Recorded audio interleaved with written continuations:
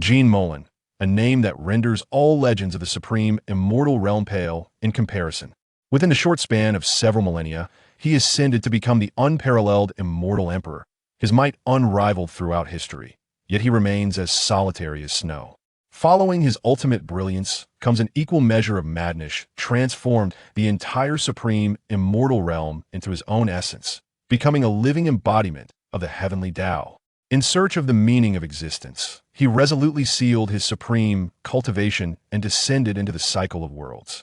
Upon his consciousness returning, he found himself in a world that views gods as formidable adversaries, a realm steeped in a chilling aura of slaughter, a god-slaying world.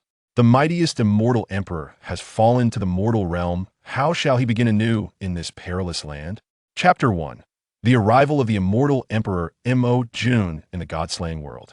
In Sangnan City, at a bustling intersection teeming with life, a youth, his eyes shrouded in layers of black satin, stands beside a traffic signal. With delicate features, he holds a guiding cane and a bucket of peanut oil in one hand, while the other carries an assortment of vegetables. Despite appearing blind, he navigates with remarkable precision. Passers-by in the alley whisper and gesture, seemingly discussing his eyes. However, Lin Xie remains unperturbed, fully aware of their murmurs. At that moment, a light tap on his back draws Lin Kai's attention, and he smiles gently. Turning around, he is greeted by a handsome young man with exquisite features standing behind him, his eyes like a vast ocean, captivating all who gaze into them. His high nose evokes the desire to slide down it, while his subtly tinted lips elicit the urge for a kiss from the girls. With his striking black and white hair and clad in a white t-shirt, he stands at an impressive height of 6 feet, radiating youth, perfection, and charm. "Hey, Chi out shopping?" Jun Molan remarks, glancing at the items in Lin Kai's hands. "Molan, had I not seen you earlier, you would have startled me." Lin Xie responds with a gentle smile. Jun Molan is one of the few people, alongside his aunt and Ajin, who treats him with such kindness. He cannot fathom why Jun Molan is so generous, but he is certain that the man harbors no ill will. Aware of his blindness, Jun Molan never mentions it and consistently looks out for him, often bringing gifts to their home. Their family, burdened with the responsibility of caring for him and Ajin, has seen his aunt toil tirelessly throughout her life without much to show for it. However, everything changed with Jun Molan's arrival. He introduced his aunt to a high-paying job and frequently brought them the finest goods, whether food or daily necessities. Rumors suggest that Jun Molan is the heir of a wealthy family, a scion of a major conglomerate. Yet, Lin Xie has never encountered Jun Molan's parents. Their bond is akin to that of brothers, with Jun Molan always offering guidance. Despite their similar ages, he has a knack for imparting wisdom beyond his years, providing comfort and counsel during Lin Kai's moments of confusion. Thus, their relationship resembles that of siblings, much like Lin Kai's connection with Ajin. He often wonders why Jun Molan is so benevolent, having previously asked him, to which Jun Molan replied, "Because we are fated, and I wish to help you." This sentiment instilled in Lin Xie a sense of camaraderie that transcends mere friendship. Jun Molan smiles. "I knew you saw me long before, otherwise I wouldn't have startled you." Lin Xie chuckles. "What brings you here, Molan? Heading to my place?" "Indeed, I intended to visit you, but upon discovering you were out, your aunt mentioned it briefly before I departed." "What a coincidence to find you here," Jun Molan says, pulling out a lollipop from his pocket and popping it into his mouth. "Care for one?" "No, I'd rather not risk diabetes." "Molan, you should also indulge sparingly if you develop diabetes. Who will inherit such a large conglomerate? I might just take over." Lin Xie jokes. Though he is uncertain about Jun Molan's status as an heir, he suspects it to be true. "Oh please, do you wish to be my son? That could be arranged. Leave everything to you upon my demise." Jun Molan retorts playfully. The two share a knowing smile, reminiscent of long-lost friends. "Alas, I have matters to attend to, so I must take my leave. Please inform your aunt. I shall return in a couple of days for dinner." "All right then. They'll be waiting for you at home," Lin Xie replies. "Go on now," Jun Molan observes as Lin Xie walks away, his gaze deep and contemplative, as if he perceives 2 worlds within. Lin Xie, Mortal Realm Divine Domain, Michael, the Divine Mental Hospital. How intriguing. Jun Molan's eyes seem to pierce through Lin Kai's form, catching sight of the grand edifice inscribed with the words Divine Mental Hospital. He also perceives the 5 deities residing within, all afflicted by madness, along with one muttering, "You've done well, child." A profound expression graces Jun Molan's face. I never anticipated traversing realms once more, arriving in the god-slaying world. How fascinating. He is Jun Molan, an ordinary soul among millions in Huaxia. By a stroke of fate, he traversed to another world, known as the Supreme Immortal Domain, inhabited by countless cultivators. The mightiest among them can create worlds with but a thought. They can annihilate countless lives and lay waste to innumerable cities. When two supreme beings unleash their full power, the entire realm teeters on the brink of destruction. This realm is known as the Immortal King. Above the Immortal King exists a paramount realm, the Immortal Emperor. Yet, among the vast expanse of the Supreme Immortal Domain, only a handful have ascended to this exalted status. Upon arriving in that realm, Jun Molan discovered that his new body possessed extraordinary talents, akin to that of a destined child. In mere millennia, he attained a status that would take other immortal kings countless years to achieve. He became the fifth Immortal Emperor in the annals of the Supreme Immortal Domain, the most formidable of all. As an Immortal Emperor, with a mere thought, he could obliterate the Supreme Immortal Domain with a glance. Countless immortal kings would perish. He is the unrivaled sovereign of that realm, holding the essence of 3,000 paths and boundless laws within his grasp, having cultivated to the pinnacle of existence. He is also known as the Immortal Emperor Jun. However, his overwhelming might led him to experience daily monotony. Consequently, he refined the entire supreme immortal realm into his essence, becoming the Heavenly Dao of that realm and the ruler of the world. Soon after, he plunged into countless worlds, randomly selecting one, which led him to the god-slaying world. He is not a stranger to this realm. He has perused this novel countless times.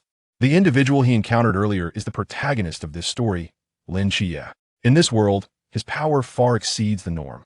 The deities that exist here would be terrified by a mere gaze from Jun Molan. To bring about the destruction of this world would be a trivial task. Although this realm appears weak in contrast to him, he chooses to remain, not out of a desire for amusement, but because many aspects of this narrative resonate with his own unfulfilled aspirations. Chapter 2. First, to deliver a beating to Zhao Kongsheng. Zhao Kongsheng, whose striking looks grace the pages of a book, cannot outrun the river of time. Xia Simeng, captain of the Phoenix Squad, saved thousands with the blood of the Phoenix. Leng Xian sacrificed the eternal life pill for the sake of Si Xiaonan. Wu Xiangnan avenged his Blue Rain Squad by slaying Susanu. 10 years ago, he perished yet lived for a decade in the Cangnan city created by Lin Xie. Throughout that decade, he shielded the Shiva's grievance with the aura of the Underworld Palace, only to vanish along with Cangnan City. Yi Fan, who believed in the power of humanity to defy fate, exchanged his life to save Zhou Ping. And there is Zhou Ping, a sword immortal caught between worlds. Whose regrets are these? Regardless, they are all the regrets of Jun Molan. Now that he has arrived, these events shall not unfold. Jun Molan surveyed the surrounding architecture, gazing upon the entirety of Cangnan City. A city that has survived miracles. How intriguing. Moyu, Jun Molan called out a name, and an enigmatic figure materialized behind him. Clad in black attire, the figure bore a cold and resolute expression, his face partially concealed by a silver mask that revealed only a pair of emotionless, icy eyes. Boss, Moyu knelt before him. Proceed to protect Aunt Xia and Ajin. Yes, boss, but what about you? Jun Molan cast him a sidelong glance. Do you truly believe I require your protection? Not at all. It's just that, given your extraordinary appearance, I fear you might be besieged by eager suitors. Jun Molan raised an eyebrow. It seems you have truly immersed yourself in the local culture, even aware of matchmaking? Of course. You instructed me to learn about the customs here, so I did, he replied. And what then? This is what you have acquired? Jun Molan narrowed his eyes at him. Certainly not. Moyu began to enumerate on his fingers. I know all about matchmaking, cowherds, courtesans, and the procedures of high-end hotel services. Moyu knelt in silence, sensing the murderous intent emanating from his boss. His eyes reflected a blend of wisdom and clarity. And foolishness. A vein throbbed ominously on Jun Molan's forehead. Leave. But boss, you cannot expect me to. Leave, lest I strike you in my moment of joy. Jun Molan's gaze narrowed, infused with lethal intent. No, no, no. Moyu's figure vanished from sight. Moyu was one of the most trusted subordinates, a being whose cultivation had reached the pinnacle of the Immortal King realm. In the Immortal realm, he was revered as the king of assassins. Jun Molan could only shake his head in exasperation. He composed himself, restoring his former scholarly demeanor. Do not succumb to anger, it brings only illness. Jun Molan gazed at the moon, which was beginning to rise in the distance, and smiled faintly as he leisurely departed the alleyway. At the entrance of a couple's hotel in Sangnan City, Jun Molan stood before this establishment, its sign exuding an unmistakable air of intimacy, his lips twitching slightly. That wretched Zhao. Why does he always choose such places? Jun Molan lamented, smacking his forehead in disbelief. Though exasperated, he had no choice but to enter. He walked into the hotel, ascending the stairs under the watchful, inquisitive gaze of the young receptionist. With a formidable aura of menace, Jun Molan kicked open a door to a room. Inside, Zhao Kongcheng, seated on a sofa while lighting a cigarette, jumped in shock. "Who's there? Did you not realize someone was inside?" Instantly deflating, he forced a smile. "Oh, Molan, you've arrived." Jun Molan, his demeanor frosty and imbued with a murderous intent, slammed the door shut with a resounding bang, prompting the receptionist to perk up with excitement. What fervor! Such urgency! Jun Molan heard her, and his lips twitched violently, his cold gaze fixed on Zhao Kongcheng, who trembled slightly. Hey, what are you planning? Please don't resort to violence, they'll call for help." Ouch! The receptionist outside, eavesdropping, was practically beside herself with enthusiasm. Minutes passed, and the commotion within the room gradually subsided, leaving the receptionist looking disappointed. That was so brief. Within the room, Jun Molan's eyes and mouth twitched as he rubbed his temples, casting a fierce glare at the prostrate Zhao Kongcheng. The latter lay on the ground, his face battered and bruised, exuding an air of despondency. "If you're not dead, then get up." Jun Molan kicked him lightly before taking a seat on the adjacent sofa, lighting a cigarette and exhaling a plume of smoke. He had indulged in this vice before his transmigration, albeit sparingly, knowing it was harmful to health. But now, as an immortal emperor, the risks seemed inconsequential. Zhao Kongcheng shakily rose to his feet, prompting Jun Molan to roll his eyes. "What's the matter? Did I injure you, Zhao?" Zhao, supporting his aching back, retorted, "Oh, my poor back. Do today's youths lack respect for their elders?" Jun Molan sighed in exasperation. The man before him was none other than Zhao Kongcheng, a member of Team 136 in Sangnan City, renowned for slaying the Phantom King with a single strike, the illustrious General Zhao, who also possessed the highly dangerous artifact, the Abyssal Flash of Life. Gazing at Zhao Kongcheng, a smirk crept onto Jun Molan's lips. It was not long ago that he had sent General Zhao off in triumph, unaware of the tears he would elicit. Now that he had arrived, scenes that would have drawn tears from the audience, along with certain regrets, would not repeat.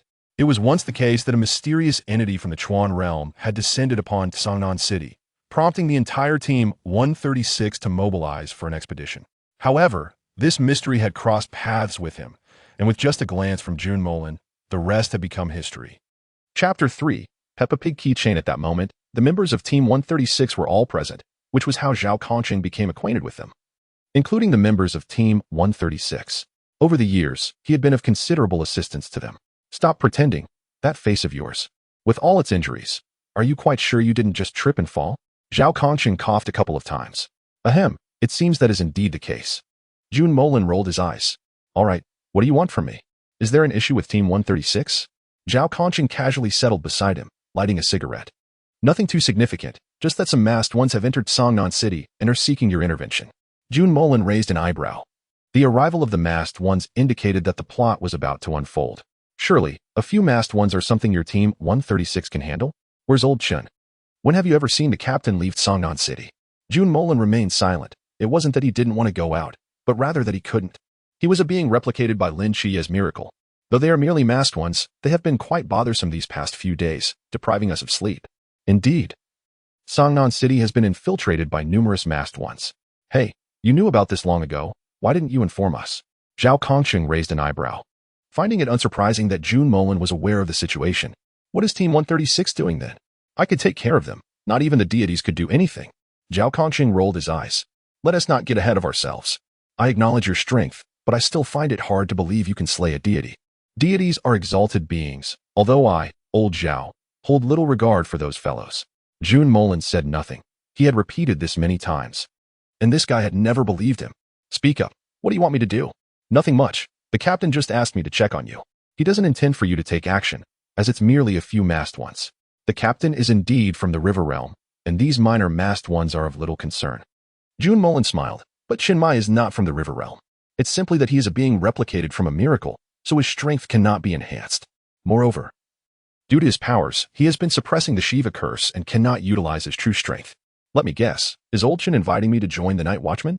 You know the captain quite well. Indeed, he wishes for you to join the Night Watchman, and he promises the best treatment for you. Do you think I am in need of money? Not at all. My family relies on your patronage. Zhao Kongqing nodded helplessly. His family was not particularly wealthy, but they had greatly benefited from Jun Molan's assistance. So, what must I do to join? Has the captain invited you for the 10th time now? Jun Molan extinguished his cigarette in the ashtray, wearing a mysterious smile. The time has not yet come, but it is approaching. Every time it's the same rhetoric. Old Zhao has heard it so many times that it's become monotonous. Forget it. If you don't want to join, then don't. You've helped us more than once or twice. All right, the captain just wanted me to check in on you. I'll take my leave now. I still have to deal with the masked ones. Zhao Kongqing, cigarette in mouth, clapped his hands in preparation to depart. Wait, Old Zhao, take this. Jun Molan produced a Peppa Pig keychain from his pocket. Zhao Kongqing's lips twitched. What is this? My son wouldn't even play with such a thing. I saw it on the way and thought it suited you, so I bought it for you to play with. Zhao Kongqing's expression twitched even more. Play? Who do you think I am? Jun Molan's smile abruptly vanished as he fixed Zhao Kongqing with a piercing gaze. Zhao Kongqing felt a shiver run down his spine and snatched the Peppa Pig keychain. Is it alright if I take it? Jun Molan nodded in satisfaction. Make sure to keep it with you at all times. If I find out you didn't have it one day, you know what will happen. His eyes grew increasingly dangerous. Zhao Kongqing shuddered slightly and hung it on his keyring. Is this satisfactory? Perfect. It suits you remarkably well. Zhao Kongqing rolled his eyes. You can take that and shove it. With that, he prepared to leave. By the way, Old Zhao, a significant event is about to occur in a few days. What sort of significant event? For now, it's a secret, but I can tell you it will be beneficial for humanity. Jun Molan smiled mysteriously. The significant event he referred to was, of course, Lin Chia's awakening. Zhao Kongqing's expression turned serious. Jun Molan had never spoken falsely. I understand. I will inform the captain. Farewell. Zhao Kongqing waved and exited the room. Hey. Who are you? Why are you eavesdropping? It's not what you think. Let me explain. Listening to the conversation between Zhao Kongqing and the waitress outside, Jun Molan's lips curled into a subtle smile. That Peppa Pig keychain was certainly more than just a mere trinket. It contained a fragment of a power of law that could ensure Zhao Kongqing's survival. He contemplated directly prompting Zhao Kongqing to awaken the forbidden ruins, but it was unnecessary. Let Old Zhao awaken on his own. Only a self-awakened power is truly one's own. Moreover, Zhao Kongqing's demise was also the most crucial factor for Lin Chia to join the Night Watchman. Observing the pink lights flickering in the room, Jun Molan's lips twitched violently. It seemed he had been too lenient. Next time, he would have to arrange for this fellow to meet in a more suitable location. A dangerous glimmer flickered in Jun Molan's eyes, and he was truly filled with murderous intent. In the next moment, his figure transformed into a cloud of white smoke, vanishing from the place that had caused him such embarrassment. Upon returning to his home, Jun Molan sat on the sofa. His residence was a modest 2-story building, quite similar to Lin Chia's. Mayu, how's the situation? Jun Molan spoke with his eyes closed. Boss, everything is secure. But the one named Yang Jin and that little black dog both emanate a powerful aura, seemingly akin to that of a deity in this world. Mayu's voice echoed in his ears. He was not present here, but was still at Lin Chia's house. Upon hearing Jun Molan's voice, he hastily stowed away the peculiar flyers in his hands. Jun Molan nodded. No need to worry, that is a normal phenomenon. Yang Jin, Lin Chia's cousin, was also a deity of the Great Xia. The Erlang Shun, known as Guanko Erlang, was also called the Guanko God, a title of national worship. The little black dog was, of course, the Lord of Swallowing Heaven, the howling celestial dog. Furthermore, there were many deities surrounding Lin Chia in the Asylum for the Gods. There were 5 deities from Earth and one of the 3 deities from the Chaos lineage. Chapter 4. Strolling through the Asylum of the Gods, thinking of the Asylum. Jun Molan opened his eyes. Moyu, I am on my way. Hearing Moyu's anxious voice, Jun Molan raised an eyebrow. In the next moment, his figure disappeared once more from his abode, eager to discover what this fellow was up to. Just as Moyu finished speaking, a figure appeared beside him. It could only be Jun Molan. Boss, you've arrived. Moyu respectfully knelt partially, still holding several flyers, which he hurriedly attempted to conceal behind him. To Jun Molan, it was evident what those flyers were: high-end hotel service procedures, how to check for surveillance cameras in luxury hotels, and even how to execute the Chick You Too Beautiful dance. When did you become a little blackie? In any case, The items in his hands bore no distinction from hotel and escort services. Seeing these flyers, Jun Molan's face turned as dark as the bottom of a pot. Observing his somber expression, Mayu awkwardly remarked, "Boss, why did you arrive so quickly?" Jun Molan shot him a glare. The esteemed king of assassins in the supreme celestial realm is studying useless things daily. Yet when I ask you to learn about Great Xia's history, you refuse? Boss, it's not that I don't want to study. It's that these things are genuinely more interesting than that. Moyu held those unbroadcastable flyers, grinning widely. Who would have thought that a seemingly cold assassin could exhibit such a stark contrast? Jun Molan helplessly rubbed his forehead. Please, just leave me be. He gazed at the three individuals in the room, enjoying their meal in a cheerful atmosphere. Have you seen the hospital inside Chi? Yes. Boss, are you unwell? Should I fetch someone from the mental hospital for you? Moyu always had a knack for shocking remarks. Even someone as emotionally detached as Jun Molan began to feel a stir within, a hint of warmth blooming. His expression shifted momentarily before returning to a calm demeanor as he cast a distant glance at Moyu. Those whose cultivation was inferior to Jun Molan's had no hope of leaving. None had ever exited within the stipulated time. Those who did emerge were often in a state of madness. This place was a hell created by Jun Molan to punish the disobedient. Praying anxiously, he implored, "Please. Boss, I truly do not wish to enter." Satisfied by his fearful demeanor, Jun Molan nodded, as long as he understood the gravity of his situation. Moyu, oblivious to Jun Molan's body trembling with suppressed anger, lamented inwardly, "Why on earth did I choose to accompany such a troublesome individual? That is unacceptable. If you hadn't called me out, how would I have known how wonderful the outside world and its charming ladies are?" Mou's innocent eyes gazed at him. Utterly fearless. "I'll just take a little look inside." "What? Boss, are you truly unwell? Should I summon someone from the Apothecary Valley to examine you?" He could no longer bear it. He said nothing more and directly approached Lin Chi. In a flash, Jun Molan transformed into a streak of light, entering the celestial mental hospital within Lin Chi. Oblivious, Lin Chi continued his conversation with Aunt Jean. But for now, Mou was preoccupied with the countless flyers and advertisements he held, grinning foolishly in the void. Jun Molan arrived before a massive door, inscribed with the words Celestial Mental Hospital. Is this the Celestial Mental Hospital? Quite intriguing, he mused, smiling as he stepped through the grand entrance. Inside, 6 chambers awaited him. Nyx, Merlin, Blocky, Monkey King, Golden Flash, and Chaos all felt his presence and looked over, their expressions grave. They realized they could not sense Jun Molan's aura. Yet, with a mere glance, they were met with an overwhelming sense of impending doom. Despite their own madness, their innate perception remained intact. Jun Molan surveyed the mental hospital with a faint smile. If I were to become mentally unwell, could I also seek treatment here? He shook his head. It seems I have truly been influenced by that fool Mou. Why on earth would I consider seeking treatment at a mental hospital? Just the thought of Mou unsettled him. That individual was utterly infuriating. As he strode down the corridor of the mental hospital, he soon reached the 6 chambers. Each door bore the insignia of its respective deity. Upon seeing the stick figure symbol on the 4th door, a wave of emotion surged within Jun Molan. If he were to name his first idol, it would undoubtedly be Sun Wukong, no one else. Oh well, I shall have the opportunity to meet him someday. For now, I must deal with some unruly individuals. A chilling intent glimmered in his eyes as he regarded the 6th door, behind which resided the chaos deity, Nyarlathotep. He had long found this being repugnant during his readings, with its haughty demeanor evoking a deep-seated disgust.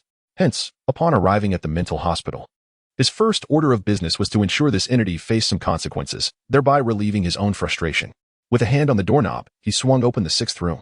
Inside lay an ordinary chamber, devoid of anything remarkable. In the center stood an elderly man with a white beard, wearing a benevolent smile as he gazed out the window.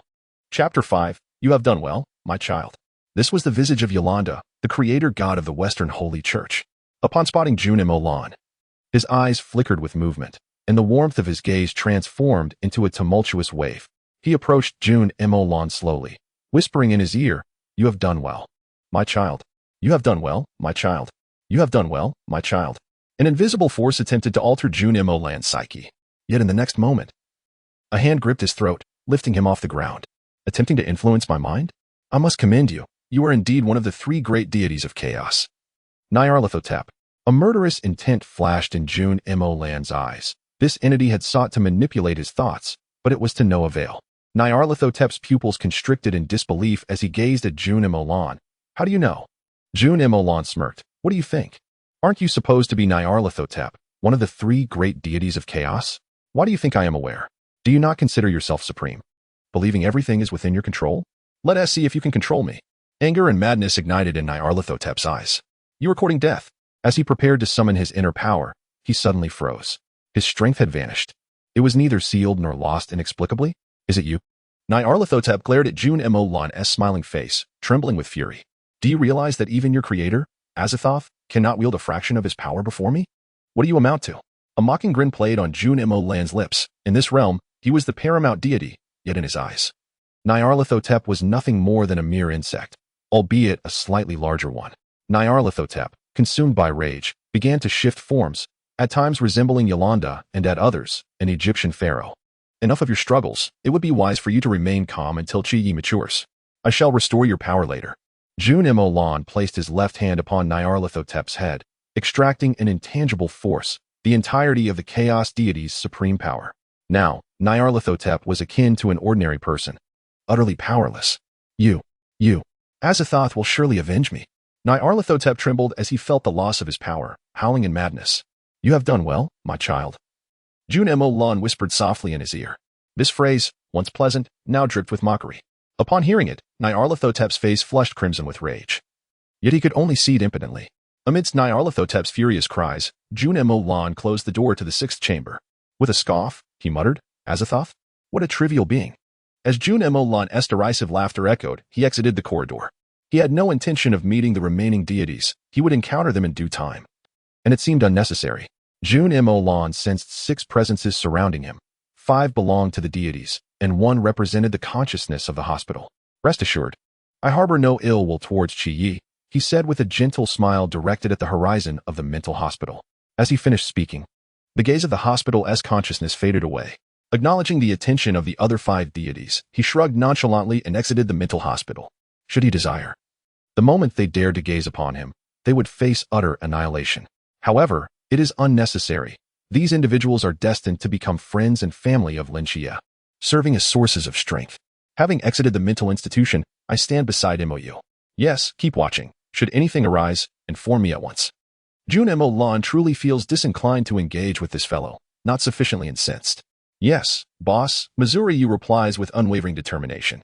Jun Molan stumbles slightly, nearly losing his footing, casting a glare at Mou before vanishing into the night. The boss departs swiftly. Evidently, there are significant issues at hand, and a visit to the Medicine Fairy Valley must be prioritized. Mou, concerned, retrieves his phone from his pocket, beginning to scroll through videos of attractive young women, occasionally emitting sounds of delight. Standing on the street, Jun Molan touches his forehead, contemplating that he ought to consult someone from the Medicine Fairy Valley regarding Mou. The fellow seems on the verge of madness. Should 7 Knights arrange for him to be committed to a psychiatric hospital? Shaking his head to dispel such thoughts, he decides to disregard them. If he is a bit foolish, so be it. There is little that can be done. Gazing at the full moon above, he smirks with a hint of sarcasm. Are the deities of the K-series up there feeling bored? I find myself rather intrigued by this individual. Jun Molan traverses vast distances, his gaze landing on the seraphim Michael, who guards the seal on the moon with 6 pairs of pristine wings. His western visage undeniably handsome. If he were to express interest in anything, it would undoubtedly be the mortal realm, the miracle. Indeed, it carries a certain allure. However, this is not the appropriate time for a meeting. On the moon, Michael abruptly opens his eyes, the blinding golden light flickering within his gaze. Who goes there? He senses a probing gaze upon him, yet upon surveying his surroundings, finds no one present. Could it be the K-series deities? Michael muses, shaking his head. Impossible. They remain sealed. After pondering for some time, without clarity, he sets the matter aside. Meanwhile, Jun Molan walks along the bustling street, a smile gracing his lips. To think someone could detect my gaze? How amusing. He pays little heed, purchasing some food along the way, eating as he strolls toward his home, his phone in hand, scrolling through videos of alluring young women. This is life, what they call life in the celestial realm. That is hell. Jun Molan feels utterly at ease. In the celestial realm, even if he could conjure a phone, there was nothing to engage with. It truly bored him to death. For a young man of the 21st century, living without a phone is quite distressing. Chapter 6, Zhao Kongqing. How delightful it is to indulge in earthly snacks, play with earthly devices, and admire captivating young women from the planet. At this moment, Jun Molan pauses. The ghost-faced man? And Hong Ying and Xiaonan? Stroking his chin, he vanishes into the throng of night. On the other side of the street lies the shadowy side of Tsangnan City, where few traverse the dim alleys. A creature resembling a grotesque human, with a tongue half a meter long, robust as a bear, and limbs that dart like the wind, races through the shadows. This is the mysterious ghost-faced man, an invader of Seongnan City. In pursuit, a tall and beautiful woman with long legs, brandishing a flaming spear, chases closely behind. Her striking appearance is captivating, with a long black box strapped to her back. Don't run. Following her is a petite young girl, adorably framed by black-rimmed glasses, wielding 2 handguns, also in pursuit of the ghost-faced man. These two are members of Seongnan City's 136th Squad, Hong Ying and the agent of the god of trickery, Loki. The future god of trickery, Si Xiaonan. The ghost-faced man dashes forward, nearing the bustling district. Hong Ying, we cannot allow it to escape into the crowded area. Si Xiaonan exclaims, her pupils constricting. Understood, we must neutralize it before it breaches the crowd. Xiaonan, assist me. Before Hong Ying can finish, she witnesses the ghost-faced man's neck clasped by a distinctly edged hand. What is happening? Hong Ying and Si Xiaonan exchange bewildered glances. The ghost-faced man howls. But in an instant, the grip tightens, reducing it to a cloud of crimson mist. Jun Molan appears before them, unscathed and impeccably clean, still holding a bowl of grilled cold noodles. Xiaonan, Hong Ying, long time no see. Jun Molan greets them cheerfully. Upon seeing him, the two light up, hastening toward him. Molan, what are you doing here? Hong Ying inquires, stowing her weapon in the black box on her back. Brother Molan. It's been a while. Si Xiaonan adds with a smile. Jun Molan regards Si Xiaonan with a beaming expression, recognizing her as the agent of Loki, the god of trickery. Indeed, she is the one who outsmarted the god of trickery himself. To be frank, in this narrative, Jun Molan harbors disdain for only 2 antagonists, the arrogant Loki, who believes his tricks are invincible, and the recently vanquished Chaos, who exhibits even greater hubris. These 2 are the most loathsome to him, with the latter surpassing the former in repugnance. I was merely enjoying some snacks at the nearby food street when I sensed your presence, so I came over, only to encounter this little creature, Jun Molan remarks, casting his gaze upon the pool of blood with a smile. The corners of Hong Ying and Si Xiaonan's mouths twitch. No one else would refer to the ghost-faced man as a little creature.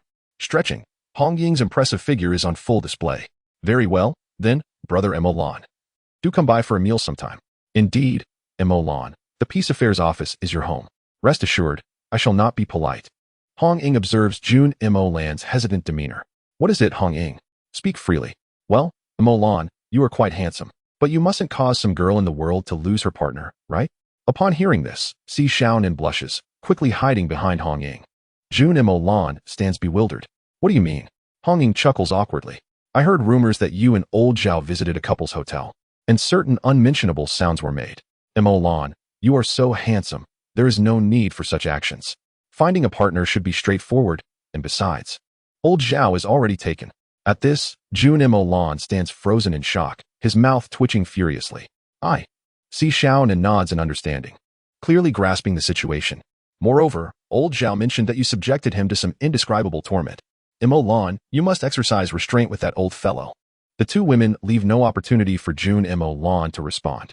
Watching Hong Ying and Si Xiaonan's retreating figures, an overwhelming urge to annihilate courses through him, nearly shattering the very fabric of reality. Zhao Kongqing.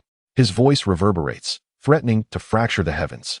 At the Peace Affairs Office, Zhao Kongqing, seated on the sofa and lighting a cigarette, with a Peppa Pig keychain dangling from his waist, suddenly sneezes. Who is cursing me? For reasons unknown. He feels a chill creeping up his spine, as if someone has set their sights upon him. Turning to the kitchen, he observes the busy figure of Captain Chun Mai. Captain, you needn't prepare so much. We won't finish it all. Dressed in an apron, Chun Mai emerges from the kitchen, a cigarette dangling from his mouth. Beside him, Wu Xiangnan looks on in exasperation. Captain, you spoiled him too much. Warm Chima, already asleep on the sofa, mumbles in her sleep, lost in whatever dream she is having. On the balcony, Lang Xin stands, peering through a telescope, seemingly having spotted something intriguing. Chen Mai glanced at the time, surprised at how quickly it had passed. I thought it would take longer. Lao Zhao, come in and bring the plates. Coming, Zhao Kongqing replied, extinguishing his cigarette as he entered the kitchen. Chen Mai noticed the Peppa Pig keychain hanging from Zhao Kongqing's waist. Lao Zhao, what's this? Oh, this? That little rascal Molan gave it to me, claiming it suits me perfectly and that I must carry it with me. Who knows what is going on in that cadet's head?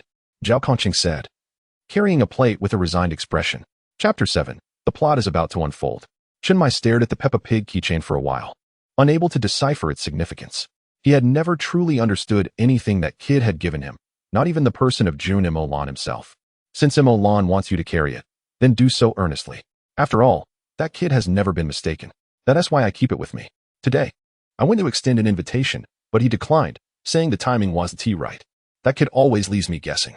Since he said that, there must be a reason. Let us wait patiently. I believe he will surprise us. By the way, Captain, speaking of surprises, that kid mentioned something significant for humanity is set to occur in a couple of days. Upon hearing this, Chen Mai's expression turned slightly serious. Is that so? Although it is said to benefit humanity, we must remain vigilant. Understood, Captain. These ghost-faced ones are truly elusive. Have you found any? I have. Tomorrow, I will deal with some of the gathered ghost-faced ones. The rest will be your responsibility. Received, came the chorus of voices from the living room, while another voice from the entrance belonged to Hong Ying and Si Xiaonan, who were standing there calling out. All right, Captain, it smells amazing. Hong Ying and Si Xiaonan perked up at the delightful aroma wafting from the house. Wu Xiangnan, standing nearby, chuckled. Oh, don't mention it. I ran into Molan on the way. He just strangled a ghost-faced one to death. I really can't fathom what level that guy is at. The others nodded in agreement. They had known Jun Molan for quite some time, yet none could ascertain the true extent of his power. The mystery surrounding his realm was so profound that it felt as though he were a formidable being from the Klein realm. Zhao Kongqing sensed impending trouble. Hong Ying, you didn't say anything to that kid, did you? I mentioned your troubles, but that's all. Crack. Zhao Kongqing fell off his stool. Fear evident in his eyes, cold sweat trickling down his back. It's over. I'm going to be killed. Back home, Jun Molan rubbed his temples, still enveloped in a violent aura of murderous intent. Lao Zhao, just wait. I'll see how many times my thread of law can resurrect you. He was genuinely harboring thoughts of killing Zhao Kongqing, who had shown him no respect. It seems he is much older than Zhao Kongqing. He has probably lived for over 50,000 years. MOU, what is the situation? Boss, nothing much. Just a self-proclaimed Dr. Li came by to examine Lin Qie. There is a strange aura surrounding him. It seems like he possesses many souls. MOU remarked while watching a video on his phone and glancing at Dr. Li conversing with Lin Qie in the room. Jun Molan's eyes opened slightly. Dr. Li is a forbidden domain owner who appeared at the establishment of the Exorcism Bureau centuries ago. He was once called Hu Jia and has gone by many names over the last century, surviving to this day. The forbidden domain is the 6th king's domain, and he is also the strongest in terms of mental prowess. As for why he has so many souls, it's because his domain can transfer the spirits of others or his own into someone else's mind, thus achieving spiritual immortality. He is destined to become the future god of the mind. For instance, he transferred all his spirits into the mental realm of Old Wu, making Old Wu the god of the mind in Daxia. Don't worry, he is just helping Qie. Understood, boss. If anything happens, let me know. I'm going to rest now. Good night, boss. You've learned to say good night? Of course. I can't just waste time while in Daxia. All right, rest well. Jun Molan's expression darkened. Get lost. He abruptly ended the conversation with MOU, feeling exasperated. He needed to calm down, wash up, and get some sleep. Boss. Lin Qie has gone to school. A glimmer of excitement flashed in Jun Molan's eyes as he ate breakfast. The plot is about to begin. Thus, he awakened his divine realm, mortal realm of the gods, and the storyline of slaying gods officially commenced. In truth, the precise start time was when Zhao Kongqing met his demise. MOU said nothing, as their boss often uttered nonsensical statements, and they had become accustomed to it. Boss. Shall we follow? Yes, something will happen tonight. Do not intervene. Even if Qie is on the brink of death, let him resolve it himself. If you intervene, how will Qie awaken his mortal realm of the gods? Understood, boss. Jun Molan ended the call, picked up his phone, and dialed another number. Hello? Please prepare a student verification for school. Yes, just for new students. As for the class, just place me in Lin Qie's class. You want me to draw a talisman? We can talk about it later. Jun Molan hung up, the other end belonging to a high-ranking official he had previously assisted. When that official's home was haunted, he had intervened and discovered the mystery behind it. After drawing a talisman to exorcise the spirits, the official had been insistent on having him continue drawing talismans for an exorbitant price. It seemed the market rate for a single talisman had skyrocketed to several million. However, Jun Molan had little interest in that. He only drew talismans when he felt inclined to do so. As he finished the last bite of his youtiao and gulped down the remaining half cup of soybean milk, he thought, all right, it's time to visit the peace affairs office. Wiping his mouth, he collected the trash and made his way downstairs towards the office. Standing at the entrance, Jun Molan smiled as he pushed the door open. Ding dong. Welcome. The mechanical voice echoed beside the door, and the familiar sound brought a brighter smile to Jun Molan's face. Chapter 8. The Forbidden Item in Chun Mai's Hand. 008. Shiva's Grievance. The story begins with this phrase and ends with it. As Jun Molan stepped inside, he surveyed the surroundings but found no sign of Zhao Kongqing. Expressing a hint of disappointment. Welcome. How may I assist you? Molan? What brings you here? Hong Ying exclaimed, her face lighting up with surprise upon seeing Jun Molan. Jun Molan smiled back at the lively girl. I just thought I'd come by since it's been a while. You actually remembered it's been a while? The captain and everyone have missed you. Hong Ying cheerfully patted Jun Molan on the shoulder. It's my fault. I've been too busy to drop by. In reality, it wasn't that Jun Molan didn't want to visit, but rather that every time he did, Chun Mai would insist he join the Night Watchers. After a while, he lost the desire to come. You've come at a bad time today. The captain and the others have gone out to hunt Ghost-Faced ones. I'm just watching the shop here. Oh, and Wen Qima is also around. Hong Ying pointed to Wen Qima, who was peacefully asleep on the sofa, hearing the commotion. Wen Qima finally stirred. Huh? Who is there? Wen Qima rubbed his eyes, still groggy from sleep, and was greeted by the beaming smile of Jun Molan. Huh? Molan? It's you. It has been quite a while, Wen Qima exclaimed, shaking off the drowsiness and embracing Jun Molan warmly. It's been ages. What brings you here? Looking for old Zhao? Upon hearing this, Jun Molan's forehead twitched with a visible vein, yet he maintained a congenial smile as he gazed at Wen Qima. What do you think, Qima? Wen Qima seemed to catch a glimmer of lethal intent in Jun Molan's eyes, causing him to shudder. No more of that. By the way, what brings you here? Concerning Jun Molan, none could gauge his true nature. Even the captain claimed that he could not possibly be a match for him. I initially intended to find old Chun, but it seems they have all gone on a mission. Alas, we have been quite troubled by these masked fiends lately. The captain has located some gatherings of these fiends to deal with them, while old Zhao, Xiaonan, and Lung Xian have gone to tackle the scattered masked fiends nearby. Hong Ying and I completed a mission last night, so we have half a day off today, but we must join the main force again tonight, Wen Qima lamented, shaking his head helplessly. Upon hearing this, both their expressions froze. The divine agent? They exclaimed in unison. Indeed. Which divine agent? Divine number 003, Seraph, Michael. The revelation left both stunned, exchanging serious glances as they regarded Jun Molan. Are you sure, Molan? This is no trivial matter. Of course I am certain. When have you ever known me to lie? Seraph, Michael, as in the mortal realm of miracles? Jun Molan nodded affirmatively. Exactly, the one that symbolizes miracles. The mortal realm of miracles. Wen Qima and Hong Ying, with heavy hearts, escorted Jun Molan to the door. Seated on the sofa, Hong Ying appeared perplexed. Molan is still so enigmatic. I barely understand what he said. Wen Qima chuckled as he poured a glass of water and handed it to her. Well, it seems only the captain can comprehend him. Just as they finished speaking, the door swung open once more. Chun Mai entered, slightly disheveled and with traces of blood staining his clothing. Seeing this, the two hurried over. Captain, are you all right? I'm fine. Those guys are quite troublesome. They run incredibly fast. It took some effort, and a few managed to escape. I have no idea where they are now. When we head out tonight, everyone should be vigilant. If you encounter them, do not let them go. Understood, Captain. Chun Mai sank into the sofa, exhaling deeply as he observed the two with unspoken words on their lips. Raising an eyebrow, he inquired, What is it? Do you have something to tell me? Yes. Molan dropped by just now. Hong Ying recounted their earlier conversation. The divine agent of Michael, you say?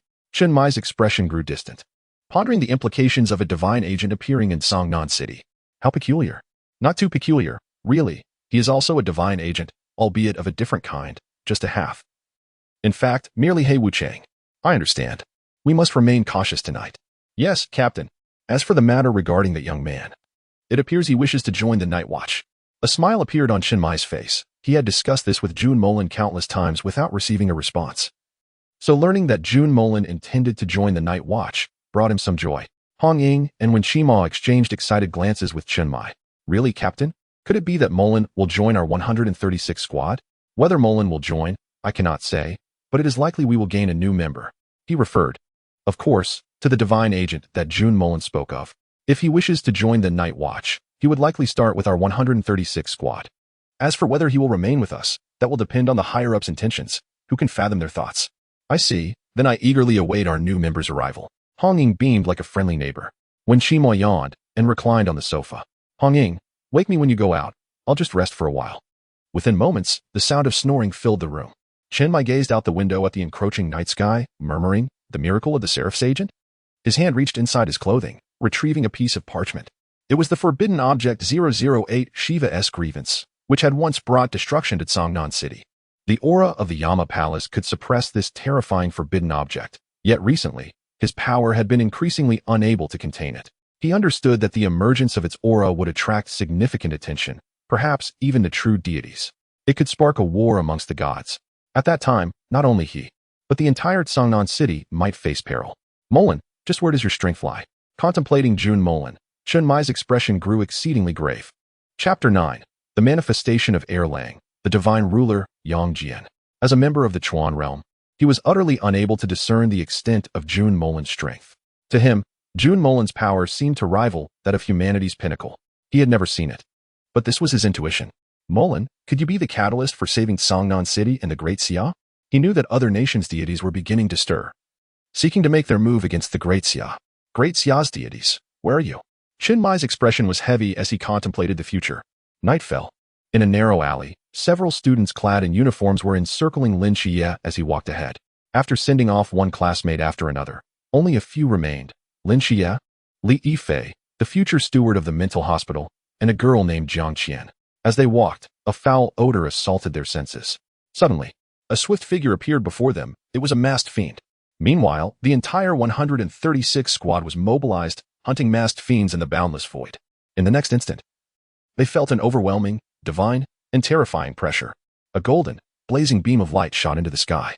This was the aura of the divine agent of the Seraph, Michael. As Jun Molan had mentioned, the members of Squad 136 looked at the light with solemn expressions. The pressure was indeed formidable. Above the alley, Mou and Jun Molan stood watching, their eyes glowing with a golden light as they engaged in battle with two masked fiends. Boss, is this why you didn't want me to assist him? Mou questioned, observing the radiant and divine aura emanating from Lin Xie. He nodded, holding a flyer in his hand. Jun Molan smiled slightly, disregarding what Mou held.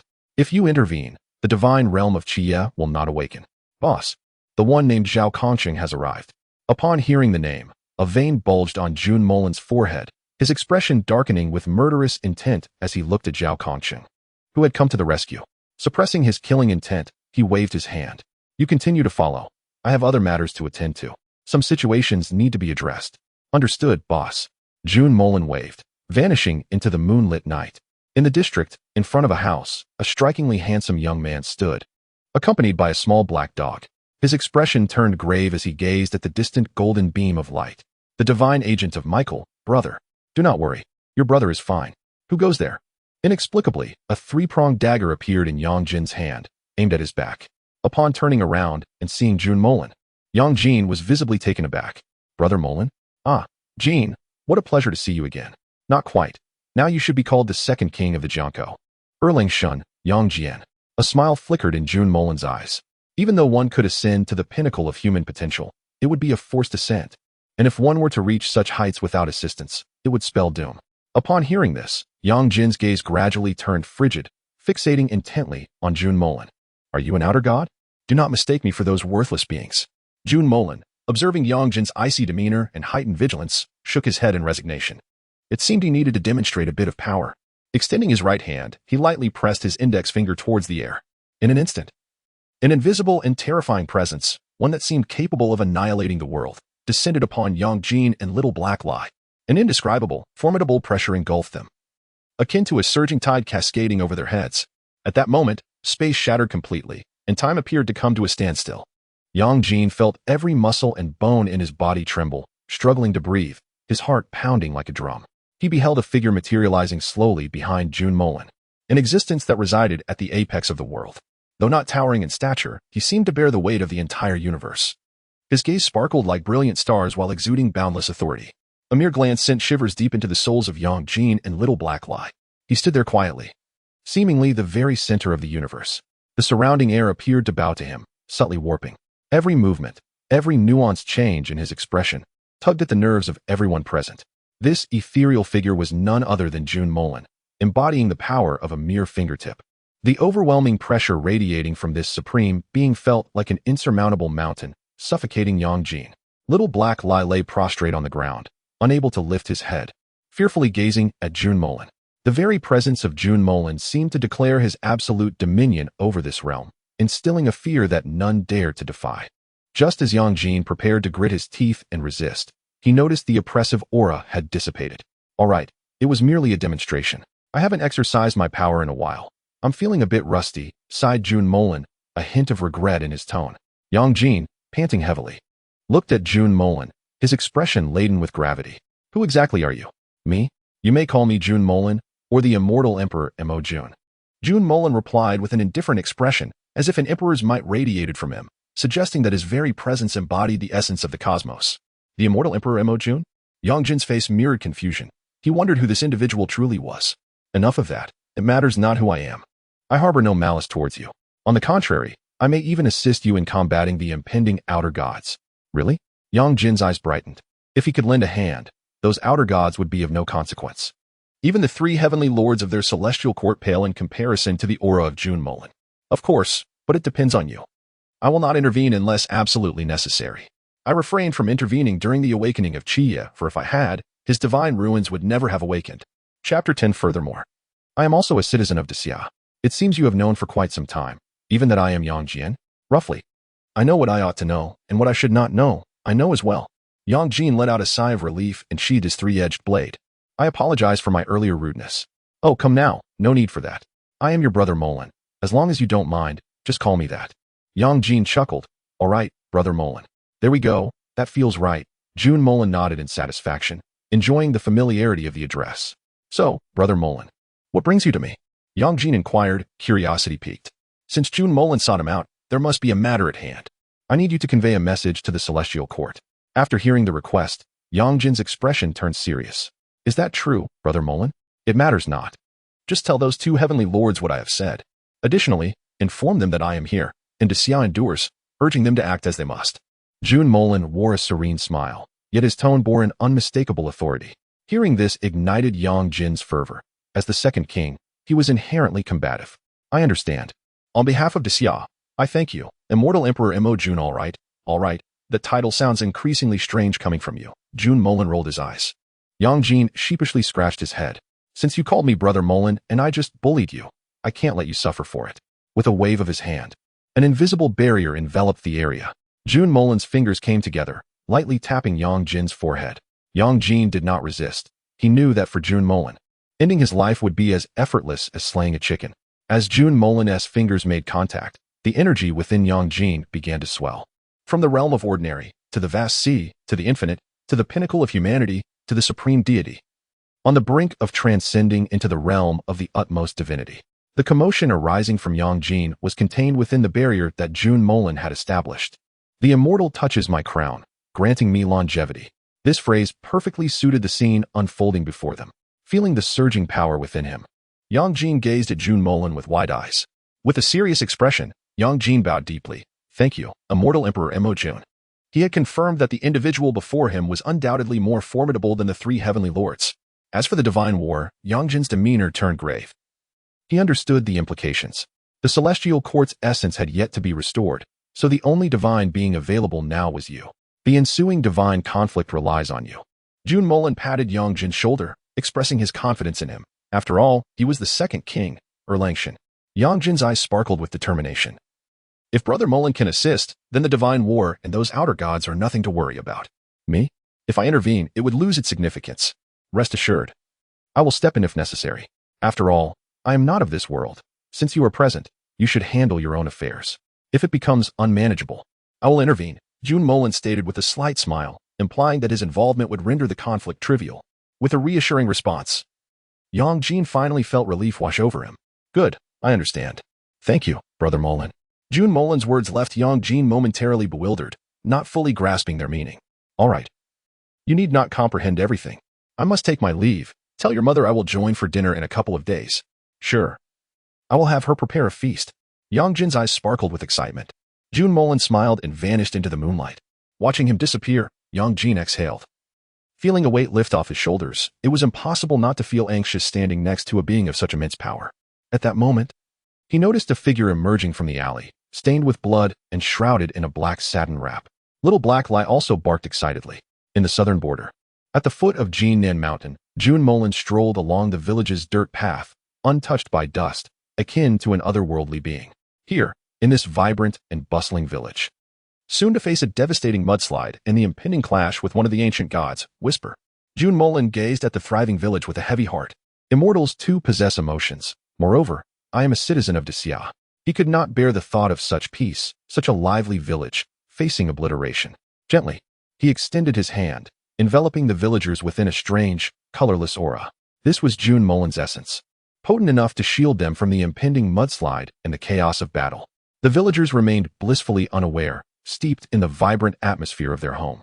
Now, shall we pay homage to that girl? She is the daughter of the protagonist of the Slayer of Gods series, a figure of formidable strength. Her Star Racer canon is not to be trifled with. No matter, the future will present opportunities to meet her. There is no rush.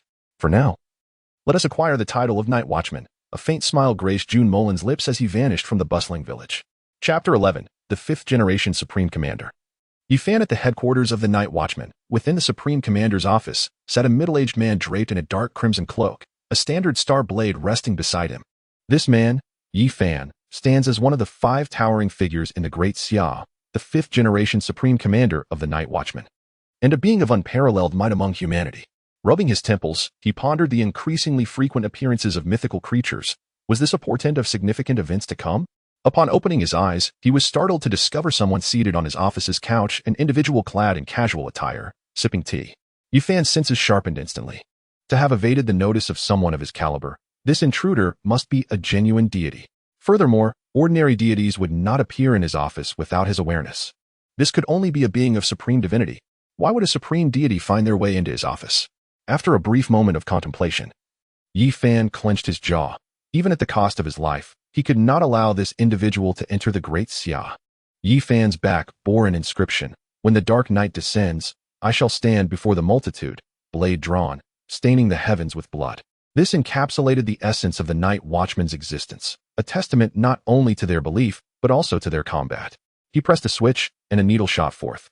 Coated in a substance known as Demon's Call, once injected, it would ignite his life force, greatly enhancing his power, and even those without a forbidden domain would awaken their dormant abilities.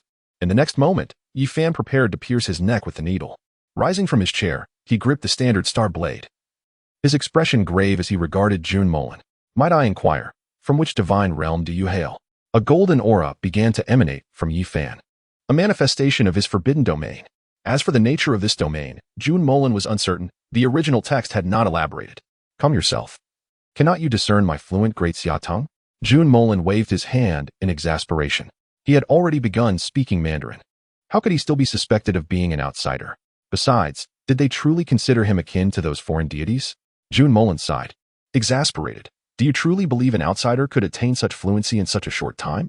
Moreover, my appearance should make it evident that I am not a foreigner. His visage was unmistakably that of a native of Great Xia. How could he be mistaken for an outsider? Yifan lowered his gaze, deep in thought. Jun Molan, believing he had gained his trust, was about to speak when he was interrupted. What if you are an outsider born in the Great Xia? Or perhaps a foreign deity in disguise? I am aware that some foreign deities can take on the appearance of others, such as the deity designated as 018, Loki, the trickster from Norse mythology. Observing the seriousness on Yifan's face, Jun Molan felt an urge to convince him that he was not among those inferior foreign deities. Just as he was about to continue, he saw Yifan smiling as he placed the star blade on the table. Just teasing you. If I were unable to discern that you are not one of those foreign deities, then my position as Supreme Commander would indeed be in vain. Jun Molan smiled amiably. Oh, is that so? Then shall I take a guess? Are you looking for a fight? He began to stretch his limbs. This character did not seem particularly serious in the original text. Apologies, I was merely jesting. What brings you to me, and who are you exactly? The deities of Great Xia are currently mending the celestial realm's essence. You cannot be one of them. I am Jun Molan, also known as the Immortal Emperor Mo Jun. But you may address me as you wish. A gentle smile graced his lips, concealing myriad titles, among them, Slayer of Immortals, for he had once annihilated an entire nation of adversaries, amounting to tens of thousands, leaving none alive, not even the dogs. Thus, the celestial realm had bestowed upon him this moniker. Other titles included Supreme Immortal Emperor, the first of all time, and the youngest Immortal Emperor in history. Are you from Songnan City? Yifan queried, a look of realization dawning upon him. Well, I suppose you could say that. How did you know I hail from Songnan City? I previously heard Shinmai mention your name. You assisted Team 136 significantly. Ah, just a small favor, nothing more. However, old Shin never mentioned you were so formidable. Yi Fan regarded Jun Molan with a serious expression. This individual was, at the very least, a supreme deity. It was astonishing to think that within the seemingly mundane Songnan city, a supreme deity could be concealed. Calm yourself. In a certain sense, I am not of this world, yet in another, I am a citizen of Great Xia, albeit not from this particular realm. Jun Molan's words nearly bewildered Yi Fan, who scratched his chin in confusion. I trust you comprehend what I mean? Jun Molan inquired tentatively. Yi Fan coughed twice. I suppose so. Now, what is it that you seek from me? Nothing of great consequence. I merely wish to request a certain privilege. So there is no need for alarm. What privilege? I wish to participate in the new recruit training of the Night Watchman, which is to say, I intend to join the Night Watchman from the very beginning. Yi Fan stared at him in disbelief.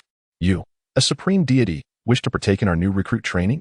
Are you certain you are not jesting? Wouldn't that be akin to bullying the recruits? Chapter 12. The Laws of Life. Yi Fan on the verge of ascendancy. Jun Molan. Are you certain? Yi Fan asked, somewhat incredulous. I mean no offense. It's just that you are at least a supreme deity. Yet you wish to attend our new recruit training? Jun Molan chuckled. Do I appear to be joking? I simply wish to experience the sensation of training as a recruit. Come now, just speak plainly. Tell me your true intentions, and I shall undoubtedly facilitate your entry, Yi Fan replied, exasperated. This had already lowered the standards significantly. Very well, Jun Molan contemplated. In that case, I shall protect your future 7th-generation Supreme Commander of the Night Watchman, a future Supreme Deity, and ultimately, the ruler of the 5th world. How does that sound? Yi Fan's eyes widened in astonishment. You mean to say you can foresee the future?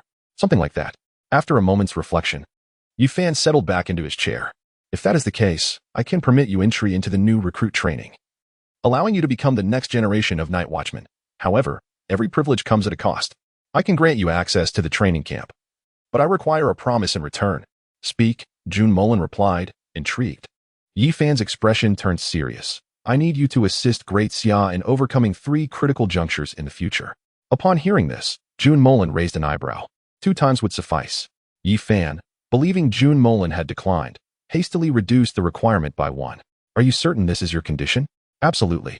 You need only safeguard Great Xia through 2 pivotal moments. Yi Fan contemplated deeply.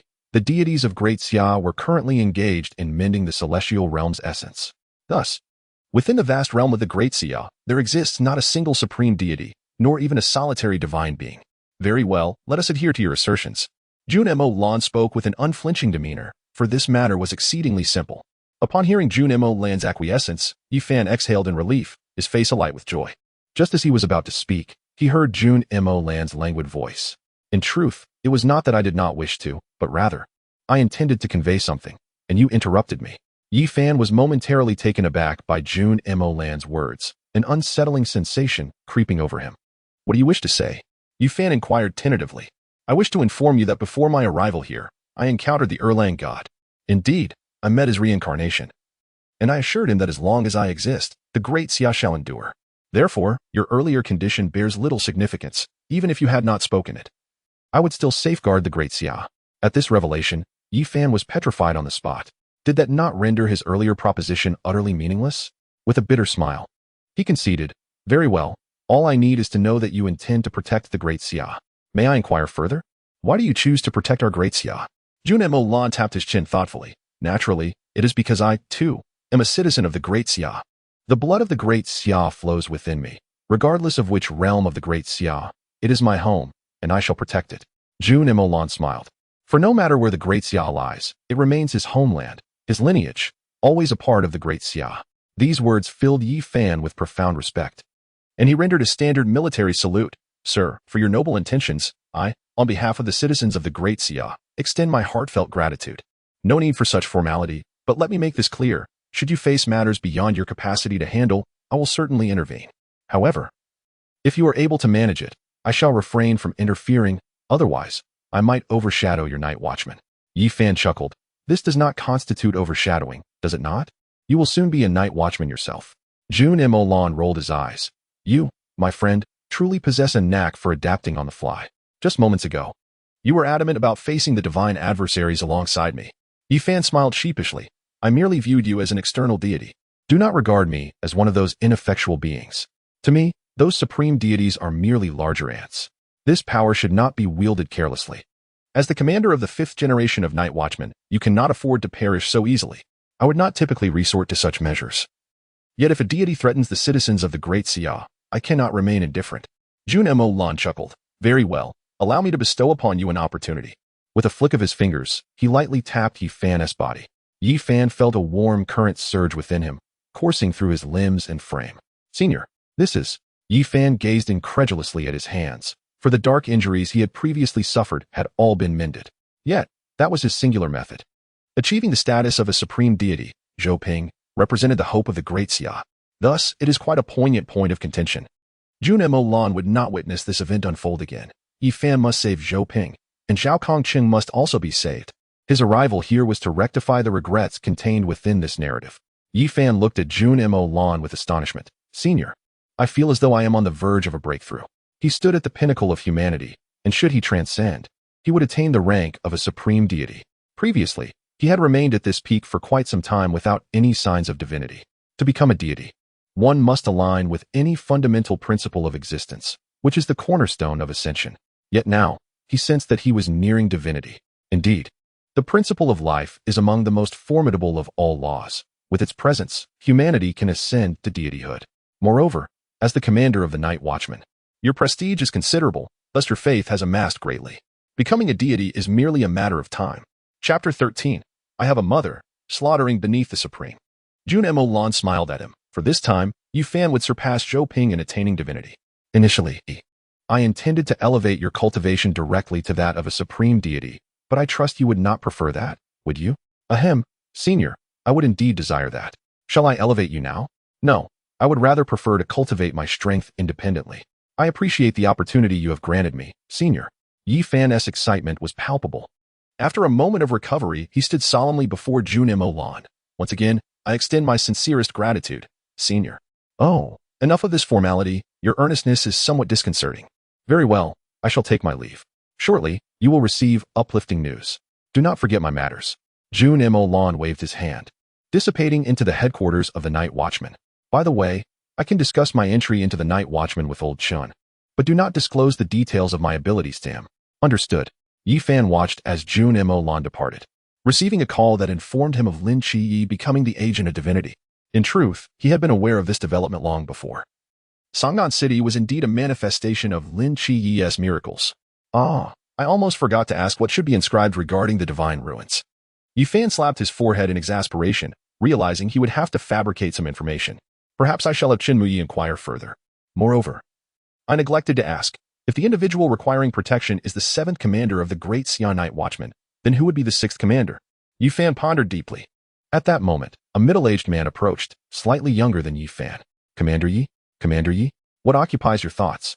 Zhuo Qing, director of the Special Operations Division, and the future 6th commander of the Great Xia Night Watchmen, the pinnacle of humanity. Nothing of concern, I was merely pondering the upcoming training of the new recruits. Where do you intend to hold their training? Yi Fan smiled. Let us hold it in Songnan City. Songnan City? That particular city? Zhuo Qing nodded. For as the director of special operations, he was privy to certain secrets. Indeed, Zhuo Qing, a storm approaches. Yi Fan gazed at the overcast sky outside, his expression growing solemn. Indeed, Zhuo Qing nodded, a storm approaches. Yi Fan seemed to have an epiphany, his gaze towards Zhuo Qing brightening with a smile. It appeared he had discerned who the 6th commander of the Great Xia Night Watchmen would be after him. What is it, Commander Yi? Nothing of importance. Please prepare yourself. This new recruit training will undoubtedly attract some restless individuals. Are you referring to the ancient god church? Zhuo Qing's expression turned grave. For the ancient god church had long been a lurking threat to the Great Xia. Indeed, those divine realms beyond the mist have also stirred restlessly, seemingly aware that our Great Xia lacks a divine presence. What shall we do then? Sensing this pressure, Zhuo Qing's gaze ignited with fervor. Are you about to ascend to divinity? Soon, but do not speak of my ascension to anyone. Understood. Very well. You may leave now. Once Zhuo Qing departed, Yi Fan retrieved a dossier bearing Lin Qiyi's name and photograph. Lin Qiyi, the agent of the Seraphim. He must indeed be the one Jun Molan referenced. Jun Molan approached Mou's side. Should the dark night descend, I shall stand before millions, sword drawn against the abyss, blood staining the heavens. Jun Molan recited with a smile. Indeed, this old body feels somewhat invigorated. Observing MOU, who remained engrossed in his videos, oblivious to his arrival, Jun Molan's expression darkened. As if sensing something, MOU stiffly turned to face him. Meeting Jun Molan's piercing gaze, he sprang up in a hurry. "Boss, you've arrived." "MOU. What is it, boss?" Jun Molan sighed, patting his shoulder. Bringing this fellow along had been his most regrettable decision. "Cough, boss, what do you mean?" "I can't comprehend." MOU's face flushed, stubbornly refusing to admit it. Jun Molan ignored him, gazing ahead. He chuckled at Lin Shiyi, who was opening his eyes in a state of existential doubt. This fellow must be suffering from a headache. Tonight, he would likely unlock the first door. If all goes as anticipated, Lin Shiyi would open the first door of the mental hospital, encountering his ever-protective mother, Nyx. "I have a mother. Beneath the supreme, chaos reigns." Even the supreme gods find it challenging to contend with Nyx. Take the current Olympian supreme god, Zeus. He would stand no chance against Nyx. It would be a complete massacre. If it were the ancient god king, the god of time, Kronos, there might be a glimmer of possibility, but for others, forget it. "You keep watch here. I will accompany Chi Yi inside." "Understood." MOU murmured. "Once the boss leaves, I can continue to browse my favorite ladies. How delightful." A large hashtag appeared above Jun Molan's head. Seconds passed, and he entered Lin Shiyi's mental hospital with satisfaction. MOU, cradling his head, lay there in despair. A large bump on his forehead, seemingly still emitting smoke. Jun Molan paid him no mind, completely concealing his presence as he slipped into the realm of the god's mental hospital. At that moment, Lin Shiyi had just fallen asleep, his consciousness entering the hospital. Standing at the door, Jun Molan stood beside him, observing as he prepared to knock, but instead pushed the door open, leaving Lin Shiyi bewildered. Thus, Jun Molan accompanied Lin Shiyi into the mental hospital. Chapter 14. Patient Number 1. Nyx. Why does this place resemble the mental hospital I once resided in? Lin Shiyi examined the facilities and structure of the god's mental hospital, finding them strikingly similar to his previous abode. Jun Molan smiled. "This is your domain. Isn't it quite similar?" Following this, Jun Molan trailed Lin Shiyi to the 6 doors, each engraved with a distinct pattern corresponding to the deity within. Lin Shiyi opened the doors one by one, unsurprisingly finding the subsequent 5 rooms inaccessible. Currently, he was merely at the illumination stage. The remaining doors required the realms of pool, river, sea, infinity, inclined to enter. Just when Lin Shiyi thought all doors were locked, he astonishingly opened the last one. Taken aback, Lin Shiyi swung the door open. The room was small, dimly lit, with a chair at its center. Seated upon it was a woman clad in a black star-sand gown, her gaze blankly fixed ahead, with an air of aloof elegance. Her flawless features and beautiful long black hair cascaded down her back like a waterfall. The star-sand dress accentuated her perfection, although her expression was vacant. Her mere presence exuded an unearthly grace. Before Lin Shiyi appeared a screen-like object. Patient Number 1. Nyx. Under Lin Shiyi's astonished gaze, Jun Molan also scrutinized Nyx. It must be said, the goddess of night was indeed breathtaking. Her aura combined with her current state made her a rare existence in this world. Jun Molan nodded. Nyx's presence was truly exquisite. After a brief glance, Jun Molan lost interest. Though Nyx was undeniably beautiful, he was not one to be easily swayed. "Let us leave. I shall return when Chi Yi's level has increased," Jun Molan declared, vanishing from the hospital and reappearing beside MOU. This time, MOU had learned his lesson, earnestly focused, not once glancing at his phone. Jun Molan chuckled helplessly. "All right, go ahead and look. Not checking your phone now is akin to a death sentence for you." MOU grinned. "Thank you, boss. By the way, I should inform you that in a few days, I will be going to the new recruit training camp to train alongside Chi Yi." MOU gazed at him as if he were a monster. "Boss, are you serious? With your abilities, wouldn't that be akin to a dung beetle pushing a boulder? Effortless?" Jun Molan slapped his head. "Did you just compare me to a dung beetle?" No, just an, boss, forget I said anything." MOU felt that whatever he said was wrong and chose silence. "I understand, boss." "Ah, a teachable child." Jun Molan initially felt pleased, but before he could finish his thought, MOU interrupted. "Passion, I understand, boss. No wonder for so many millennia, neither of our 2 big sisters has appeared. It turns out you have a preference." MOU nodded seriously, his expression indicating he had grasped the situation. "Don't worry, boss, I will definitely find someone for you, ensuring they match your taste." Before MOU could finish, Jun Molan pressed his head down into the void, slamming it several times.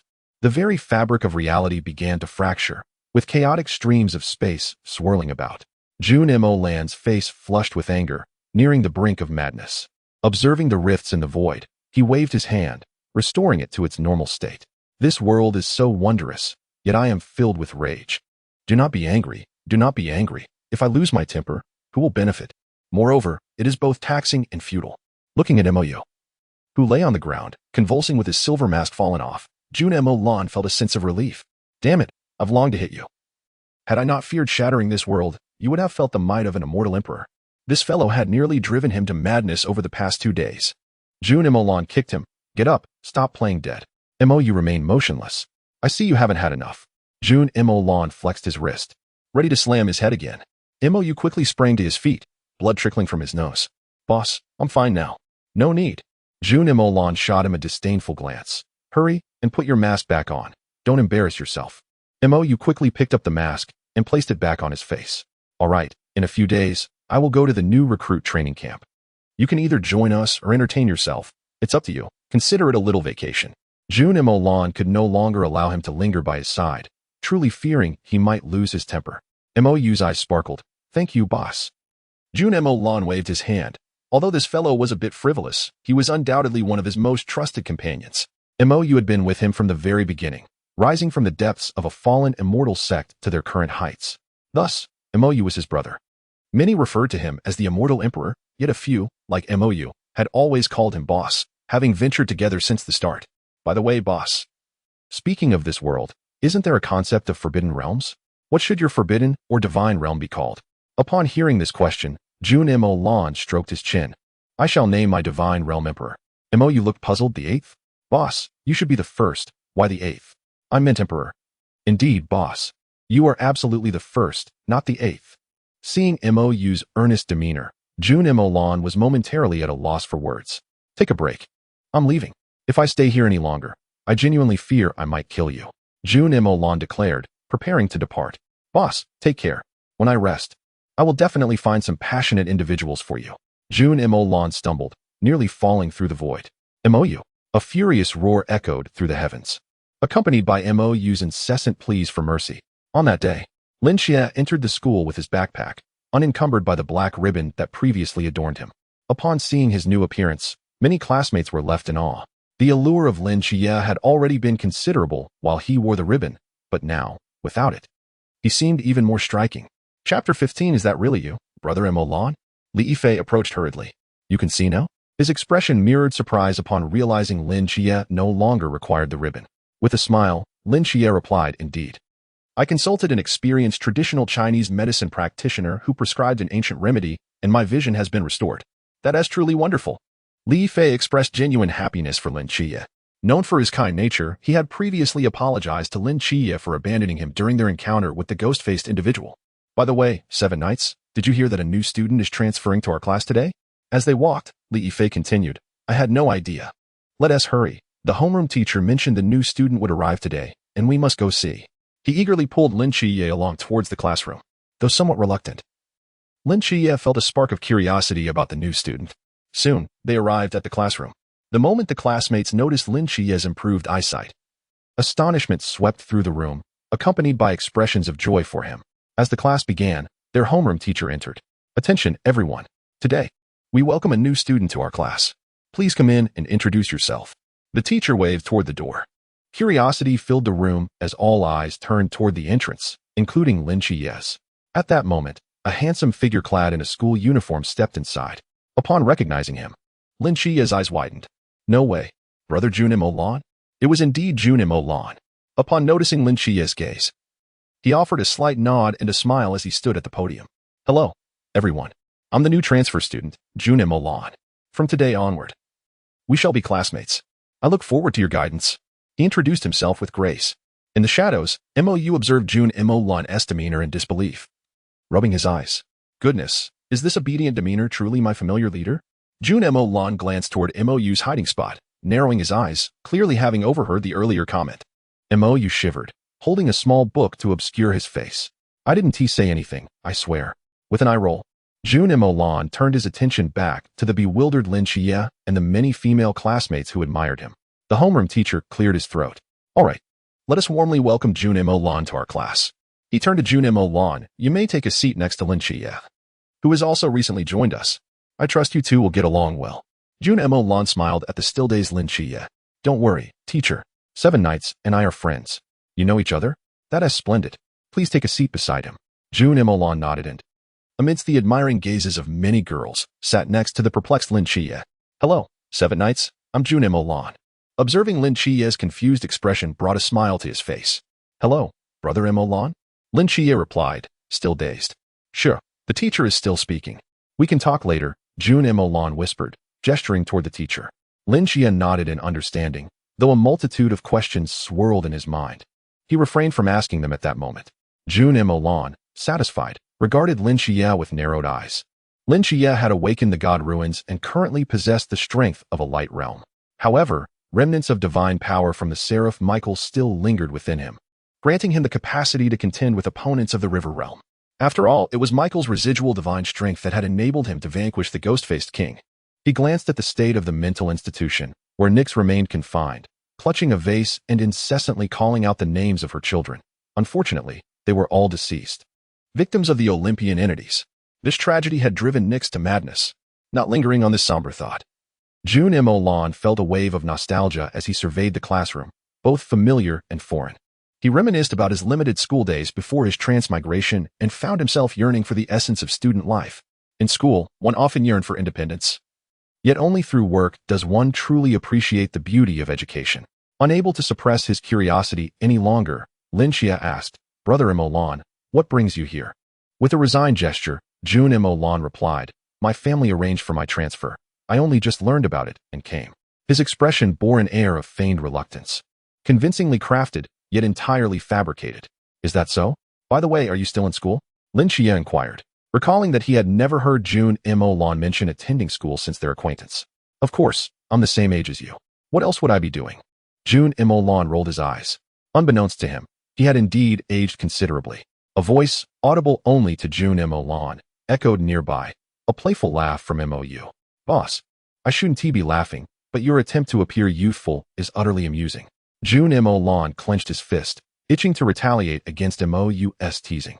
Oh, I see. It's just that you never mentioned still being in school, Lin Chiye said, scratching his head in embarrassment. Well, regardless, welcome, Brother Molan. Lin Chiye smiled, pleasantly surprised to see him here and genuinely pleased, for Jun Molan was one of his few close friends. Additionally, my family informed me to prepare for school in a couple of days, but they haven't disclosed where I'll be joining. It's quite frustrating. Lin Chiye reflected on recent events, recalling the middle-aged man who had effortlessly slain a monster and invited him to join some organization. Chapter 16, A Peculiar Pursuit began. Hey, Brother Molan, I too have been invited to join something, Lin Chiye admitted. Jun Molan raised an eyebrow. Oh, are you reluctant? The place seems to demand significant effort and passion, and there may be life-threatening risks involved. Jun Molan listened attentively, not interrupting. However, I have my aunt, Jean. And you, Brother Molan, watching over me, Lin Chiye added warmly. Jun Molan chuckled, patting Lin Chiye on the shoulder. It's all right, just follow your heart. As long as you have no regrets, that's what matters. Lin Chiye smiled. Yes, as long as I don't have any regrets, that's what's important. 7 Knights, life is filled with regrets. That's simply part of existence. Once you determine how to confront life, pursue it boldly. I, Jean, and Anne are all here for you. At that moment, Jun Molan genuinely regarded Lin Chiye as his younger brother. Before his reincarnation, he had lost both parents and lacked any family, which made him value familial bonds deeply, a sentimental celestial being. In Lin Chiye's eyes, a tremor appeared, suffused with warmth. All right. I understand, Brother Mokan. Jun Mokan gazed at Lin Chiye, foreseeing all that was to transpire, the invasion of outer gods, the loss of comrades, the awakening of the key of doors, the emergence of the black goat, and the chaos playing tricks on Lin Chiye. Yet, all these events would not come to pass. One had already been rendered impossible, for all the powers of chaos lay firmly within his grasp, rendering this adversary utterly incapacitated. All right, Chiye, class is about to begin. At that moment, Li Yifei approached them. Hello, Jun Mokan. I am Li Yifei, a friend of Chiye. Jun Mokan, observing the honest and somewhat naive Li Yifei with a few freckles on his face, offered a gentle smile. Hello, Li Yifei. I am Jun Mokan. I look forward to your guidance in the future. Jun Mokan felt a certain fondness for Li Yifei, who would become the chief steward of Chiye's future hospital. Even though he was aware of the two personalities within him, Li Yifei and the Nantua serpent demon, the trio chatted for a while until the teacher entered the classroom, marking the start of the day's lessons. Jun Mokan found himself nearly dozing off. Although he adored the atmosphere of the school, he had little affection for the lessons, which always made his eyelids grow heavy. The teacher promptly called upon the drowsy Jun Mokan. Bewildered, he stood up to confront a math problem that he truly could not comprehend. In the shadows, Mou's face flushed with frustration, struggling to contain his vexation. Ultimately, thanks to Lin Xie's soft prompt from the side, the teacher reluctantly allowed him to sit back down. Lin Xie chuckled softly, "Brother Mokan, it's evident you haven't spent much time in school." Jun Mokan rolled his eyes. "Xie, keep an eye on me. I can't help it. I'm about to fall asleep." Without waiting for Lin Xie's consent, he rested his head on the desk and fell into a deep slumber. Lin Xie shook his head in resignation, continuing to listen to the lesson while keeping an eye on the teacher for Jun Mokan. Ding dong, the school bell rang, and Jun Mokan stretched lazily. There is nothing quite like sleeping on a classroom desk. It's even better than sleeping at home. Lin Xie shook his head in exasperation. "Brother Mokan, you should really sleep less. I've been tense this whole time, fearing the teacher would catch you." With a smile, Jun Mokan replied, "All right. Tonight I'll treat you to dinner. What would you like to eat? You decide. You said it. Don't regret it. I have no filter. I mean it. Just order anything." The two laughed, linking arms as they exited the school gates. As they stepped outside, a middle-aged man in a coat, smoking and appearing somewhat disheveled, caught sight of Lin Xie and Jun Mokan. After confirming their identities multiple times, he dashed towards them in anger. Lin Xie and Jun Mokan immediately sensed Zhao Kongqing's presence. Lin Xie quickly grasped Jun Mokan's arm. "Brother Mokan, run. A creep is after us." However, Lin Xie, lacking any professional training, was no match for Zhao Kongqing, a veteran soldier. Cornered, Lin Xie glanced at the furious Zhao Kongqing and realized escape was futile, letting out a resigned sigh. "Who are you? Who am I? You deceived me, and you still ask? Do you believe I won tea?" Zhao Kongqing's words were cut off by the icy, murderous gaze of Jun Mokan, which made him shudder. "Oh no, how did he get here?" Jun Mokan smiled at Zhao Kongqing. "Finally caught you. You've captured Xie, but I've also got you." Before Zhao Kongqing could respond, a voice echoed in his mind. "I'll let you go for now. Do not reveal my identity.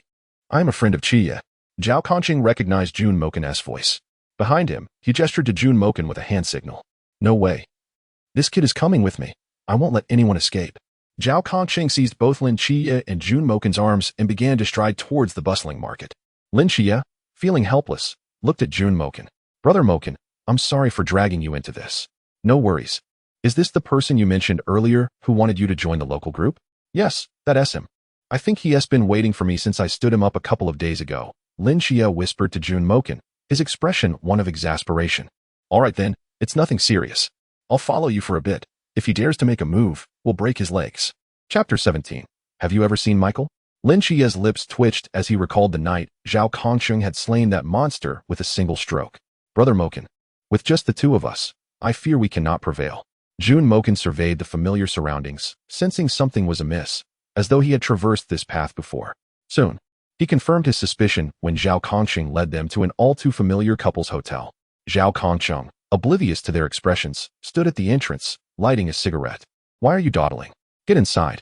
Let me make it clear, Brother Mokan and I are both of normal orientation. Don't get any funny ideas. My brother Mokan is quite adept at martial arts." Lin Xie, at a loss for words, pushed Jun Mokan forward. Zhao Kongqing, observing Jun Mokan's cold demeanor, cleared his throat. "You've misunderstood. This is merely a chat venue. It's not subject to eavesdropping, right?" Zhao Kongqing smiled at Jun Mokan, fearing he might receive a beating at any moment. Jun Mokan narrowed his eyes. This fellow seemed quite fond of couples' hotels. "What should we do, Brother Mokan? This guy seems to have ulterior motives," Lin Xie whispered to Jun Mokan, emphasizing the word guy with a particular weight. Jun Mokan chuckled in resignation. "What else can we do? Let us follow him inside and see what he wants." Jun Mokan's lips twitched as he playfully smacked Lin Xie's head. "What are you thinking? Does he seem like the type who would prey on others?"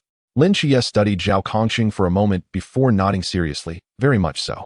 Zhao Kongqing stumbled at that moment, suddenly catching sight of his own reflection in a mirror that appeared from nowhere. "How do I look like that? I'm not that kind of person," he mumbled softly. Meanwhile, Jun Mokan's expression grew more strained. "We should head inside to see what this guy has in store for you." The trio entered, finding a familiar young lady at the front desk, the same one who had eavesdropped when he and Zhao Kongqing last visited the couple's hotel. Upon seeing the three of them, her eyes sparkled with excitement. Eventually, Zhao Kongqing took the room key, and under the watchful gaze of the front desk lady, led the two upstairs. "Good heavens. Last time it was just one person. This time it's two. How thrilling. Why don't we have cameras in the rooms?" We're missing out on so much fun, she lamented.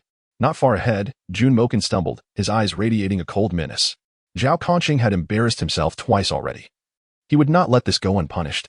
As Zhao Conqing walked ahead, a shiver ran through him, as if something sinister was watching him. Brother Molan. That front desk lady's gaze felt so off. Could it be she's a regular here, bringing different men each time? Lin Xie murmured, emphasizing the word men. Jun Molan felt a twitch at the corner of his mouth, as he certainly could not reveal that the person he had brought last time was himself. Who could possibly know? Never mind the wild speculations. The organization you mentioned from that certain place should be legitimate, but the integrity of this individual remains uncertain. The Night Watchers are indeed quite formal, yet that does not imply that Zhao Conqing is equally reputable. Lin Xie pondered for a moment, realizing it was best to inquire about the situation directly. Who exactly was that angel? Lin Xie and Zhao Conqing sat on opposite sides of the sofa, while Jun Molan reclined on a large waterbed adorned with numerous pink and colorful ambient lights. Observing the two engaged in conversation, Jun Molan felt a wave of boredom wash over him and began playing a casual game on his phone. Shinsu Lin Xie furrowed his brow. Zhao Conqing briefly explained what the forbidden ruins were, as well as the sacred ruins. Have you encountered Michael? Lin Xie stiffened momentarily, his expression turning serious as he gazed intently at Zhao Conqing. I have. Lin Xie was taken aback. It was indeed the Archangel Michael, although he had suspected it beforehand. Hearing it confirmed still left him astonished. The divine code 003, Seraphim, King of Angels, Michael. Zhao Conqing elaborated on the code system assigned to these deities by the Great Xia. Lin Xie nodded. But why did you bring Molan along with me? He is just an ordinary person, isn't he? He gestured towards Jun Molan, who was still engrossed in his game, and looked inquiringly at Zhao Conqing. Upon hearing the term ordinary person, Zhao Conqing's lips twitched slightly. You consider this fellow ordinary? There is a distinct possibility that he is not. Considering Jun Molan has never showcased his forbidden ruins. Yet, he annihilates foes in combat, as if he requires no support from them at all. Jun Molan shot a warning glance, wishing to keep his true identity concealed for now. Lin Xie nodded. He won't come to any harm, will he? Jun Molan smiled faintly, appreciating Xie's concern for him. Zhao Conqing raised an eyebrow, surprised at Lin Xie's evident care for Jun Molan. No, what is he to you? He is my brother. My closest friend, and also my family, Lin Xie earnestly replied, having long regarded Jun Molan, who was merely a few months his senior, as his own brother, more so than blood relations.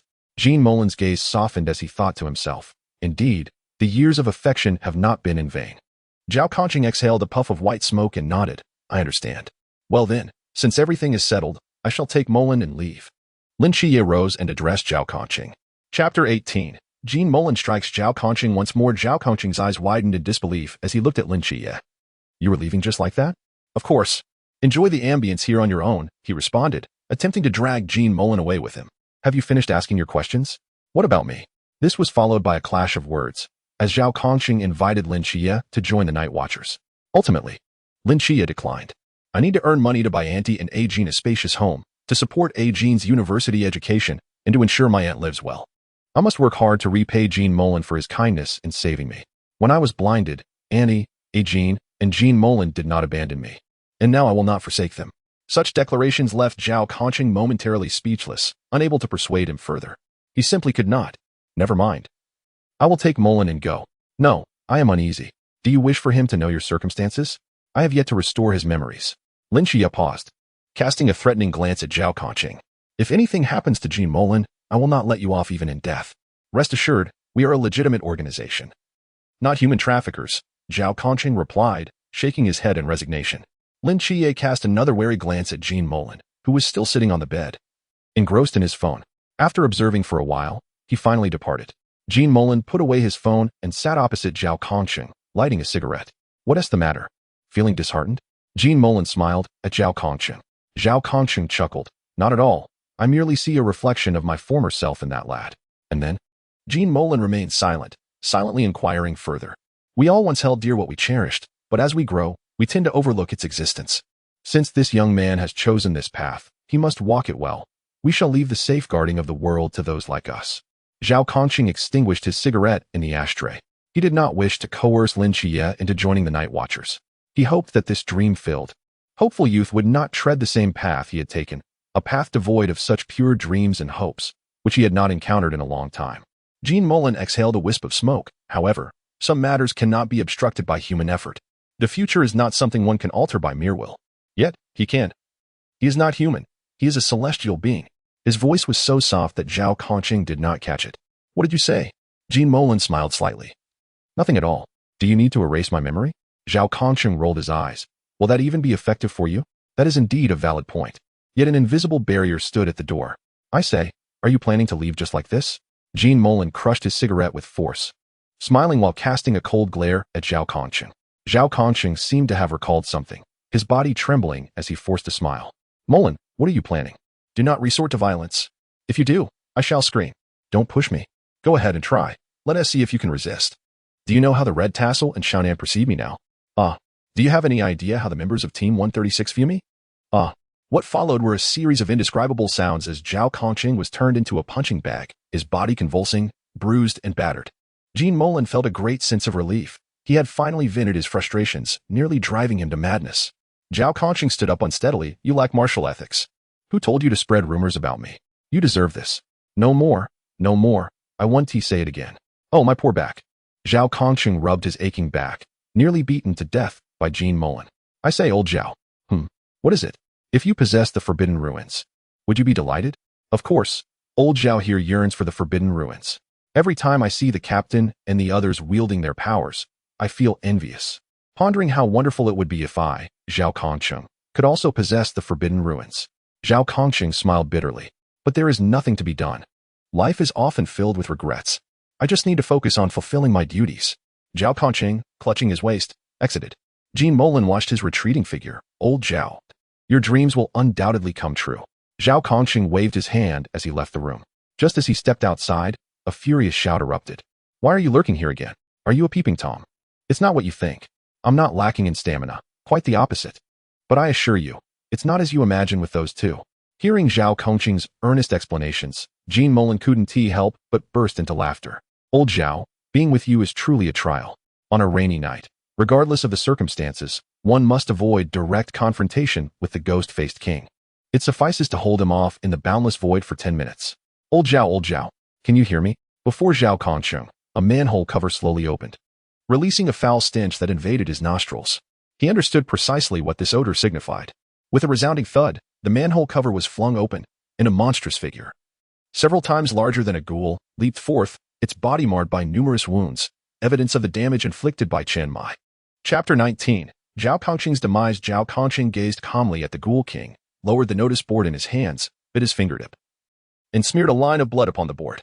Xiangnan, do you remember the vow we once made? His eyes fixed upon a distant, diminutive residential building. When the dark night falls, I shall stand before the multitude. This time, I stand alone, yet behind me lies the entire world of that child. Zhao Kongqing suddenly clasped his hands together. Forbidden ruins, boundless void.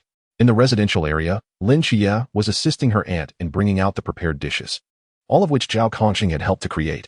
Yang Jin stood at the door, lost in thought, unaware of what captivated his attention. Just as Lin Xie took her seat, she noticed a bat outside the glass, tapping against the window of her home. Possessing this Starry Night Dancer ability, Lin Xie could comprehend the words of these creatures. Seemingly hearing something, her pupils constricted sharply. Aunt Jean, I need to step out. Yang Jin watched Lin Xie's retreating figure, his expression shifting, but as he recalled a certain individual, a smile broke across his face. I leave it to you. Brother Molan. Zhao Kongqing was locked in a fierce battle with the severely injured Ghoul King. Yet, it was evident that Zhao Kongqing was at a disadvantage, particularly as he lacked even the Forbidden Ruins. Relying solely on his combat skills to contend with the Ghoul King from the river realm was proving arduous. In the void, Jun Molan observed Zhao Kongqing, who was embroiled in a bloody struggle with the Ghoul King, a flicker of compassion crossing his eyes. Old Zhao, this is your rightful tribulation. Zhao Kongqing would not perish. The laws of life still resided within the Peppa Pig keychain. Turning his gaze, he saw Lin Xie sprinting through the rain towards the notice board. Zhao Kongqing, what the hell are you doing out here at this hour without eating? Get back here. Zhao Kongqing thought to himself how mortifying it would be if he were seen in such a vulnerable state. Jun Molan could hear their exchange with perfect clarity. Do you have any idea how long I have awaited this day? Zhao Kongqing plunged a silver needle into his palm. Damn, that hurts, he cursed internally. The moment the needle pierced his flesh, an unbearable wave of pain coursed through him, swiftly overshadowed by an unprecedented surge of power. His breath began to swell, exuding a vitality he had never before experienced. It seemed Zhao Conching sensed something, his eyes gleaming with renewed intensity. The Ghoul King, sensing danger, took off at a rapid pace. Zhao Conching's once weary body straightened gradually. Gripping the star blade, he charged towards the oncoming Ghoul King. With a single stroke, he unleashed a terrifying crescent of darkness, measuring 4 to 5 meters in diameter from the blade. The crescent traveled at blinding speed, leaving the Ghoul King no time to react, and one of its arms was severed. A smile could not be contained on Zhao Conching's face. Forbidden Ruins Sequence 083, Annihilating Life's Crescent. I knew it. I, Zhao Conching, am indeed a genius. An invisible aura erupted from within him, sweeping away the surrounding raindrops. Is this what it feels like to possess the Forbidden Ruins? Is this the essence of the Forbidden Ruins? Exhilarating. Come forth. Beast, let me show you what it means to wield the Forbidden Ruins. Zhao Conching and the Ghoul King collided repeatedly. Zhao Conching's speed matched that of the Ghoul King from the river realm. Pain surged through him, a sensation that was almost unbearable. At that moment, an unexpected change occurred. A deafening sound echoed, causing the sky to tremble and a fissure to appear. Why you? How did you get in here? Lin Chia exclaimed, raising her hands in resignation. Enough with the chatter. Step aside. I can assist you. I know, you withdraw during the anomaly, and with one strike, I'll follow with another. And then you can aid me. All right. Lin Chia complied, standing obediently to the side. Zhao Conching fixed his gaze on the Ghoul King nearby. Young one. This strike. You must watch closely. Why? This strike will be quite spectacular. Before Lin Chia could retort, Zhao Conching erupted forward at an astonishing speed towards the Ghoul King. He raised his hand, swung the blade, and a previously unseen black crescent soared skyward. The speed of this strike was so rapid that the Ghoul King could not evade in time. The black crescent gently severed the ghastly visage of the Ghoul King. Zhao Conching collapsed to the ground.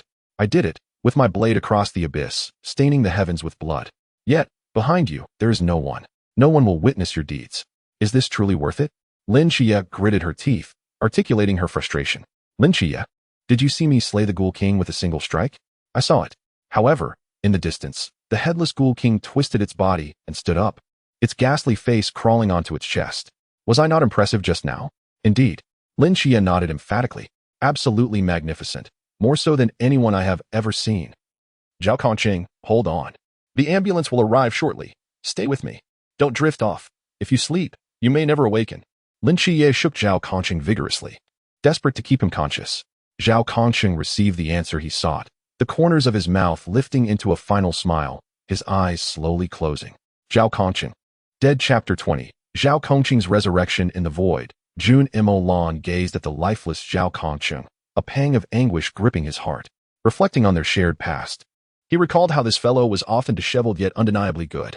Old Zhao, what awaits you next is the emergence of Zhao Conching, General of the Forbidden Ruins Sequence 083, Annihilating Life's Crescent.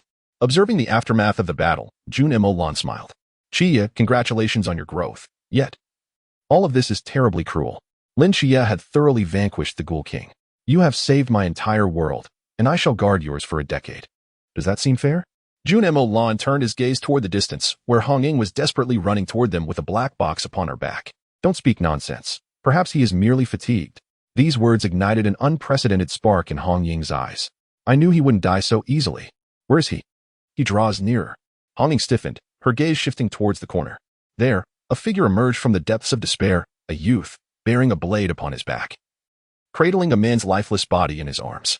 Lin Chia summoned every ounce of strength, roaring, I am Lin Chia, here to herald the triumphant return of General Zhao Conching. On an otherwise lively day at the Peace Affairs office, a profound silence filled the air. Each face bore a somber expression. Hong Ying and Si Shaoan huddled against the wall, their eyes glistening with tears that flowed unbidden. In a certain room, a body lay peacefully at rest. At that moment, a figure approached Zhao Conching's side. Jun Molan gazed at the deceased Zhao Conching, letting out a heavy sigh. Oh, old Zhao, it's time to awaken, without you. There's no joy in visiting the couple's hotel. With a gentle touch upon his chest, the Peppa Pig keychain dangling from Zhao Conching's waist suddenly exploded, releasing the essence of life from within. The scent of grass green began to circulate around Zhao Conching, mending his body. Suddenly, a faint golden light flickered in the room, akin to the first ray of dawn before daybreak. The light seemed to possess consciousness, gradually permeating into his being. His body began to tremble slightly. The originally pale and cold skin gradually regained a hint of color. The fractured bones slowly mended under an unseen force, emitting soft cracking sounds. Streams of life force flowed into him like gentle rivulets. His tightly shut eyes suddenly opened wide, filled with confusion and bewilderment. Zhao Kongqing breathed in the fresh air deeply, as if just awakening from an endless nightmare. Around him, countless flowers and grasses had sprouted on the concrete floor of the room, growing vibrantly. Sensing this aura of law, the flora appeared invigorated, growing at a visibly rapid pace. Vines climbed up the walls, while flowers blossomed in vibrant hues. This place, once steeped in silence and sorrow, was instantly filled with the vitality of life. He slowly rose from the ground, his aura reaching unprecedented heights, transforming from an ordinary person to the pinnacle of the river realm. With a dazed gaze, he fixed his eyes on the ceiling. Is this the underworld? The underworld, you say? Get up quickly. Hearing Jun Molan's voice, Zhao Kongqing jolted upright. In disbelief, he surveyed his surroundings and then glanced at his own body. It dawned on Zhao Kongqing, and he looked incredulously at Jun Molan. Was it you who did this? Molan? Zhao Kongqing had never fully comprehended the extent of his powers. Jun Molan smiled faintly. What do you think? At that moment, Zhao Kongqing was certain it was indeed him. Otherwise, Jun Molan would not be present here. Glancing at the shattered Peppa Pig keychain beside him, Zhao Kongqing understood. So this Peppa Pig keychain was meant for this purpose? I wondered why you gave it to me back then. He recalled how he had questioned the purpose of the Peppa Pig keychain, only to realize its true significance now. Jun Molan smiled, confirming its intended use, yet Zhao Kongqing had guessed it right, albeit unexpectedly. Your strength has truly redefined my understanding. I never imagined you could bring me back to life. Zhao Kongqing exclaimed in disbelief. He had anticipated Jun Molan's power, but never to this extent, capable of resurrecting the dead. How much more do you possess that I am unaware of? Jun Molan's tone bore a smile, accompanied by the joy of an old friend's return. Zhao Kongqing stared at Jun Molan incredulously. Hey, are you really Jun Molan? You must be a little ghost from the underworld, playing tricks on me, right? Observing the dangerous smile on Jun Molan's face, Zhao Kongqing trembled slightly, hastily waving his hands. No, I don't want to experience that again. I was merely expressing that I've never seen this side of you. Naturally, having witnessed your demise with my own eyes, how could I react otherwise? Should I dance on your grave to make you happy? Zhao Kongqing's lips twitched slightly. You rascal. Still so absurd. Speaking of which, did you see me slay the Ghost-Face King? Of course, I did. How was it? Handsome, wasn't he? Zhao Kongqing said with a proud expression. Handsome, very handsome, but you didn't actually kill it. Zhao Kongqing paused at Jun Molan's words. What do you mean? It means you merely severed the Ghost-Face King's head, but its weakness lies in that ghostly face, so you didn't truly kill it. Jun Molan explained with a smile, teasing him. Now, are you done showing off? You enjoy watching that rebellious side of you from earlier, don't you? Zhao Kongqing sprang up. What about the Ghost-Face King? That rascal Lin Xie is all right. ISNT. Chapter 21. Old Zhao. Am also a genius. Seeing Zhao Kongqing's anxious demeanor, Jun Molan patted his hand resting on his arm. Don't worry, when Xie saw you die, he unleashed the divine power of Michael, temporarily boosting his strength, and killed the Ghost-Face King. Jun Molan reassured him. Zhao Kongqing exhaled in relief. That's good. Then his expression turned complex. Did that brat say anything? Jun Molan chuckled, recounting to Zhao Kongqing everything that transpired after his death, involving Lin Xie. That rascal, claiming he guarded my world for 10 years. I'm not dead yet. I don't need this little brat to protect me. Zhao Kongqing joked. Wiping away a tear from the corner of his eye, Jun Molan glanced at him disdainfully. Enough. You're a man, and looking like this is quite uncomfortable. Hey, you rascal. By the way, when I was battling the Ghost-Face King, you were just watching, weren't you? Zhao Kongqing questioned Jun Molan, accusing him of merely spectating while he fought with all his might. Jun Molan scratched his face, sort of. He stuck out his tongue, appearing like a little child. But no one would expect that this seemingly childlike Jun Molan was actually thousands of years old. Hey, you brat, just watching me make a fool of myself, right? Naturally. If I had intervened, could you have awakened the Forbidden Void? Could you have reached the River Realm? Jun Molan shot him a glare, thinking he should not have resurrected Zhao Kongqing. Perhaps it would have been better if he had remained dead, even if I awakened the Forbidden Void. Even if I reached the River Realm. As Zhao Kongqing spoke, he sensed something amiss. What did you say?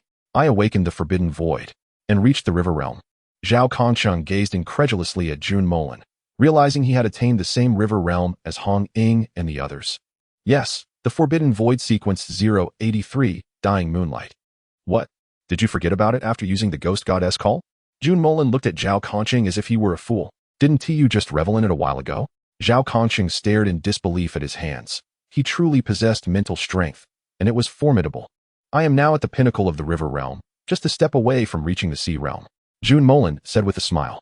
Zhao Kongqing had leaped from an ordinary person with exceptional physical attributes and combat skills to a formidable being of the river realm, and it all happened so swiftly. The sea realm, Zhao Kongqing muttered to himself before bursting into laughter. Ha ha ha, I knew it. Old Zhao, am also a genius. Jun Molan, at a loss for words, covered his ears. Enough, I am about to go deaf from your noise. Be quiet. Zhao Kongqing cleared his throat twice. Regaining his composure. Thank you, Molan. His serious demeanor made Jun Molan feel somewhat unaccustomed. Enough with the flattery already. Jun Molan stood by the window, gazing at the world now illuminated by daylight. Old Zhao. This world needs Qi, needs the agent of the Seraphim. I understand. Similarly, this world needs you. Jun Molan had never spoken so gently to Zhao Kongqing before. Zhao Kongqing paused, smiling as he lit a cigarette and exhaled a puff of smoke. Of course Old Zhao, am destined to become the commander-in-chief of the Night Watch. Jun Molan chuckled, saying, Qi, perhaps you are destined to become the 8th commander-in-chief of the Night Watch. By the way, Molan, what kind of power do you possess that can bring someone back to life? Zhao Kongqing asked curiously, eager to understand the extent of his abilities. Me? Perhaps I am the highest deity of your world. With one hand, I could crush millions. Jun Molan rested his chin on his hand, contemplating, as if he could crush the world with a single grasp. I had my doubts before, but now, I find myself leaning towards belief. Zhao Kongqing, exhaling a cloud of smoke, inquired, so, how old are you now? Surely not the age you claimed? This year, I think I've just reached 50,000 years? Perhaps. The passage of time has caused me to forget. Jun Molan mused for a moment before stating, approximately, yes, I am around 45,000 years old, having ascended to the status of an immortal emperor. Now, I must be nearing 50,000. Zhao Kongqing coughed on the smoke, nearly choking. How many? Tears streamed from his eyes, but he had no time to dwell on it. Did he just claim to be how old? This year should be a complete 50,000 years. I think I've forgotten.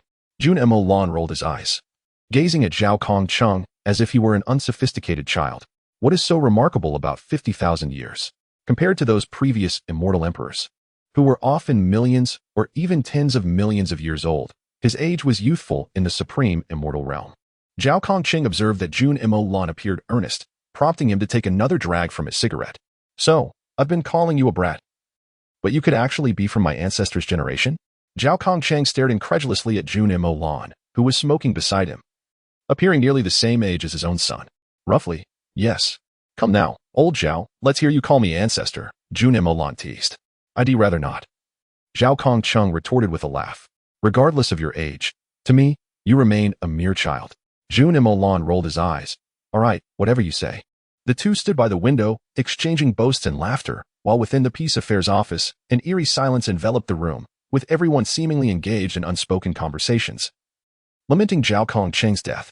Molan, do you think they would react if they saw I was alive? Zhao Kongqing asked, hiding in a corner. Speaking to Jun Molan, who was also concealed in shadows. I think others would be fine, but Honging might want to stab you with her long spear. Jun Molan replied thoughtfully. They had been observing Team 136 for quite some time, each member appearing despondent. Lin Qiyi was among them, inquiring about various matters and introducing the members of Team 136. Chen Muyi began arranging for Lin Qiyi to undergo new recruit training, a promising opportunity. Chapter 22. You can't abandon me, old Zhao. Speaking of new recruit training, is Lin Qiyi planning to attend? Zhao Kongqing glanced at Lin Qiyi, who sat not far away, his gaze lowered. Yes, not just him. I will be going as well, Jun Molan replied, munching on a sausage. That is splendid. You can go together. It seems like something is off there. You mean you want to attend new recruit training? Zhao Kongqing exclaimed, incredulous as he looked at Jun Molan. Jun Molan responded with a bemused expression. Of course, what's so strange about it? With your strength, you should be able to hold the position of Night Watchman Commander. Why do you need to participate in new recruit training? Zhao Kongqing stared wide-eyed at him, questioning the need to engage in new recruit training at such a level. You don't understand. It's about experiencing life, seeking joy, and having fun. Life is unpredictable, even for an immortal emperor. Though it may lack rhyme, so be it.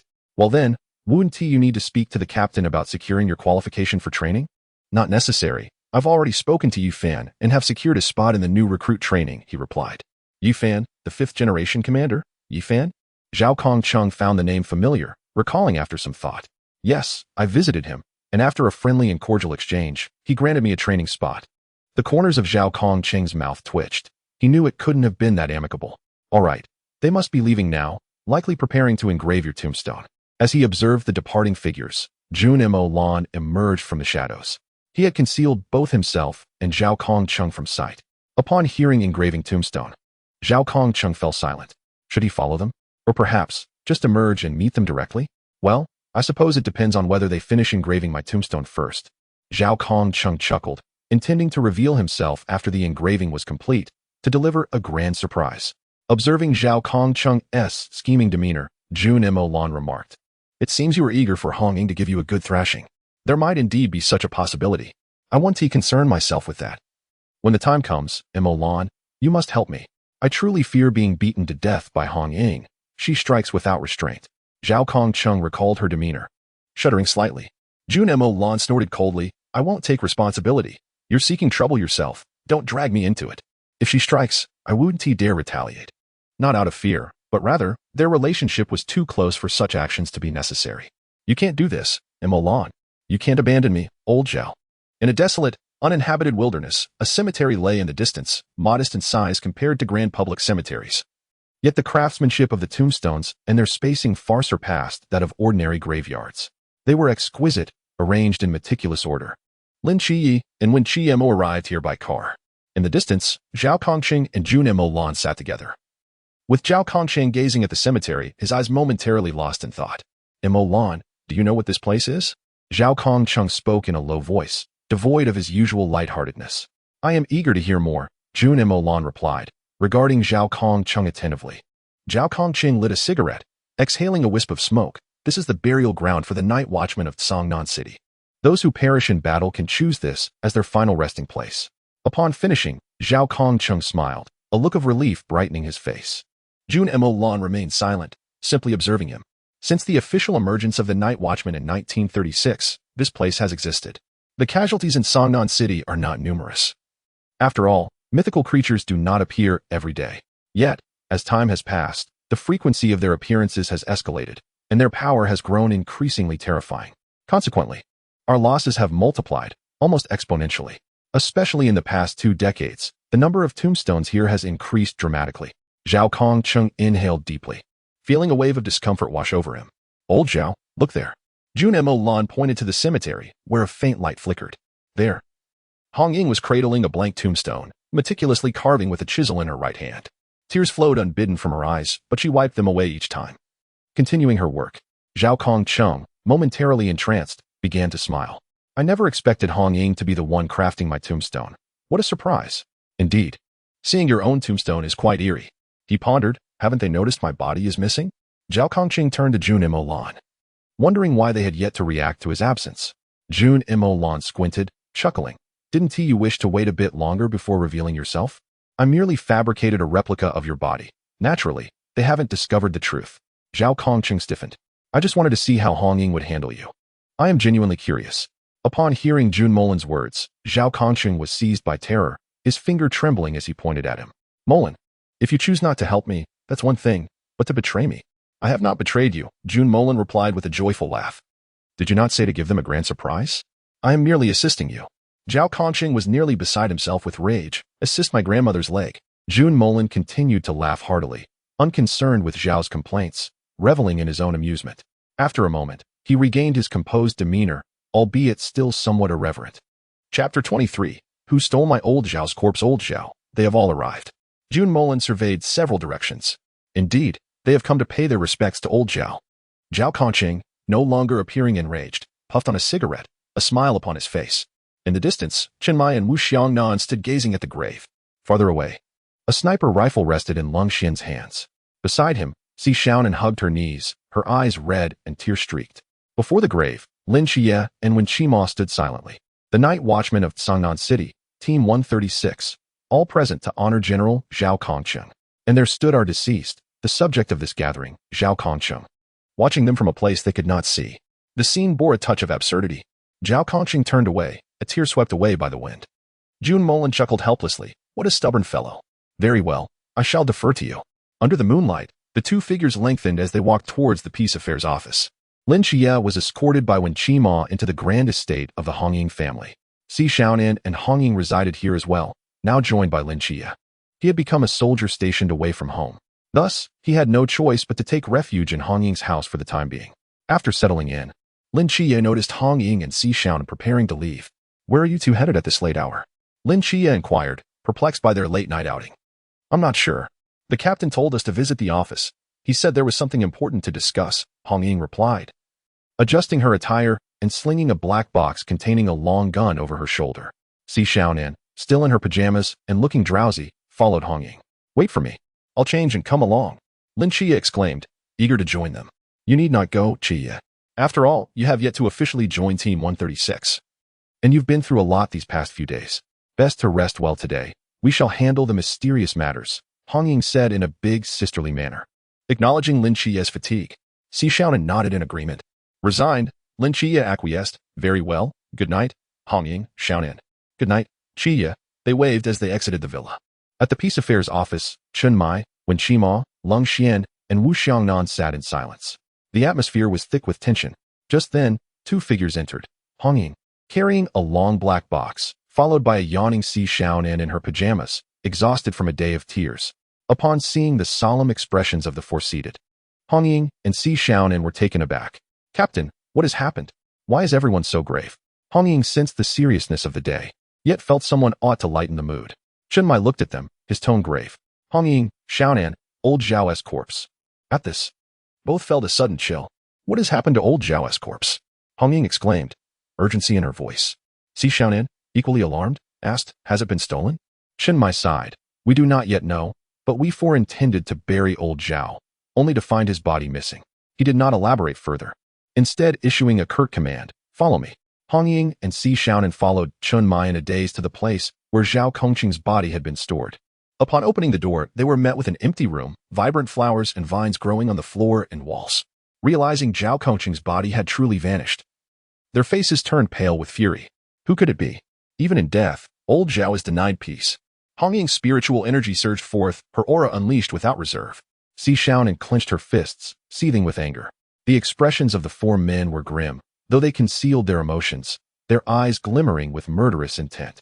Zhao Kongqing was their comrade, their friend, a valiant night watchman who had sacrificed himself. They would not allow anyone to bring harm to such a noble spirit. Indeed, there must be severe retribution. Who stole my old Zhao's corpse? The group nodded in agreement.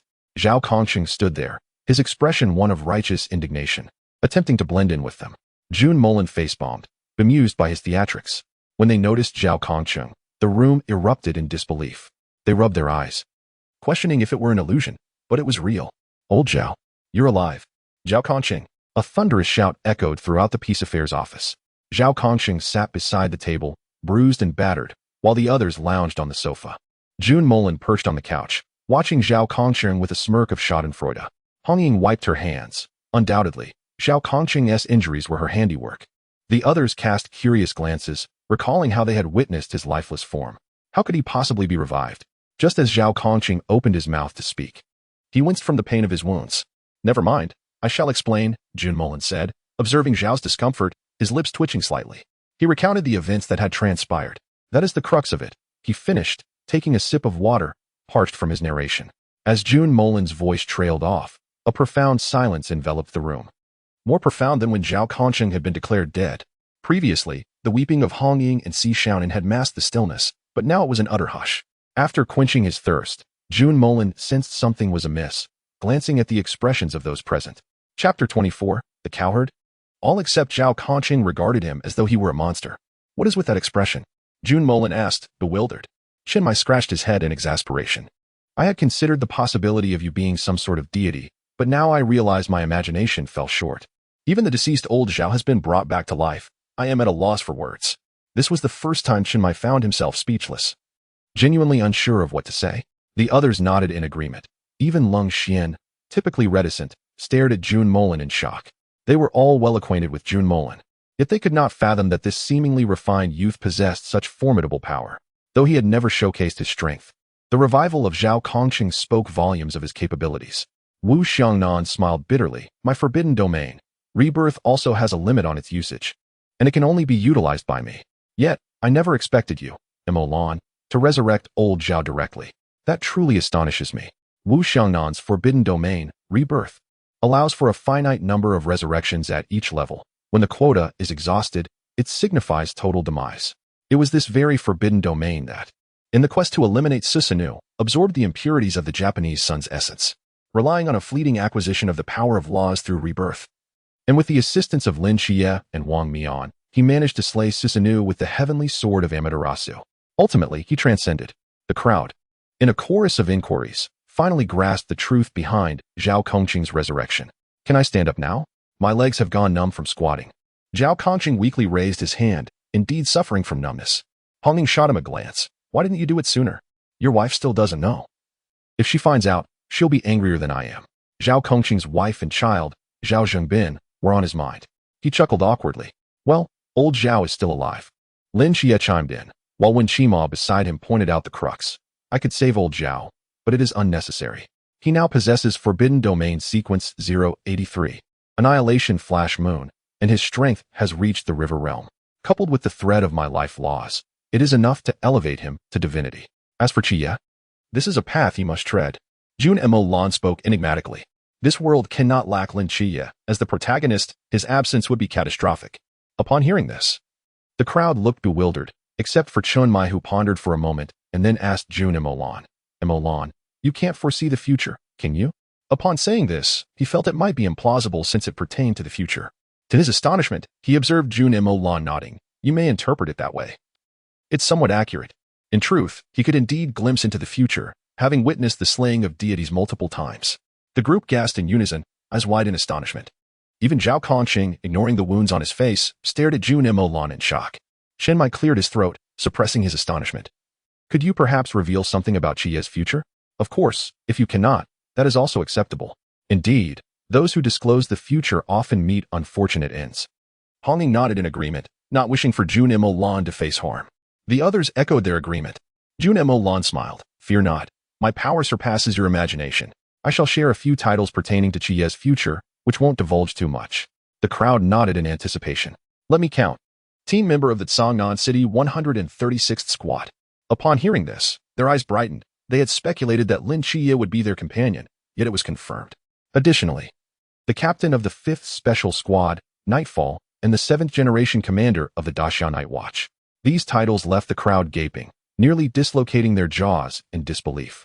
Captain of the 5th Special Squad, and the 7th Generation Commander of the Night Watch. The fervor among them was palpable, as these titles were remarkably prestigious. Chen Mai glanced at Wu Xiangnan upon hearing about the Special Squad. Though Wu Xiangnan's expression remained unchanged, his hands instinctively clenched. Chen Mai sighed, unsure of what to say. Wu Xiangnan was also a member of the Special Squad Blue Rain, but he was the sole survivor. Hearing Lin Xie's titles made him smile. Cangnan City had produced a Lin Xie. Oh, there's an even more impressive one. Jun Molan recalled another title. The group looked on with eager anticipation. What could surpass these two? Jun Molan cleared his throat. The illustrious new star of the Osaka Dotonbori Club, Mr. Qie, the most radiant host among the brothel world. This title, if it could be called one, was more akin to a dark secret, a lifelong embarrassment for Lin Xie. Upon hearing this excessively lengthy title, the people present were left in a state of shock. I remember that hosts belong to the land of the rising sun, Wu Xiangnan remarked. Familiar with this culture as someone who had entered the realm of Japanese deities, hosts seemed similar to contemporary escort girls. The others sighed in resignation. It was evident they understood the implications of the term. Only Hong Ying and Si Xiaonan appeared perplexed. Hosts? What does that mean? What kind of profession is that? Indeed. This title sounds rather grand, Si Xiaonan said, adorably resting her chin on her hand, seemingly intrigued. The others were expressions of disbelief. Well, Xiaonan, Hong Ying, this isn't important. Let's avoid mentioning this title in the future. Chen Mai, as the team leader, aimed to protect the innocent hearts of the two naive girls. Although Hong Ying and Si Xiaonan were puzzled, they refrained from further questioning, already planning to investigate once the meeting concluded. Now, let us extend our congratulations to old Zhao for his miraculous resurrection. Our 136th squad remains intact. Chen Mai stood up, addressing everyone. The entire 136th squad was present, with no one missing. Chapter 25, Zhao Kongqing requests to rejoin the squad. Zhao Kongqing stood up seriously. Report, Commander. Cangnan City Night Watch 136th Squad Member. Zhao Kongqing requests to rejoin the squad. Chen Mai patted his shoulder. Permission granted to rejoin. Received. Laughter erupted among those present. Who could have anticipated that the peace office had been cloaked in silence just this morning? Hong Ying rolled her eyes. If you weren't dead. You should have come out sooner. I even carved your tombstone. Zhao Kongqing, feeling embarrassed, replied, how about I carve one for you too? Are you cursing me, Zhao Kongqing? Hey, don't resort to violence. The peace office was enveloped in a harmonious atmosphere, brimming with joy. Jun Molan observed this scene, smiling. How many people long to witness such a moment? Looking at Hong Ying, Wen Qima, and Lang Xian, Jun Molan's gaze flickered. Though Wen Qima possessed a forbidden domain, his talent was lacking, and by the conclusion, neither he nor Lin Qiye had reached the boundless realm. They remained at the sea realm. As for Lang Xian, he fought solely with top-tier shooting skills, lacking a forbidden domain. In the later stages, these three hardly made appearances. Lang Xian sacrificed his life for Si Xiaonan's. Jun Molan's heart stirred. He wished to prevent such tragedies. With a subtle movement of his fingers, two intangible orbs of light entered Hong Ying and Wen Qima's bodies. This essence would assist in their cultivation, allowing them to attain divinity even in the absence of loss. Hong Ying and Wen Qima felt nothing.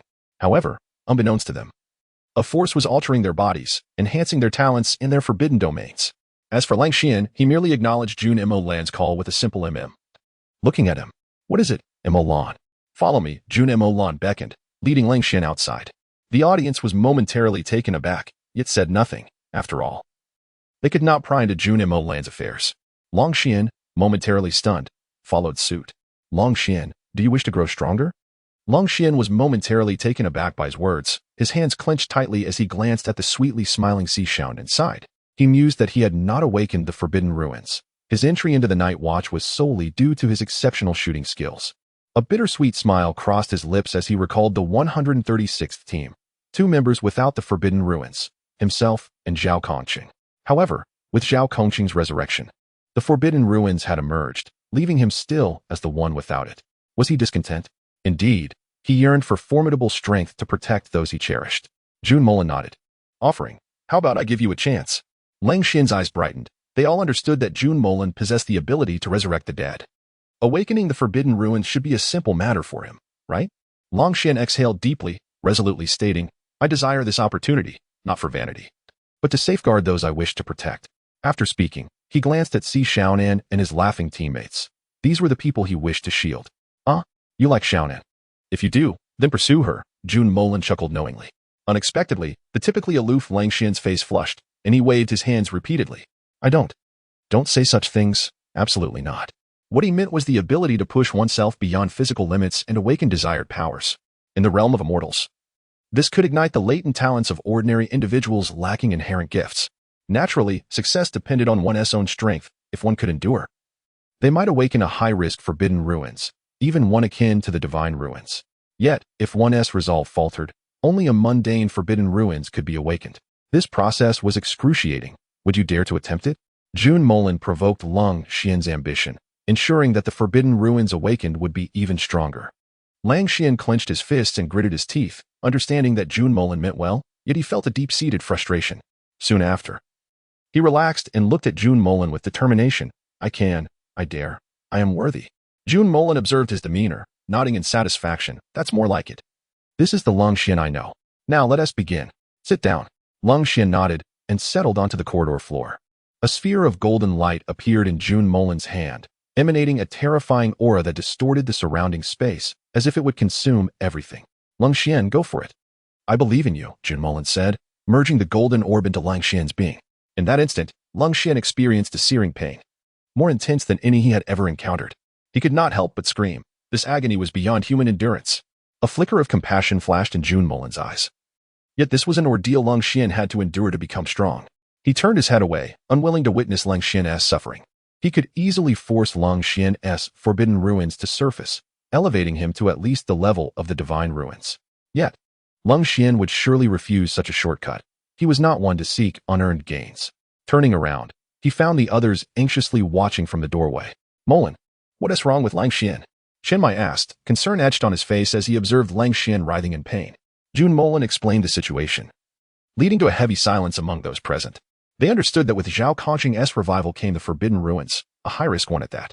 Now, Lang Xian was the only member of the 136th team without it. They recognized his feelings of imbalance and discontent. Si Xiaonan's eyes reddened. The two shared a mutual affection that remained unspoken.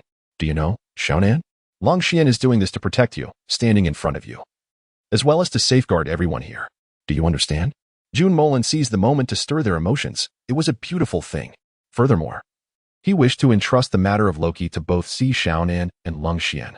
In Chapter 26, The Grievance of Shiva, he merely intended to teach Loki a lesson. If necessary, he could eliminate Odin first and then address other matters. After all, Odin no longer counted as a deity of Earth. He had aligned with the Chaos faction. Si Xiaonan nodded fervently, her eyes glistening. I understand, I understand. Jun Molan replied, since you know, give him your utmost support. With your encouragement, I believe he will persevere. Si Xiaonan resolutely stepped forward to Long Xian, gently caressing his cheek. Long Xian, you must hold on. I am here, and everyone else is too. You must keep striving. I am waiting for you to protect me. Upon hearing her voice, Long Xian's cries diminished, and the anguish on his face eased significantly. Love, indeed, transcends all powers. Jun Molan nodded. Nearby, Hong Ying and Wen Qima looked at Long Xian with envy. Their forbidden ruins were not strong, and their innate gifts paled in comparison to others. Noticing their expressions, Jun Molan raised an eyebrow and playfully slapped Wen Qima on the head. Jealous are we? No need to envy. While you were playing earlier, I infused a surge of power into you. How do you feel now? Hong Ying and Wen Qima paused, carefully assessing their bodies, discovering they indeed felt stronger than before. Yet, success would not come instantly. They needed to train continuously to significantly unleash that power, enhancing their talents and strengthening their forbidden ruins. Ultimately, the extent of their progress depended on their dedication. They could no longer expect instant results. Effort was essential. However, their current potential surpassed their previous limits.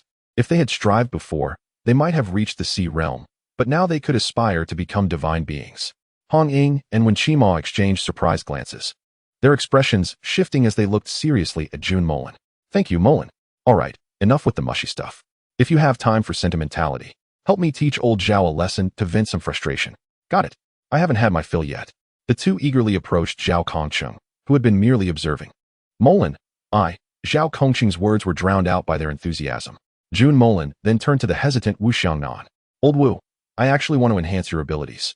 But you would likely refuse, as this is your own hatred that you must ignite. However, rest assured, I will assist you. Amir Susanu is no cause for concern. Wu Xiangnan paused, then smiled. I understand, Molan. Thank you. He was unsure how Jun Molan had known this, but chose not to inquire further. Since Jun Molan could foresee the future, he naturally understood his fate. Yet, he did not wish to delve into it. These matters were his own to handle. What nonsense about the future? As long as I exist, there is a possibility for change. Jun Molan then addressed Chun Mai. Old Chun, come with me. Chun Mai followed Jun Molan into the office. What is the matter, Molan? I have some issues too. Old Chun, the grievance of Shiva has been increasingly difficult to suppress, hasn't it? Jun Molan observed Chun Mai with an enigmatic gaze. Chun Mai remained silent for a moment before producing an ancient piece of parchment from his pocket, devoid of any aura. Though I'm not sure how you knew, it is indeed becoming increasingly taxing to contain it. Chun Mai managed a bitter smile. His forbidden domain, born from the powers of the Yama Palace, could suppress the force of the Shiva's grudge. However, recently, his ability to contain Shiva's grudge had been waning, growing increasingly feeble. Jun Molan gazed at the ancient parchment, examining it closely. Indeed formidable, as expected of the forbidden item 008, Shiva's grudge. Jun Molan nodded. Who would have thought that this piece of parchment could obliterate the entire Great Xia? Had the words Great Xia been inscribed upon Shiva's grudge, the entire realm might have vanished by now. Molan, what are you doing with Shiva's grudge? Help yourself, Jun Molan chuckled, lightly tapping the parchment. Shiva's grudge seemed to resist, a surge of power coursing into Jun Molan's being. Yet, even with all of Shiva's grudge's strength, it was rendered powerless in Jun Molan's grasp. How weakened the suppression had become, that it could even rebel. Jun Molan smiled faintly, but in the next moment, his expression shifted abruptly, turning icy. Rebellion? I welcome it. Give it your all, resist with all your might. Jun Molan set up a magical array around them, rendering the events within imperceptible to anyone outside. Chun Mai hesitated briefly, but, reassured by Jun Molan's confident smile, relaxed. All right, then I shall let go. As he released his hold, a faint ethereal glow emerged from Chun Mai's eyes, and a vast black circle expanded rapidly around him.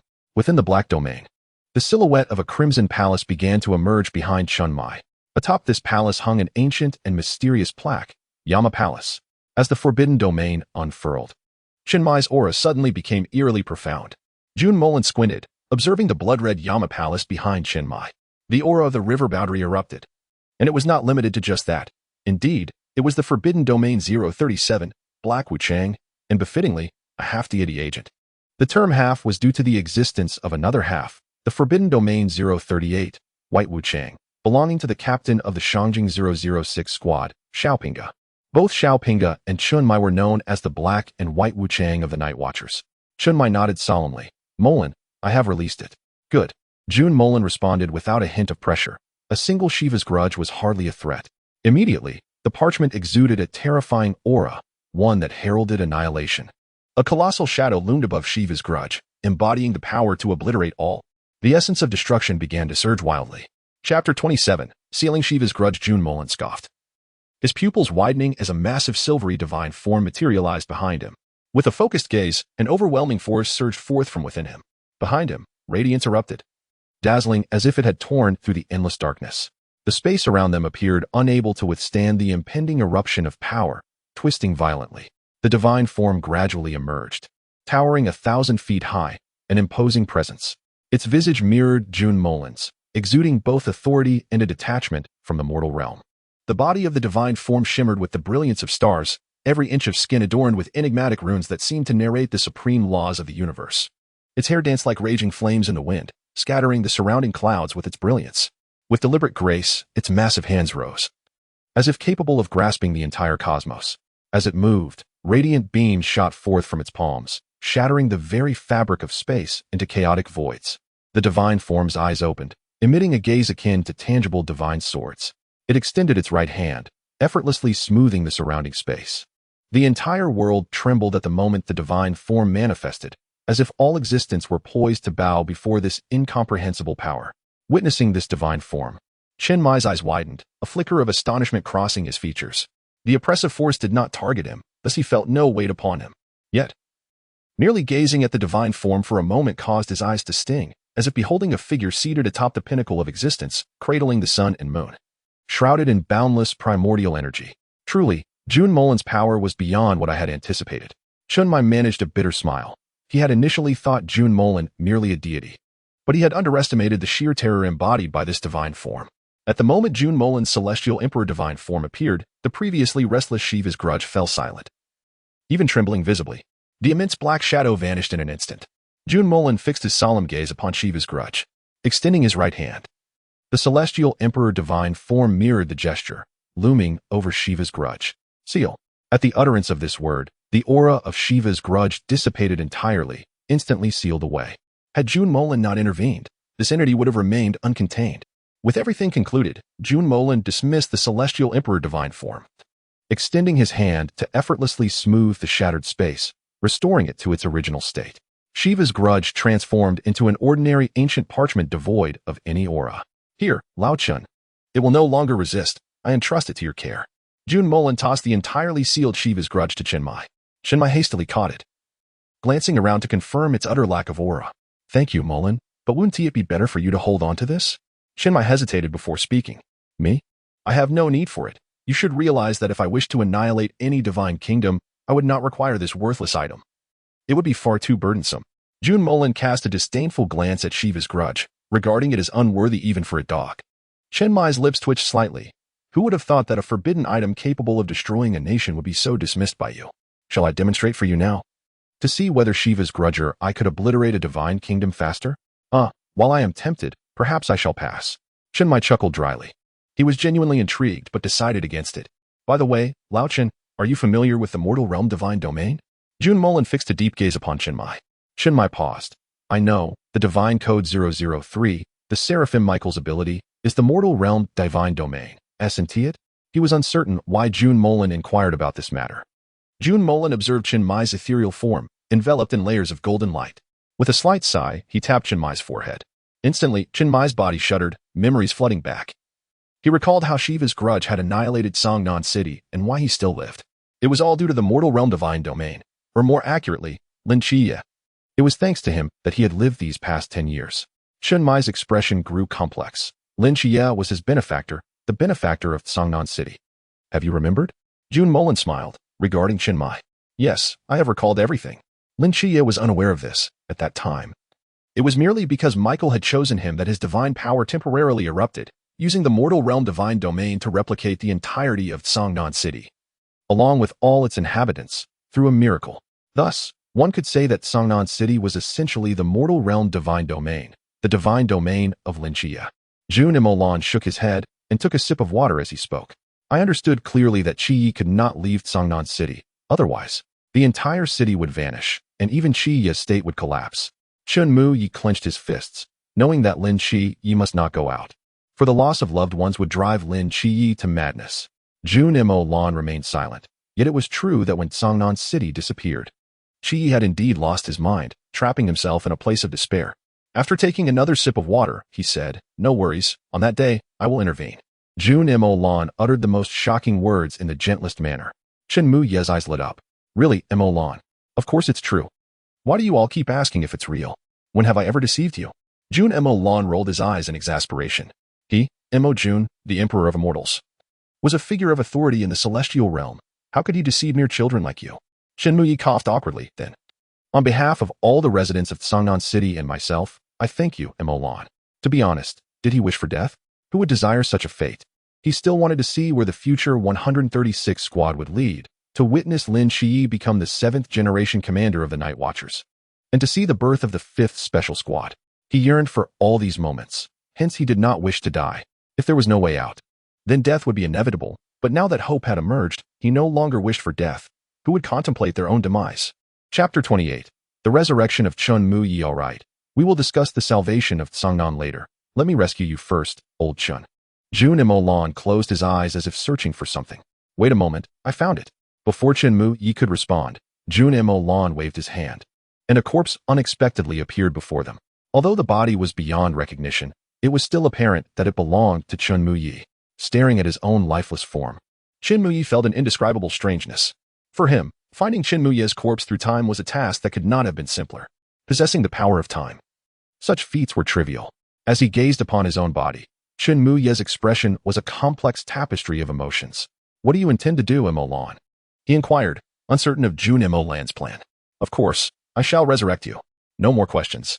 Immediately, a profound imperial might radiated from Jun Molan, manifesting the power of the Immortal Emperor at that moment. Fortunately, Jun Molan had previously sealed this space-time, ensuring that none of its essence would escape. At that moment, Chen Mu-Yi saw Jun Molan standing amidst the heavens and earth, his hands gradually raised. Endless powers of the laws began to converge within his palms, shining like the brilliant light of a starry river, exuding a mysterious and formidable aura. Each ray seemed to embody the fundamental truths of the universe. His gaze fixed upon the cold body, filled with indifference and tranquility. As he moved his hands, the energies of the laws began to weave around the lifeless form like delicate threads. First came the law of life, a green light akin to vibrant vines, spreading along the corpse's meridians. Wherever it touched, the once barren pathways began to rejuvenate, as if a parched riverbed were being nourished by fresh springs. Next was the law of the soul, a bluish light that danced like a spirited sprite, gently infiltrating the corpse's sea of consciousness. In that previously silent realm, the power of the soul law began to mend the shattered fragments of the soul, piece by piece illuminating the dark void with an ethereal blue glow. The law of time was summoned forth with a wave of Jun Molan's hand, golden rays encircling the body as if reversing the flow of time itself. The surrounding spatial laws formed a transparent barrier, preventing any external interference. "Old Chen, bear with it," Jun Molan shouted, directly drawing the present Chen Mu-Yi into his palm, transforming him into a sphere of golden spiritual light. Jun Molan pressed the golden sphere into Chen Mu-Yi's now restored body. As the powers of the laws intertwined, warmth gradually returned to Chen Mu-Yi's form. His fingers trembled gently, followed by the fluttering of his eyelids. Finally, he slowly opened his eyes, filled with bewilderment and astonishment at his rebirth. Jun Molan silently observed this scene. Chen Mu-Yi moved his body, rising from the ground, feeling his real body for the first time, a sensation of unparalleled vitality. "How do you feel, old Chen?" Jun Molan inquired with a smile. "Quite well, though it would have been better if you hadn't turned my soul into a ball," Chen Mu-Yi replied, casting a resentful glance at Jun Molan. The previous experience had felt as if his body were being kneaded into a sphere. "Ahem, that was necessary," Jun Molan awkwardly coughed. "By the way, what about your strength?" Jun Molan looked at Chen Mu-Yi, whose power belonging to the Klein realm surged forth. He had originally been of the Klein realm, but due to the suppression of the Shiva's wrath, He had lacked excess strength. Moreover, being a miraculous creation of Lin Shiyi, his power had not been able to ascend, leading to the appearance of merely being at the Chuan realm. Very good, very good. Now the 136 squad finally has a client to oversee it, Jun Molan stated. Was Chen Muye's talent lacking? Not at all. Otherwise, he would not have been chosen by the King of Hell as his representative. Presently, Xiaopinggu had already reached the Klein realm and was nearing the pinnacle of human potential. Xiaopinggu was the white impermanence, as the black impermanence. Chen Muye's talent was naturally not inferior. Achieving the peak of humanity was merely a matter of time, and now that he had reached the Klein realm, it was entirely reasonable. Jun Molan nodded in satisfaction. When you reach the pinnacle of humanity, come find me. I shall bless you to become a deity. Elevating the pinnacle of humanity to divinity is merely a matter of law. It's quite simple. Here, I possess 3,000 paths and 3,000 laws for you to choose from. Shinmi perked up. All right, I understand. Molan, our 136 squad owes you much. Assisting Hong Ying and Wen Chiemo in enhancing their talents, resurrecting Zhao Kongqing, awakening Leng Xian, and promising to help Wu Xiongnan defeat Sisanu, as well as suppressing the Shiva's wrath. These favors are truly too many to count. Jun Molan waved his hand dismissively. Honestly, these are monumental favors for you. But to me, they're as simple as eating and drinking. So, no need for such formality, old Chen.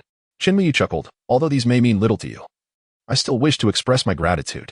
With a serious and solemn gaze, he looked at Jun Molan. Molan, should anything arise in the future, our 136 squad is at your service. All right, enough of this solemnity. It makes me uncomfortable. Instead of this, why not help me deal with old Zhao? Chapter 29, Shiva's Wrath? Shin Muyi burst into laughter. I'll pass on that. As the captain, I cannot strike my own teammates. Very well. Let's go and wait for Leng Xian to finish. Jun Molan waved his hand, and the surrounding formation dissipated, ensuring that what transpired within remained undetected. Zhao Kongqing lay on the ground, battered and bruised. Nearby, Wu Xiongnan watched with a smile, his hands displaying noticeable scars. Upon seeing those wounds, Jun Molan recalled something. Old Wu. What is it, Molan? Extend your hands. Wu Xiongnan body trembled slightly, and without hesitation, he quickly extended his hands. Jun Molan gently tapped his hands, and soon after, the wounds on Wu Xiongnan palms began to vanish, closing seamlessly. A peculiar force surged forth from his wounds, the very essence that had prevented Wu Xiongnan hands from healing. Hong Ying, Wen Qima, Chen Mai, and even Zhao Kongqing all sat up, their gazes fixed anxiously on Wu Xiongnan hands. Ultimately, Wu Xiongnan hands returned to their normal state, indistinguishable from any other. Trembling with emotion, he clutched his hands tightly, releasing them, then grasping them again. His hands were healed. Gasps of astonishment erupted from the crowd. Truly healed. This is magnificent. Vice Captain, your hands are genuinely well again. Hearing that familiar yet strange title, Wu Xiongnan trembled, tears cascading down his cheeks. Thank you, Molan. Thank you. Wu Xiongnan repeatedly expressed his gratitude to Jun Molan. Jun Molan waved his hand dismissively, saying, It's nothing, just a small matter. After all, Wu Xiongnan hands would have been restored by Chia eventually. He merely expedited the process. Moreover, old Wu, once you resolve your inner turmoil, I can assist in reviving all members of the Blue Rain squad. At this revelation, Wu Xiongnan tears ceased immediately, and he gazed at Jun Molan with hopeful anticipation. Is that truly possible? He felt a surge of fear, fearing it was a false hope, yet yearning for the truth. Of course, it is. Did you not see that this absurd fellow has already been revived by me? Jun Molan supported Zhao Kongqing's shoulder, casually stating that reviving someone was not a first for him. This task was, for him, remarkably simple. Wu Xiongnan expression relaxed instantly, a wave of joy swelling within him. Thank you, Molan. If there is anything you need in the future, reach out to me, and I will surely assist you, even if it costs my life. I would not hesitate. Oh, spare me. I'm not a murderer. Besides, why would I need your life? You're not a pretty lady. And I'm not fond of male beauty, Jun Molan jested. Laughter erupted among the group, their camaraderie evident and enviable. Turning to look, they saw Si Xiaonan holding Leng Xian's hand, offering him encouragement through her gaze. Leng Xian's expression gradually softened and relaxed, even a smile gracing his lips. Leng Xian is recovering quickly. Let us wait a little longer. Jun Molan led the group into the interior of the room. With a wave of his hand, Leng Xian and Si Xiaonan entered as well. The group settled onto the nearby sofa, engaging in conversation, their glances occasionally drifting towards Leng Xian and Si Xiaonan. By the way, regarding my matters, do not mention anything to Qi Ye just yet. If he inquires about how old Zhao was revived, Simply say it was by a mysterious individual. Jun Molan felt the need to mention this to the group. Primarily, he wanted to prevent Chiya from becoming overly dependent on him, allowing him to grow independently. Naturally, should there be an insurmountable problem, he would intervene, but for now, it was best to keep it from Chiya. The group nodded in agreement, knowing the heights to which Lin Chiya might ascend in the future. They were eager to witness his growth, thus they fully supported Jun Molan's suggestion.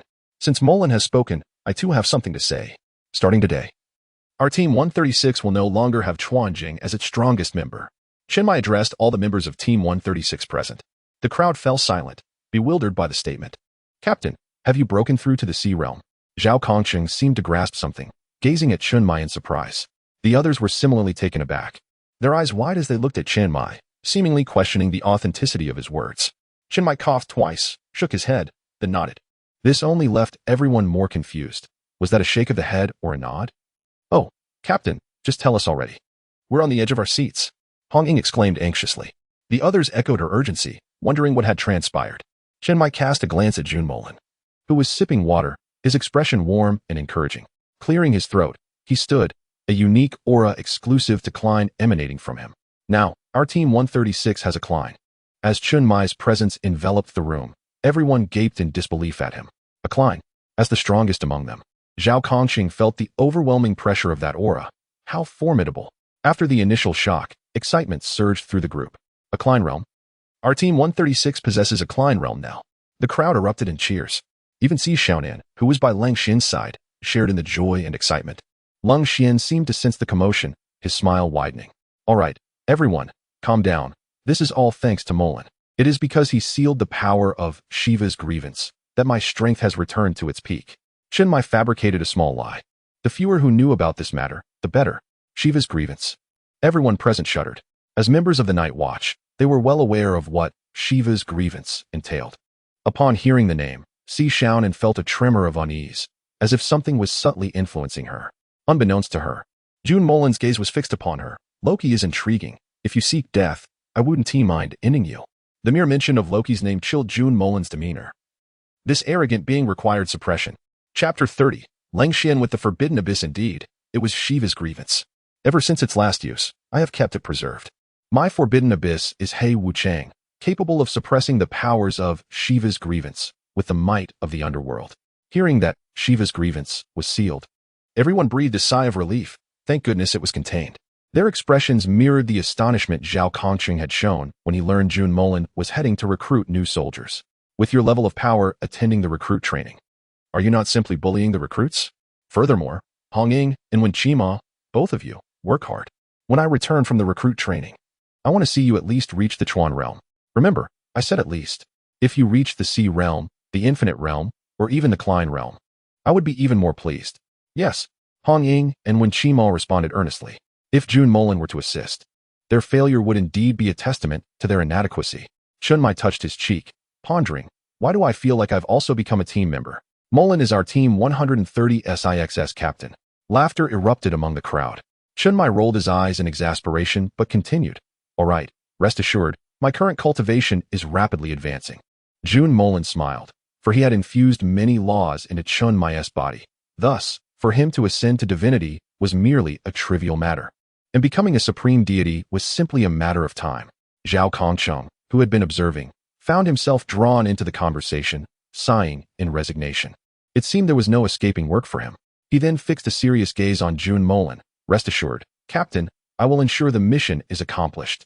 Beside them, Chenmai's expression darkened, and he promptly delivered a punch to Zhao Kongqing.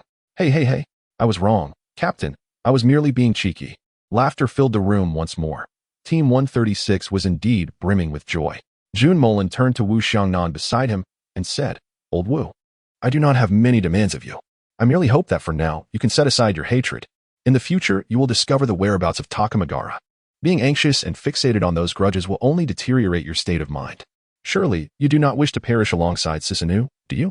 Wu Xiangnan paused for a moment, then chuckled. I understand now. Since you can aid me in resurrecting them, I can temporarily let go of my hatred. However, Susanoo must die. He adjusted his glasses, his eyes gleaming with vengeance and murderous intent.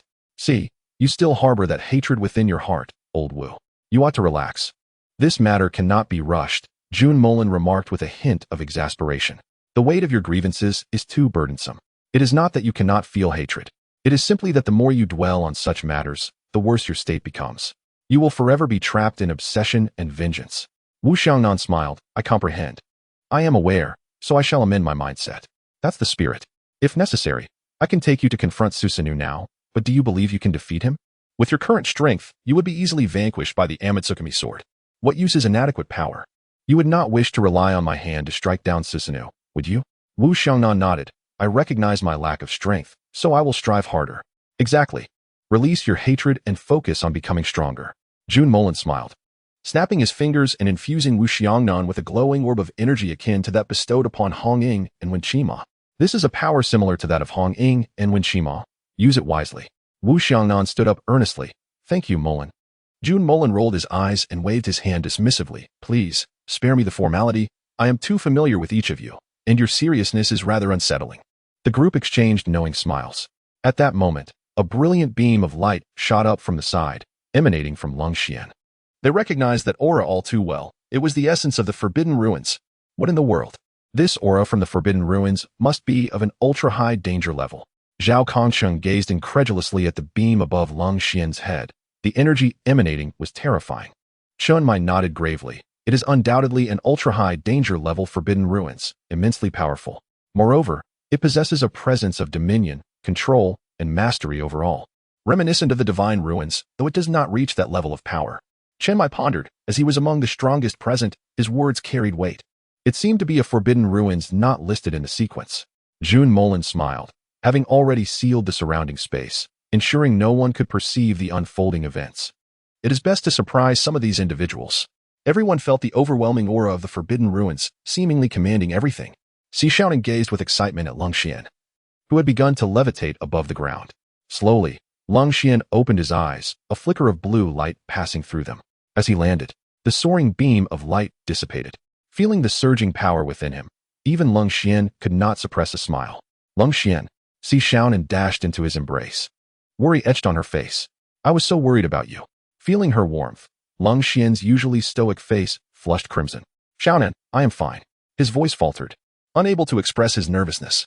Si Shaonan realized her actions might have been inappropriate and shyly extracted herself from his embrace, her fingers nervously twisting her hair. The onlookers exchanged glances, their expressions filled with curiosity. This pair was undeniably sweet.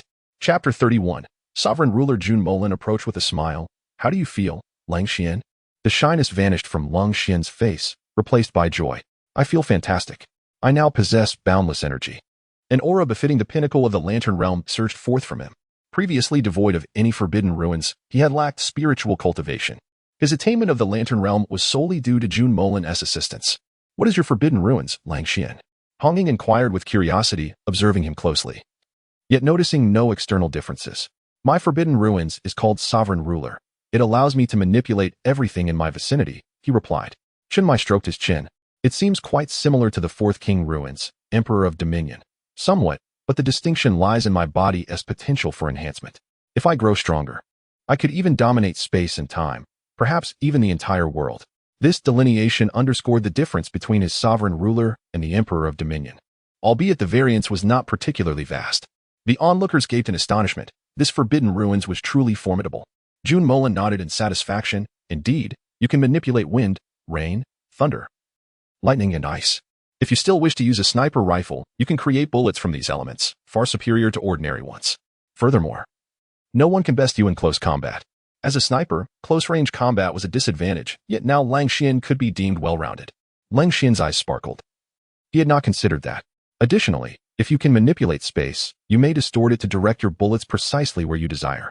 You can even exert dominion over an enemy's mind, guiding them to act as you wish. This Forbidden Ruins is exceptionally suited for you. Jun Molan elaborated on the capabilities of Lung Xian's Forbidden Ruins, affirming its strength. Lung Xian's excitement grew. Thank you, Molan. I have gained many insights. That suffices.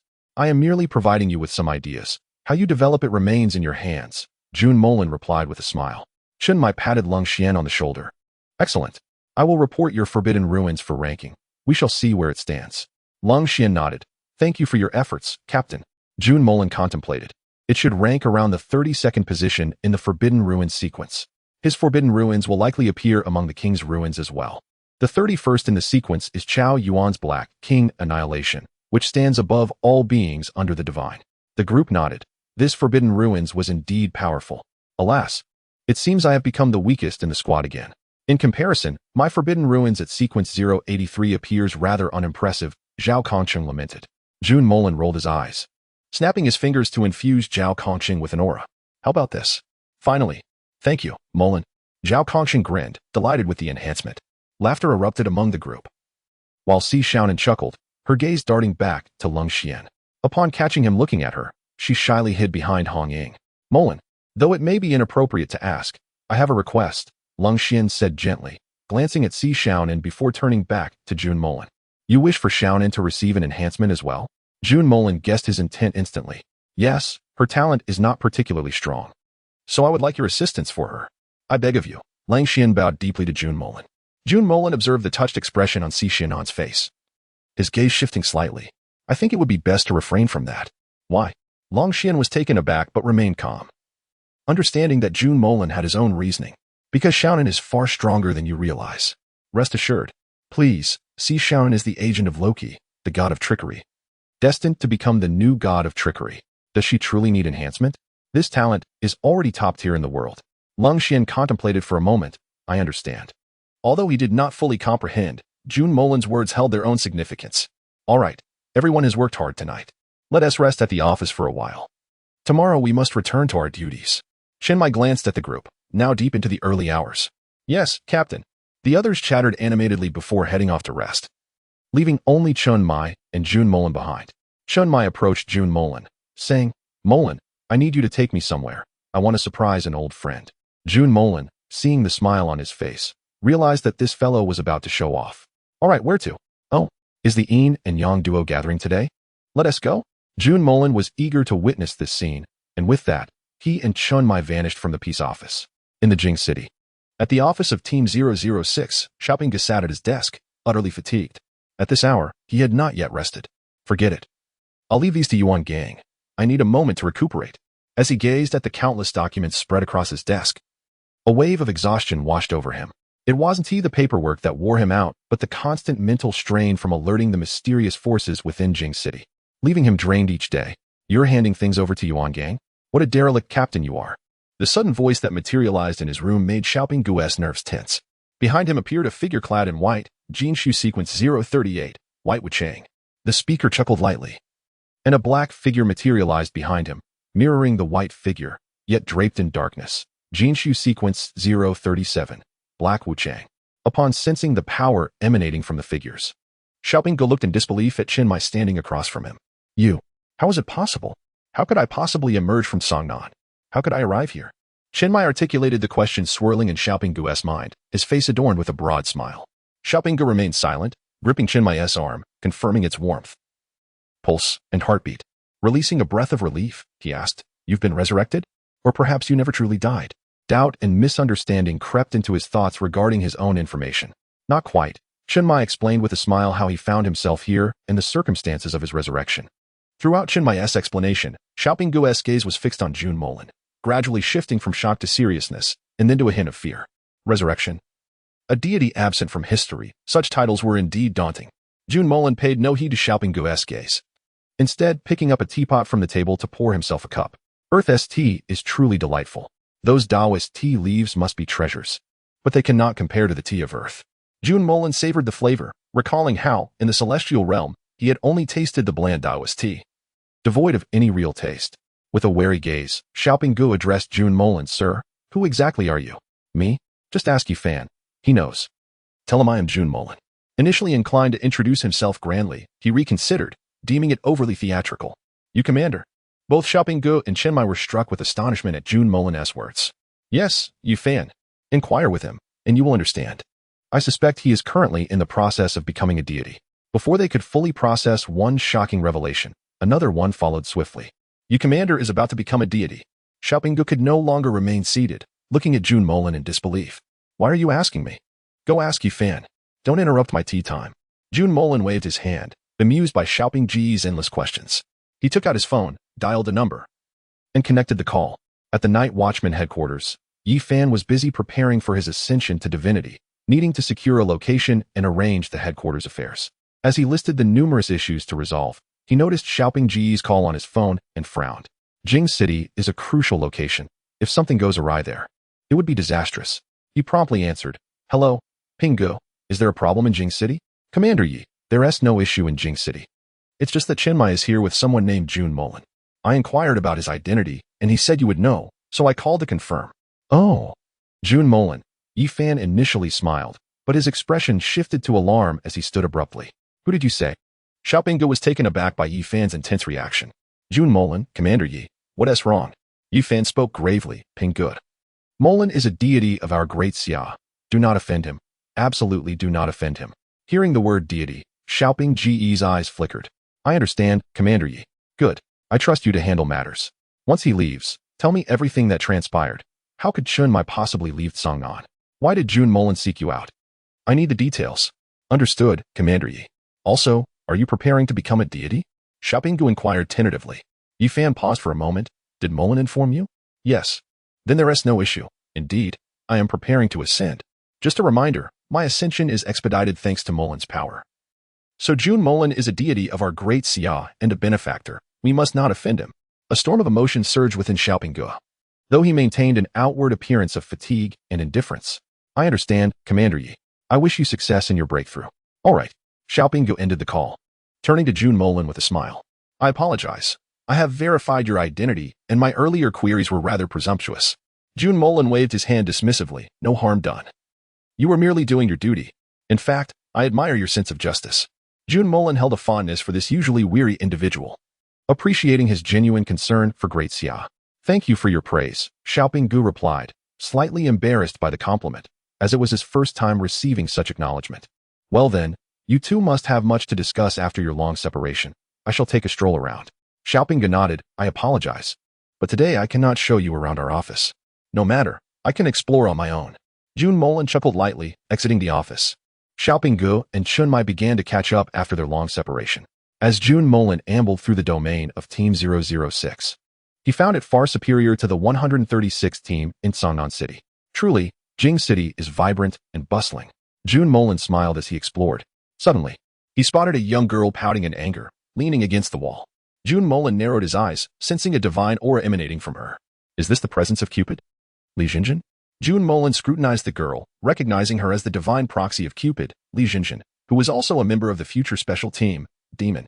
However, in the end, as Chaos entered the ancestral temple, bearing the anchor of earth and becoming bait, when Chaos grasped its throat. In order to avoid being turned into a puppet, it took its own life using the love arrow. The demon squad, all of them, were filled with unresolved emotions. Li Jinjin immediately noticed Jun Molan, who was smiling at her, wiped the tears from her face, and pouted at him. "Hey, who are you? I've never seen you before. And why do you keep staring at me? Are you mysterious?" In an instant, a white longbow appeared in Li Jinjin's hand. An arrow, tipped with a red heart, was held firmly in her grasp, aimed directly at Jun Molan. With a helpless smile, Jun Molan stepped forward and, in the blink of an eye, appeared behind Li Jinjin. Chapter 33. Good morning, Zhao Kongqing. He took the heart-tipped arrow from her hand. "Interesting. Is this the arrow of the god of love? Anyone struck by this arrow will temporarily develop affection for the target designated by Li Jinjin, and the duration of its effect depends on the feelings of the one struck." Jun Molan found this object quite intriguing, one of the few things that sparked his interest in the divine ruins. Li Jinjin's body stiffened. Her eyes wide in disbelief as she rubbed them. "How did you get behind me?" "All right, little girl. I mean you no harm. And it's already midnight. Shouldn't you be getting some sleep? As a good child, early to bed and early to rise is beneficial for your health, so you should rest well." The moment Jun Molan finished speaking about sleep, as if under some enchantment, Li Jinjin's eyelids began to droop. Simultaneously, a breath of energy surged into her body. This breath not only aided her cultivation, but also protected her life. Although chaos was unlikely to appear for the time being, it was better to be cautious. "What an interesting place," Jun Molan mused with a slight smile, finding it rather amusing. As he walked, he encountered a soldier with a resolute expression and a long scar on his face. Jun Molan squinted at him. "If I'm not mistaken, this is Yuan Gang, the vice captain of Squad 006 and the future instructor for me and Chiya, right? At the peak of the Sea Realm, just a step away from the Infinite Realm." Yuan Gang, noticing the unfamiliar face of Jun Molan, felt a flicker of wariness and scrutinized him. "Who are you? Why haven't I seen you before?" Me? Why don't you ask Xiaoping? He knows who I am. Jun Molan replied with a mysterious smile and walked away. Yuan Gang frowned slightly, but did not stop him, as he sensed no aura from Jun Molan and assumed he was just an ordinary person. With that, he turned away. Jun Molan watched his retreating figure. Well, I'll grant you a bit of opportunity, my future instructor. With a flick of his fingers, a familiar orb of light entered Yuan Gang's body. Like the energies of Hong Ying and Wen Qima, as well as old Zhao S. It would strengthen him through training. Chen Mai stood up and said to Jun Molan, "Take care, both of you. Feel free to visit when you have the time." Xiaoping smiled at the two. Jun Molan and Chen Mai nodded and vanished from the scene. With a sigh of relief, Xiaoping, who had felt a bit of pressure standing next to Jun Molan, now felt considerably more at ease. Outside, Yuan Gang entered. "Captain, Yuan Gang, what is the matter?" "Well, I just saw a young man who said you know his identity."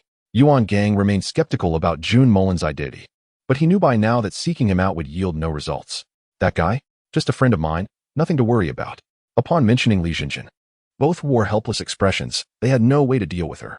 "Just let her sleep, and let us increase our vigilance recently. Something is about to happen." Understood. Although Yuan Gang was puzzled, he did not press further. "By the way, this is the document for the new recruits training. Take a look." Xiaoping tossed a file to Yuan Gang. Yuan Gang caught it and glanced at it. "The new recruits training is set in Cangnan?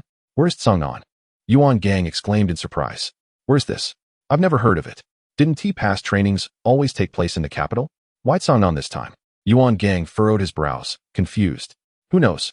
The higher-ups must have their reasons for this decision, so let us not question it." "All right." Yuan Gang didn't say much. The location didn't matter to him. Morning arrived. Lin Chia strolled into the Peace Affairs office, yawning. "Good morning, Chia." Hong Ying greeted Lin Chia like a friendly neighborhood elder sister. "Good morning, Sister Hong Ying."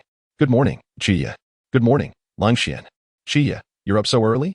"Good morning, Vice Captain." "Kid, good morning." "Good morning, Zhao Kongqing." Lin Chia yawned and walked past Zhao Kongqing. Looking at Zhao Kongqing's somewhat disheveled expression, he momentarily halted, pondering. Who is this? Zhao Kongqing. Who was that person who died yesterday? Who was the one who fought so fiercely against the Ghost-Face King yesterday? Lin Chia stared at Zhao Kongqing in bewilderment, raising his hand to slap his face. "Ouch! Why are you hitting me, you little brat?" Zhao Kongqing, who had been smiling, was taken aback by Lin Chia's sudden action. "Zhao Kongqing!" Lin Chia exclaimed in disbelief. "Why are you shouting so loudly?" "I'm not deaf yet, old Zhao," Zhao Kongqing said, rolling his eyes, annoyed by Lin Chia's volume. Lin Chia rushed to embrace Zhao Kongqing. "Am I still dreaming? Is this a dream? If so, how could I see someone who was already dead?" Lin Chia's eyes turned red. Zhao Kongqing's death had been a significant blow to him. He never expected the impact to be so profound that he would dream about it. Zhao Kongqing pushed Lin Chia away, exasperated. "Stop dreaming. This is reality, not a dream. Wake up." Finally understanding, Lin Chia realized that Zhao Kongqing had truly come back to life. Sitting on the sofa, he looked seriously at Zhao Kongqing. "Nonsense, old Zhao. If I faked my death, would I do it so convincingly?" Zhao Kongqing rolled his eyes. "If that were the case, I could easily become an actor." Chapter 34, I will not go back on my word. Zhao Kongqing fell silent for a moment and recounted what he had discussed with Jun Molan the previous night. Lin Chia stroked his chin, still somewhat in disbelief. "Are you saying that a deity named Mo Jun Xian Emperor resurrected you?" "Yes. I'm not sure why he revived me, but now, I am considered his agent, tasked with protecting you." The latter part of Zhao Kongqing's statement was fabricated, but he felt justified in saying he was Jun Molan's agent. Lin Chia remained silent for a long time, eventually accepting this reality. Zhao Kongqing observed Lin Chia's silence and spoke earnestly, offering him a choice. Although the future Lin Chia would achieve great heights among the night watchmen, Zhao Kongqing could never force anyone. Lin Chia grew even more silent, lowering his head. Zhao Kongqing said nothing, merely watching him quietly, waiting for his answer. After a moment, Lin Chia raised his head, a smile gracing his lips. "No, I still choose to join the night watchmen." "Why?" "Because I promised you. You protected my entire world that day. Now, I will guard yours in return. I will not go back on my word. Besides, I asked you back then if you could do it, and you didn't refuse. You were silent, so I took that as a yes." Zhao Kongqing rolled his eyes in silence. "Nonsense. At that time, Lao Zhao, was already thoroughly dead. How could I speak?" "Then do not speak at all. I hold the right to explain. I have said, I will guard you for 10 years. After 10 years, I shall not inquire about the Night Watchers or the Great Xia. This is my promise to you, Lin Chia, and I shall not go back on my word." Lin Chia gazed solemnly at Zhao Kongqing. For once he made a vow. he would never break it. Zhao Kongqing fell silent for a moment before breaking into a grin. Good lad. Lao Zhao did not misjudge you. Lin Xie cast him a disdainful glance. Nearby, an unseen figure watched. One that Lin Xie and Zhao Kongqing could not perceive. Jun Molan smiled and nodded. Xie, this world will rely on you.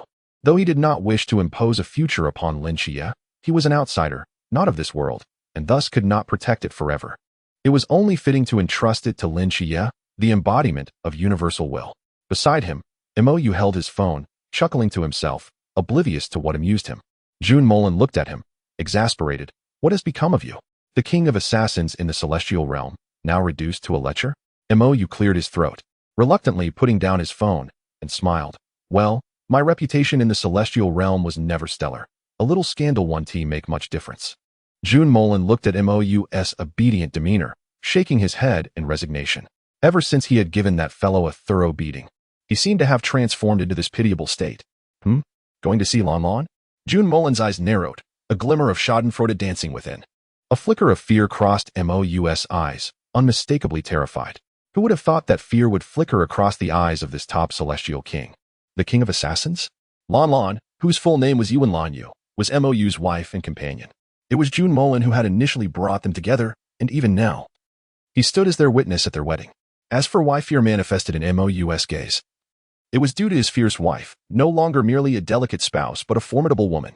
Yuan Lanyu was exceptionally beautiful, ranking among the top 3 in the celestial realm's beauty list.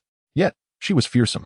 Like Mou, she was a peak celestial king, and her strength far exceeded his, mastering 3 fundamental laws of the celestial realm, rendering her nearly untouchable. Even with his strongest assassination techniques, Mou could barely ruffle a feather on Yuan Lanyu, which highlighted her terrifying prowess. Moreover, she was notorious in the celestial realm for being unyielding, often referred to as a fierce woman or a human-shaped tyrannosaurus. This reputation stemmed from an incident where Mou was tasked by Jun Molan to eliminate a rogue celestial sect, only to find himself gravely injured by their underhanded tactics, which had formed a sacrificial blood formation capable of unleashing attacks on par with a half-step celestial emperor. The lingering, terrifying laws now haunted the ruins of that sect, and none beneath the celestial king dared approach. It was even designated as a minor forbidden zone outside the 8 great forbidden areas. Anyone beneath celestial king status who dared enter would be instantly crushed by the laws. After that incident, Yuan Lanyu seemed to remain quietly at home, as if she had no part in the chaos. Thus, her fearsome reputation grew. Furthermore, Mou held a deep-seated dread of his wife, stemming from the very core of his being. Since their first meeting, he had always found himself on the receiving end of her wrath, enduring daily beatings. The reason he never retaliated was that Jun Molan had taken Yuan Lanyu as his sister, showering her with affection and protection. He had even declared that if Mou dared to bully her, he would be the first to break Mou's legs. Chapter 35. Unable to compete. Boss, please refrain from that schadenfreude expression. Lan Lan's demeanor is entirely your doing. Mou complained, feeling wronged, as his wife was spoiled, leaving him utterly powerless. Despite this, the couple shared a deep affection, with the only hiccup being Mou's tendency to anger Yuan Lanyu. Jun Molan rolled his eyes. Do you think that without my pampering of Lan Lan, you could regain your former glory? Can you even contend with her? Mou shook his head awkwardly. I cannot. They had sparred before, and each time, one would end up pinned to the ground, battered and bruised. Jun Molan relished the prospect. Just wait to be beaten. Panic washed over Mou. No, boss. If Lan Lan finds out I've been looking at those ladies, she will surely kill me. Don't come at me with that. Just prepare yourself for a beating. Jun Molan laughed heartily before disappearing from the peace affairs office. Mou watched Jun Molan's retreating figure. His words caught on the tip of his tongue as he contemplated his next move. He also planned to visit the medicine Immortal Valley to procure a pill for his boss's ailments. Mou pulled out his phone, scrolling through images of ladies while observing Lin Xie conversing with Zhao Kongqing. Xie, Jun Molan called, patting Lin Xie on the shoulder. Both wore school uniforms. Back to classes once again. Jun Molan had not anticipated Lin Xie's return to school after becoming an auxiliary member of Team 136. It seemed the narrative had shifted somewhat. Oh, Brother Molan, good morning. Lin Xie yawned widely, dark circles under his eyes betraying his restless night. Jun Molan raised an eyebrow. Did you not sleep well? With those dark circles, one might mistake you for a panda. Lin Xie rolled his eyes. I was up late researching a lot of materials. It nearly exhausted me. Jun Molan chuckled, fully aware of the situation. Mou had earlier informed him that Lin Xie had been scouring the internet at night. What was he searching for? All regarding the great deity, the celestial emperor of the great Xia. However, Lin Qiye found nothing. As if this deity had never existed in the annals of Great Xia's history. Undeterred, Lin Qiye continued his search until the early hours, ultimately succumbing to fatigue and finally sleeping. In the days that followed, he remained relentless in his inquiry, demonstrating remarkable persistence. Jun Molan had chuckled heartily upon hearing this. The Celestial Emperor, a figure absent from the myths of Great Xia, even the name itself did not belong to Earth. Yet, Jun Molan was undeniably a part of Great Xia, irrespective of where he traversed. Thus, it was indeed curious that Lin Qiye could uncover anything at all. Jun Molan patted his shoulder. All right, you can catch up on sleep at noon. For now, let us hurry to class. Sure, let's go, Brother Molan. We might be late. Lin Qiye replied, quickening his pace. Just as Jun Molan prepared to follow, he spotted a male student in uniform, wearing black-rimmed glasses, shuffling along with his head lowered. Seemingly isolated from his peers. To the untrained eye, he appeared to be an ordinary student. However, Jun Molan recognized him instantly as a serpent demon, specifically, a serpent demon parasitized by the non-Tawa serpent species.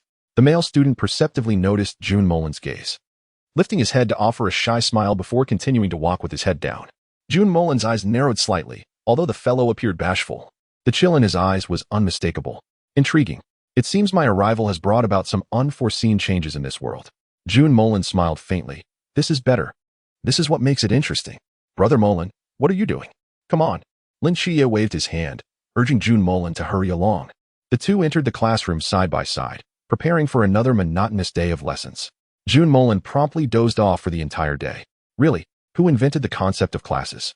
It's utterly exasperating. Awakened by Lin Qiye's nudging, Jun Molan's interest peaked. Of course, what man could lack an interest in beauty? What would be the point? He might as well shave his head and become a monk. Brother Molan, you perked up at the mention of someone beautiful.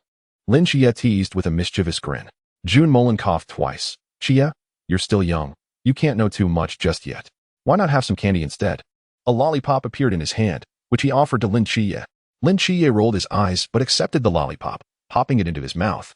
It was sweet and delightful. By the way, Qiye, didn't you have something to attend to recently? I heard you weren't coming to school anymore. Why are you back? Jun Molan inquired, his brow raised in curiosity. Who said that? I'm a student. If I'm not in school, what else can I do? Lin Qiye replied, momentarily stunned. But his lying expression was easily discerned by Jun Molan. He didn't wish to return either. It was all rather helpless. However, within their team, there existed a forbidden item capable of erasing memories. Chapter 36, should I call you? The Naga Demon? After school, he planned to gather information and erase their memories. These were Lin Qiye's inner thoughts, but they were overheard by Jun Molan. Telepathy, this was a skill Jun Molan had mastered upon arriving in the celestial realm. His brow furrowed slightly, so that's how it is. Has the plot advanced? Or have unexpected twists emerged? He recalled the male student he had seen that morning, who had been infested with snake venom. It seemed the narrative had shifted. How delightful. This is what makes it most intriguing. A glimmer of amusement sparkled in Jun Molan's eyes. After all, if everything unfolded as originally scripted, it would be dreadfully dull. As he already knew the upcoming developments. As he pondered, the sound of high heels clicking on the floor echoed from outside. A teacher in uniform entered, drawing attention. Her upper body was adorned with a fitted white shirt paired with a black blazer, embodying simplicity and competence. Below, she wore a black skirt that swayed gently with her movements. The black stockings enveloped her long legs, exuding a blend of elegance and mystery. Upon entering the classroom, she stood at the podium, her long, dark hair neatly tied back, revealing a smooth forehead. Her exquisite makeup accentuated her striking features, and her gaze conveyed both wisdom and confidence. With a slight tilt of her chin, she scanned the classroom. The students, captivated by her presence, straightened their posture, their earlier bravado dissipating.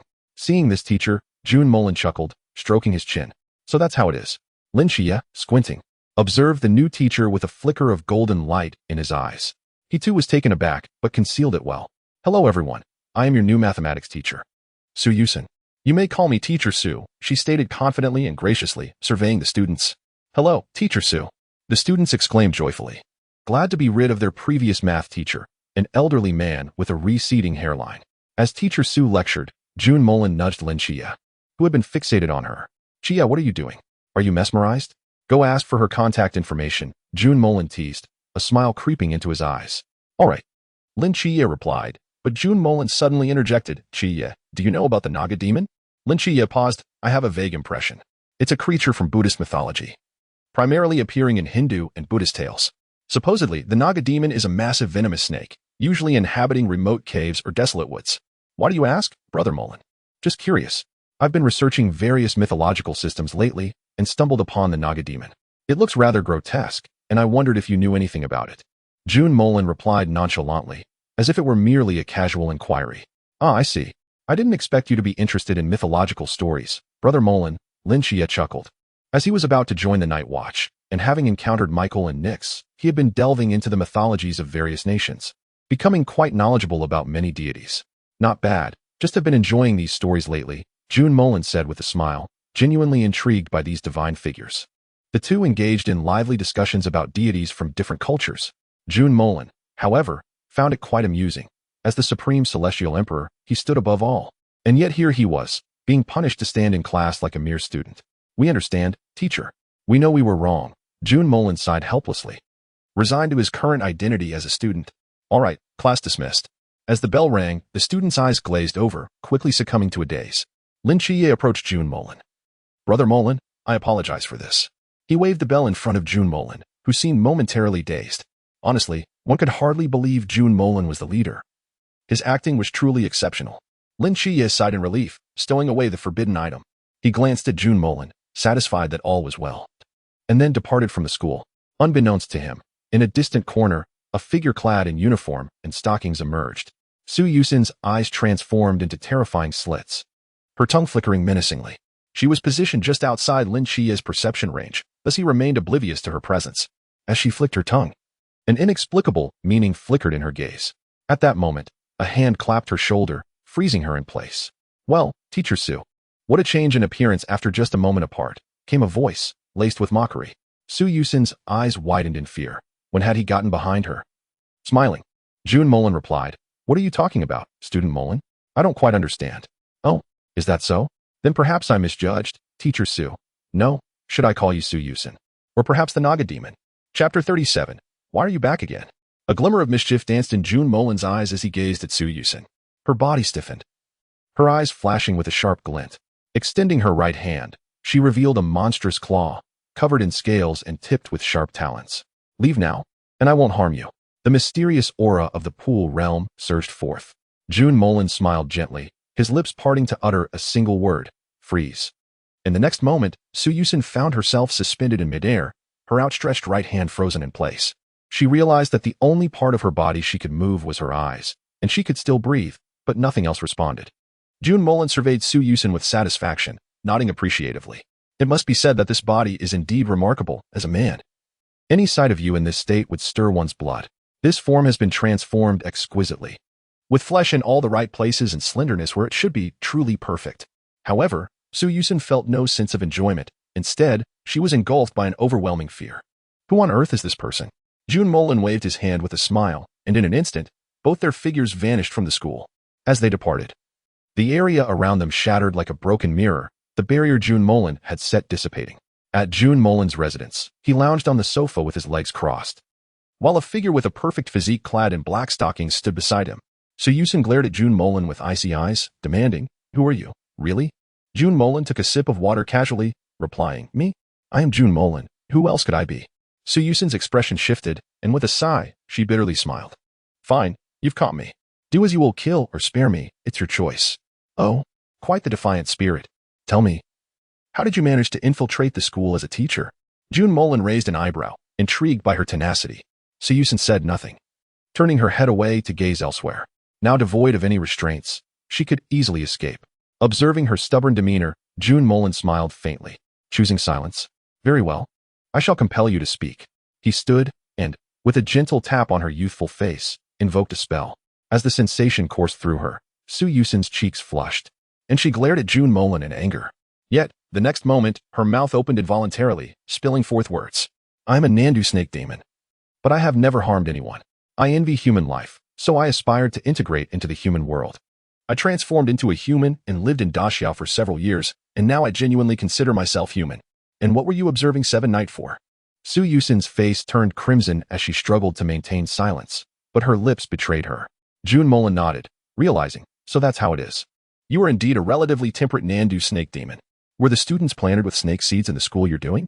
Suyusen shook her head in confusion. I am not sure. Ever since I blended into human society, I have never used my powers. Then why did you attempt to strike me earlier? Jun Molan asked, his gaze curious. I did not. I merely wanted to warn you. For the moment you appeared behind me, I sensed you were no ordinary person. But I did not expect you to be so formidable, Suyusen replied, looking both aggrieved and helpless. Very well. Do you have anything else to share? Well, since you already know, a couple of days ago, a classmate with freckles approached me. He is also a Nandu snake demon and proposed collaboration to join something called the Night Watchman. Suyusen recalled the name after a moment's thought. I did not agree. As I cherish this human life and have grown accustomed to it, I have my own family and friends, so I will not assist him. I do not wish to disrupt my life. What Suyusen expressed now is heartfelt, free from the influence of the spell. Jun Molan nodded. It seems Li Yifei is determined to pursue this. Let it be. I shall leave it to Seven Night and you. I will simply enjoy my leisure. Suyusen did not comprehend his words, but remembered something else. By the way, that classmate mentioned he found 2 other helpers who also wanted to assist him in joining the Night Watchman and asked me to join in as well. I am not sure about the other 2, but it seems they each have their own motives. Only that classmate is eager to join the Night Watchman. Jun Molan's eyes narrowed slightly. It appears the butterfly effect has indeed manifested, uniting with 2 other mysteries. What level of mysteries? I am not certain, but according to him, they should be at least as strong as he is. And how do you compare? A hint of embarrassment tinged Suyusen's cheeks. Due to not having transformed or used my powers for quite some time, my combat prowess has diminished significantly, but I am still solidly in the pool realm. Jun Molan had intended to recruit her, but upon realizing her fondness for a simple life, he reconsidered. Suyusen looked bewildered. Huh, you were just letting me go? What? Do you wish to stay for a meal? I cannot cook, Jun Molan replied, having never prepared a meal himself, always opting for takeout. As for the money, as an immortal emperor possessing mastery over myriad paths and laws, creating sustenance was a trivial endeavor for him. Upon exiting Jun Molan's abode, Suyusen felt dazed. Was she truly free to leave? Glancing around at the unfamiliar surroundings, she felt a sense of confusion. Chapter 38. A small misstep. Suyusen's home was a cozy, exquisitely designed little house. Though small, it radiated warmth and charm. After speaking, Jun Molan prepared to depart. This little abode was indeed pleasant, yet in his eyes, nothing could compare to his own dwelling. After all, it was his sanctuary, where comfort resided. Just as he was about to leave, Suyusen called out to him, her face flushed with a hint of something that could be misinterpreted. Jun Molan paused. Can you cook? Of course. The first thing I did upon integrating into human society was learn to cook. I even worked as a head chef at an ice cream parlor, Suyusen replied, pride swelling in her chest, as this was her forte. Jun Molan's eyes lit up. Then I shall not be polite. I am eager to taste the culinary skills of our esteemed teacher. Suyusen's cheeks turned red, and she shot him a dazzling glare before tying her hair up and entering the kitchen. You may wander freely, except for the bedroom. You can explore everywhere else. After saying this, she began preparing the meal. Jun Molan meandered through the living room, spotting numerous photographs of Suyusen with her friends. In the center of one photo, she stood between a pair of middle-aged couples, her face aglow with happiness. After a brief exploration, he settled on the sofa to wait. Before long, the kitchen filled the air with mouth-watering aromas of delicious food. Jun Molan could not help but swallow hard. In truth, he was somewhat of a foodie. His sister-in-law, Yuan Lanyu, was an excellent cook. As a connoisseur, he had often requested her culinary creations, but after venturing out, he had not savored such delights in quite some time. The dishes Suyusen prepared emitted a scent reminiscent of Yuan Lanyu's cooking. Try it and see how our teacher's skills measure up, Suyusen said with a cheerful smile, watching Jun Molan's throat work as he swallowed.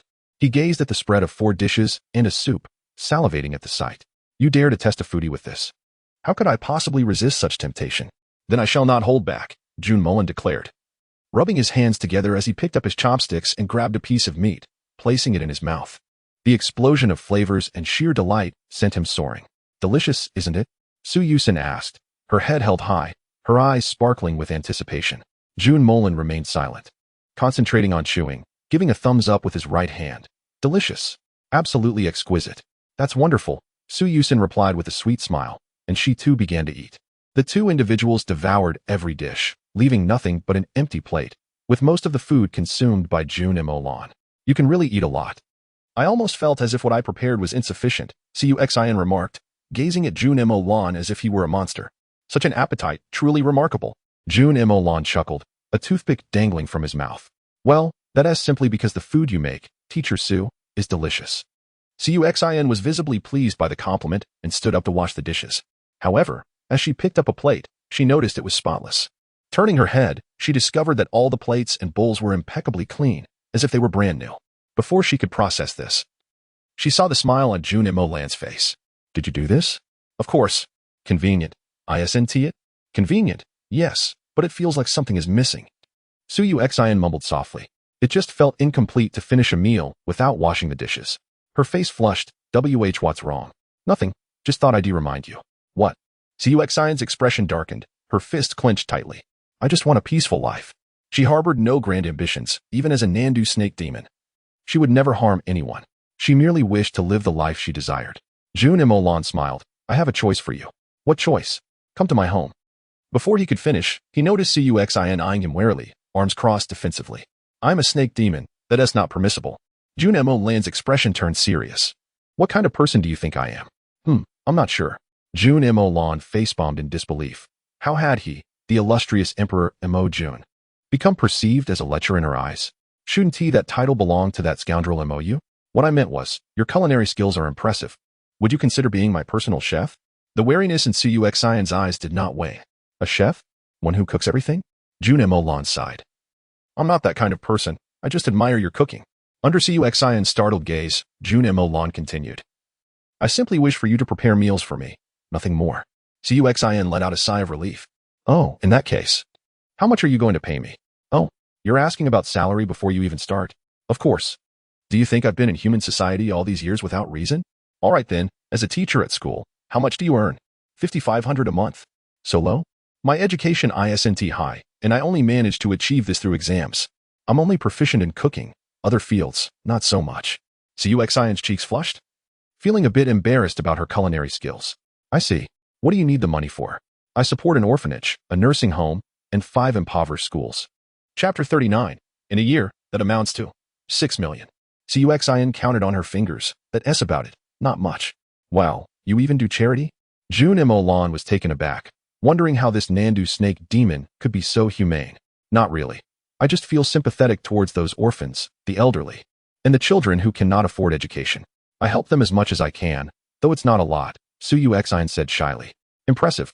You, a Nandu snake demon, possess a heart far better than many humans. Cuxin smiled sweetly. Actually, it's also because I want my parents to live a good life. Speaking of which, I remember that photo. Those are your parents? Jun Molan pointed to a picture of 2 middle-aged women with Cuxin. Yes, they are my wonderful parents. When I first entered human society, I knew nothing and had no money. I was almost sold, but my parents saved me, providing me with my first home, which is still my home today. A look of happiness crossed Cuxin's face. Human society truly made her feel content. They are farmers, yet they still provide for me without worry. I am very grateful to them, which is why I want to repay their kindness, Cuxin said earnestly. Jun Molan nodded in satisfaction. Truly. If I didn't know you were a Nandu snake demon, I would think you were an exceptional human.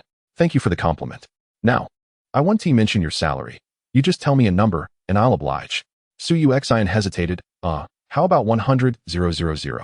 She suggested tentatively, not really expecting that much, merely testing the waters. 100,000? Jun Molan raised an eyebrow at her. Is that too much? Then how about 10,000? That would suffice. Not too much, but it feels a bit low. Let us do this. I'll pay you 50,000 a month. This way, you can support more people and help your parents enjoy a better life. Cuxin was taken aback. 50,000? A monthly salary of 50,000? That's 600,000 a year. The figure overwhelmed her. Such a staggering amount. Is that acceptable? If so, I can transfer the funds right away. Jun Molan looked at her with a smile, envisioning a little chef in his life. Absolutely. Of course, it's acceptable. Cuxin nodded eagerly. Very well then. Jun Molan lightly tapped the air with his index finger. Now, take a look at your phone. Cuxin paused for a moment before retrieving her phone, adorned with a cute pink case. Upon opening it, she saw a substantial sum transferred into her bank account. Oh my goodness! Is that really 50,000?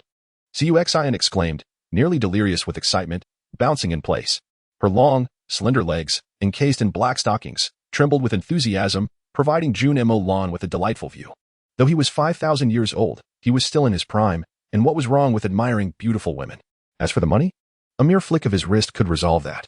Feeling that perhaps the moment was inappropriate, Cuxin ceased her unconscious flotation. Boss, when do I start working? She looked at Jun Molan with utmost respect. Let us start tomorrow. Pack your things today, and I'll come to pick you up. All right, boss. Please take care. Jun Molan nodded in satisfaction, waving his sleeve as he transformed into mist, vanishing from her home. Cuxin gazed at the spot where Jun Molan had disappeared, momentarily dazed. What a handsome boss. With 50,000, I can finally buy some nice things for my parents. She skipped joyfully to her bedroom, which was adorned in a delightful pink hue, overflowing with cuteness. As she flung herself onto her bed, she began rolling around, seemingly celebrating her new job. Suddenly struck by a thought, she lay back and stared at the ceiling, pondering how to handle the fact that Lin Chiyi knew she was a Nandu snake demon. This matter was still pressing, as Jun Molan's employee. If Lin Chiyi discovered her working under him, it could adversely impact her boss. Never mind, I'll ask the boss tomorrow. Time to wash up and sleep. I should tidy up for my little chef. Jun Molan entered, surveying the dust-covered countertop. With a wave of his hand, a gust of wind carrying moisture swept across the kitchen. In the next moment, the wind and humidity vanished, leaving the kitchen spotless and pristine. Next, he would procure the necessary kitchenware and essentials. Jun Molan began to create things in the kitchen, and in no time, the space was fully equipped with appliances and a variety of condiments.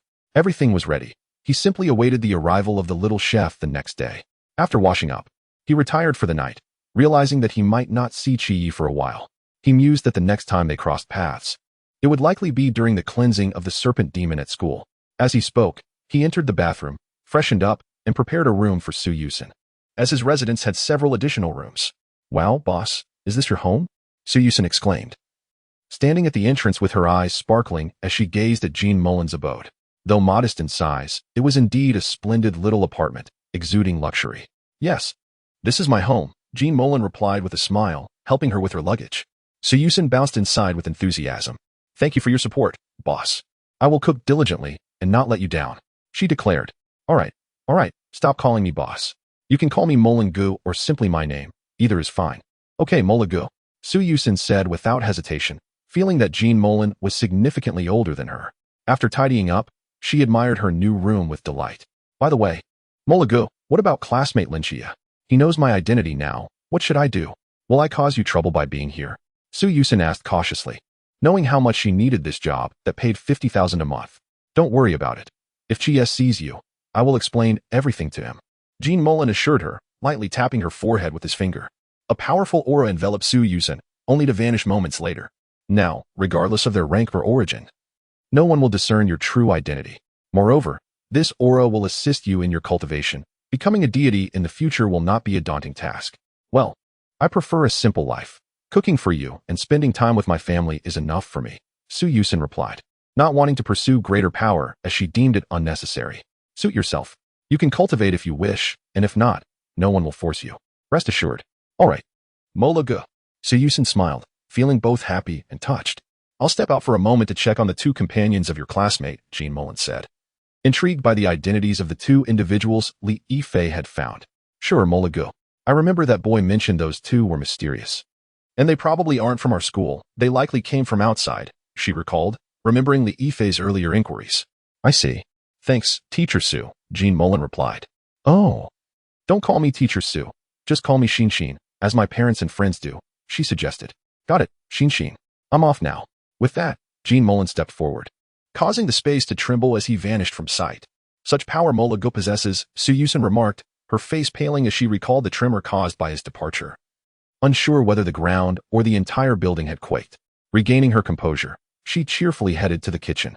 Meanwhile, Jun Molan hovered in the void, gazing down at the entirety of Songnan City, which shimmered under a golden radiance. Is this the power of miracles? Fascinating, he mused, a glimmer of intrigue flashing in his eyes. The entire city was enveloped in this gilded glow, with every resident shimmering in golden light. With a smile, he closed his eyes, then slowly reopened them. His gaze transformed, resembling a celestial body, radiating a soft luminescence. A brilliant yet icy light shot forth from his eyes. Extending his right hand, his fingers, sharp and defined, danced before him, leaving trails of silver like threads of stars. A chaotic aura surrounded Jun Molan, and with a serene smile, he began to employ the laws of causality to trace certain entities. His hands moved gracefully, weaving a complex web of causality as delicate glimmers flowed from his fingertips, forming an intricate tapestry.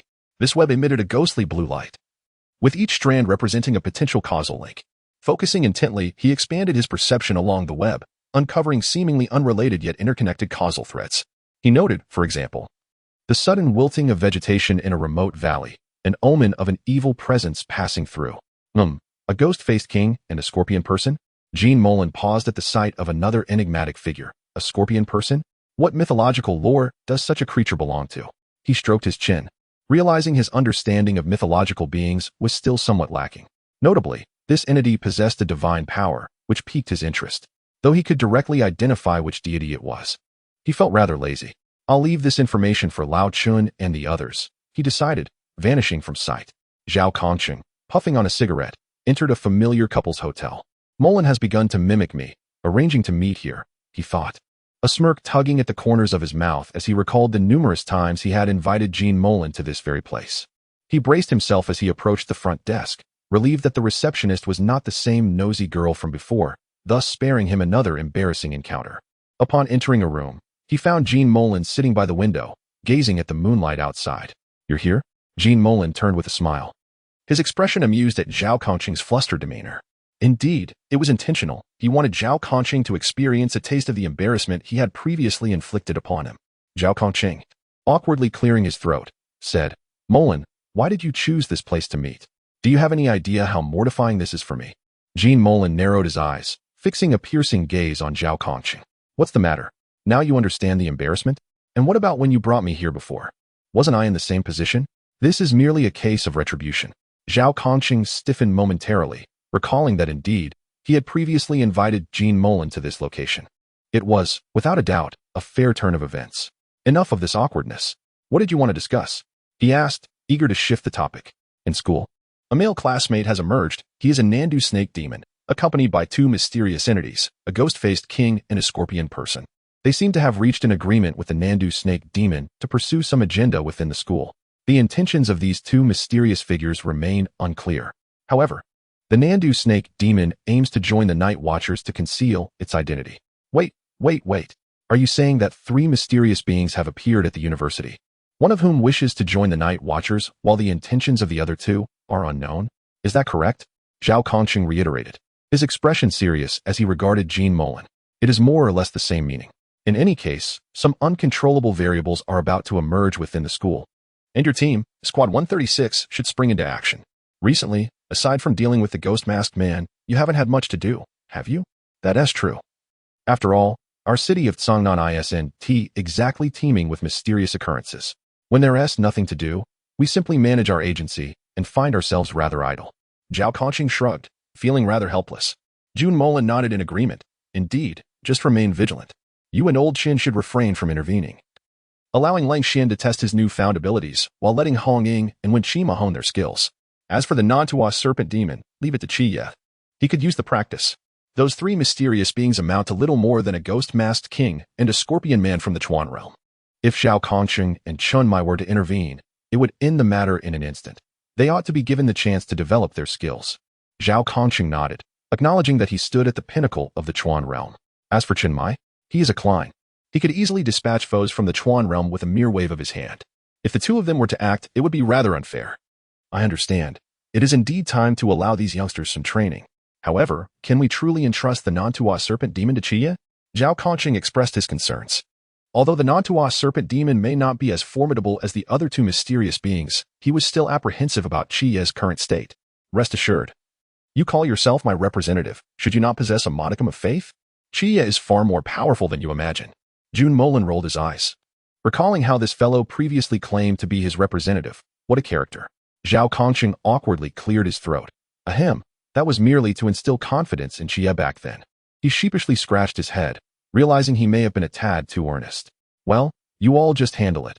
I'm quite reluctant to intervene. Not to mention I have classes to attend. Do you truly enjoy your studies? Not particularly. It's just that I find sleeping in class more comfortable than at home. Jun Molan stated earnestly before dissipating within the couple's hotel. Zhao Kongqing stood in a daze for a moment before chuckling. Indeed, it was the same when I attended classes in the army. Sleeping during lectures was quite delightful. Today, they had already received a lead from Lin Xie, Who mentioned a teacher? A serpent demon, who, according to myth, should be the Nantua serpent demon. But why did Mokan refer to it as male? Zhao Kongqing pondered, stroking his chin, as he recalled Chiya describing the Nantua serpent demon as a female teacher. How could it be a male? Lighting a cigarette, Zhao Kongqing exited the hotel, greeted by a wave of peculiar glances from the front desk. Ugh. This feeling is truly uncomfortable. Perhaps we should meet in more conventional locations in the future. Deicide, disappearing around the corner. Upon returning home, Jun Molan was met with an enticing aroma. Su Yusin, clad in sleepwear with an apron over it, wielded a spatula as delightful scents wafted from the kitchen. Hurry and serve the dishes. Don't just stand there. Su Yusin called from the kitchen. Jun Molan shook his head helplessly. Coming. Who would have thought that the mightiest celestial emperor would find himself reduced to serving dishes? It was quite unimaginable. He placed the plates on the table, and shortly, an array of delectable dishes adorned the surface. Come, taste my culinary skills today, Brother Molan. Su Yusin untied her apron, her eyes sparkling as she watched Jun Molan swallow hard. Jun Molan eagerly began to eat. Delicious. If it's tasty, that's all that matters. This is a new recipe I learned online. I was initially worried it wouldn't taste good, but it seems I needn't have been concerned. Su Yusin sighed in relief, satisfied that it turned out well. So, what else on your mind? Jun Molan inquired between bites. Su Yusin hesitated. You truly have an eye for detail. While I was out gathering ingredients, I encountered that fellow, the ghost-masked king, right? Quite the eyesore. I even called him an ugly monster.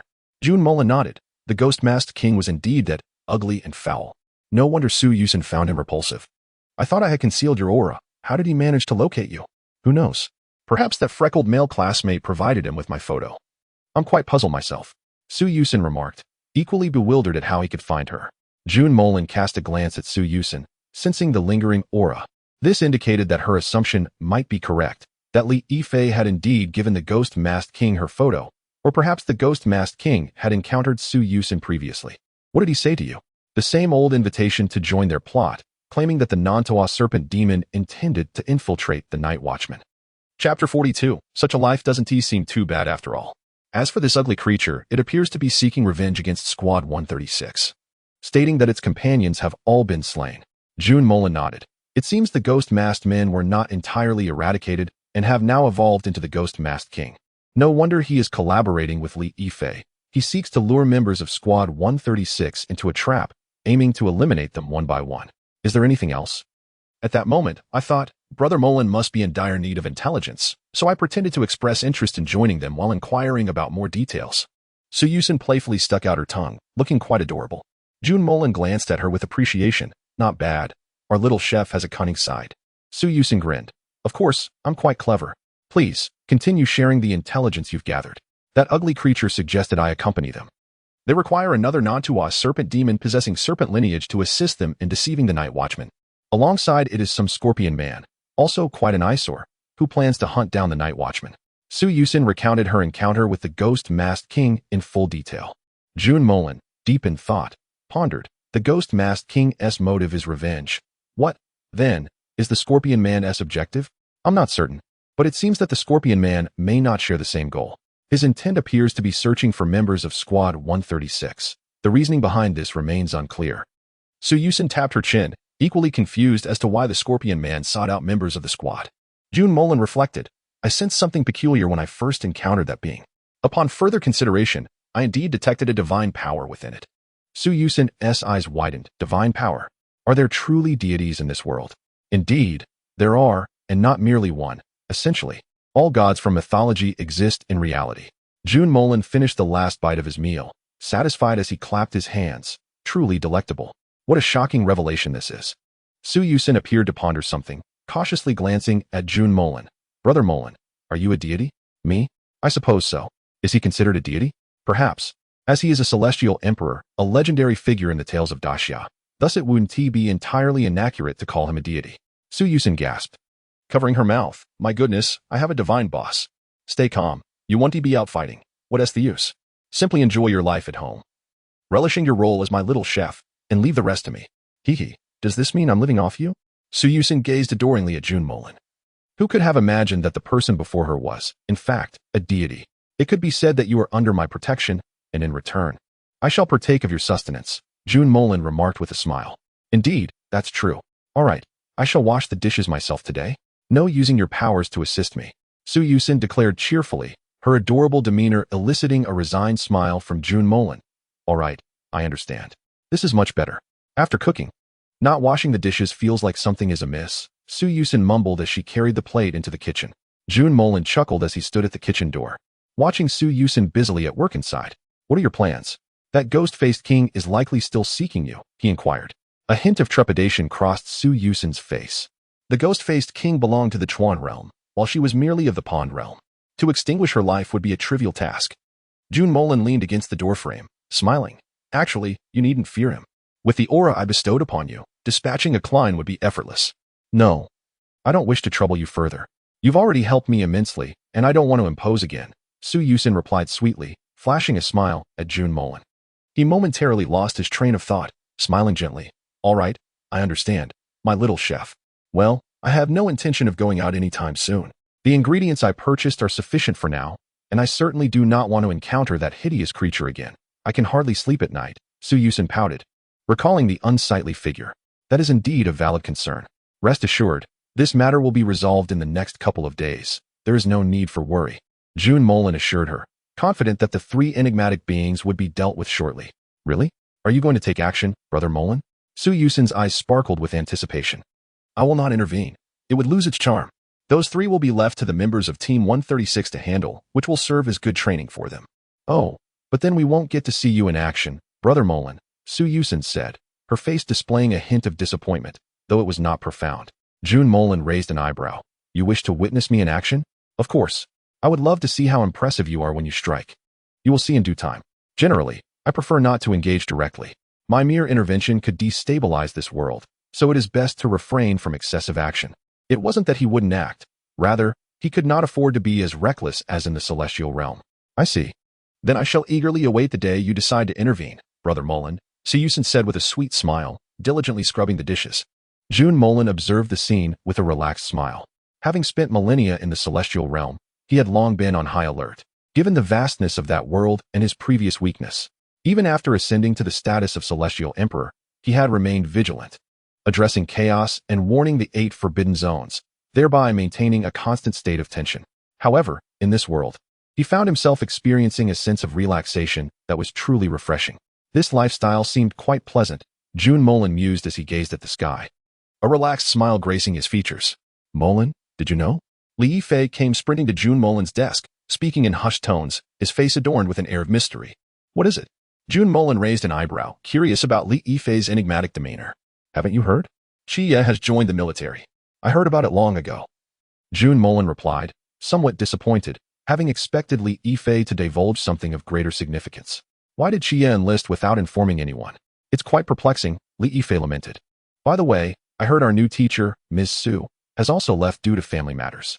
Jun Molan nodded, already aware of this, especially since Su Yusin was currently working as his little chef. It is indeed a pity that such a beautiful teacher has departed from us. Li Yifei lamented as he continued chatting with Jun Molan. At that moment, a stir arose from outside. Li Yifei, ever curious, peered over and saw a dashing young man with black-rimmed glasses approaching, exuding a clean and somewhat shy demeanor, coupled with an indescribable aura. The surrounding girls gazed at him with infatuated expressions. Who is that? Why is everyone so captivated by him? Li Yifei wondered aloud, scratching his chin in confusion. Jun Molan narrowed his eyes. While Li Yifei was oblivious, he recognized the presence of a certain madness in the aura of a Klein deity. Undoubtedly, this was the thief. And Qingyu, the top student in Sangnan City, and also the vice-captain of the Nightfall team, with the true identity of the key to the door. And Qingyu. The key to the door. Quite intriguing, Jun Molan mused, focusing on Qingyu's figure with a penetrating gaze, soon perceiving a door, the gate of truth, which encompassed knowledge of the past, present, and future. An all-knowing, omnipotent Klein deity, truly fascinating. And Qingyu seemed to have sensed something, turning to see Jun Molan, who was smiling at him. Adjusting his black-rimmed glasses, he approached. Is there something you wish to discuss, classmate? And Qingyu asked shyly. Jun Molan found his bashfulness amusing, recognizing that beneath that demeanor lay a rather eccentric individual. Overall, Jun Molan held a fondness for Qingyu, within this realm of god-slaying. His only aversions were chaos and Loki. Oh, I simply wanted to see what the top student of Sangnan City looks like, he replied. And Qingyu adjusted his glasses again, smiling bashfully. There's really nothing to see. I'm just an ordinary person. An ordinary person, you say? Can you truly label the key to the door as just ordinary? Shall we be friends? Certainly. My sixth sense tells me that becoming friends with you is a splendid idea. Without a doubt, Jun Molan. Their hands clasped in a firm handshake, and they exchanged smiles. Well, Molan, I have an experiment to attend to, so I must take my leave. No worries. We shall have ample opportunities to meet in the future. And Xingyu paused for a moment, then smiled. All right, I understand. Though he did not fully comprehend, he trusted Jun Molan's judgment. After bidding farewell, Xingyu vanished into the throng. Jun Molan watched him depart, chuckling softly. The fish is quite perceptive, isn't he? Li Yifei approached, eyes wide with disbelief. Molan, was that really Xingyu, the top student in Songnan City? Indeed. Did you not recognize him? Of course not. He has always been immersed in his studies, unlike me. How could I possibly know such an academic prodigy? That is a fair point. Come, it's time for class. Jun Molan said as he entered the classroom. Li Yifei, still pondering the identity of Xingyu, followed him inside. Captain, most of the students in the school have already been implanted with the serpent seed, Lin Qiye announced on the playground, hoisting the national flag high. His eyes shimmering with a golden hue as he surveyed the multitude of students before him. His expression was grim. The number of those afflicted with the serpent seed among the students was alarmingly high. Chen Mai's voice crackled through the earpiece. Understood. First, we must confront the Nantawa serpent demon. Once it's dealt with, those students will be freed from the seed. Understood, Captain, Lin Qiye declared, charging off in the opposite direction with the flag raised high. The teacher's furious voice echoed from the podium. Meanwhile, Jun Molan leaned against the railing. Observing Lin Qiye sprint away, commence the cleanup, he instructed, his gaze sharp. Yesterday, Li Yifei sought out members of Team 136, claiming to have witnessed a serpent demon decapitate a teacher. Having already intended to address the mysterious occurrences at the school, they quickly mobilized to establish control. Hong Ying and Si Xiaonan proceeded to the girls' dormitory, while Lin Qiye surveyed the playground to assess how many had been afflicted with the serpent seed. When Qima and Lung Xian ventured into the most populated teaching building. As Qiye dashed away, Jun Molan observed his retreating figure with a slight smile.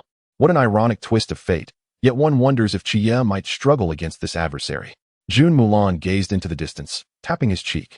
MOU. A palpable silence enveloped the air, almost as if a crow were to caw overhead, amplifying the awkwardness. Jun Molan's forehead throbbed with veins. MOU.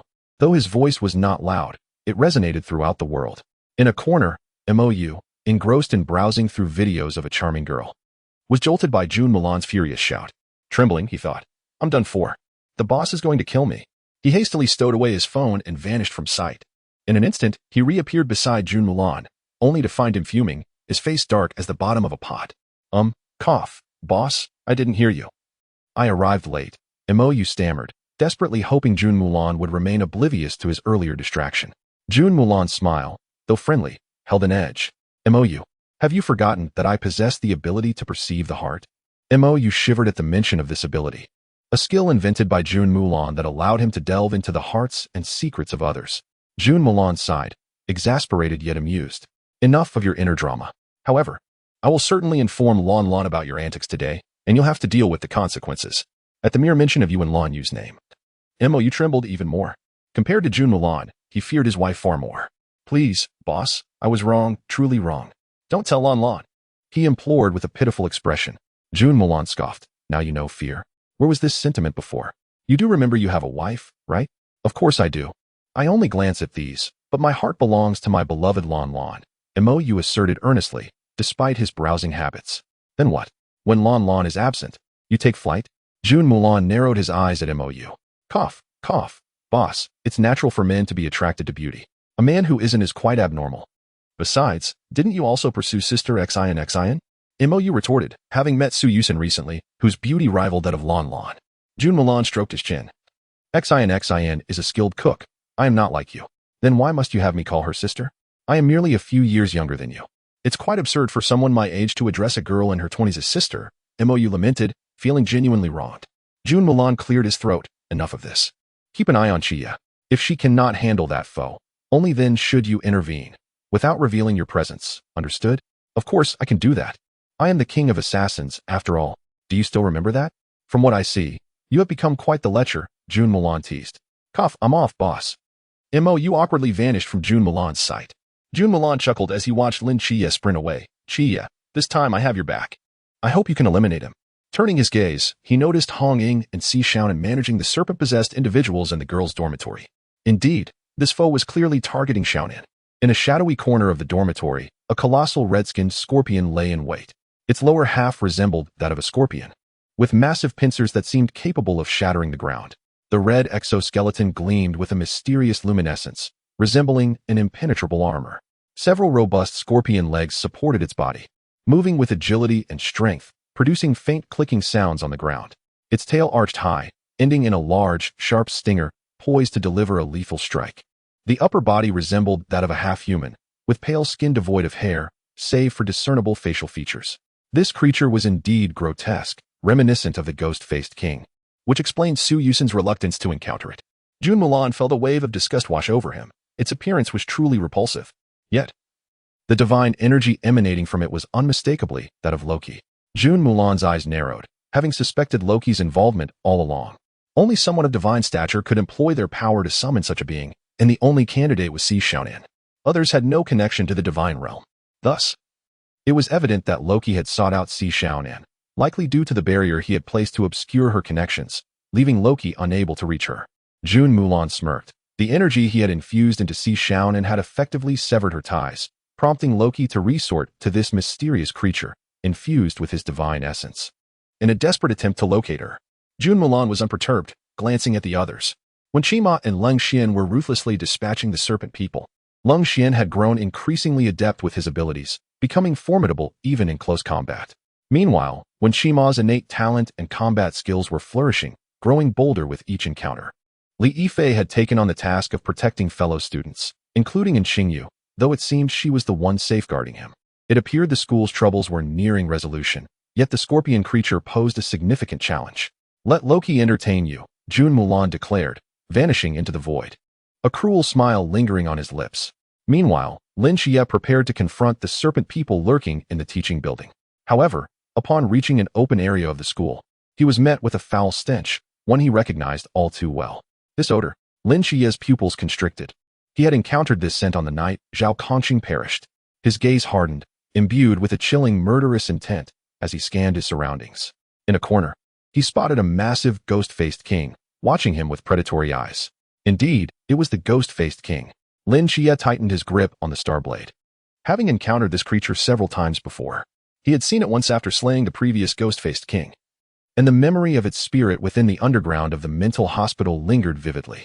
Before this being, he had vowed to protect its world for a decade. Though Zhao Kongqing lives well now, he remains haunted by the events of that fateful night, a memory he cannot shake.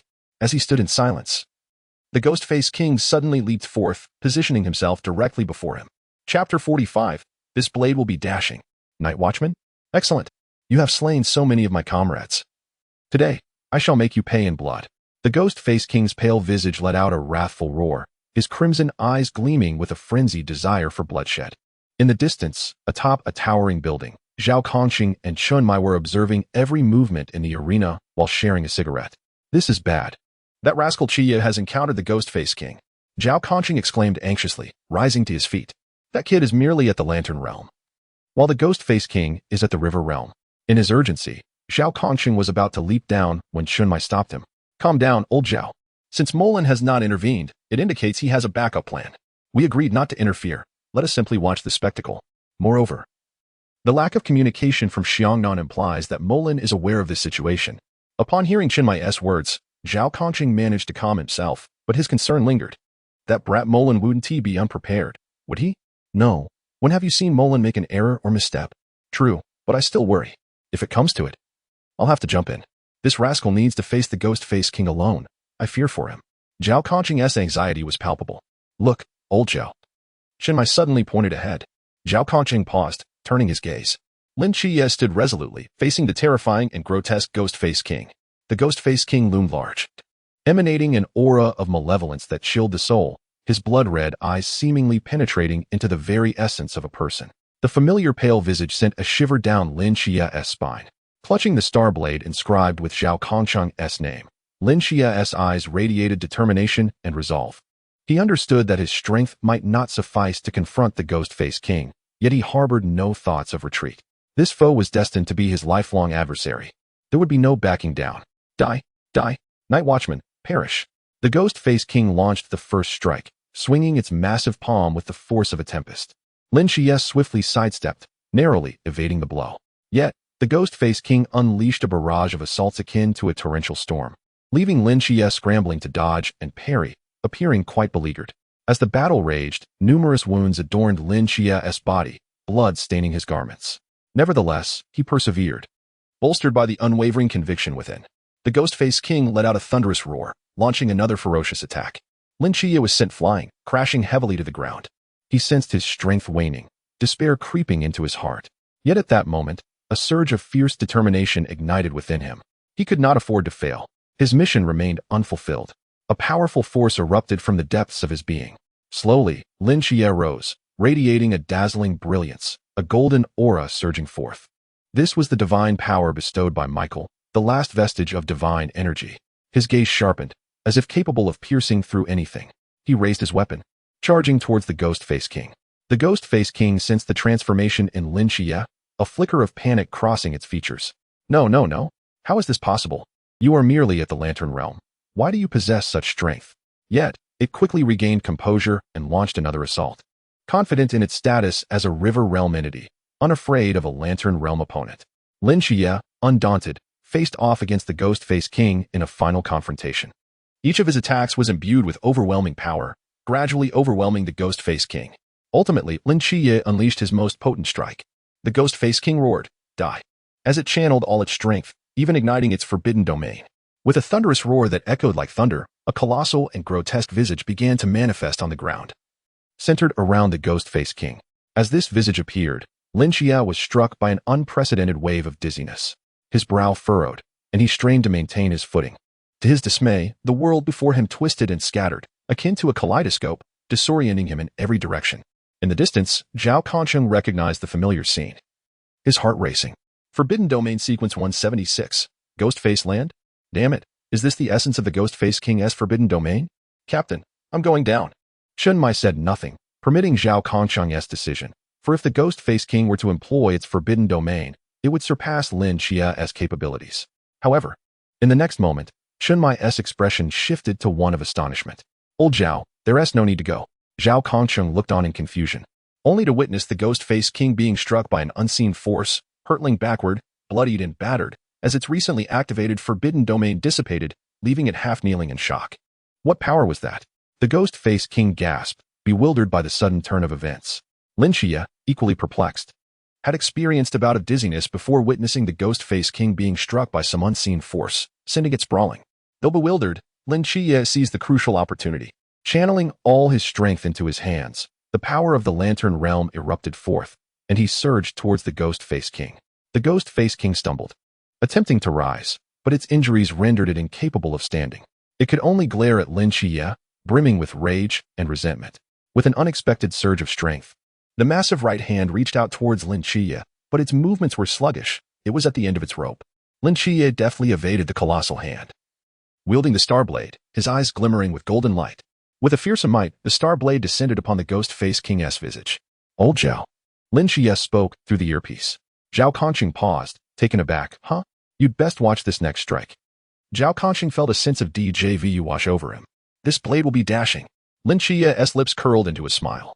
In a flash of brilliance, the Ghost-Faced King's visage was cleaved in two. My apologies, but I am acutely aware of your vulnerabilities. Chapter 46. It seems I've overexerted myself. Lin Xie gasped for breath, fully cognizant of the Ghost-Faced King's weakness, etched upon its pale visage. After all, it was he who had vanquished the previous Ghost-Faced King. He knew all too well. Only by shattering that ghastly face could the Ghost-Faced King be utterly destroyed. With a final, unwilling roar, the Ghost-Faced King collapsed, its crimson eyes dimming, succumbing to death. You little brat, so you've returned what I told you, right? Zhao Concheng's teasing voice echoed through the earpiece. He recalled how familiar it sounded. He had said the same to the Ghost-Faced King during their own battle. Lin Xie chuckled. Isn't this just returning the favor? Oh, spare me. I'm not returning anything to you. Chun Mai's voice chimed in. Xie, do you still have the strength to continue? If not, take a break. I'm fine. What's the situation? Just the snake demon and scorpion man left. All right. I'll make a quick stop at the teaching building to handle the remaining snake spawn. Lin Xie did not linger for rest. Seizing the moment while he still had strength, he slung the black box over his shoulder and sprinted towards the teaching building. Whirly Yifei was still diligently aiding other students. In the distance, Zhao Kongcheng observed the fleeing Lin Xie, feeling a wave of relief wash over him. This young man, he never anticipated, could actually defeat that individual. With a smile, he comfortably settled beside Shenmai. Shenmai gazed at the corpse of the ghost-faced king, seemingly perceiving a needle within its body. Yet, in the blink of an eye, the needle vanished as if it had never existed. Shenmai doubted his own vision, rubbed his eyes, and concluded that he must have been mistaken, thus refraining from further inspection. All right, let us depart and see how the others fare. Indeed. Watching them revel in their merriment has stirred a sense of excitement within me, Zhao Kongqing admitted, gripping his new starry blade with eagerness. Shenmai chuckled. Who can argue with that? I too am filled with anticipation, but we must refrain from intervening. Otherwise, it would be too effortless. I understand. That is why I have been holding back. Lead the way, Captain. Let us go. The two swiftly navigated the floors, leaping and darting about. Unbeknownst to them, a shadow clad in a black robe and adorned with a silver mask materialized beside the ghost-faced king's lifeless body after their departure. That was close, very close. Thankfully, I managed to conceal myself. Otherwise, I would have been discovered, and the boss would have surely reprimanded me. In MOU's hand, between his index and middle fingers, he held a slender silver needle. It was he who had intervened to disrupt the ghost-faced king, although he had no intention of intervening. As the boss had instructed Lin Xie to handle it himself, he could not bear the thought of Lin Xie perishing. MOU, reflecting on his excessive force, regarded the bloodied remains of the ghost-faced king with a hint of regret. His intention was merely to impede the ghost-faced king's movements, allowing the forbidden realm to dissipate. But he had not anticipated that his needle would nearly lead to the king's demise. Being an apex immortal king, he still struggled to gauge the appropriate level of force required. Never mind, I shall continue following Lin Xie. The boss should not have any objections. MOU vanished beside the ghost-faced king, as if he were a wraith. Another needle flew forth, reducing the ghost-faced king's body to ashes in an instant. In the female dormitory building, Hong Ying and Si Xian were swiftly eliminating the snake people within. Hong Ying's power had grown formidable, surpassing even that of Wen Qima at present. At that moment, a voice crackled through their earpieces.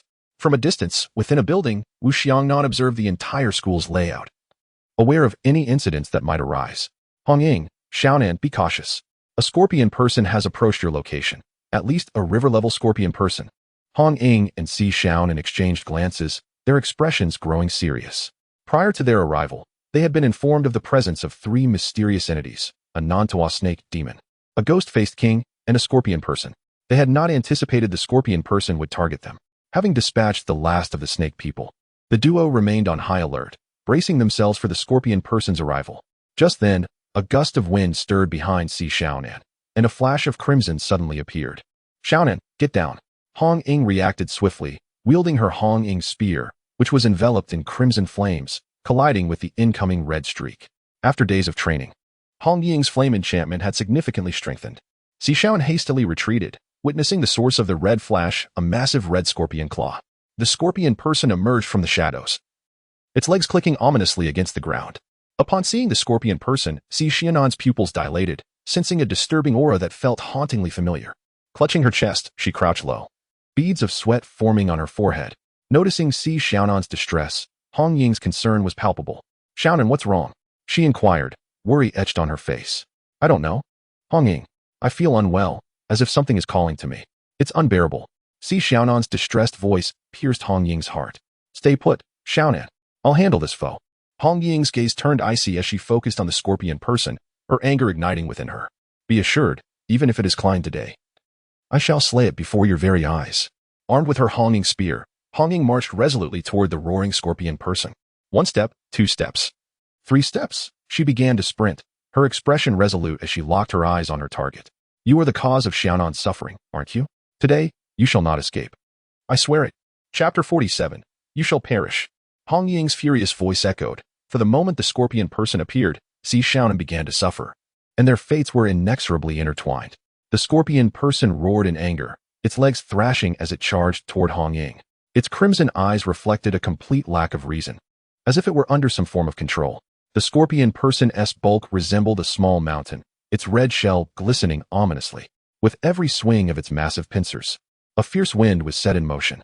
Hong Ying inhaled deeply, gripping her spear tightly, the tip trembling slightly, as though sensing the impending battle. With the Hong Ying spear radiating intense flames, she appeared valiant and poised, ready to confront the colossal scorpion person whose every movement sent tremors through the earth. The scorpion person's shell, blood-red and metallic, gleamed menacingly, its massive pincers seeming capable of effortlessly severing steel, while the stinger at the end of its tail flickered with an eerie green light. Letting out a piercing roar, the scorpion person lunged forward, causing the ground to quake beneath its weight. Hong Ying steadied her breath, her gaze resolute as she faced the monstrous foe. The scorpion person emitted a deep growl, initiating the assault. It charged swiftly, its pincers slicing through the air, creating a tempest. Hong Ying nimbly sidestepped, her enchanted spear thrusting forward, leaving a fiery trail in its wake. The scorpion person hastily raised its pincers to block, the flames and pincers clashing with a sizzling sound. Enraged, the scorpion person lashed out with its tail, striking like lightning toward Hong Ying. In a swift motion, Hong Ying twirled her spear, forming a barrier of flames before her. The stinger collided with the fiery shield, the tremendous impact forcing Hong Ying to stagger back a few paces. Yet, undaunted, she pressed forward. Let me witness your true strength. River-level beast. Hong Ying unleashed her remarkable marksmanship, her spear dancing like a serpent, flames continuously surging toward the scorpion person. Despite its immense size, the scorpion person appeared somewhat flustered by Hong Ying's agile strikes. It repeatedly attempted to retaliate with its pincers and tail, but could not land a blow on Hong Ying. Unfazed, she darted forward like a flash of lightning, her spear tracing a brilliant arc as it aimed for the scorpion person's tough shell. However, the scorpion person's exterior proved incredibly resilient, leaving only a shallow scratch from the spear's strike. Suddenly, the scorpion person leaped high, pincers and tail attacking in unison toward Hong Ying. With a sharp intake of breath, she crouched low, evading the pincer's assault, then raised her spear to deflect the stinger. The overwhelming force sent a jolt through her arm, leaving it momentarily numb. Enraged, the scorpion person swung its massive pincers in a furious arc. Hong Ying swiftly sidestepped, narrowly evading the deadly strike. The battle intensified as she relentlessly sought the weaknesses of the scorpion man. With agility, she leaped and rolled, dodging the scorpion man's attacks while waiting for the perfect moment to counterattack. Sweat soaked her garments, yet her gaze was unwavering, devoid of any hint of retreat. Realizing that a stalemate was untenable, she began to search for the scorpion man's vulnerabilities. At last, she discerned that the scorpion man paused briefly after each assault. And while its exoskeleton was formidable, its eyes were remarkably fragile, continuously protected. Finally, Hong Ying identified the scorpion man's Achilles heel, its eyes. Your weakness lies in your eyes, she exclaimed. Her furious gaze locked onto the scorpion man's crimson orbs. Seizing the opportunity, she soared high, the enchanted flames of her spear igniting with tremendous force as she thrust it towards the scorpion man's eyes, only to be thwarted by its massive pincers. The scorpion man then swung its enormous claws towards her once more. As Hong Ying evaded, she remained vigilant. The scorpion man's movements abruptly halted, and Hong Ying's eyes gleamed. Now was the moment. With all her strength, she hurled her spear at the scorpion man's eyes. The spear shot forth like a red lightning bolt, striking its mark with unerring precision. The scorpion man let out a howl of agony, its colossal form beginning to tremble. Capitalizing on the moment, Hong Ying retrieved her spear and charged at the scorpion man, leaping high to drive her spear forcefully into its head. Take this. Die. The scorpion man struggled for a brief moment before collapsing with a resounding thud. Hong Ying stood beside the fallen creature, panting heavily. A victorious smile spread across her face. She had triumphed in this arduous battle. With her prowess at the pool level, she had slain a being of the river level. As she stood beside the scorpion man's lifeless body, her weary visage radiated triumph. The flames still flickered fiercely on her spear, bearing witness to this hard-won victory. Kneeling on the ground, she leaned on her spear, exhaustion etched on her features. Behind her, Xiaonan struggled to rise and hurriedly approached Hong Ying. Sister Hong Ying. Are you all right? I'm fine, just a bit fatigued. Battling a being of the river level is quite a stretch. Had it not been for the creature's disorientation and its vulnerabilities, along with the assistance from Molan, I truly could not have defeated it. Hong Ying managed a weary smile, astonished that she had slain a being of the river level with her pool-level cultivation. Although utterly drained, she felt a surge of exhilaration, having truly overcome an adversary of a higher realm. Xiaonan also breathed a sigh of relief. How about you, Xiaonan? Are you feeling better now? My head hurts. Xiaonan knelt on the ground, frantically tugging at her hair, the pain overwhelming.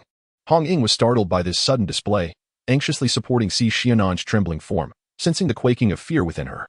Xiaonan, what is wrong? Hong Ying's concern deepened. The scorpion man was dead, and logically, Xiaonan should not be in such distress. What could have transpired? Xiaonan, with a pained expression, gazed at Hong Ying.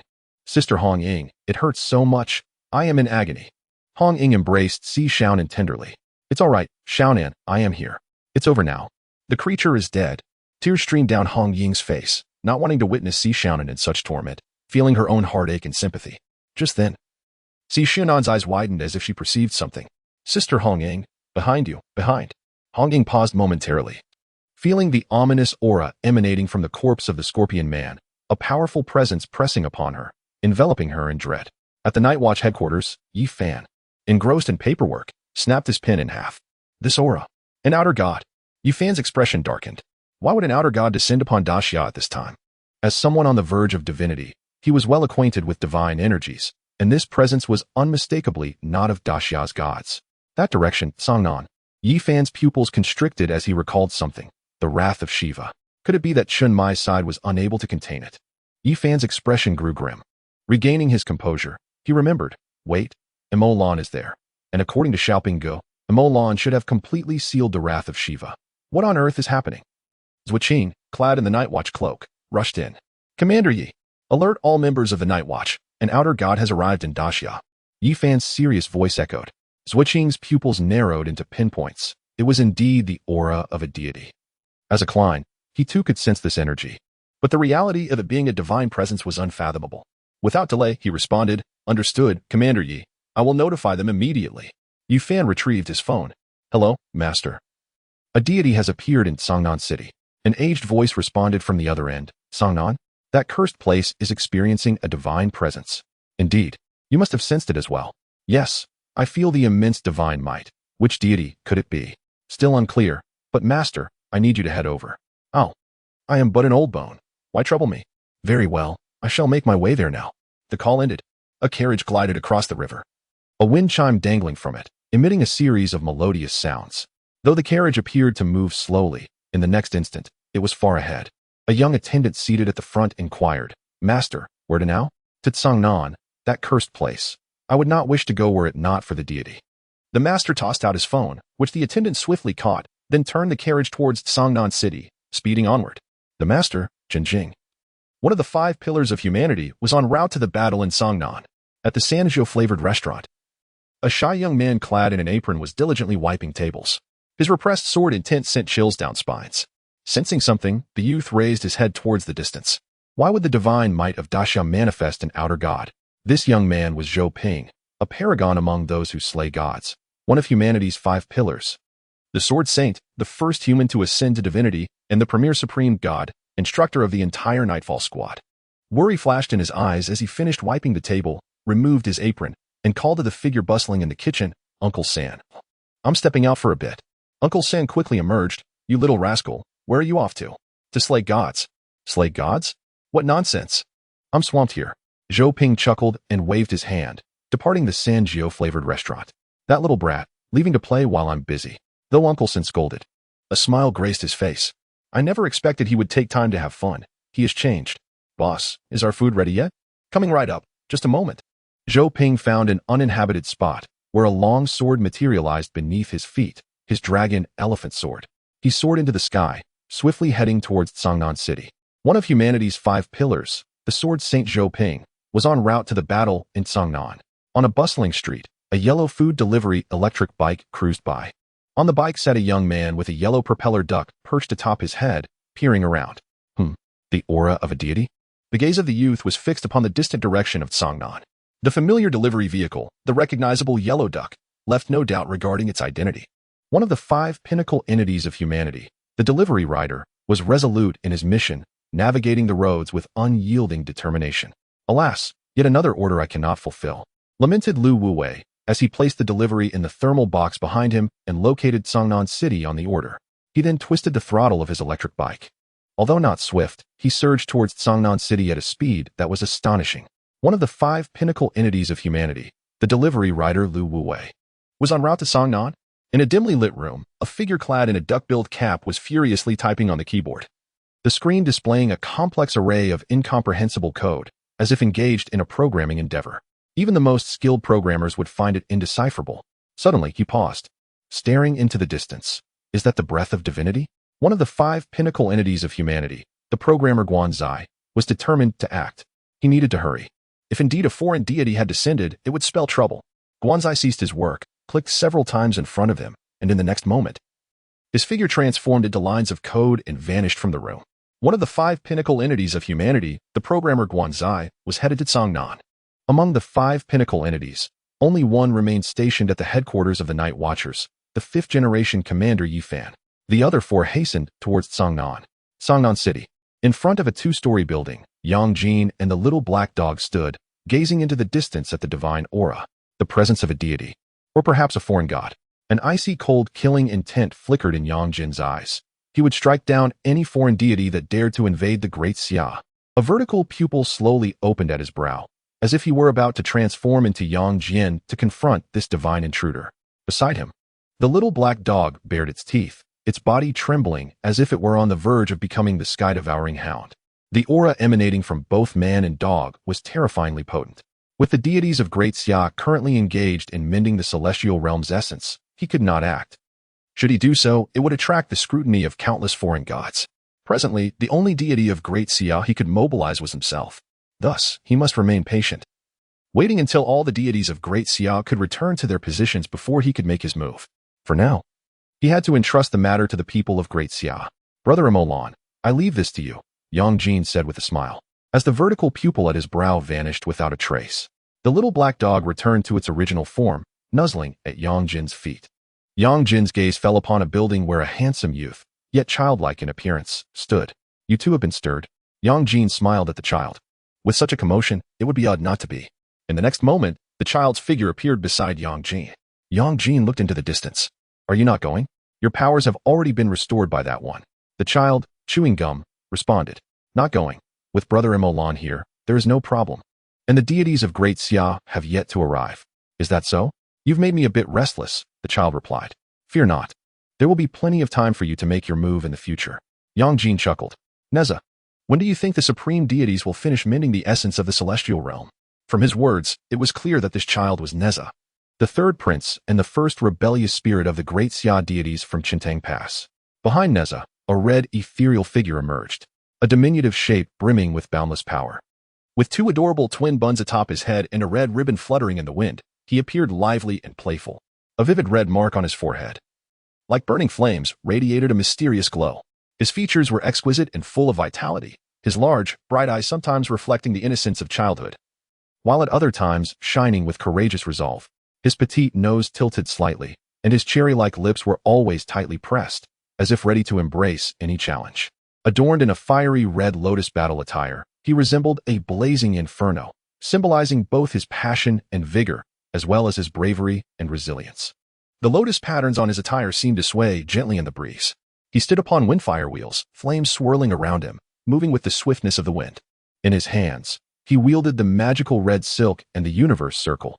The red silk flowed like a lively ribbon, while the universe circle radiated formidable power that instilled awe. Neza spoke uncertainly. Who knows? Wasn't it said that he would protect Great Xia? Our deities have not yet reached the time for their emergence. Chewing the bubble gum, Neza continued. True enough, but we cannot always rely on Brother Molan. Then we shall wait. The supreme deities will find us when they are ready. That is also true. The 2 Great Xia deities stood there, gazing into the distance. At the school, Chun Mai, observing the battle of his teammates, shuddered. This is the breath of the laws. He had suppressed the Shiva's grievance for a long time. Being an object of destruction, he was well acquainted with the laws. Thus, he was very familiar with the power of the laws. This was undoubtedly the aura of a divine being. What does that mean, Captain? Zhao Kongcheng, standing nearby, was momentarily confused. Old Zhao, we need to resolve this quickly. Something uncontrollable has descended. Zhao Kongcheng's pupils constricted. Captain, do you mean? Indeed, this is the breath of a divine being. A deity has descended upon Great Xia. Zhao Kongcheng's scalp tingled. A true deity. He immediately grew anxious. Is it that direction? Chun Mai sought the source of the aura. That place is the girls' dormitory. Xiaonan and Hong Ying are still there. Zhao Kongcheng yelled in exasperation. Chen Mai's expression darkened. The 2 of them swiftly moved, racing towards the girls' dormitory. Just then, a voice echoed in their minds. Do not worry, I will handle it. Upon hearing that indifferent voice, both of them instantly felt relieved. Molan. We entrust Xiaonan and Hong Ying to you. That voice had unmistakably belonged to Jun Molan. Since he had intervened, there was no need for concern. Rest assured, Jun Molan's voice, laced with a smile, reached them. Only then did the 2 of them feel at ease. In the girls' dormitory, Hong Ying held the ailing Si Xiaonan, clutching her red ribbon spear as she faced the Scorpion Man.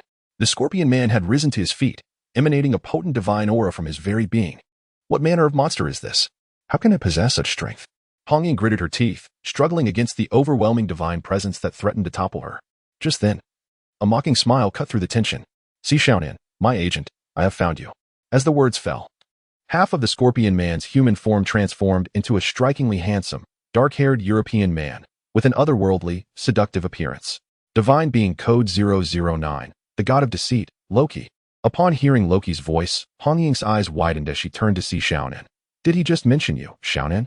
Si Xiaonan, her expression filled with pain, stared at the familiar yet strange figure, trembling uncontrollably.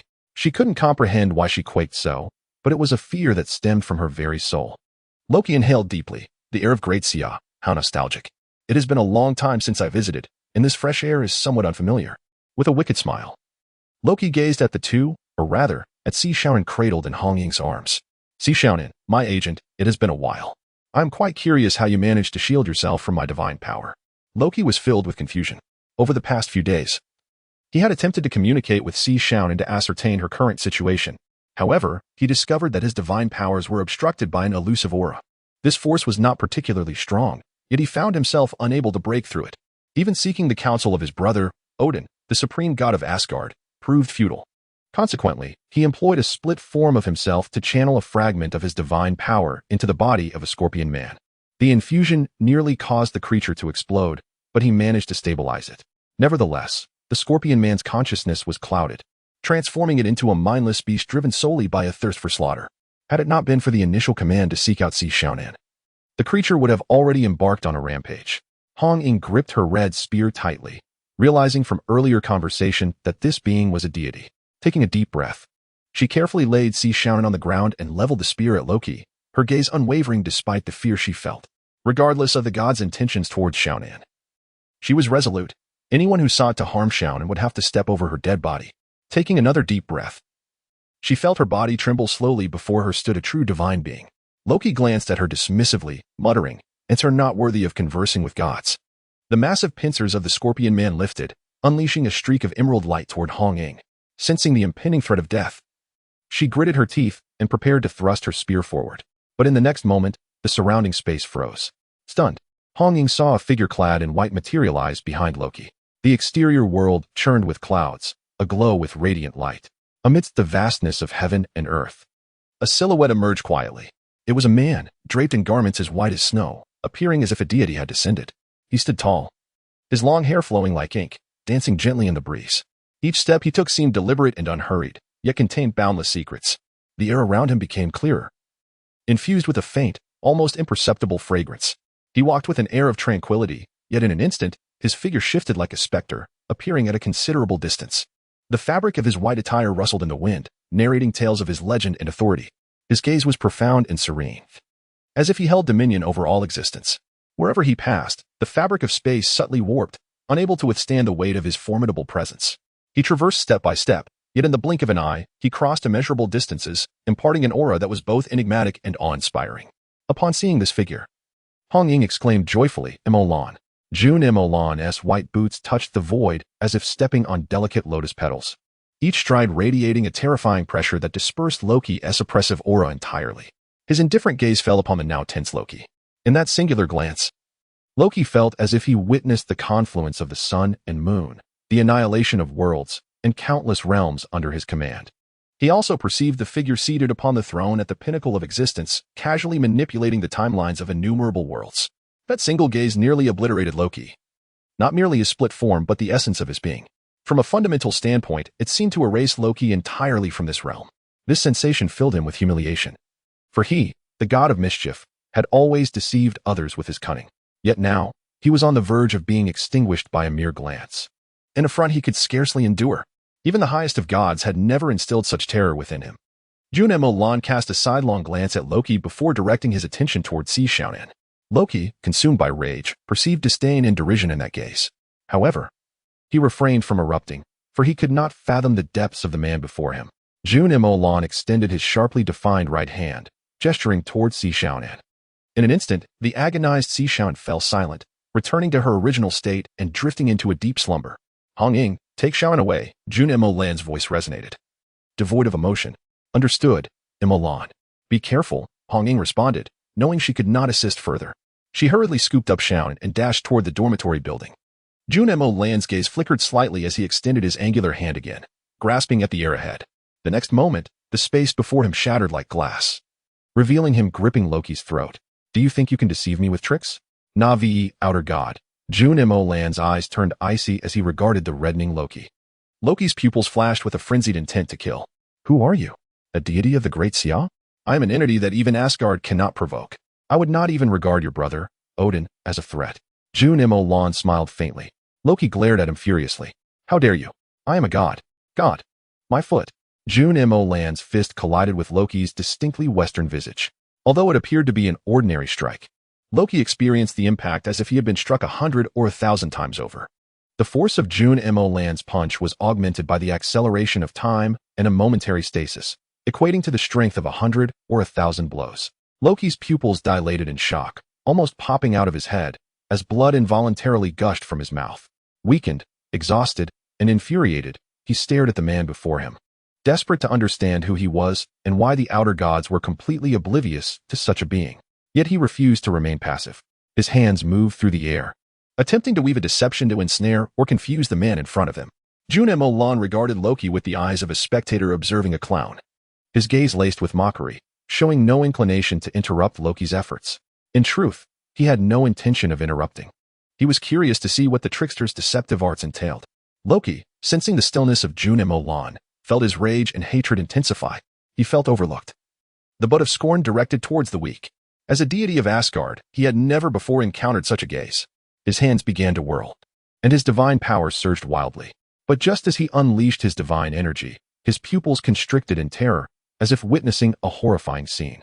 Pain contorted his expression, and he coughed up a spray of blood that struck Jun Molan's defensive barrier. In that moment, Loki's divine power had reached a destination. In the endless chaos of void, Loki, the god renowned for his cunning, was plotting a new scheme. His eyes gleamed with mischievous light as he contemplated how to outwit Jun Molan with his intellect. Stealthily slipping between the seams of time and space like a ghost hidden in darkness, he meticulously wove lies and deceptions, preparing to deliver a fatal blow when Jun Molan was most unsuspecting. However, unbeknownst to him, Jun Molan had already discerned everything. Sitting above the river of time, he resembled an immortal deity, his stature tall and imposing, exuding an aura that commanded reverence. The river of time flowed gently beneath him, bearing the weight of ages and the profundity of history. Jun Molan was not merely seated above the river of time. He seemed to preside over the entire world, his existence akin to the axis of the universe, stable and unshakable. Loki approached stealthily, believing himself to be undetected. I am the god of trickery, Loki proclaimed with pride. Yet, the moment he lifted his gaze and met Jun Molan's eyes, an indescribable terror surged within him. Jun Molan's eyes, deep and tranquil, contained boundless power. That single glance seemed to transcend the boundaries of time and directly pierce Loki's soul. In an instant, Loki's carefully orchestrated schemes crumbled to dust. The overwhelming force swept away his lies and deceit like a relentless tide.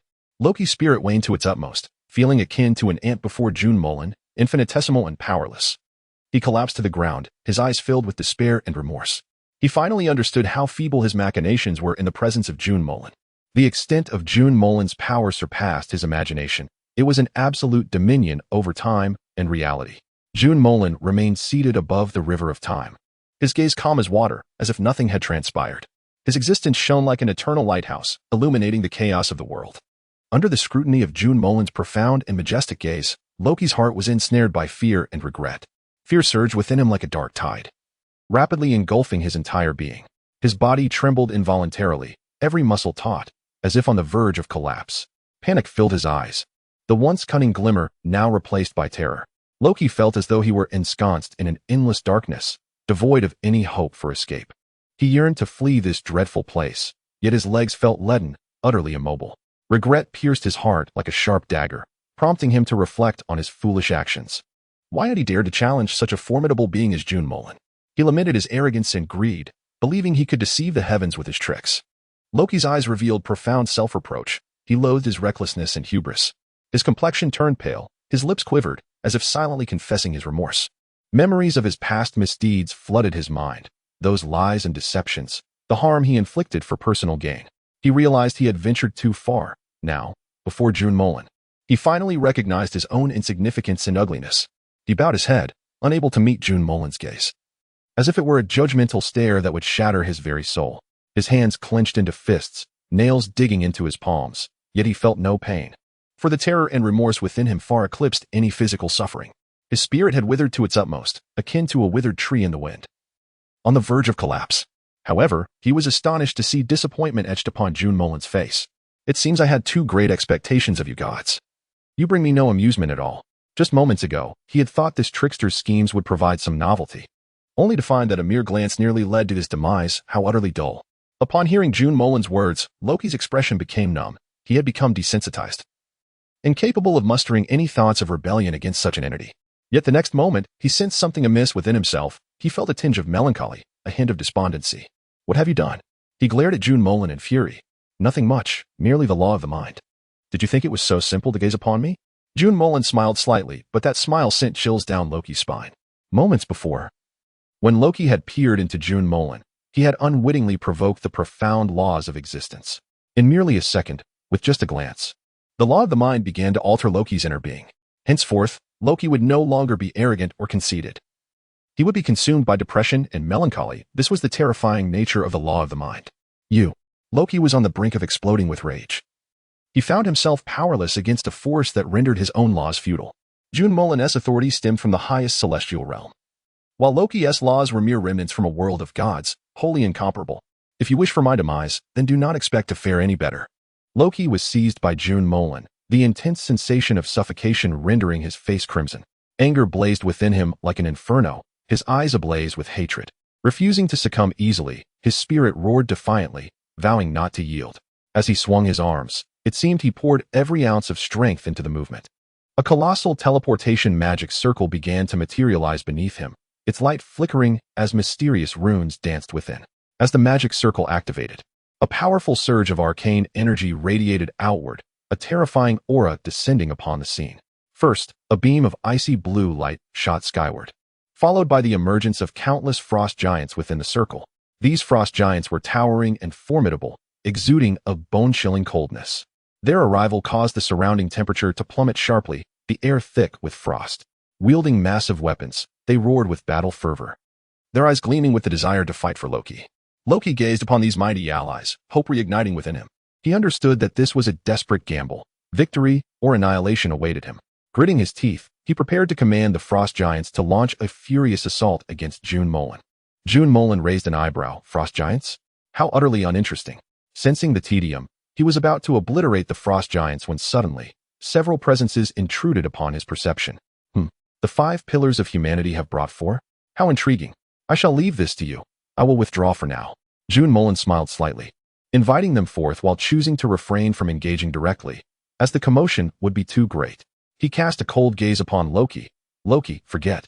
As the word forget escaped his lips, Loki's expression suddenly turned vacant, lost in a daze. The last words he heard were, "Dare to offend my realm, and be punished." The chilling voice, undoubtedly Jun Molan's, echoed in the air. In the next moment, Jun Molan crushed Loki's divine power along with the scorpion creature, dispersing it into a mist of blood. I leave this to you. I shall take my rest.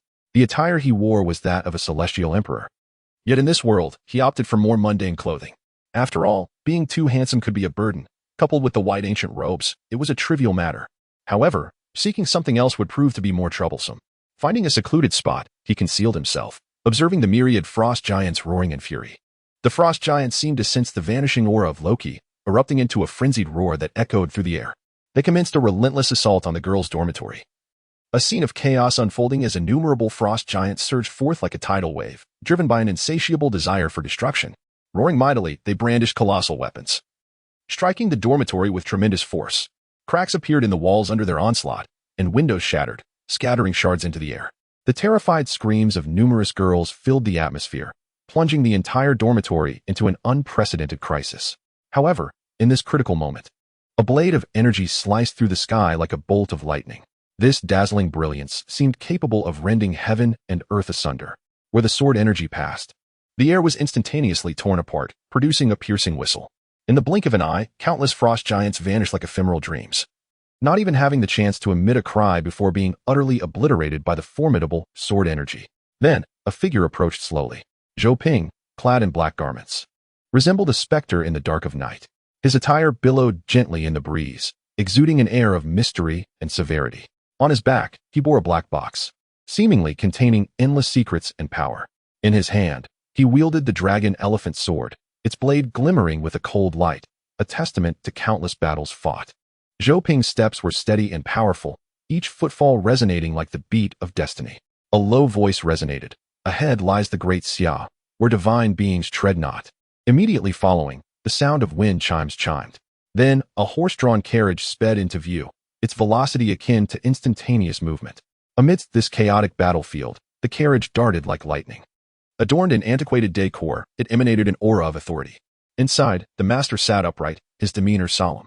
Upon witnessing the rampaging frost giants, he couldn't help but emit a cold snort, a sound imbued with infinite dignity and wrath.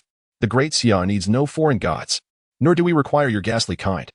With a casual flick of his hand, a cup flew from within the carriage. Although it appeared ordinary, it unleashed formidable power upon being cast. The cup traced a graceful arc through the air, shimmering with light. Upon its contact with the frost giants, a tremendous force erupted. An invisible shockwave radiated outward from the cup's center. The frost giants stood no chance against this force, toppling one after another before they could utter a sound. Reduced to mere ice shards that dissipated into the atmosphere. "One cup from the master can counter 1,000, came the proclamation. "Ah, Zhou, you're here too?" The master's voice resonated from within the carriage. Zhou Ping offered a shy smile. "Master, it has been quite some time." The master laughed heartily. "You remain the same." At that moment, both sensed two powerful presences racing towards them, their gazes shifting in unison. It appeared that the 5 ultimate beings had gathered, save for Yi Fan. The master sipped his tea, stroking his beard, while Zhou Ping nodded thoughtfully. Before them, the furious roars of the frost giants echoed as they charged in their direction. Amidst this tense situation, Lu Wuwei sped forward on a yellow delivery scooter, his eyes fixed on the approaching frost giants. Seemingly ready to confront this sudden crisis in his own unique manner, he abruptly halted the scooter and unhesitatingly threw 2 pizzas towards the frost giants. The pizzas twirled through the air, emanating an enticing aroma. Yet, these seemingly ordinary pizzas were imbued with immense power. Upon contact with the frost giants, a blinding light erupted. The brilliance was so radiant it was blinding, and a powerful shockwave radiated outward. The frost giants staggered back, struck by this force. The pizzas continued to unleash their power. As if a mysterious energy coursed within, cracks began to form on the bodies of the frost giants as they gazed in terror at the small pizzas.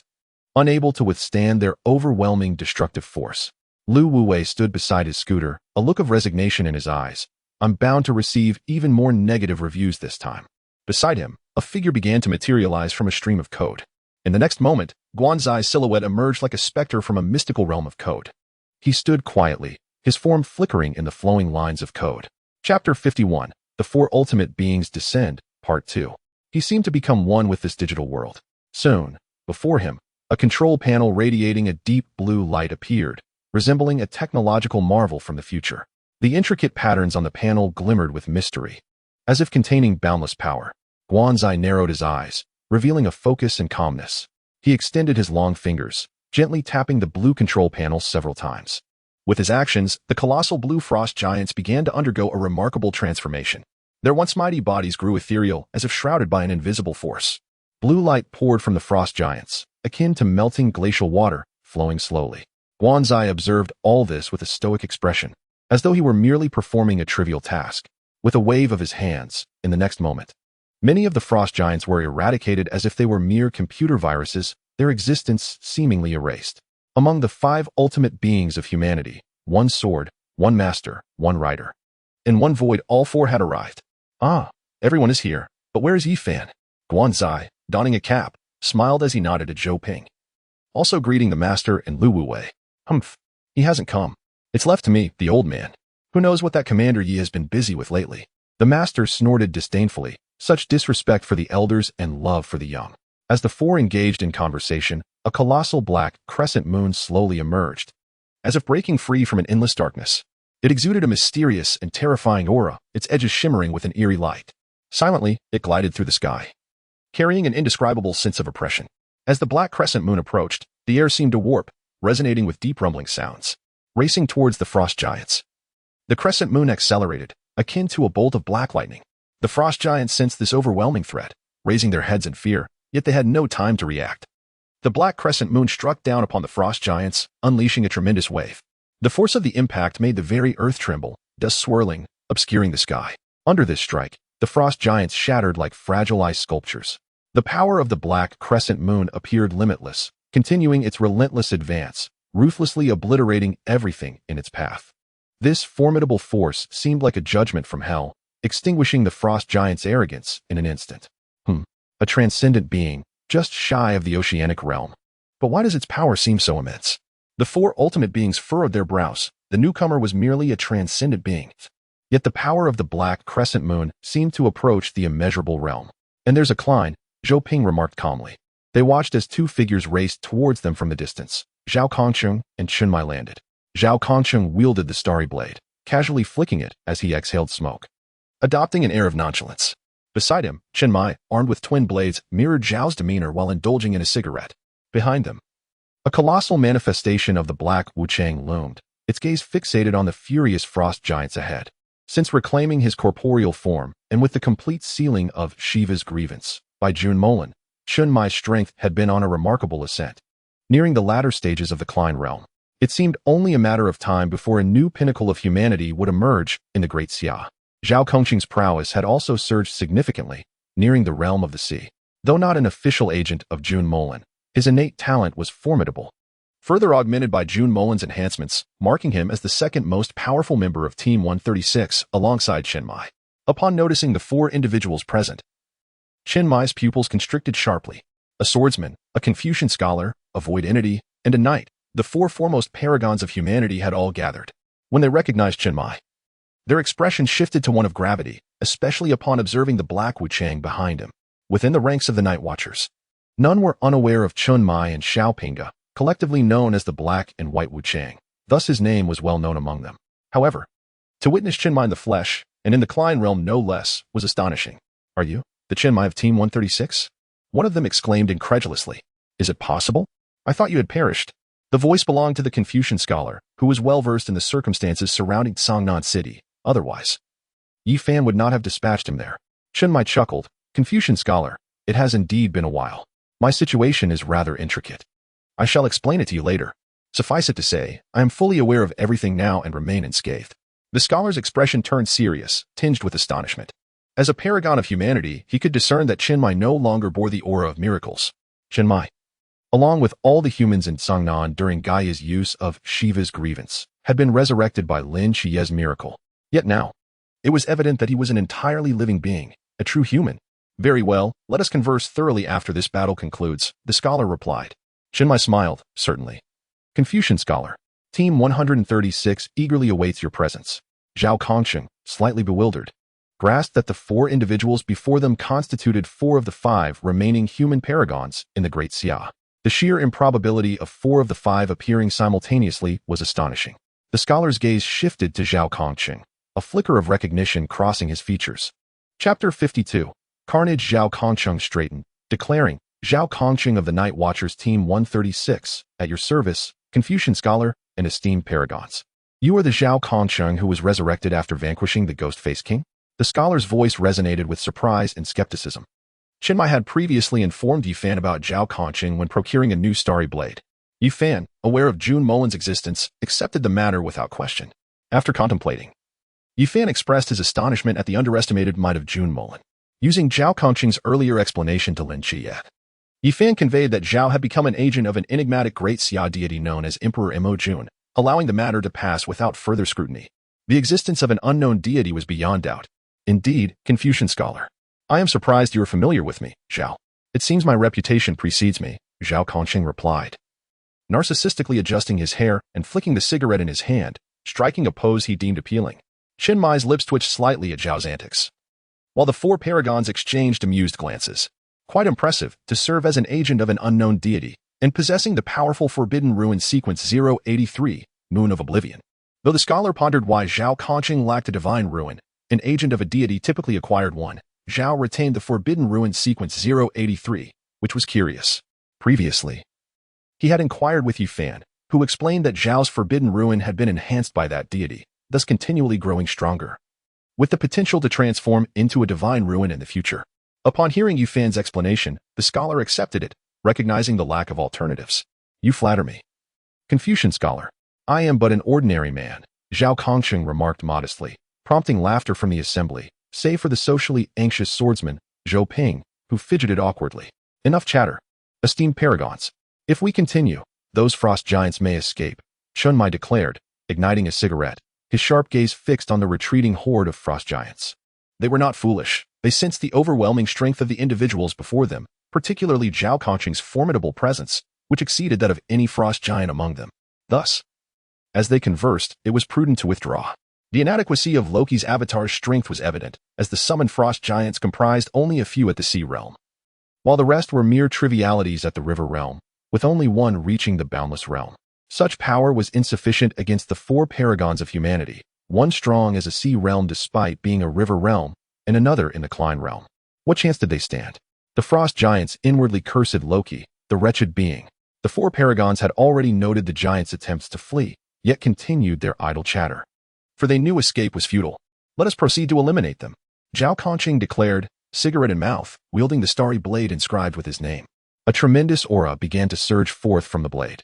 The 4 paragons unleashed their own formidable energies, warping the surrounding space. The black Wuchang behind Chun Mai let out a furious roar, enveloping his twin blades in a dark aura, the essence of the underworld. Zhou Ping stood proudly, his longsword gleaming coldly. Once battle commenced, his social anxiety vanished. The blade, entirely silver, bore intricate patterns, as if ancient runes flowed with mysterious power. With a steely gaze, Zhou Ping's form became electric, his sword dancing with each strike, unleashing a torrent of lethal sword energy. The air crackled as he maneuvered effortlessly among the giants, his swordplay fierce and majestic. He leapt high like an eagle, targeting the giants' heads, and spun rapidly, creating a whirlwind of sword shadows that repelled approaching foes. He embodied an unstoppable war deity, each movement infused with strength and elegance. Great Xia has no need for your kind. Thus, you must perish. Zhou Ping's voice was devoid of emotion, resembling a relentless killing machine. The yellow delivery vehicle sped forth, its driver, Lu Wuwei, maintaining an expression of utter indifference. The delivery vehicle, having undergone a unique modification, glimmered with a metallic sheen as its tires imprinted deeply upon the icy surface. Lu Wuwei adeptly maneuvered the vehicle, evading the onslaught of the giants. At times, he accelerated, crashing into the giants and sending them staggering. The front of the delivery vehicle was equipped with sharp ramming horns, unleashing a tremendous force upon impact that caused the giants to retreat repeatedly. With a swift turn, he darted through the gaps among the giants, simultaneously tossing out various mysterious items. Some were compact bombs that detonated, releasing immense energy and sending the surrounding giants flying. Others were orbs radiating an unusual glow, plunging the giants into temporary chaos and disorientation. One could only wonder how many items Lu Wuwei had in his thermal box to throw. I wonder how long this will take. I still have deliveries to make, he lamented. Within the carriage, the scholar sat leisurely, continuously tossing exquisite and ornate cups adorned with jewels that emitted a mysterious luminescence. Each cup held formidable power, and upon hitting the ground, they exploded with astonishing energy, sending shockwaves that forced the nearby frost giants to stagger back. A hint of disdain flickered in the scholar's eyes, as if the giants were mere ants in his view. If a true deity were to arrive, I might take a step back, but you wretched creatures dare to challenge the great Xia? You seek your demise. With a gentle wave of his hand, the cups soared like shooting stars, accurately striking the giants' vital points, causing them to retreat in droves, transforming countless frost giants into ashes. Guan sat atop a high ground, a flickering blue light before him as his fingers danced rapidly over the keyboard. Chapter 53, The Art of the Playful Tiger. His fingers typed furiously, a cascade of code shimmering on the screen like arcane incantations. As the code was input, an invisible force spread across the battlefield. Some frost giants suddenly found themselves immobilized, as if bound by unseen shackles, struggling yet unable to move. Others descended into chaos, turning against one another. The dark aura surrounding Chun Mai seemed almost alive, swirling incessantly. He unleashed the power of the Black Wuchang, the darkness thick as ink, emanating a palpable sense of dread. The soul-binding chains in his grasp rattled ominously, flickering with eerie light, as if each link harbored a mysterious curse. When swung, the chains left a black trail in the air, ensnaring the frost giants, their movements rendered painfully rigid. Chun Mai moved like a wraith, elusive and untouchable, weaving between the giants' feet and suddenly appearing above them, each emergence accompanied by a chilling gust of wind. His eyes glimmered with a profound darkness, seemingly able to pierce the giant's vulnerabilities, striking at their weak points with precision. Dare to challenge the great Xia? You shall perish. Qianmai slaughtered the frost giants with fervor, reveling in the exhilaration of the battle after a long absence from such delight. Noticing Zhao Kongqing's relatively weaker aura, some frost giants sought him out as their target. Zhao Kongqing, observing the approaching giants, sighed helplessly and flicked his cigarette. I, Zhao, am not to be trifled with. Do you think me easy prey? Standing tall like a pine, he radiated a powerful aura. Gripping his weapon tightly, its sharp edge gleamed menacingly, exuding an overwhelming presence. As he unleashed the crescent moon slash, light erupted, the edges shimmering with deadly brilliance, capable of cleaving through anything. The ground beneath was torn asunder, the residual power of the moon flash instilling fear in the surrounding frost giants. The mysterious runes on the crescent danced like flames, continuously releasing immense force, annihilating the giants that dared to obstruct his path. The frost giants were taken aback. Who would have thought this seemingly unimposing figure possessed such formidable strength? Even those of the sea realm would find it challenging to contend with him. Nearby, Jun Molan observed silently. Indeed, the four top-tier powers are quite formidable. Old Chun and Old Zhao are no slouches either, he mused, nodding in satisfaction, particularly pleased with Zhou Ping. Truly deserving of being the first deity of the great Xia. The pinnacle of human achievement. I shall take my leave to investigate. This matter is now in their capable hands. With a smile, Jun Molan spoke silently, uttering 2 words before vanishing from sight. Amidst the ongoing skirmish, Qianmai and Zhao Kongqing suddenly felt a jolt. Having received a message from Jun Molan, this is in your hands now. I will check on Wen Qima and Lang Xian. Only the non-Tua serpent demon remains. They nodded in understanding. At that moment, Lin Qiye's voice crackled in their earpieces. Captain, Old Zhao, how are things on your end? Is the commotion too much? From afar, Lin Qiye observed the frost giants and the grand spectacle, astonished. Although he did not know the identities of the 4 individuals, he was certain they were not weaker than Qianmai. It's fine, we've got this covered. You focus on checking on the non-Tua serpent demon with Wen Qima and Lang Xian. It should be there, came the reply. Understood, stay safe. I will seek out the non-Tua serpent demon. Inside the teaching building, Lang Xian and Wen Qima sat on the steps, both stained with blood, not their own, but that of the serpent creatures.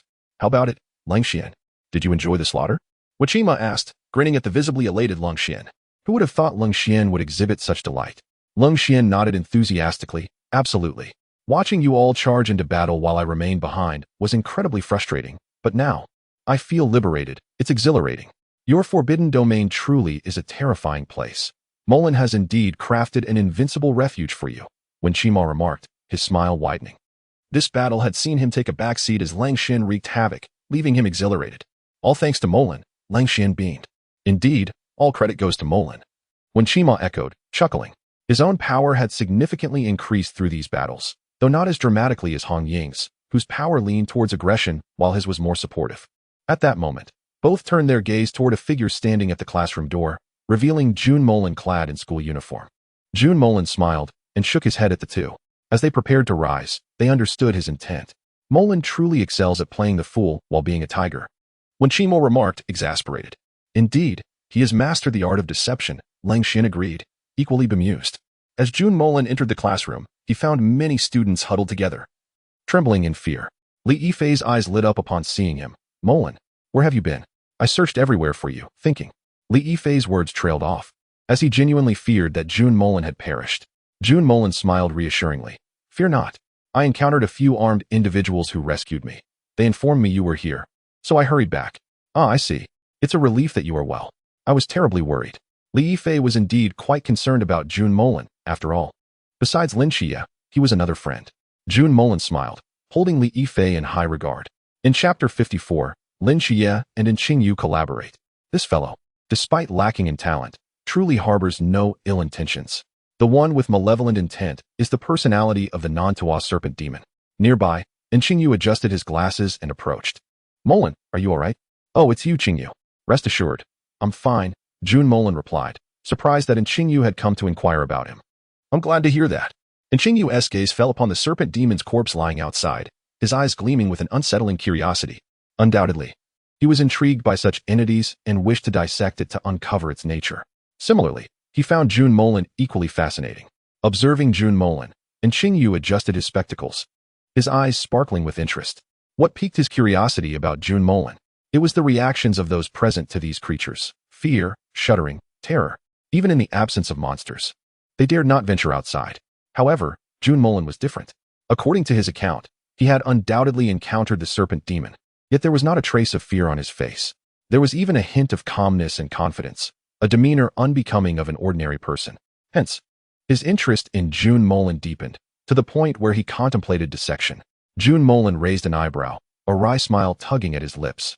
"You're still as peculiar as ever, wanting to dissect anyone who piques your interest." He found himself at a loss. He hadn't expected Xingyu to fixate on him. Shouldn't he have been more concerned about Chia? Ah yes, Chia was occupied battling the Ghost-Face King, which was why he was not here to assist. The serpent demons outside were dealt with by Lang Xian and Wen Qima. Just then, someone entered through the door. Lin Chia walked in, bearing a black box on his back. Upon seeing him, Li Yifei's eyes brightened. "Chia, you're here." Lin Chia smiled at Li Yifei. "Yes, I just finished up and came over."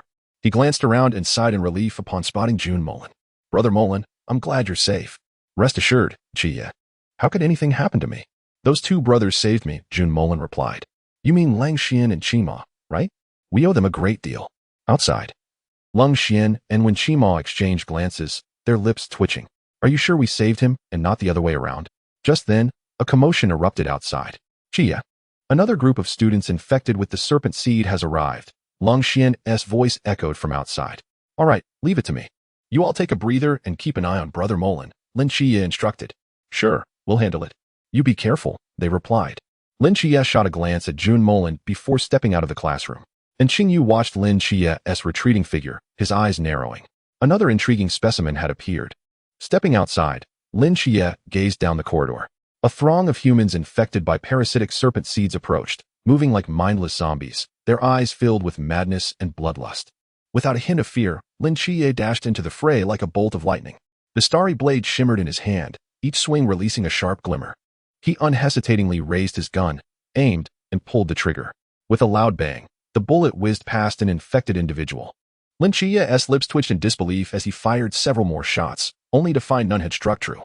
Behind him, Lang Xian realized something, exasperatedly facepalming. "Oh no.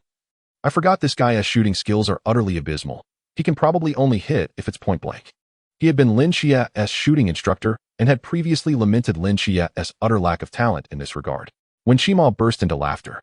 "Then let us hurry and help. It seems Chia is in a bit of a bind." Just as they prepared to assist, a figure in a school uniform approached Lin Chia's side. And Xingyu adjusted his glasses and said, "Hand me the handgun." Lin Chia blinked in surprise. "You can shoot?" Although unsure of Xingyu's identity, he handed over the gun. This weapon wouldn't harm anyone. It would merely expel the serpent seeds from their human hosts. "Just watch." And Xingyu feigned nonchalance, holding the gun for a moment before firing with a loud bang. The bullet unerringly struck an infected individual, instantly expelling the serpent seed from their body. "That was rather simple," and Xingyu said with a shy smile. Lin Chia's lips twitched. "Simple? If it were that easy, I wouldn't have missed every shot." "Then it's settled. You shoot, and I'll handle the killing." Lin Chia quickly adjusted his stance, gripping the starry blade tightly, poised to face the approaching serpent seeds. "All right, leave it to me." And Xingyu pulled the trigger again. With a bang, the bullet accurately struck an infected individual's body. The force of the impact caused the infected to tremble, and the parasitic serpent seed was violently expelled from within. He maneuvered through the crowd, continually slashing with his blade, repeating the sequence. Meanwhile, Xingyu relentlessly fired his gun, while Lin Chia used the starry blade to dispatch the serpent seeds and their hosts. The clash of blades and gunfire intertwined, as Lin Chia embodied a cold reaper, mercilessly harvesting the lives of the parasitized. And Xingyu functioned as a silent sniper, unleashing bullet after bullet with perfect accuracy, expelling the serpent seeds from their hosts. Without hesitation, Lin Chia wielded the starry blade, each strike precisely severing the exposed serpent seeds. The blade radiated a mysterious glow, seemingly narrating the legend of this fierce battle. Through the collaboration of Lin Chia and Xingyu, all those infected with the serpent seeds were swiftly dispatched, leaving their classmates unconscious. Observing this, Lang Xian and Wen Qima exchanged appreciative nods. Chia truly lives up to being the owner of the divine ruins. His rate of improvement is truly remarkable. Indeed, he even managed to slay the Ghost-Face King from the Chuan realm. That is truly impressive. They had learned of Lin Chia's feat of slaying the Ghost-Face King through Zhao Kongqing. In Chapter 55, the Nantawa Serpent Demon, Lin Chia, the divine proxy, is indeed extraordinarily formidable. Moreover, this classmate named Qingyu possesses remarkable shooting skills, Lin Xian noted, his eyes lighting up. Inside the classroom, Li Yifei watched Lin Xie, who was wiping his starry blade, his eyes gleaming with admiration. He had never imagined Xie could be so dashing.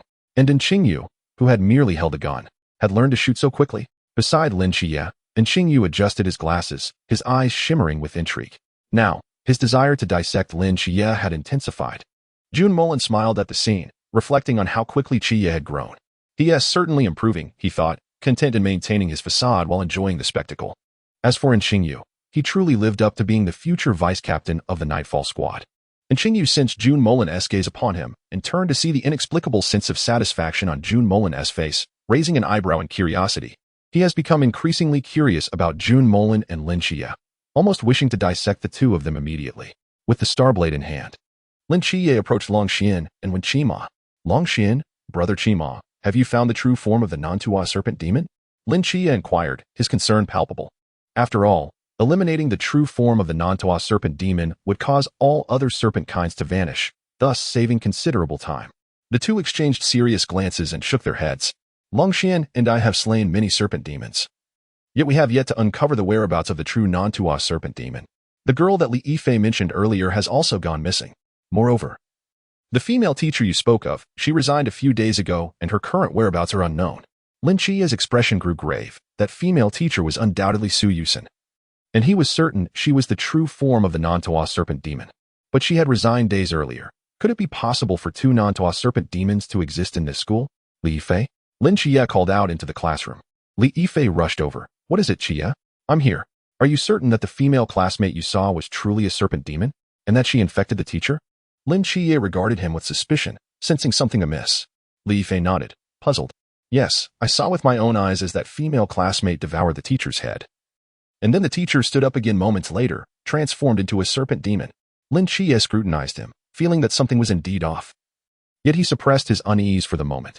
At that instant, a serpent demon larger than any encountered before appeared at the end of the corridor. Could this be the true form of the Nantua serpent demon? Lin Xie's expression turned solemn upon seeing the colossal creature, unmistakably another mystery from the Chuan realm. Lang Xian swiftly readied his sniper rifle, while Wen Qima grasped his star blade. However, Lin Xie waved his hand. Lang Xian, brother Qima, I'll handle this. You two take a breather. There's no need for you to intervene. Are you sure, Xie? You just fought the ghost-faced king. And this Nantua serpent demon is also from the Chuan realm, when Qima voiced his concern. At present, Lin Xie was merely at the lamp realm. Having slain the ghost-faced king solely due to the divine power of Michael that enabled him to overcome the odds. Yet the Nantua serpent demon before him was also from the Chuan realm, and Lin Xie's aura was unstable. Don't worry, leave it to me. Lin Xie's eyes gleamed with a golden light as he focused on the approaching Nantua serpent demon. For some reason, this serpent demon felt peculiar. Not like a genuine mystery from the Chuan realm. He speculated that it might be a counterfeit. Lin Xie, that creature is probably not real, and Qingyu interjected, adjusting his glasses as he observed the Nantua serpent demon. How do you know? Lin Xie questioned. I'm a specialist. I can tell that the serpent demon before us seems to be wearing a layer of skin, a shed skin from another serpent demon, and Qingyu replied. His gaze fixed on the advancing creature. As an anatomy enthusiast, he could easily discern that this Nantua serpent demon was not normal. Lin Xie paused for a moment. I understand now. Retreat and let me handle it. The massive serpent demon emerged from the shadows, its grotesque form laid bare before Lin Xie. Its enormous body shimmered with an eerie glow, and its blood-red eyes appeared capable of piercing one's soul. The serpent demon opened its cavernous mouth, unleashing a deafening roar that sent shockwaves through the surroundings, causing the very earth to tremble. Lin Xie took a deep breath, gripping the star blade tightly. With a powerful thrust of his legs, he surged toward the Nantua serpent demon like lightning. The star blade carved a brilliant arc through the air, aimed at the demon with fierce intent. The serpent demon retaliated, twisting its body and sweeping its massive tail toward him. Lin Xie agilely leaped to evade the lethal strike, flipping in midair to slash at the serpent demon once more. The blade flashed like lightning, leaving a deep gash on the demon's scales. The serpent demon roared in fury, spewing a stream of black venom. Lin Xie quickly sidestepped, but a splatter of the venom still hit his garment, instantly corroding a large hole in it. Damn it! Why does it spit? How disgusting! He grimaced at his now ruined attire, realizing it was beyond salvage. With renewed caution, he faced the serpent demon's onslaught. Lin Xie constantly shifted positions, searching for the demon's weakness. He leapt high, rolled swiftly, and nimbly dodged the creature's attacks, all the while wielding the star blade relentlessly against it. Though the serpent demon's scales were tough, they began to show signs of cracking under Lin Chiye's relentless assault. As the battle raged on, Lin Chiye gradually sensed something was amiss. The Nantua serpent demon, while powerful, did not exhibit the level of terror one would expect from a true mystery of the Chuan realm. Its attack patterns appeared somewhat rigid, as if it were mechanically executing commands. A flicker of doubt arose within Lin Chiye, yet he remained vigilant, fully engaged in the battle. After a grueling confrontation, Lin Chiye finally spotted a flaw in the serpent demon's defense. Summoning all his strength, he raised the star blade high and brought it down with ferocity. A blinding flash illuminated the area as the serpent demon collapsed to the ground. Lin Chiye panted lightly, cautiously approaching its lifeless body. Upon closer inspection, he was greeted by a startling revelation. This was not the true Nantua serpent demon, but merely an ordinary serpent demon clad in the shed skin of the Nantua. Lin Chiye's expression darkened as he realized he had been deceived. A frown creased his brow, and a sense of vigilance surged within him. This is not the true Nantua serpent demon. It is merely a serpent demon wearing a serpent skin. You were right. You were quite perceptive. He wiped the blood from the star blade and gravely approached Qingyu. And Qingyu smiled shyly. This is just my area of expertise. It's nothing remarkable. Lung Xian and Wen Qima approached, their faces paling as they confirmed the truth of the shed skin. What does this mean? Has the Nantua serpent demon already left? But if it has, shouldn't the other serpent kinds have followed? The two exchanged grave expressions, realizing the urgency of eliminating the Nantua serpent demon. At that moment, Jun Molan stepped forward, saying, I have a thought. Could it be possible that the Nantua serpent demon is hiding among us? While it may not have transformed into a human, perhaps it could possess a second personality or something of that nature. What do you all think? Jun Molan, observing their predicament, sought to guide them. As the recent occurrences at the school were indeed unusual, it was only natural for them to struggle with their deductions, and he merely aimed to inspire a new line of thought. Upon hearing Jun Molan's words, Lin Chiye and Qingyu exchanged knowing glances, both realizing something profound. I was merely speculating. It's not definitive. I'm just offering you a hypothesis, Jun Molan chuckled. Ling Xian and Wen Qimo's lips twitched slightly. They were aware that Jun Molan possessed foresight. Thus, his words held truth. Lin Chiyi chuckled. Thank you, Brother Molan. Li Yifei hurriedly approached. Chiyi and Qingyu, we must expedite their evacuation. Otherwise, the snake species will proliferate, complicating matters further.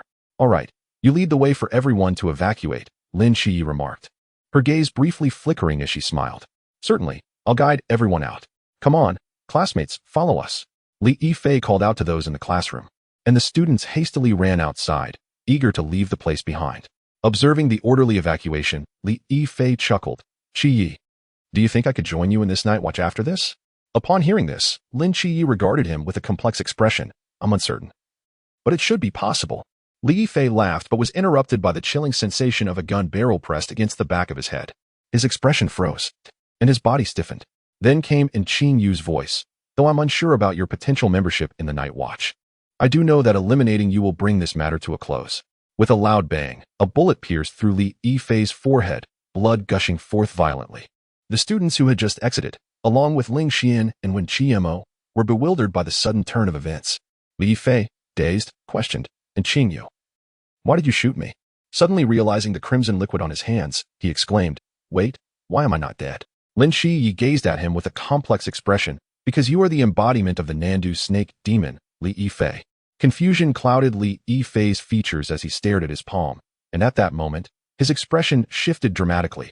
His eyes transformed into serpentine green, a red forked tongue flickering from his mouth as he fixed his gaze on the two. How did you discover my true nature? The Nandu snake demon glared at them with a chilling countenance. What followed was a period of deduction from Lin Chiyi and Qingyu, as Jun Molan had departed and was oblivious to their reasoning. Ultimately, the outcome saw the Nandu snake demon beheaded by Lin Chiyi, its soul confined within the mental institution. The head of the Nandu had vanished, likely taken by Qingyu, the dissection enthusiast. The incident at the school concluded with the demise of all three mysterious entities from the Chuanjing. As for Loki, he now retained no memories. Yet Jun Molan had imparted the message Shiva's grievance upon him in Songnan, Asgard. The oddly alluring Loki abruptly awakened, gasping for breath. What was happening? Loki clutched his head, contemplating the phrase that had inexplicably surfaced in his mind, Shiva's grievance in Songnan. Cold sweat dripped down his face. He was bewildered, uncertain of the events that transpired. and it seemed he had sought out Si Xiaonan with his divine powers, yet now he remembered nothing. Not even if he had found her. However, it appeared he had stumbled upon a crucial piece of information. Loki licked his lips. The phrase Shiva's grievance was irresistibly enticing. Yet, he needed to find some humans to ensure his survival even in the Great Xia. An evil grin spread across his face as he gradually faded from Asgard, on a quest to find his allies. Yet, an inexplicable sense of loss and fear lingered within him. Chapter 57. The Supreme Deity, Nyx. For reasons unknown, Loki paid little heed to this and hastily sought his allies. Upon returning home, Jun Molan beheld a table laden with dishes and the slumbering figure of Su Yuexin, smiling tenderly. Gently, he lifted her from the sofa and carried her to her bedroom, tucking her in before stepping out. After consuming a few morsels and placing the leftovers in the refrigerator, he settled onto the sofa. "MOU, is everything all right?" came the voice of MOU, who was engrossed in short videos. "How's Chi Yi faring? By the way, Lin Chi Yi was looking for you. He wished to wipe your memory." Jun Molan chuckled. "Understood. I'll check in on him now." "MOU, I need a favor." "What is it, boss?" "Could you procure some daily necessities for me? Toiletries, clothes, and such, in a couple of days. I'll be heading for new recruit training with Chi Yi." "Got it, boss. What kind do you prefer?" "Just choose whatever you think fits." "All right, boss. How about Peppa Pig, a little yellow duck, and a pink pig?" MOU counted off items as she spoke. Jun Molan's forehead twitched in irritation. "Are you certain that's for me?" Before he could finish, MOU ended the call, leaving him trembling with frustration. "That rascal is asking for a beating." Jun Molan sighed, pressing his forehead. How humiliating it would be to receive Peppa Pig or a little yellow duck. He, the esteemed Mo Jun Xiandi, reduced to that. After composing himself, he left a note for Su Yuexin and vanished from his home. In the void of the Peace Affairs office, he observed his companions enjoying a meal, smiling in anticipation of joining them soon. However, he wished to wait until after new recruit training before revealing his knowledge of these matters to Chi Yi. A quick glance revealed an additional presence in the mental institution, which was not quite a person. Has Li Yifei become a caregiver already? So soon? Jun Molan noted as he saw Li Yifei administering medication to Nyx. "Grandson, why did the Danius depart so quickly?" Nyx remarked while taking her medicine. Li Yifei's lips twitched slightly, puzzled by why Nyx regarded him as Lin Chiye's son, her grandson. Yet, since they were already here, he resigned himself to the situation. "Grandma, I'm not sure. Chi Yi must be busy." No, he is your father. Do not address him by name." Yes, Grandma. Can we focus on taking the medicine first?" Li Yifei felt utterly exhausted. Nyx nodded and opened her mouth. Li Yifei fed her the medicine. At that moment, as she finished her dosage, Nyx's beautiful eyes narrowed. She suddenly stood up, an overwhelming divine aura radiating from her. "Who dares to intrude upon my child's space?" Li Yifei was thrown back by the sudden surge of power, bewildered as he gazed ahead. There, an all-too-familiar figure appeared, dressed casually. "Indeed. You are truly the goddess of night from Greek mythology, Nyx. Your perceptiveness is commendable." Jun Molan clapped his hands, smiling at Nyx and the bewildered Li Yifei. Molan? Li Yifei stared at Jun Molan, stunned. This was the Molan he recognized. He was at a loss, uncertain how he had entered. Nyx fixed her gaze on Jun Molan. "You are the one from that day?" Nyx recognized him. Was he not the one who had entered the 6th room without any apparent reason? Beside them, Li Yifei observed the tense standoff, feeling a prickling unease. "Grandmother. This is my friend, Jun Molan. He means no harm." "Molan, this is my grandmother," he quickly interjected, attempting to defuse the situation. As he was the caregiver responsible for ensuring the patients remained calm and secure, there could be no room for trouble here. Jun Molan smiled slightly. "Ah, Li Yifei, it has been quite some time. How does it feel to be a caregiver?" At this, Li Yifei trembled, disbelief coursing through him as he stared at Jun Molan. Only Lin Chia, Nyx, and he knew about his role as a caregiver. How could Jun Molan possibly be aware of it? Was he too part of that extraordinary group, like Chia? Li Yifei felt his composure teetering on the brink. His two closest friends turned out to be part of such a peculiar category of beings. Yet, he mused, perhaps he was not entirely normal himself, after all. Who among the ordinary could transform into a Naga demon? Well, it seems you need not concern yourself with that. I merely came to greet you and to see what the goddess of night from Greek mythology, Nyx, truly looks like. "Indeed, she is enchanting," Jun Molan remarked, gazing intently at Nyx, captivated by her beauty, the allure of a mature woman. Nyx's cold gaze fixated on Jun Molan. Despite her illness, her strength remained undiminished, and her treatment was nearing 50% completion. Her mind was now quite lucid. "Regardless of who you are, I sense you may pose a threat to my child. As a mother, I cannot be indifferent." At that moment, The asylum fell into an eerie silence, as if time itself had come to a halt. Suddenly, a chilling aura surged forth, a tidal wave announcing the formidable power of Nyx, the goddess of night. In the oppressive weight of her presence, the already dim starlight flickered and extinguished one by one, leaving behind an abyss of despair. The darkness expanded uncontrollably, akin to ink diffusing in water, consuming all in its path without mercy. The air grew heavy, suffocating, as if the thick darkness pressed down with relentless force, each breath a struggle against the stifling pressure. Nyx's figure emerged gradually from the shadows, draped in a robe as dark as ink, woven from pure night. Each movement sent ripples of mystery, whispering ancient and terrifying secrets. Her hair cascaded like a black waterfall, undulating in the darkness, exuding an aura of enigmatic power.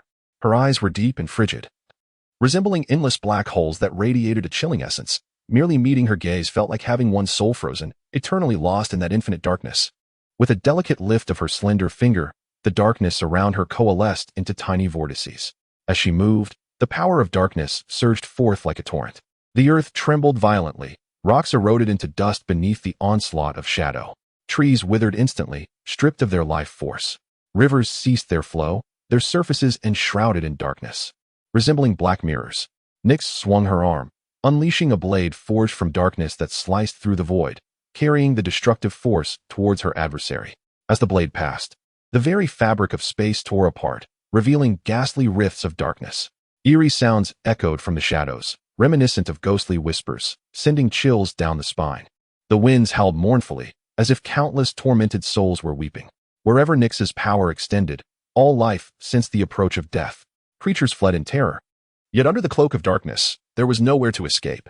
Insects fell silent, seemingly paralyzed by her terrifying might. The world lay engulfed in Nyx's horror, as if it could never elude this endless night. She stood as the sovereign of darkness, wielding her fearsome power to defend her realm. Jun Molan shook his head in resignation. It seems my hopes for a civil conversation are futile. Let us then resolve this through our powers. He suddenly lifted his head, a sinister grin spreading across his face. It had been far too long since he had felt the thrill of another striking at him. He yearned for it. In the exalted celestial realm, he had been the ultimate ruler, revered above all. This sensation was nostalgic. As the dark blade approached him, Jun Molan extended a hand, his fingers sharp and elongated. A mere gesture shattered the black blade into fragments, causing the surrounding space to splinter apart, revealing chaotic currents of time and space. With a single stride, Jun Molan stepped forth, his attire transforming into a resplendent robe of purple and gold, adorned with mysterious runes that whispered ancient legends. The edges of his robe fluttered in the wind, resonating with the rhythm of the universe, as though he had melded with the vast celestial realm. His visage resembled that of a jade statue, with distinct features sculpted to perfection. His high-bridged nose and tightly pressed lips emanated a cold, imposing authority. His gaze was profound and piercing, concealing unfathomable mysteries. A mere exchange of glances felt like being drawn into the depths of the cosmos. He raised his chin slightly, his gaze settling upon Nyx, and in that instant, time seemed to freeze. A barely perceptible glimmer flickered in his eyes, akin to a meteor streaking across the night sky, mysterious and brilliant.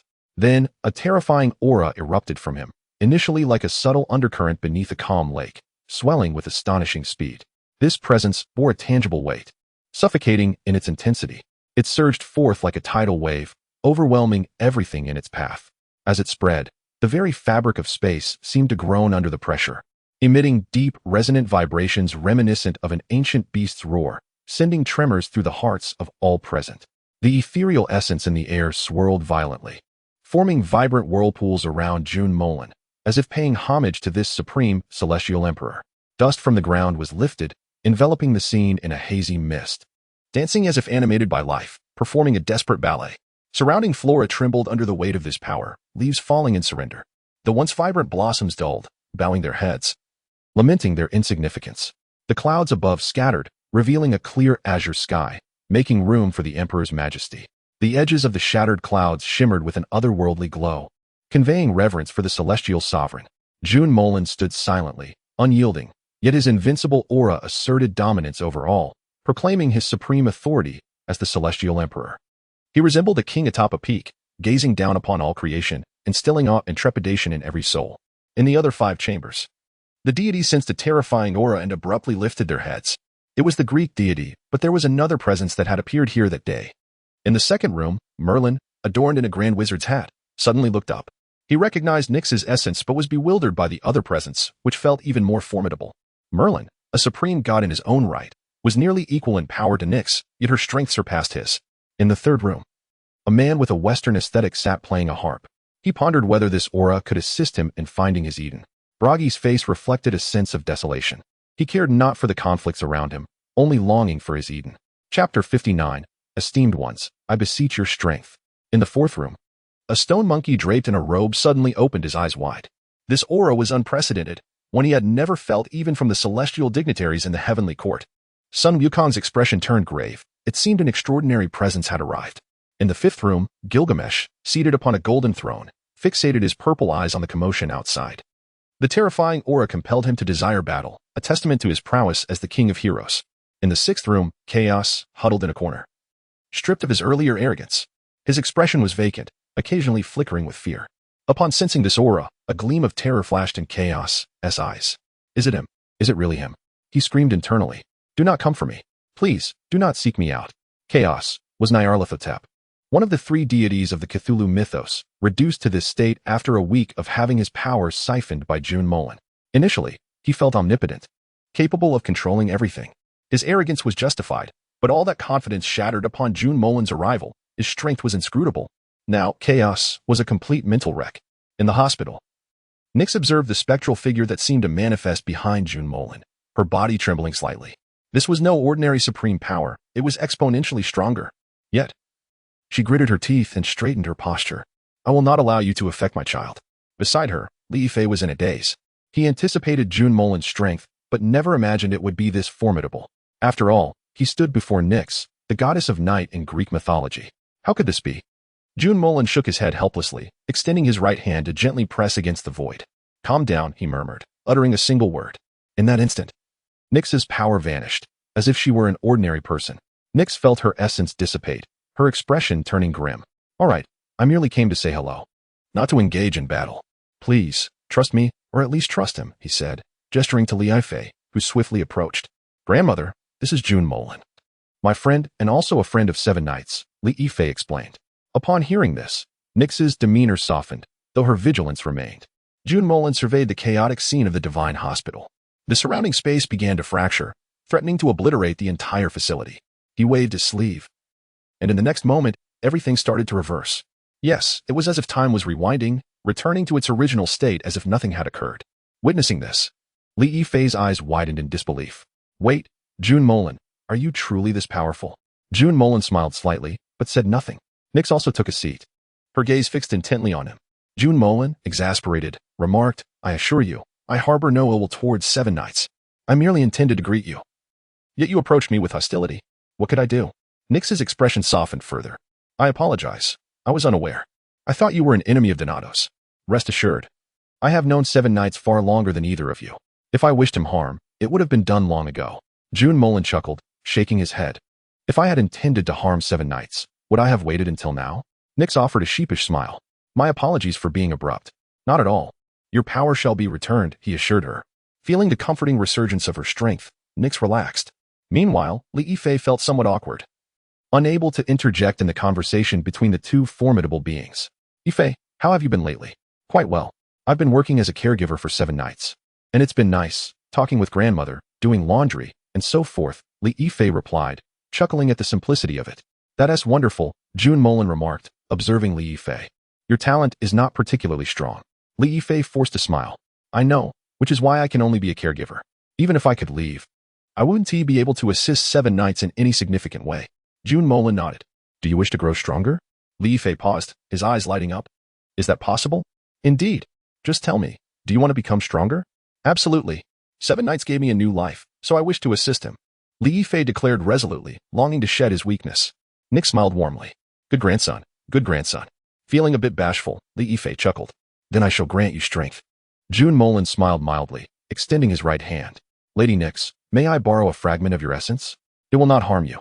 Please, feel free. Nyx consented with a nod. A dark essence surged from Nyx to Jun Molan's hand. Then, Jun Molan stood and gazed toward the remaining 4 chambers. Esteemed ones, I beseech your strength. Upon uttering these words, a terrifying aura erupted forth. The deities within the 4 chambers, Merlin, Bragi, Sun Wukong, and Gilgamesh felt a minuscule fragment of their essence being drawn out. Today, I borrow a thread of your essence, and in return, I promise each of you one favor. Once you leave this hospital, you may seek me out, and I shall assist you. This offer is limited to one use, after which it will expire. Chapter 60, A Call from Hong Ying. The four deities felt a sense of relief. After all, having a fragment of their essence borrowed without explanation was rather uncomfortable. As for Chaos, he had no power left to lend. Nyx's eyes flickered with realization. Jun Molan began to merge the five essences in his hand, forming a radiant, multicolored orb. Li Yifei swallowed hard at the sight of this orb. Could this be the power that would make him stronger? Jun Molan smiled gently. Li Yifei, it will hurt a bit, but bear with it, and you shall grow stronger. All right, but what exactly is this? This is the lingering essence of the deities within the remaining rooms. These essences can significantly aid your cultivation, accelerating your progress at an astonishing pace. Moreover, you can temporarily allow these five deities to possess you, unleashing unprecedented power. Do you understand? Li Yifei swallowed hard. Is that truly possible? Absolutely. You have assisted me greatly during your time at school. Consider this as my reward to you. Since Qi Yi departed, it had always been Li Yifei who conversed and dined with him. Thus, this was a fitting compensation. Thank you, Molan. Enough. Just ensure you assist Qi Yi well in the future. Hold yourself together.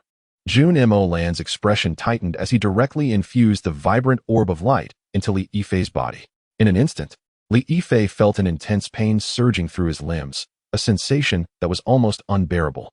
Jun Molan waved his hand, conjuring a soundproof barrier around Li Yifei. Nodding in satisfaction, he said, "All right, Lord Nikes, I shall take my leave now. Please refrain from mentioning this to Qi Yi. If he inquires, simply tell him that the Immortal Emperor Mo Jun paid a visit to express gratitude." The deities all nodded in agreement. Nike smiled gently. "I understand. I will inform Dainatusi. Thank you, everyone. I shall return when time permits." Jun Molan chuckled, his figure dissipating within the psychiatric hospital. "Nikes, please keep an eye on Li Yifei, and when he awakens, relay to him what I just mentioned." Jun Molan's voice echoed in the air. Nikes observed the pained Li Yifei and nodded. Some matters would have to wait until Jun Molan's return for further discussion. As Jun Molan exited the psychiatric hospital, he felt an unsettling sense of having forgotten something important. Pondering for a moment, he then overheard the members of Team 136 in discussion. The head of the Nanda serpent demon is missing? How could that be? Lin Jie said with a solemn expression. Upon hearing this, Jun Molan finally recalled what he had overlooked. Yes, there was still a child in the sewer awaiting his rescue, studying the serpent's head. And Qingyu remained in the sewer, and if he did not intervene, this fellow would be forced to research the foul-smelling serpent head and other mysterious parts. Also known as the Thief of Secrets, for an extended period. It's time to check on him. Nothing else will occur here. Jun Molan's consciousness began to search throughout Songnan City for Qingyu's presence. Found him. Jun Molan smiled. Just as he prepared to depart when a figure emerged from the door of the Peace Affairs office. Dressed in a red athletic tank top adorned with Chinese characters and patterns, paired with black shorts featuring a yellow belt and a white outer jacket. The individual sported a high bun with a red hair accessory. The overall ensemble radiated a fashionable and sporty vibe. With long black hair tied high, large bright eyes, thick eyebrows, a straight nose, and slightly parted lips, she was chewing bubble gum, her expression lively and animated. How did Hong Ying come out? Jun Molan observed the figure, realizing it was indeed Hong Ying, whose physique was truly remarkable. A slender waist, visible abs, and exquisite curves spoke volumes about her form. Jun Molan decided to linger a while longer to see what this girl intended to do. Hong Ying took out her phone, gazing at the screen with a hesitant expression. After a moment, she gritted her teeth, tapped the screen, and held the phone to her ear, likely making a call. To whom was she calling? A boyfriend? For some reason, Jun Molan detected an inexplicable tone in his own voice. Just as he was lost in thought, his phone suddenly rang. Pulling it out, he was greeted by the name Hong Ying flashing on the screen, prompting him to smile once more. This girl is actually calling me? Jun Molan chuckled, answering the call and placing the phone to his ear. Hello, Hong Ying? After a brief silence, Hong Ying responded. Hello, Molan? Jun Molan could clearly see her cheeks flush crimson upon hearing his voice. He stroked his chin, pondering what she could be thinking. What's up? Hong Ying, do you need something from me? Jun Molan inquired with a smile, knowing that without asking, he would remain oblivious. Hong Ying appeared somewhat shy, nervously tapping one foot against the heel of the other shoe. It was evident she was quite anxious. Thank you for today, Molan, for saving me. Oh, is that all? Jun Molan burst into laughter. It's nothing. I wouldn't let you be killed by Loki, would I? That's not who I am. Besides, if Xiaonan were to die, Lung Xian would be utterly heartbroken. Hong Ying fell silent for a moment. If Xiaonan dies, Lung Xian would be sad. What about you? Would you be sad? Upon hearing this, Jun Molan was taken aback. Was she being straightforward? This girl seemed to harbor some unusual feelings for him. Reflecting on past interactions, he found no glaring indications of her special feelings. Of course, if anyone from Team 136 were to die, I would be saddened. Jun Molan intended to tease her, but his words were genuine. After spending so much time together, he would feel discomfort at anyone's demise.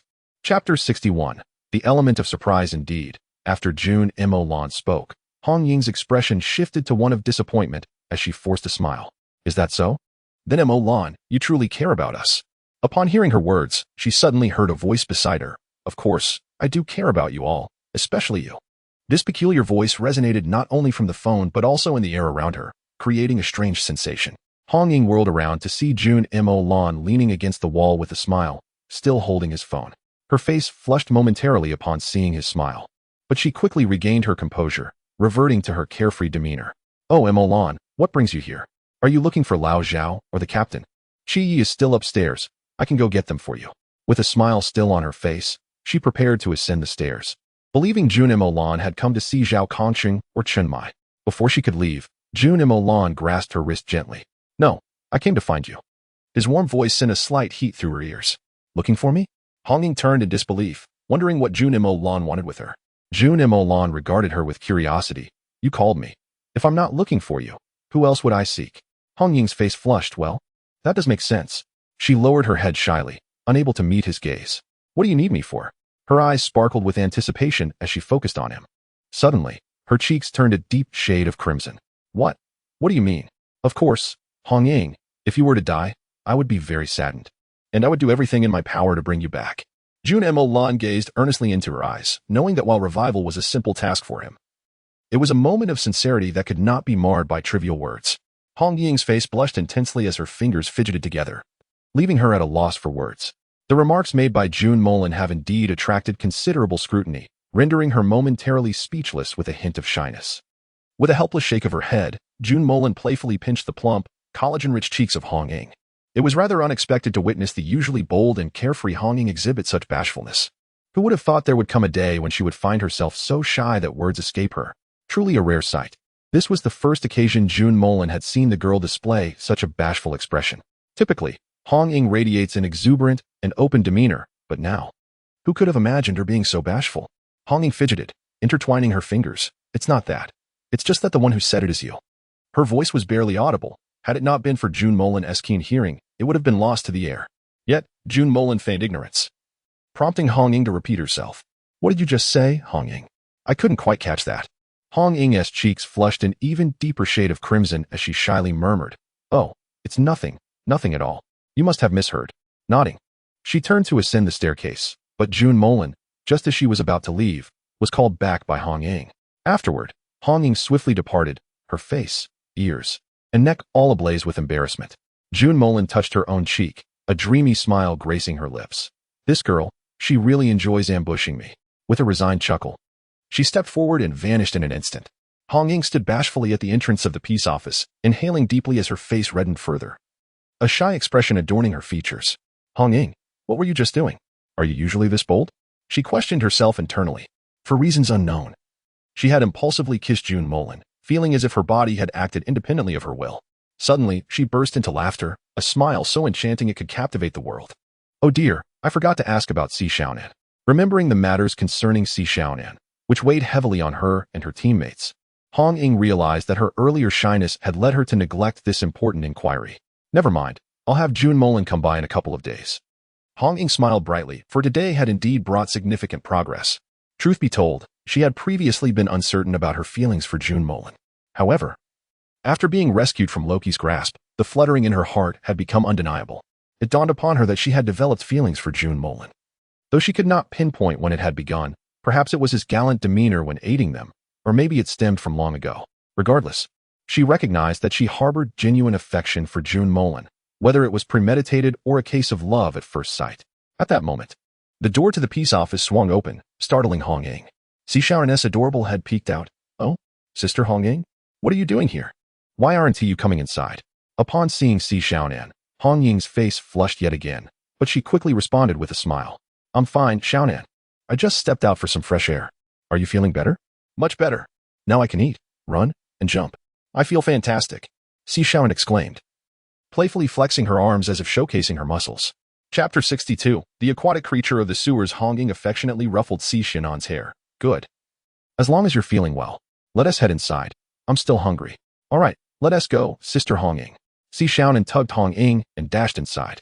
Inside, Chun Mai, Wu Xiangnan, Wen Qima, Zhao Kongcheng, Lung Xian, and Lin Xie were all gathered, eating and laughing together.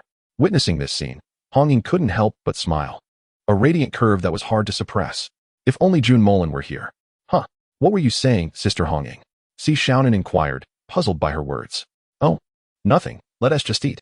Jun Molan, observing the harmonious gathering of Team 136 from the void, couldn't help but let out a resigned smile. I would love to join you for dinner as well. But first, I must rescue someone trapped in the sewers. The image of Qingyu in the grimy sewer made her chuckle. With a single step, she vanished entirely from sight. At school, within the foul-smelling sewer, a bespectacled boy covered in grime was laboring over a makeshift table. On it lay the grotesque head of a massive serpent, the head of the Nantua serpent demon. Qingyu, equipped with a scalpel, meticulously dissected the snake's head, his expression revealing madness and depravity. So that's it. If that's the case, can I also gain the power of the serpent species?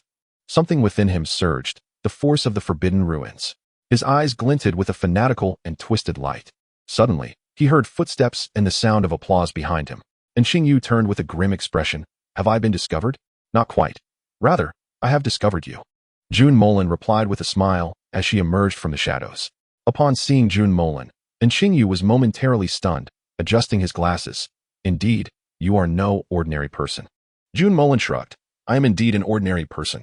Qingyu found that hard to believe. How could an ordinary person find him here? What do you intend to do? Rescue you. This place reeks. If you wish to remain here, I have no objections. Jun Molan waved her hand dismissively, acknowledging the unpleasant odor of the surroundings and sympathizing with Qingyu for enduring it for so long. Qingyu was taken aback. He had not anticipated that Jun Molan had come to take him away. Are you leaving or not? If you're not, I'm going. I can't stand this stench.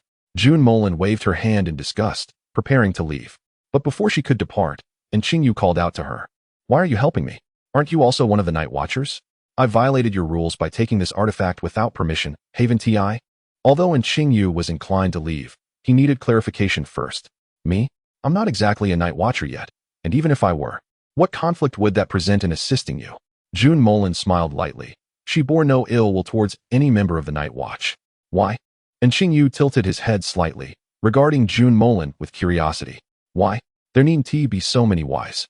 I operate purely on my own whims, and to be honest, I can see the future. Jun Molan replied with a mysterious smile, for indeed, she could see the future. However, having read the novel Slaying the Gods countless times, she found little effort in foreseeing it. Qingyu paused, pondering for a moment. While I don't believe in the notion of seeing the future, I can't shake the feeling that you truly might be able to. Jun Molan smiled faintly. Whether you believe it or not, I can see your future. It is precisely because I have seen it that I choose to assist you, and I must say, I quite like you. Upon hearing this, Qingyu silently scrutinized Jun Molan, retreating a step back. Is your retreating action serious? Such a minor gesture carries a significant weight. Jun Molan's lips twitched slightly. Do not misunderstand me. I am not that kind of person. I simply admire your spirit, but my affections lie with women. It was evident that Qingyu, sitting across from him, let out a sigh of relief, feeling a sense of ease. Then, please take me out. If anything arises later, you can reach out to me immediately, and I shall assist you. I don't require your assistance, Jun Molan replied. What I need is your promise to stand by Qi Ye's side in the future. That alone suffices. He waved his hand dismissively. Did he still need their help? Not at the moment. The future could be addressed later. If emotional issues or other matters arose, apart from strength, he might need to consult them. Upon hearing Lin Qiye's name, Qingyu paused momentarily.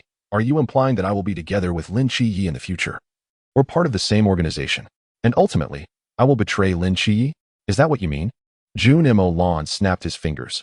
I relish conversing with someone as astute as you. However, I shall not divulge the future. Just follow your heart. I will not interfere in your affairs. All I require is for you to protect this nation and safeguard the Great Xia. That is enough. Qingyu smiled shyly. All right, I understand. Thank you. No need for thanks. Is the one behind you meant to be taken away? I see you have managed to develop something.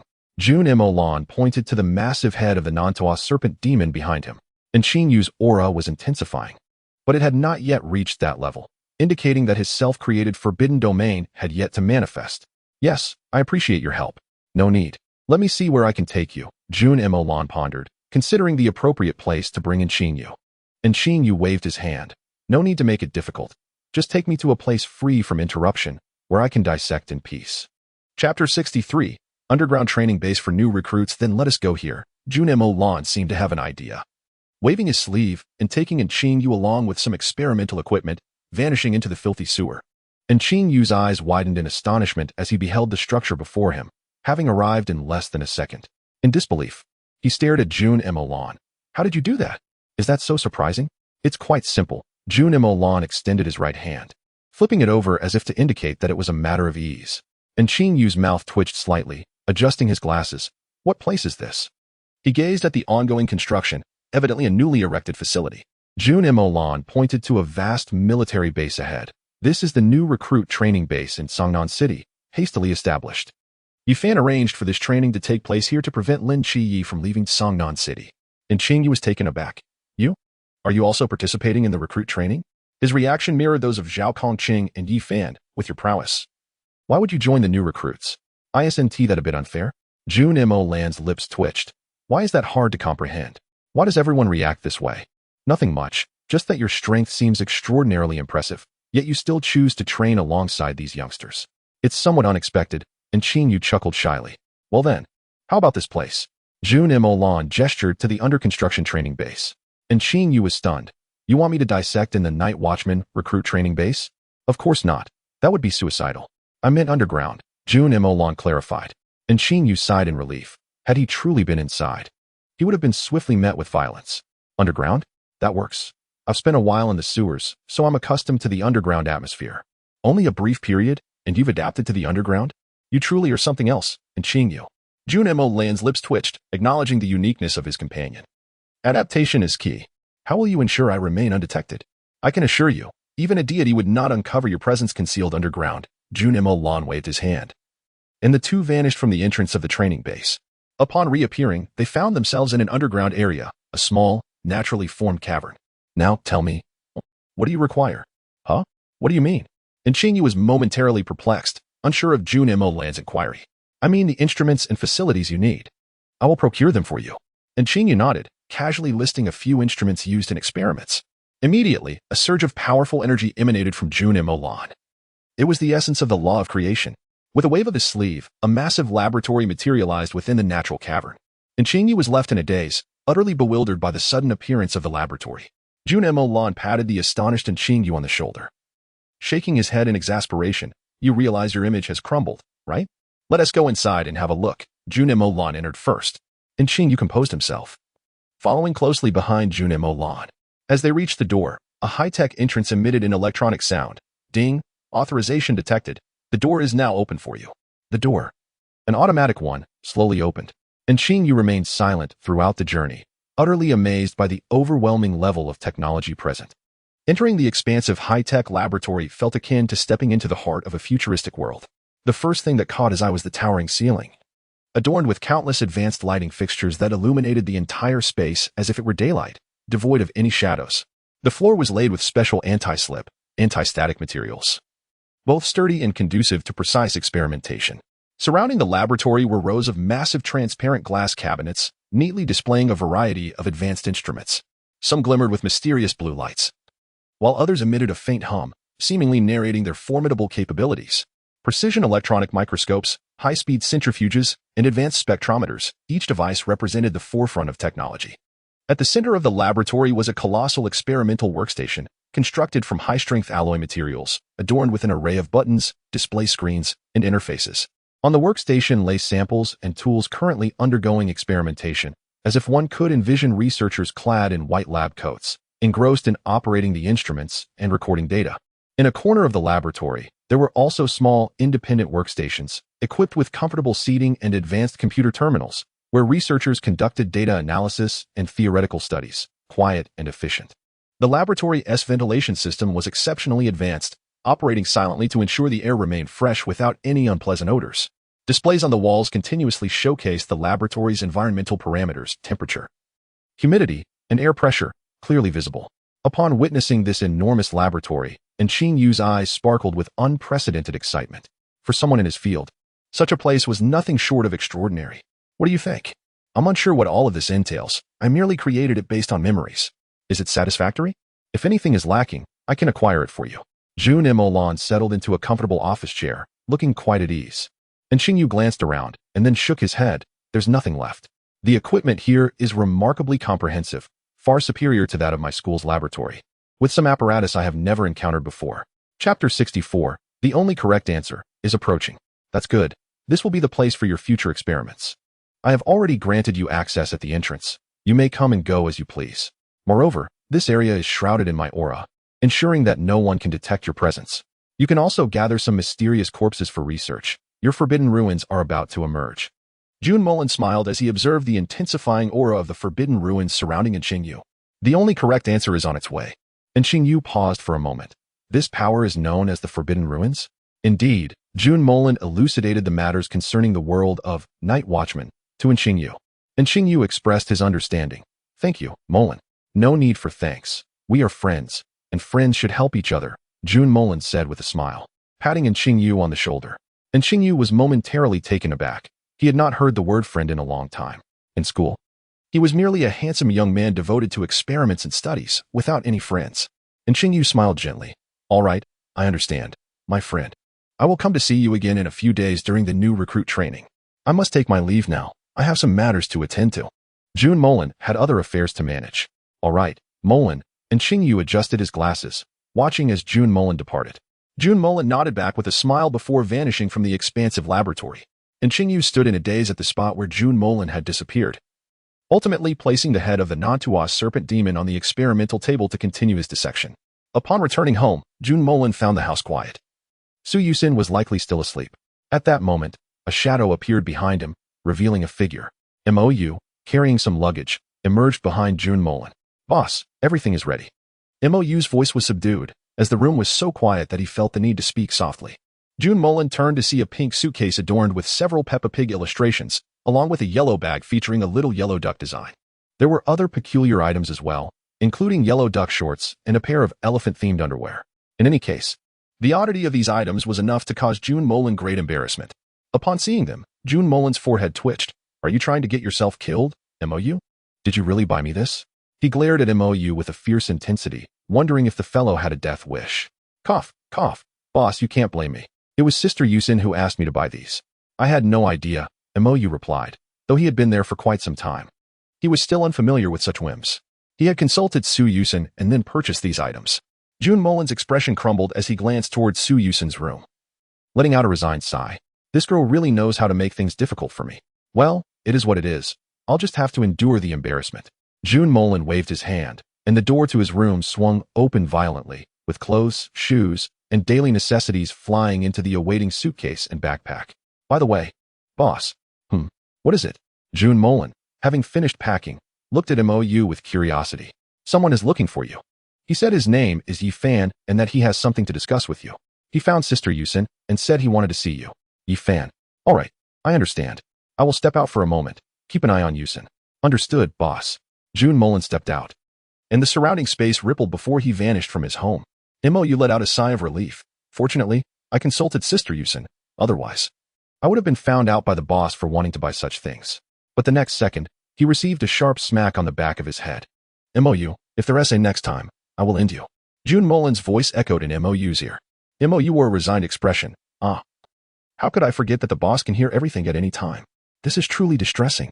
After a moment of discomfort, Mou settled onto the sofa, donned a pair of headphones, and began to listen to music with his eyes closed. At the headquarters of the Night Watchman in the Commander's office, Yifan was meditating. His aura was growing stronger, nearing a critical point, on the verge of breaking through to divinity. But in the next moment, he abruptly opened his eyes to find Jun Molan, clad in white, seated in the chair opposite him. Upon seeing Jun Molan, Yifan visibly relaxed, smiling. Molan, you've come. Didn't you say you needed something? I came to see, Jun Molan replied, observing the aura emanating from Yifan. You are about to ascend to divinity. Furthermore, You have comprehended a rule on your own? A flicker of amusement crossed Jun Molan's eyes. He had not expected Yi Fan to master a rule independently. He had thought Yi Fan would employ the life rule he had imparted. Yi Fan smiled sheepishly. Yes, ever since you infused the life rule into me, I feel like I've touched the edge of the rule. This rule I've grasped is called all beings. Indeed, quite fitting for your identity. Haven't you always believed that man can overcome heaven? All beings suits you well. Yi Fan chuckled. Exactly, this rule resonates with me. And it is one that does not exist in the world. Well done. You are about to become a deity, which surpasses Zhou Ping. Not quite. Zhou Ping's talent is formidable, and his forbidden ruins is merely sequence 333, glassy innocent heart. I cannot compare to him, Yi Fan humbly replied. Have you prepared for your ascension? Almost. I have summoned the other 4 top-tier individuals here. Once they arrive, I will begin my ascension.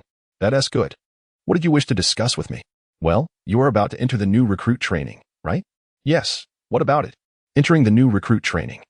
Wouldn't you need a title, much like Lin Chiye, who is the agent of the Seraphim in the Divine Ruins mortal realm? I wanted to ask you, Molan. What title do you plan to adopt? Jun Molan paused for a moment. Then let it be Divine Ruins, as I am the agent of the Immortal Emperor Mu Jun. Divine Ruins Emperor. Emperor? All right, I understand. I will note that down.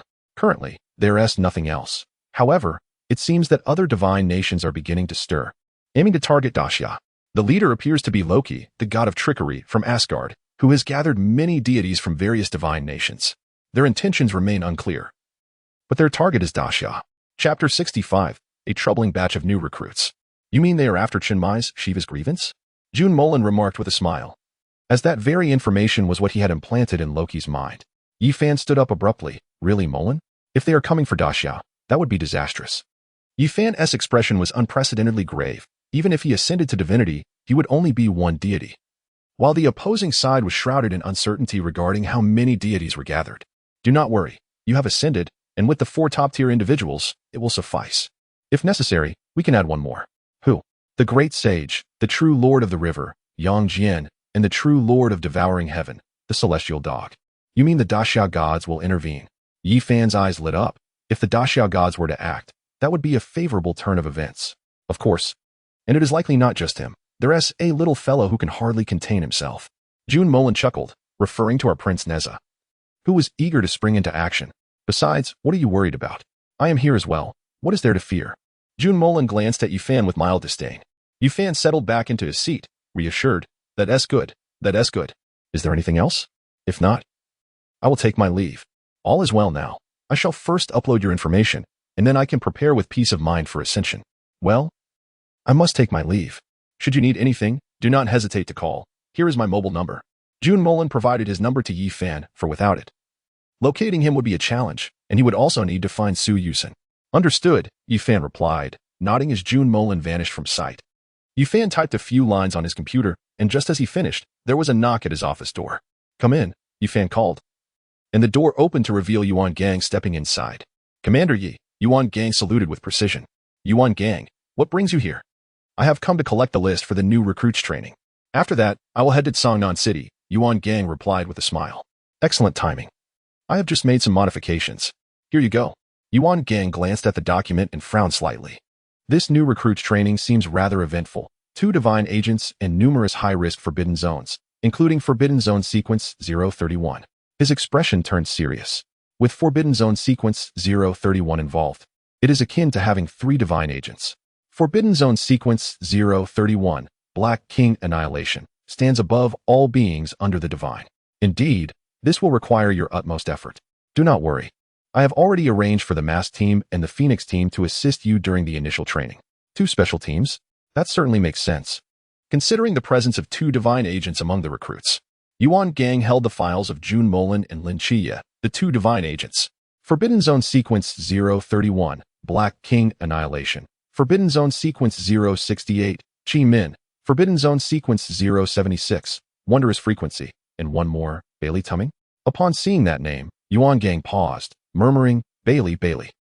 Suddenly, realization dawned upon him, and he looked at Yi Fan with wide eyes. This Bailey Tumming, could he possibly be the young master of the Bailey family, renowned as the Museum of Forbidden Objects? Yi Fan smiled and nodded. Indeed, he is the young master of the Bailey family, known as the Museum of Forbidden Objects. Yuan Gang fell silent for a moment. Commander Yi, You have truly brought us some formidable characters. He chuckled bitterly. Each of these individuals, if left unchecked, could wreak havoc upon society, and they were all congregated at this modest training base. However, with the Mask and Phoenix teams present, he felt reassured that these young recruits would not stir up too much trouble. Yuan Gang sighed in relief. Without the two special teams, it would be challenging for the instructors to manage these extraordinary recruits, each one seemingly more peculiar than the last. Do not underestimate these newcomers, after all. Two divine agents are not to be taken lightly. Moreover, Xia Siming and Wang Mian are also divine agents, albeit limited in their full capabilities to avoid unfair advantages. Therefore, we must remain vigilant and approach this with caution. Yi Fan's tone was serious. After all, Jun Molan was among them, and if he were displeased, even Yi Fan would face consequences, let alone the recruits. Indeed, we must exercise caution, Yuan Gang agreed. Realizing that despite the presence of two special teams to counter these recruits, vigilance was paramount. The two divine agents necessitated the attention of two team leaders. And with so many high-risk forbidden zones, they could not afford to be complacent. Commander Yi, which divine agent does Jun Molan represent? Yuan Gang inquired, puzzled by the familiarity of Jun Molan's information. Yuan Gang recalled a previous encounter at the headquarters in Shanjing, where he had inquired about Xiaopinga, only to discover that Jun Molan was also a divine agent. He is the agent of the Ink Monarch, Yi Fan replied, taking a sip of water with a smile. The Ink Monarch? Yuan Gang was taken aback. He had never heard of this deity in the annals of the Great Xia mythology. Indeed, the Ink Monarch is a powerful deity not recorded in the Great Xia mythology and is even comparable to the three heavenly sovereigns. Upon hearing this, Yuan Gang's expression grew increasingly solemn. So, a deity unrecorded in the Great Xia mythology? They must be exceptionally powerful. Understood, Commander Yi. By the way, I see you have made significant progress lately. You are on the verge of breaking through to the unbounded realm, are you not? Yi Fan observed Yuan Gang's strength with surprise, as he had not seen him for long, and back then, he was still some distance from the unbounded realm. Yet now, Yuan Gang seemed to be half a step into it. Chapter 66. The border of Great Xia, however, he dismissed it as mere illusion, for in his understanding, forbidden zones could not undergo change. Such occurrences did not exist in his perception. Yet, these events had indeed transpired, all thanks to Jun Molan. Otherwise, it would have taken Yuan Gang considerable time to reach the unbounded realm. The notion of remaining in the sea realm for his entire life was simply implausible. Yi Fan raised an eyebrow, his eyes shimmering with a solemn golden hue, as he began to probe within Yuan Gang's body. Yuan Gang felt a jolt of surprise, but did not resist. He was astonished by the formidable power emanating from Yi Fan. The pressure he felt surpassed that possessed by the four apex figures of humanity. Little did he know, Yi Fan was on the brink of divinity. As Yi Fan examined Yuan Gang's body, a terrifying divine consciousness repelled his probing. Yi Fan's expression grew grave as he cautiously extended his hand, gathering his spiritual energy at his fingertips to carefully investigate Yuan Gang's body. His mental force, like a delicate thread, gradually seeped into Yuan Gang's skin, searching for any anomalies. Yet, a formidable divine consciousness, akin to an impenetrable barrier, instantly thwarted Yi Fan's investigation. This divine consciousness bore an overwhelming pressure, causing Yi Fan's heart to race and beads of sweat to form on his forehead. Soon after, Yi Fan's gaze began to blur, as if drawn by some mysterious force. Before him, a vague image began to materialize. It was a figure clad in white, resembling a celestial being descended to the mortal realm, exuding an aura of transcendent elegance. The figure stood still, as if harmonizing with the entire world. Yi Fan's eyes fixated on this figure, filled with astonishment. Just then, the figure seemed to sense Yi Fan's gaze and slowly turned to look back. Yi Fan felt as if his breath had been stolen, his heart pounding violently as if it would leap from his chest. The visage of the figure became clearer, revealing a handsome yet aloof face, with a slight smile gracing its lips, a smile imbued with profound meaning. It was Jun Molan, standing at the apex of the world. Yi Fan found his mind blank, utterly unable to comprehend the unfolding events.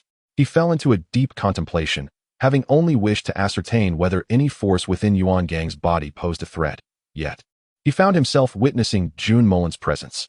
Now, everything made sense. No wonder Yuan Gang's strength had surged so rapidly. He had already encountered Jun Molan. Yuan Gang observed Yi Fan's body tremble unexpectedly, perplexed by the sudden shift. What happened, Commander Yi? Yi Fan refrained from disclosing Jun Molan's identity, deeming it unnecessary. Furthermore, it was clear that Jun Molan was contemplating revealing his identity only before those who might expose him. He would not do so in front of others. Thus, he refrained from seeking unnecessary trouble, lest he endure a beating from Jun Molan, which would be utterly unworthy of his dignity. Indeed, he had no desire to be thrashed by Jun Molan. It would be quite embarrassing. I understand, Commander Yi. I shall take my leave now, as I need to arrange matters concerning the training of the new recruits, Yuan Gang said, breathing a sigh of relief and nodding with a smile as he bid farewell to Yi Fan. Very well, off you go, Yuan Gang replied before exiting the office. Yi Fan watched Yuan Gang's departing figure, his gaze flickering. He was surprised that Molan had assisted Yuan Gang. Could it be that he was aware of Yuan Gang's future role as their instructor? Startled by this thought, he realized that it implied Jun Molan possessed the ability to foresee future events. The fact that Yuan Gang was to be the chief instructor was known only to their circle, making it unlikely that Jun Molan had any knowledge of it, thus indicating his capability for precognition. If Jun Molan truly could foresee the future, it was indeed extraordinary. How surprising it was that he had underestimated Molan's power. One could only wonder how formidable this individual truly was. His depth was unfathomable. Yi Fan chuckled helplessly, recognizing that Jun Molan's existence was formidable. Even the highest deities could not exert such an overwhelming sense of pressure upon him. Thus, Jun Molan must indeed be a being of greater strength than even the highest god. However, knowing that Molan was not an enemy was the most reassuring aspect. No matter how powerful he was still one of the people of the Great Xia. With this thought, Yi Fan felt considerably more at ease. If such a person were an adversary, it would be truly terrifying, one that the Great Xia could not contend with. Indeed, it seemed that the combined might of the entire earth would pale in comparison to Jun Molan. I must prepare as well. My realm has reached its zenith. Yi Fan felt the power coursing within him. He had been diligently striving to elevate his state to its peak in recent days. Otherwise, he would have already broken through. Truth be told, he still lacked certainty. Although he had faith in Jun Molan's life principles, it was not a lack of confidence in Molan's strength, but rather in his own. Ascending to divinity was an elusive dream for humanity, compelling him to exercise caution. The presence of 4 human paragons was also a precaution against mysterious forces stirring within the Great Xia. With 4 paragons present, those entities would likely not dare to act. Jun Molan stepped outside, gazing upon the vast expanse of the Great Xia's territory, feeling somewhat nostalgic. I have yet to visit the border of the Great Xia. It is a perfect opportunity to behold the mist and the stone tablet. Since arriving in this world, he had not yet glimpsed the mist that lay beyond the Great Xia's borders, and it was high time to do so. Chapter 67. For the people of Great Xia. May there be eternal peace. With a single step, Jun Molan's figure gradually faded into the void. At the Great Xia border, he arrived to find a pristine landscape blanketed in snow. Here stood a towering divine stone tablet, isolating all mist beyond the borders of the Great Xia. Before him lay an endless expanse of black mist, swirling restlessly. Amidst the vast, snowy terrain, a magnificent black stone tablet rose like a colossal pillar, dominating the landscape. Jun Molan reached out to touch the immense stone tablet, which seemed to pierce the heavens. It protected the entirety of Great Xia and its people. Such tablets existed in 9 forms, and as Jun Molan traced the intricate patterns on the stone, he felt a surge of emotion. These 9 tablets were crafted from the essence of the Heavenly Court, serving as national guardians. Jun Molan sensed the power of the Heavenly Court's origin and felt the presence of countless deities of the Great Xia. It was as if he could hear their fervent cries. The great calamity has arrived. As the Mother of Heaven, I heed the celestial decree and willingly sacrifice my cultivation to protect the people of Great Xia, ensuring eternal peace. Immediately, he beheld a beautiful woman draped in golden robes adorned with purple patterns, wearing a golden crown shaped like phoenix wings. Without hesitation, she hurled herself against the black stone's base. Jun Molan also caught sight of the Emperor of Fengdu, the golden immortal Qi Jingzi, the golden immortal Huanglong, the water deity, and the jade cauldron real man, among numerous deities of the Great Xia. One by one, these divine beings sacrificed their powers and foundations, colliding with the black stone's base. Jun Molan seemed to witness these deities of the Great Xia, selflessly dedicating themselves, even at the cost of their lives, to safeguard the entire realm. His eyes suddenly grew warm. He was Jun Molan of the Supreme Celestial Realm, the unparalleled Emperor of the Celestial Realm. Yet he was also a citizen of the Great Xia. Regardless of how many times he traversed worlds, the blood of the Great Xia flowed ceaselessly within him. These visions stirred profound emotions within Jun Molan, compelling him to smile. He then fixed his gaze intently upon the swirling mists ahead.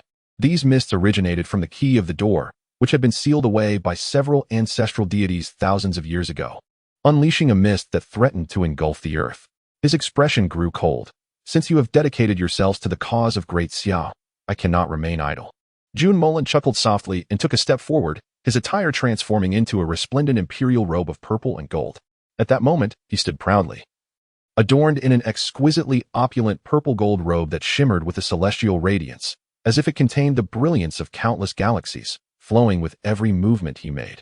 Exuding an air of nobility and authority, Jun Molan's indifferent gaze fixed upon the tumultuous black mist, which roiled like a ravenous beast, emitting deep, rumbling growls that expressed its covetousness and resentment toward the stone tablet. Yet, strangely, the seemingly ferocious black mist, upon nearing the stone tablet, halted as if confronted with an insurmountable chasm, daring not to advance even a step further, swirling restlessly just before the tablet. This scene exuded an inexplicable sense of the bizarre and the stalemate. Jun Molan's expression remained impassive, as if this spectacle held no significance for him. He slowly raised his right hand, long and powerful, with threads of imperial might quietly gathering at his fingertips. Then, a terrifying voice, laden with pressure, resonated from Jun Molan's lips. This voice echoed throughout the entirety of Great Xia, yet only those stationed as guardians in the Forbidden Ruins could discern its source.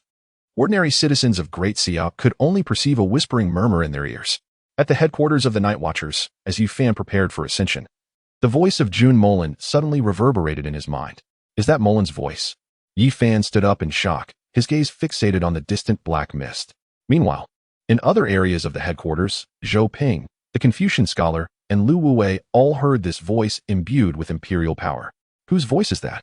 The Confucian scholar's hand trembled as he held his teacup, expressing his astonishment. Zhou Ping furrowed his brow. Is the Emperor of the Celestial Realm the deity unrecorded in the annals of Great Xia? A look of shock appeared on Lu Wuwei's face. Is this the power of that terrifying deity? Indeed. It was no wonder that he had not been documented in the history of Great Xia. The pressure was truly overwhelming. In Sangnan City, within the Peace Affairs office, everyone wore expressions of astonishment. What is Molan planning to do? Zhao Kongqing's hand trembled as he lit a cigarette. The pressure was too formidable. Chen Mai's expression grew serious. It seems Molan intends to drive away the mists. Hong Ying's expression also turned grave. I hope nothing happens to Molan. Beside her, Si Xiaonan teased with a smile. What is the matter, Sister Hong Ying? Are you already worrying before anything has even happened? Hong Ying's face flushed crimson at once. Glancing reproachfully at Si Xiaonan, I am not.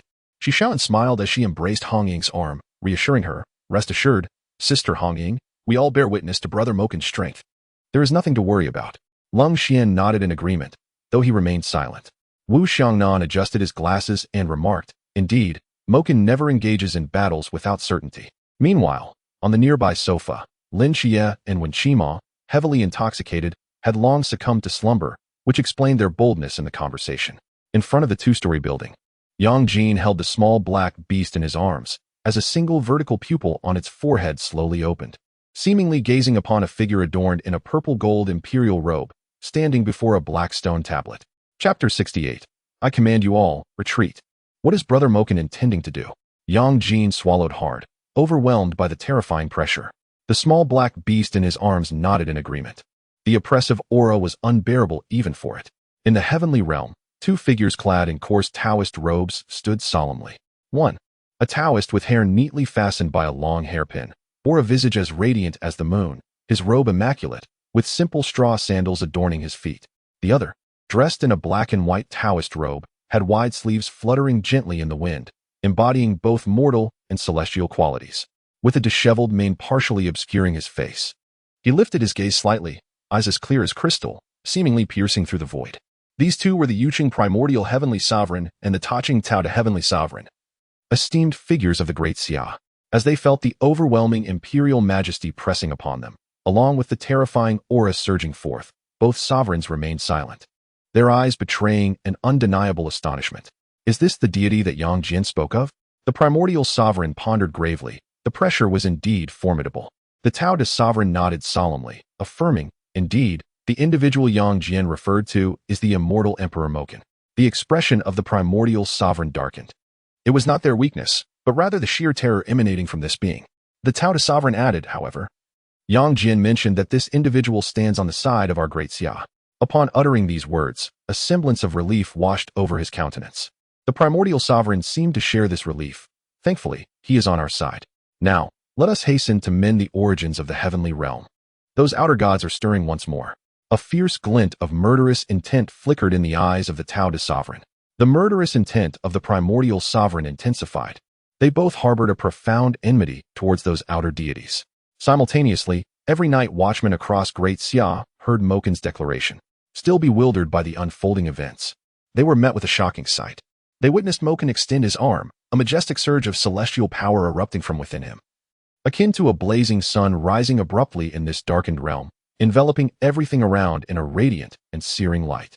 This overwhelming power radiated from Moken, expanding wildly, as if the very fabric of space was being compressed, producing a faint yet resonant hum.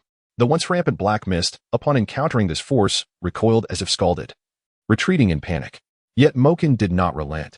His gaze was fixated on the black stone tablet above, and with a gentle wave of his hand, a pure essence of energy flowed from his palm, coiling around the stone tablet with unerring precision.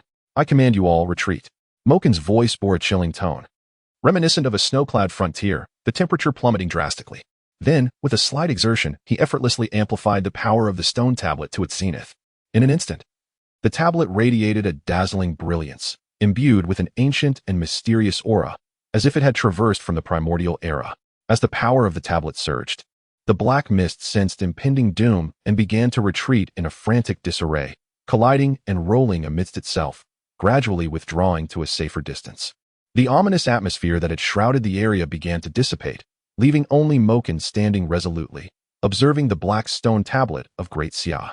The once turbulent black mist halted its retreat at a certain point, not because Moken was unable to confront it, but because any further withdrawal would lead to the realm of other gods.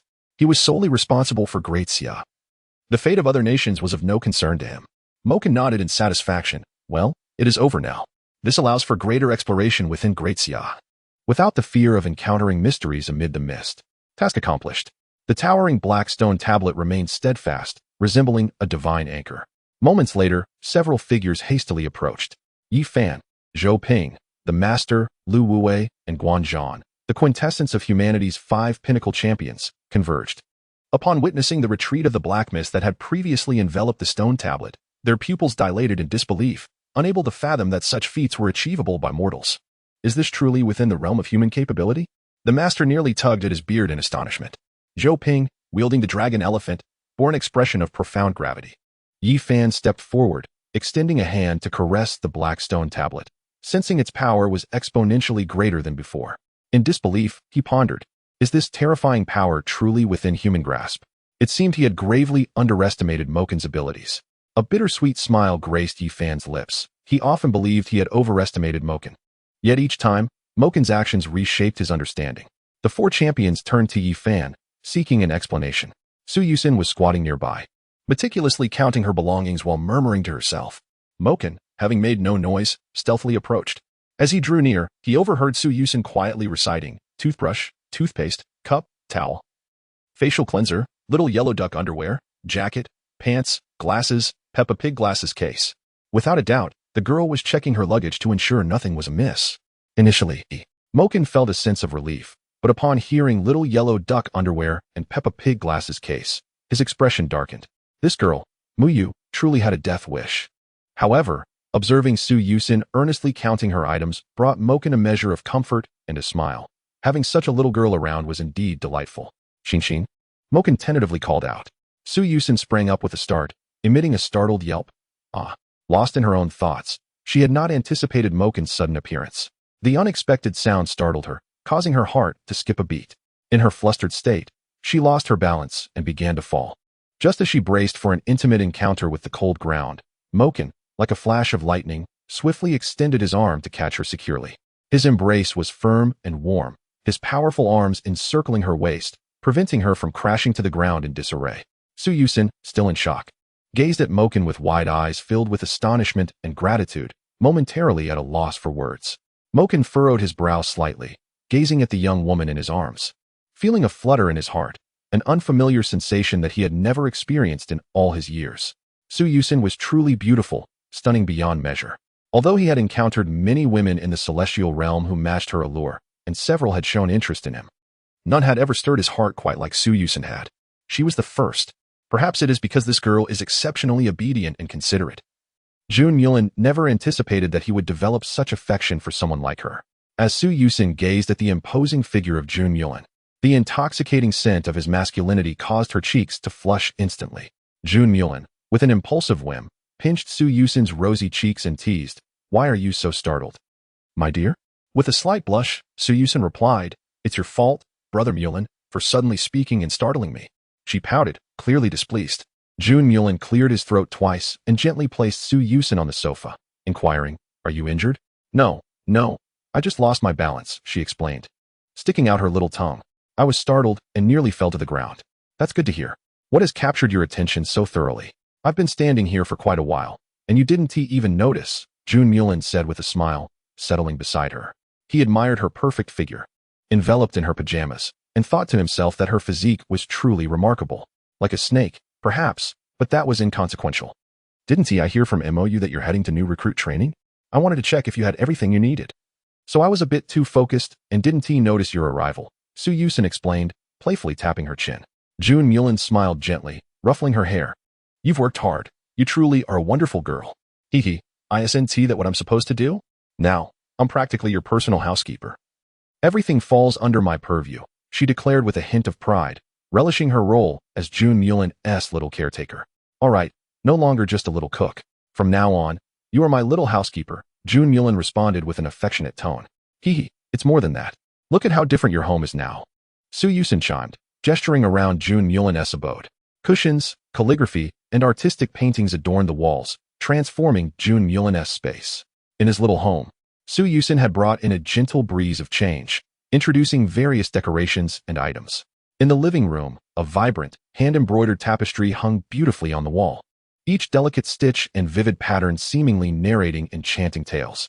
On the wooden cabinet below, a finely crafted ceramic vase held several blooming flowers, pink roses and pristine white lilies, infusing the space with a touch of natural vitality and fragrance. In the study, Su Yusin had added an elegant desk lamp.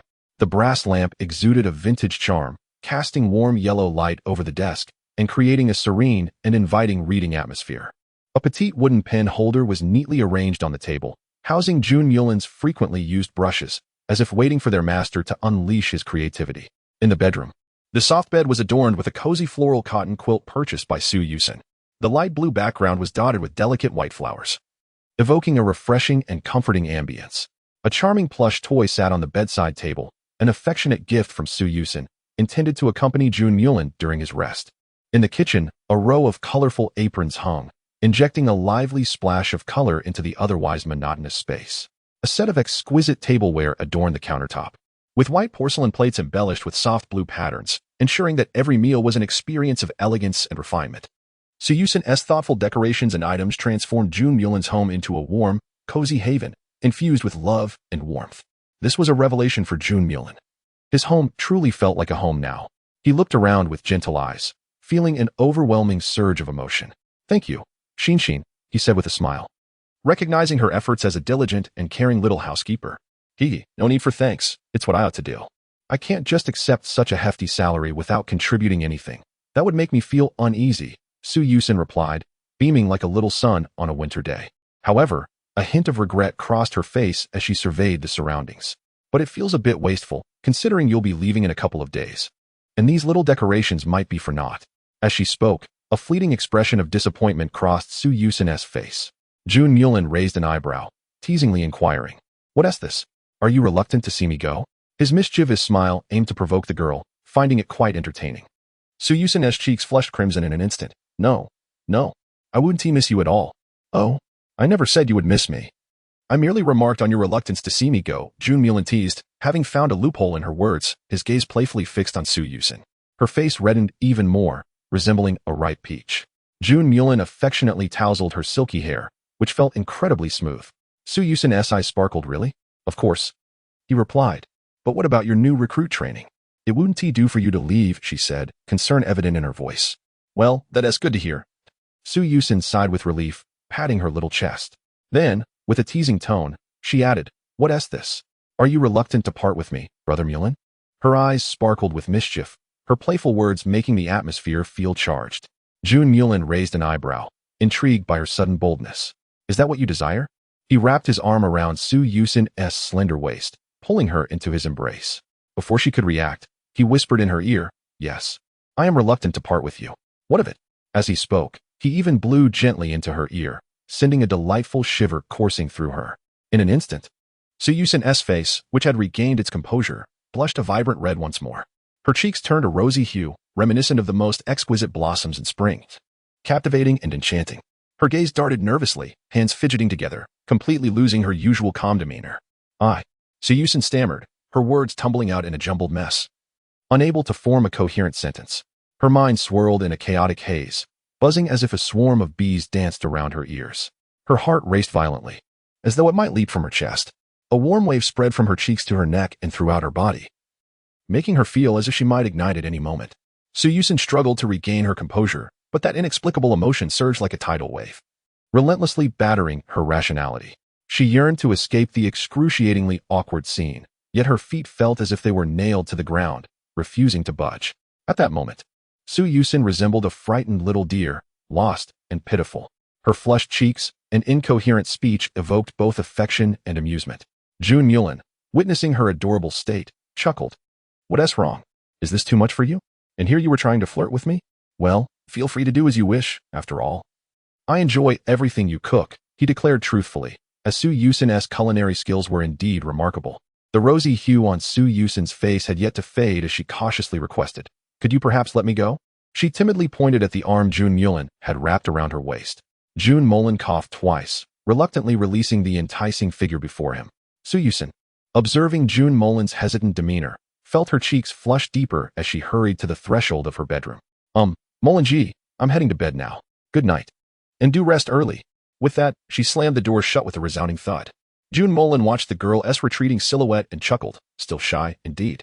Shaking his head in amusement, he was about to retire when he heard a voice from Muyu. "Boss? What's wrong?"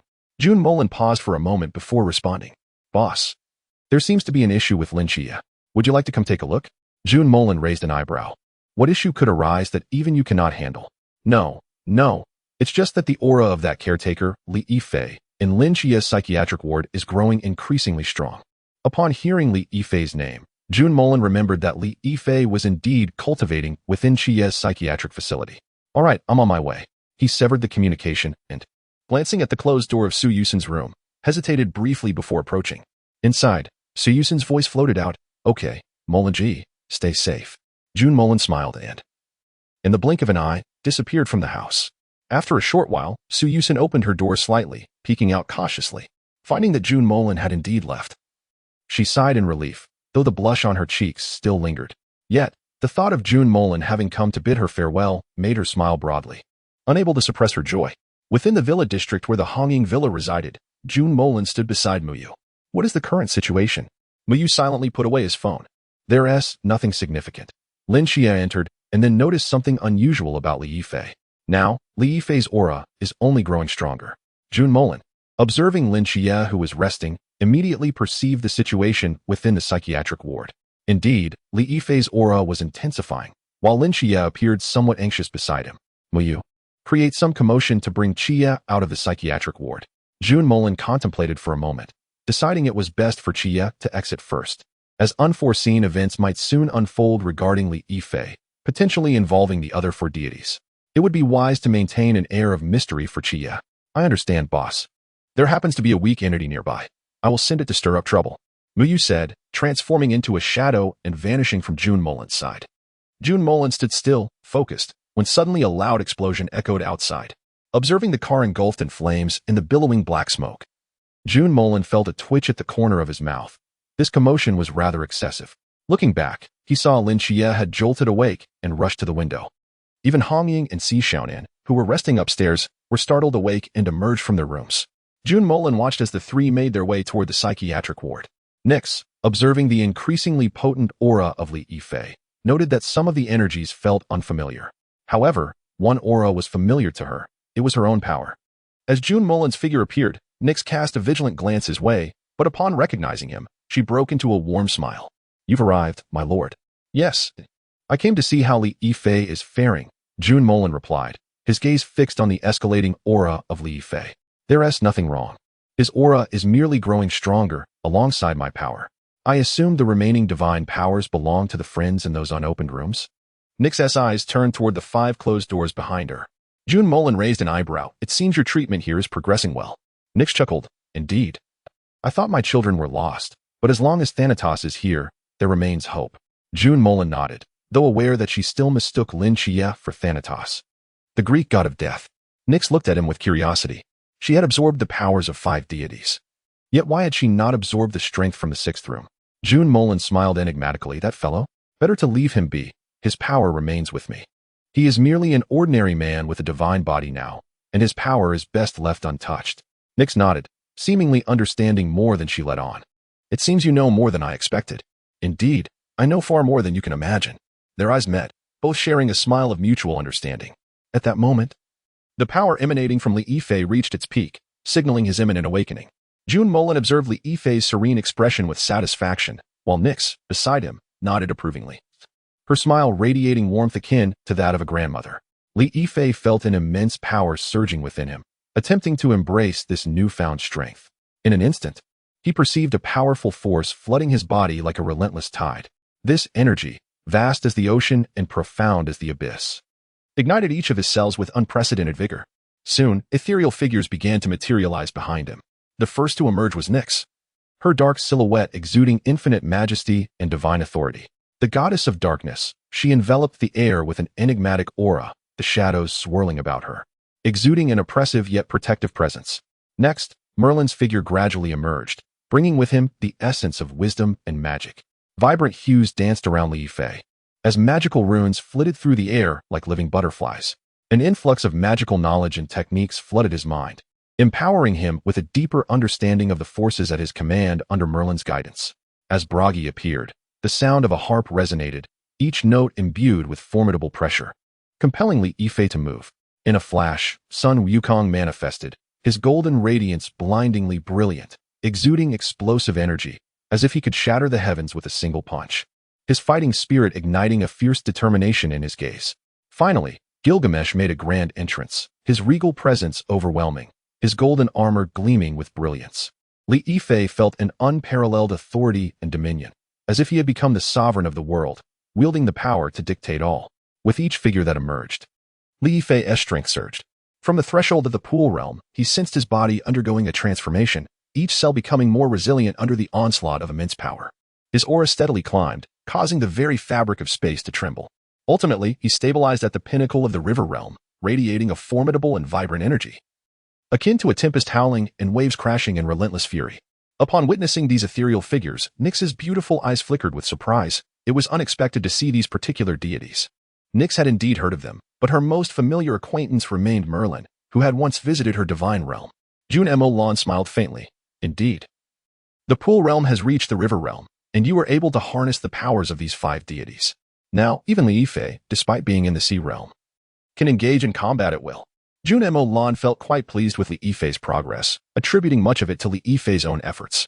After all, he had merely created a medium. Whether it could endure was Li Yifei's challenge, yet the outcome was splendid. He had persevered. Li Yifei slowly opened his eyes, his serpentine pupils gradually transforming into those of a human. Remarkable. You have even absorbed the persona of the Nanda snake demon. Now, you are truly Li Yifei. Jun Molan nodded in satisfaction. While he held no fondness for the Nanda snake demon, he harbored a favorable opinion of Li Yifei. Li Yifei stood up, exhilarated, feeling the surging power within him, and glanced in Nyx's direction. Granny, have I succeeded? Molan? What brings you here? Li Yifei looked at Jun Molan in surprise. Although he was absorbing power, he could still sense the external environment. It's not that I was worried about you. I merely came to check. Quite impressive. Your talent is hardly inferior to that of Chi now. Jun Molan chuckled as he patted Li Yifei's shoulder, genuinely pleased. At this point, Li Yifei could be considered an emissary of the 5 deities, albeit not entirely, as he merely carried a fragment of their essence, which was a significant distinction from Chi Ye's direct inheritance. Embarrassed, Li Yifei scratched his head. Thanks to you, Molan, I feel incredibly strong, and I can call upon Granny's power, along with the strength of several other slightly weaker deities. Indeed, by wielding their power, your strength can reach the pinnacle of the sea realm. You have now become a genuine entity of the sea realm, Jun Molan remarked with a smile, emphasizing that the power of the deities was not to be taken lightly. Li Yifei beamed with excitement. Thank you, Molan. He bowed deeply, expressing his heartfelt gratitude. All right, enough of this. As long as you are fine, I shall take my leave. Chi will be arriving soon. He will inquire about you. referred to as the Immortal Emperor Mo Jun, who came and granted you power, understood? I understand. I will certainly keep my mouth shut. Li Yifei replied cheerfully. Also, for now, refrain from using the powers of the other deities to maintain a sense of anticipation and mystery for Qi Yi. Li Yifei chuckled. I understand. I understand. Jun Molan nodded in satisfaction, turning to the kindly smiling Nyx. Lady Nyx, I shall take my leave.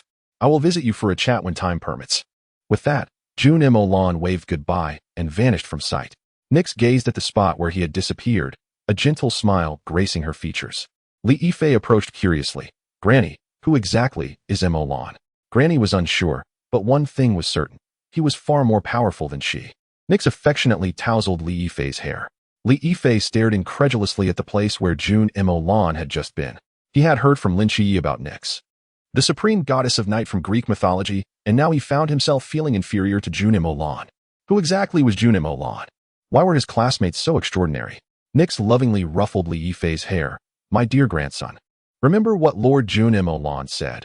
Do not display your other divine powers before Daenados, and do not mention that Lord Jun Molan visited, understood? Nyx appeared somewhat anxious about Li Yifei, reiterating Jun Molan's instructions. I understand, Granny, you can rest assured. I am quite discreet. All right, Qi Yi should be arriving soon. I will tidy up, and it is time for you to take your medicine. Li Yifei smiled as he left. Nyx gazed up at the sky of the mental hospital, a smile playing on her lips, and no one knew the meaning behind that smile. Meanwhile, Jun Molan had stepped outside.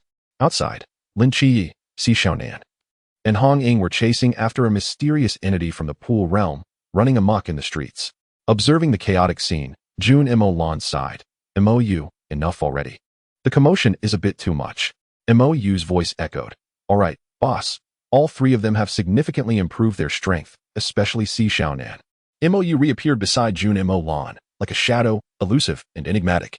Jun Molan chuckled, acknowledging the truth. Indeed, after meeting Loki, Xiaonan's strength has surged. Yet her memory remains unbroken. My seal is not so easily dispelled. I suspected as much. There was always an aura obstructing my investigation into Si Xiaonan. It turns out it was your doing, boss. Missouri nodded, realizing why he could not penetrate her defenses. Very well, boss. Do take care of yourself, he added. You actually care about me? Jun Molan raised an eyebrow, surprised that this fellow would show concern for him. Well, not exactly, boss.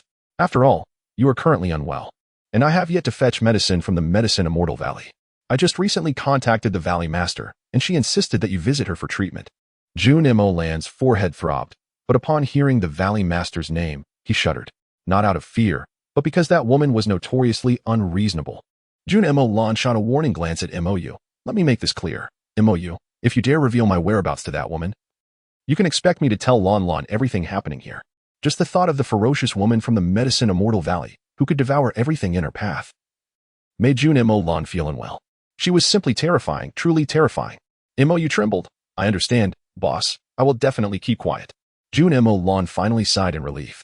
By the way, if I keep silent, does that mean you won't inform Lon Lon about what happens here? Mou tentatively asked, still wary of his wife. For the first wife in the celestial realm was not a mere jest. Jun Molan smiled faintly. Let us see how you behave. With that, he did not give Mou a chance to respond and dissipated into the void. Mou extended his hand, watching Jun Molan's retreating figure, hesitating to speak. Forget it. If I get beaten, so be it. I haven't done anything out of line. I just enjoy watching. He truly had not committed any wrongdoing towards you and Lanyu. His heart belonged solely to her. After saying this, Mou took out his phone, resuming his silly grin as he scrolled through videos. Chapter 74. To become one, does this count as trespassing? Jun Molan pondered. Oh well.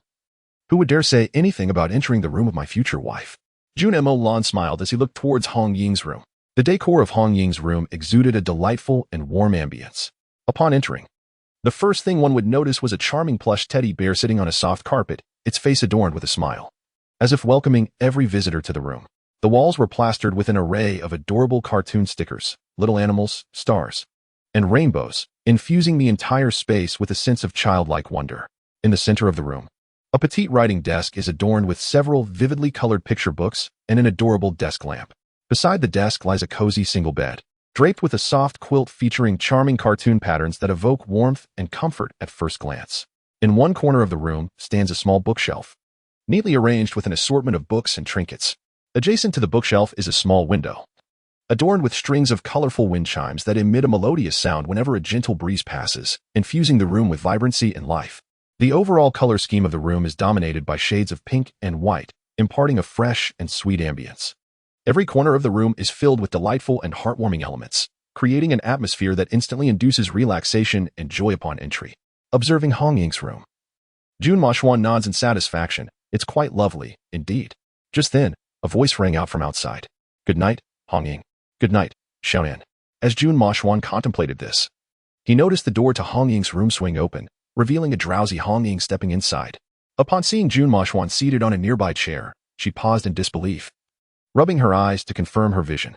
Realizing it was no mere illusion, Jun Molan was genuinely there, smiling at her. Hong Ying hurriedly closed her room door and gazed at him. Molan, what are you doing here? She blushed at the thought of him being in her private space so suddenly. Wasn't that a bit too forward? Jun Molan smiled slightly and approached her. Didn't I want to see our Hong Ying? Who asked yours? Hong Ying retorted, her cheeks flushing with indignation. Besides, didn't we just meet? She queried, puzzled. We just saw each other downstairs at the peace agency, didn't we? Jun Molan raised an eyebrow. What? Can I miss you after a short while? Hong Ying's face turned a deeper shade of red. What are you saying? Are you really Molan? Am I not Jun Molan? Who else could I be? Jun Molan looked at her curiously. Am I not Jun Molan? What else could I possibly be? It seemed he had inadvertently insulted himself. With a skeptical expression, Hong Ying stepped closer to Jun Molan, examining his flawless visage. She cupped his face with her hands, scrutinizing him before pinching his cheeks. It should be you. If you were a mysterious being, you wouldn't look this handsome. Jun Molan rolled his eyes in exasperation, seizing Hong Ying's arm and pinning her against the wall in a bold display of intimacy. Hong Ying's face instantly turned crimson. What are you doing? What does it look like? Jun Molan's gaze grew increasingly dangerous, acknowledging that this girl was undeniably alluring, reminiscent of the little chef at home. Very, very tempting. Initially puzzled by Jun Molan's intentions, Hong Ying pondered for a moment before noticing the mischievous grin on his face and finally understanding, her face reddening further. You're insufferable, she exclaimed shyly, for even the most boisterous of girls would feel bashful in such circumstances. Jun Molan chuckled as he pinched her rosy cheek. All right. I just came to see if you were injured or anything. Hong Ying froze momentarily, as if recalling something, her gaze fixed on Jun Molan. You know? So that mysterious being was controlled by you? Jun Molan hadn't anticipated her keen insight. He coughed awkwardly. It wasn't me. No, it wasn't him. It was MOU. He wouldn't admit it. Hong Ying broke free from Jun Molan's grip and pinched his waist with a fierce expression. It was definitely you. Making Xiaonan and me stay up all night chasing after that mystery. Hong Ying was furious. They had been asleep, only to be startled awake by the ruckus created by the mystery. Jun Molan coughed apologetically. I didn't do it on purpose. He turned his head away, genuinely not intending to cause trouble. Hong Ying huffed. I don't care. You must make it up to me. Oh, how should I compensate you? Jun Molan paused, unsure of how to make amends. Hong Ying fixed her gaze on his handsome face. I want you to lull me to sleep. She chuckled mischievously, merely desiring Jun Molan to coax her to slumber. Jun Molan was momentarily taken aback before breaking into a laugh. Aren't you a bit too grown up to need someone to put you to bed? I don't care. Will you do it or not? Hong Ying insisted, puffing out her cheeks in displeasure. All right, I will. Jun Molan chuckled helplessly. What else could he do? He complied. Hong Ying nodded in satisfaction. Now, that's more like it. She lay down on the bed, glancing at Jun Molan standing nearby, her face flushing. You should lie down too. Jun Molan stared at her in disbelief. Me? Lie down? Of course. How can you lull me to sleep if you don't lie down? Jun Molan swallowed hard, stiffly lying down beside Hong Ying. Observing his rigid form, Hong Ying burst into laughter, pulling him into her embrace. Jun Molan stiffened momentarily before relaxing, gently stroking her hair. All right, let us sleep. Shall I sing you a lullaby? Hong Ying nodded. Okay. Jun Molan softly patted her back, humming a gentle lullaby. Hong Ying clutched the hem of his shirt tightly, her eyes gradually growing heavy, her breathing becoming more rhythmic. As Jun Molan gazed at her innocent face, his heart swelled with warmth and tenderness. He carefully cradled her in his arms, adjusting her position for her comfort as she drifted off to sleep. Hong Ying's small hands slowly released their grip, her body gradually relaxing. Jun Molan continued to hum the lullaby, his voice soft and deep, weaving a sweet dream for her. Watching Hong Ying succumb to slumber, Jun Molan's gentle gaze seemed to harbor a realm of tenderness. Good night, Hong Ying. He pressed a soft kiss on her forehead. As he faded from sight, Hong Ying clutched a pillow, comfortably drifting into sleep. Jun Molan found himself in the living room of his own home. The quiet space felt somewhat desolate. He retrieved a bottle of soda from the fridge, taking a sip. Xin, why are you still awake? Jun Molan was surprised to find Su Yusin still up. He paused, smiling slightly as he approached her, ruffling her hair. All right, Molan ji, you should rest early. After Su Yusin spoke, she closed the door and went to bed. A few days later, at the entrance of the peace agency, Jun Molan pushed the door open and stepped inside. Inside, members of Team 136, excluding Lin Chiya, were seated, seemingly awaiting his arrival. Upon seeing Jun Molan, their eyes brightened, and they quickly ushered him to sit on the sofa. What is going on? Why did you summon me? Jun Molan asked, somewhat puzzled by their demeanor. He had been lounging at home when Zhao Kongqing's call had pulled him over without any explanation. Yet he had come nonetheless. The group fell silent, unsure of how to proceed, but eventually, Chen Mai, as the team leader, spoke first. It's like this, Molan. I heard from Honging that on the day we eradicated the mystery at school, a deity appeared on that scorpion man, and that deity was named. Chen Mai paused, glancing at the nervously fidgeting Si Xiaonan. Yet, he ultimately revealed that deity was named Xiaonan, my proxy. As Chen Mai mentioned proxy, his expression grew somber. He too was a half-deity proxy and understood the significance and terror of such an identity. The individuals present, their faces etched with tension, fixated their gazes upon Jun Molan. Notably, Lung Xian grasped Si Xiaonan's hand tightly, his anxious eyes locked onto Jun Molan. Si Xiaonan's cheeks flushed crimson, yet she remained silent, equally nervous. For she was at the heart of the matter. Upon hearing Chen Mai's inquiry, Jun Molan raised an eyebrow, stating, this matter is quite straightforward. Xiaonan is the agent of that deity. A tremor coursed through Si Xiaonan's body, and suddenly everything made sense. No wonder her state had been amiss since the appearance of the scorpion man Honging. With a grave expression, remarked, Molan, that deity does not seem benevolent. When Qimon nodded in agreement, affirming, indeed, from Hong Ying's description, this deity appears far from virtuous. Zhao Kongqing, lighting a cigarette, interjected, all right, let us not digress. This kid undoubtedly knows who it is. Let us just hear what Molan has to say. With Zhao Kongqing's words, a consensus settled over the group, silencing further discourse. Jun Molan cleared his throat twice and turned his attention to Si Xiaonan. Then let Xiaonan share with you. He extended his sharply defined index finger, gesturing towards Si Xiaonan. In an instant, her body jolted. A radiant light flickered, and amidst its brilliance, a mysterious force rippled outward. Si Xiaonan felt a thunderous roar in her mind, as if an invisible shackle had been forcefully released. Memories surged into her consciousness like a relentless tide, images, emotions, and past experiences long sealed away blossomed vividly before her. She beheld the smirking visage of Loki, his divine presence radiating an air of awe. His gaze settled upon her, imbued with mischief and an inexplicable mirth. Si Xiaonan, chosen by Loki, had become the deity's agent. The shock and fear from that moment crashed upon her soul once more. Her head felt as though it might explode. The memories of being selected as Loki's agent flooded her mind with an overwhelming intensity, each image piercing her heart like a sharp blade. She cradled her head in her hands, anguish contorting her features, her body trembling uncontrollably. Tears of torment streamed from her eyes as she felt herself plunged into an abyss of infinite darkness. Gripping her teeth, she endeavored to resist the onslaught of painful memories, yet found herself utterly powerless. Collapsing to the floor, she succumbed to the tide of pain, her heart brimming with confusion and fear. Si Xiaonan wailed in agony, collapsing onto the sofa. The others were taken aback by the scene, rising in alarm, their worried eyes fixed upon her. Long Xian anxiously called out to her, Xiaonan? Xiaonan, are you all right? Hong Ying, equally distressed, turned to Jun Molan. Molan, what has happened to Xiaonan? Before Jun Molan could respond, Si Xiaonan, breathless, managed to utter, I remember now, I am the agent of the god of trickery, Loki. At the mention of the deity's name, the atmosphere shifted palpably as the presence of the god of trickery, renowned for his cunning and deceit, reverberated through the gathering. Si Xiaonan's expression turned frantic and bewildered. Yet, fortuitously, Lang Xian clasped her hand, offering reassurance. Xiaonan, I am here.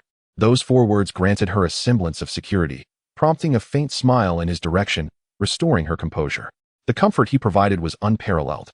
Chapter 75, The Forbidden Domain Sequence 009, Deceptive Arts. A hush fell over the assembly. My forbidden domain is Unfaded Veil, and I possess another divine domain.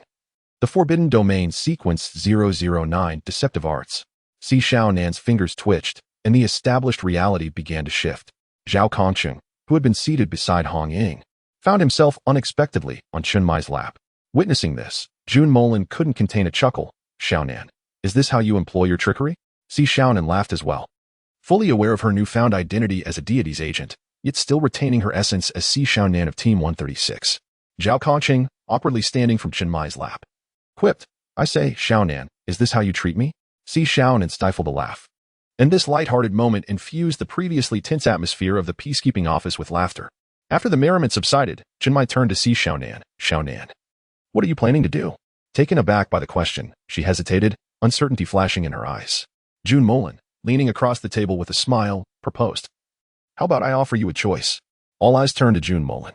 Si Xiaonan regarded him, her gaze shimmering with anticipation. Old Chen, bring it forth. Chen Mai paused momentarily, comprehending Jun Molan's intent, before retrieving the Shiva's Wrath, an ancient parchment of sheepskin, from his possession and laying it upon the table. The group understood that this was the forbidden domain Shiva's Wrath, imbued with destructive power. Yet, they regarded Jun Molan with curiosity, uncertain of what the emergence of Shiva's Wrath signified, given it had long been sealed away. After vanquishing Loki's divine power, I inscribed a memory within his mind using the laws of the universe. Shiva's Wrath resides within the memories of Songnan City. Upon hearing this, Chen Mai's expression grew grave, fully aware of the implications. Thus, Loki was currently seeking allies, preparing to descend upon Songnan City to seize Shiva's Wrath. A solemn expression washed over the group. Loki's allies were undoubtedly deities. Did this not imply that numerous deities would soon descend upon Daxia? I can offer you two choices, Xiaonan. Molan, what are they? Si Xiaonan inquired earnestly, her gaze fixed upon him. The first option is for you to betray Daxia and join Loki. The moment these words left his lips, the room erupted in disbelief. Molan, are you serious? Hong Ying stared at Jun Molan in shock, incredulous that this could be a viable path. The others mirrored her astonishment. Let me finish. Allying with Loki is a suitable choice for you. You could eliminate him, as you are the only one capable of doing so. I believe in you, Xiaonan. Your cunning can deceive Loki. Si Xiaonan remained silent for a moment, grasping the perilous nature of this option. After all, she was merely Loki's agent. Ultimately, her life held little weight to Loki, who could easily eliminate her and choose another agent. And the second option? Cold Xian inquired, his expression tense. Jun Molan cleared his throat. The second is simpler. I will erase the mark Loki has left upon you, allowing you to remain his agent without his ability to control or monitor you.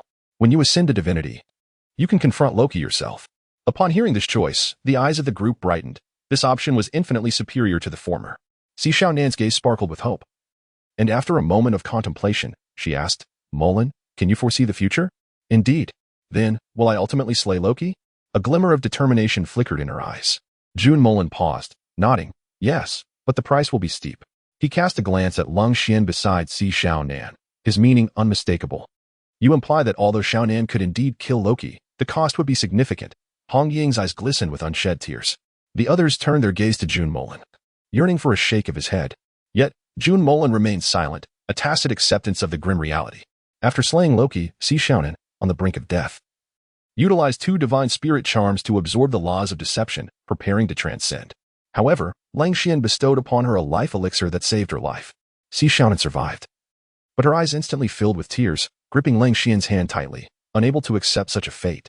Upon hearing news of his own demise, Lang Xian displayed no emotion, merely gazing at Si Xiaonan with reluctance. He feared not for his own life, but rather for the solitude Si Xiaonan would endure. Therefore, Xiaonan, make your choice, 1 or 2. Jun Molan produced 2 playing cards from seemingly nowhere, a joker representing choice 1 and a king representing choice 2. Si Xiaonan stared at the cards, lost in silence for a considerable time. The onlookers appeared anxious, nearly pushing the gray joker towards her. Si Xiaonan's gaze was initially confused, but gradually grew clearer. Finally, after a deep breath, she made her decision, picking up the vibrant king. Witnessing her choice, the crowd felt a pang of heartache. Jun Molan, with an inscrutable expression, inquired of Si Xiaonan, what is your reason? The reason? If the future indeed holds that I am the one to slay Loki, then this is my mission as Si Xiaonan. I shall not shirk from my responsibilities. Turning her gaze towards Lung Xian, her eyes radiated warmth and affection. The Peace Affairs office fell into a profound silence.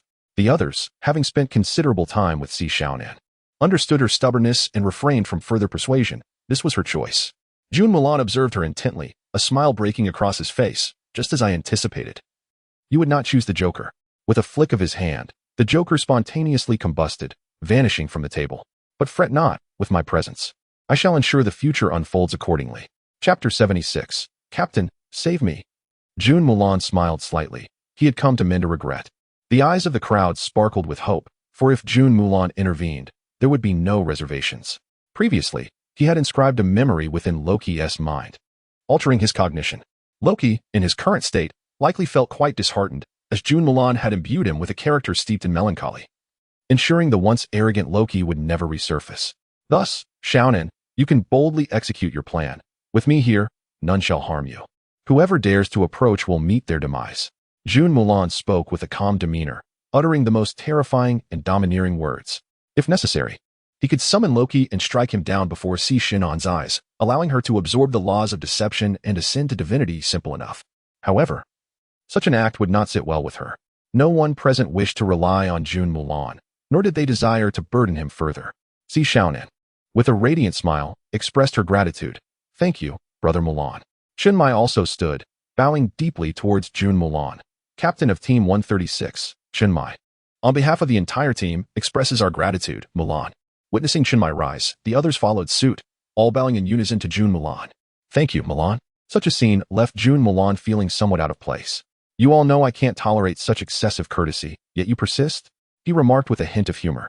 After a brief silence, he quipped, Why are you being so polite? At his words, laughter erupted among the crowd. It was precisely this ease that fostered their camaraderie. He bore no airs of superiority, exuding a warm and approachable demeanor. I must inquire, do you truly believe I will always assist you? Are you so certain I won't change for the worse? Jun Molan smiled playfully. What if I were to become malevolent? The expressions of the crowd remained unchanged, still radiating warmth as they gazed at him.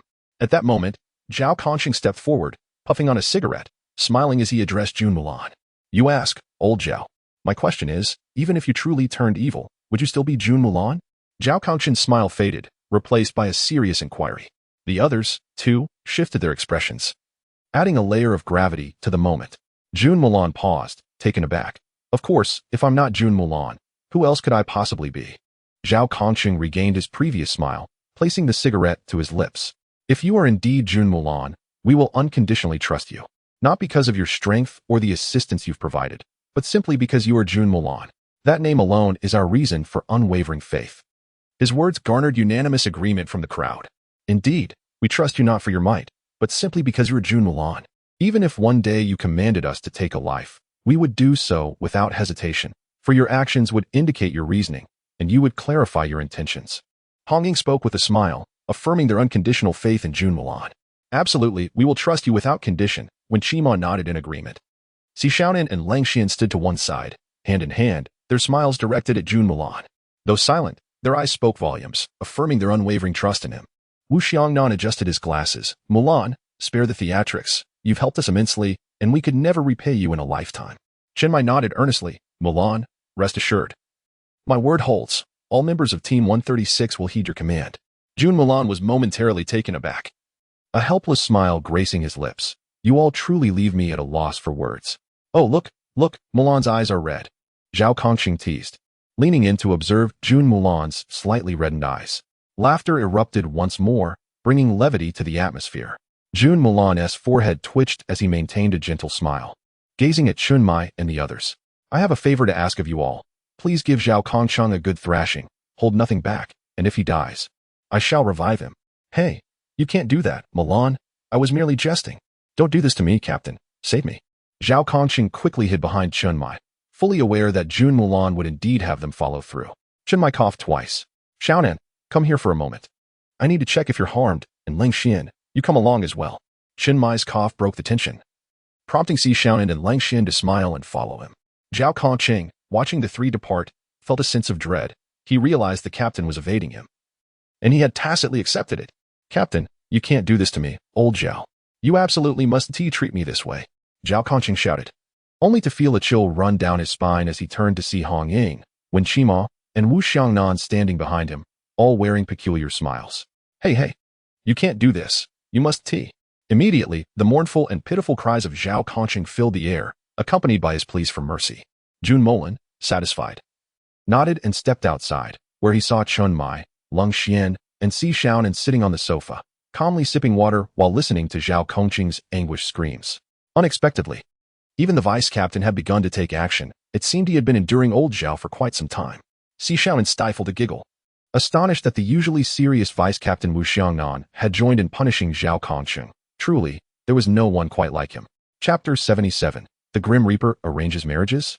Old Zhao had certainly offended many with his words. Chinmai couldn't help but chuckle. Upon seeing Jun Molan emerge, the three turned their attention toward him. Is there something you need from me?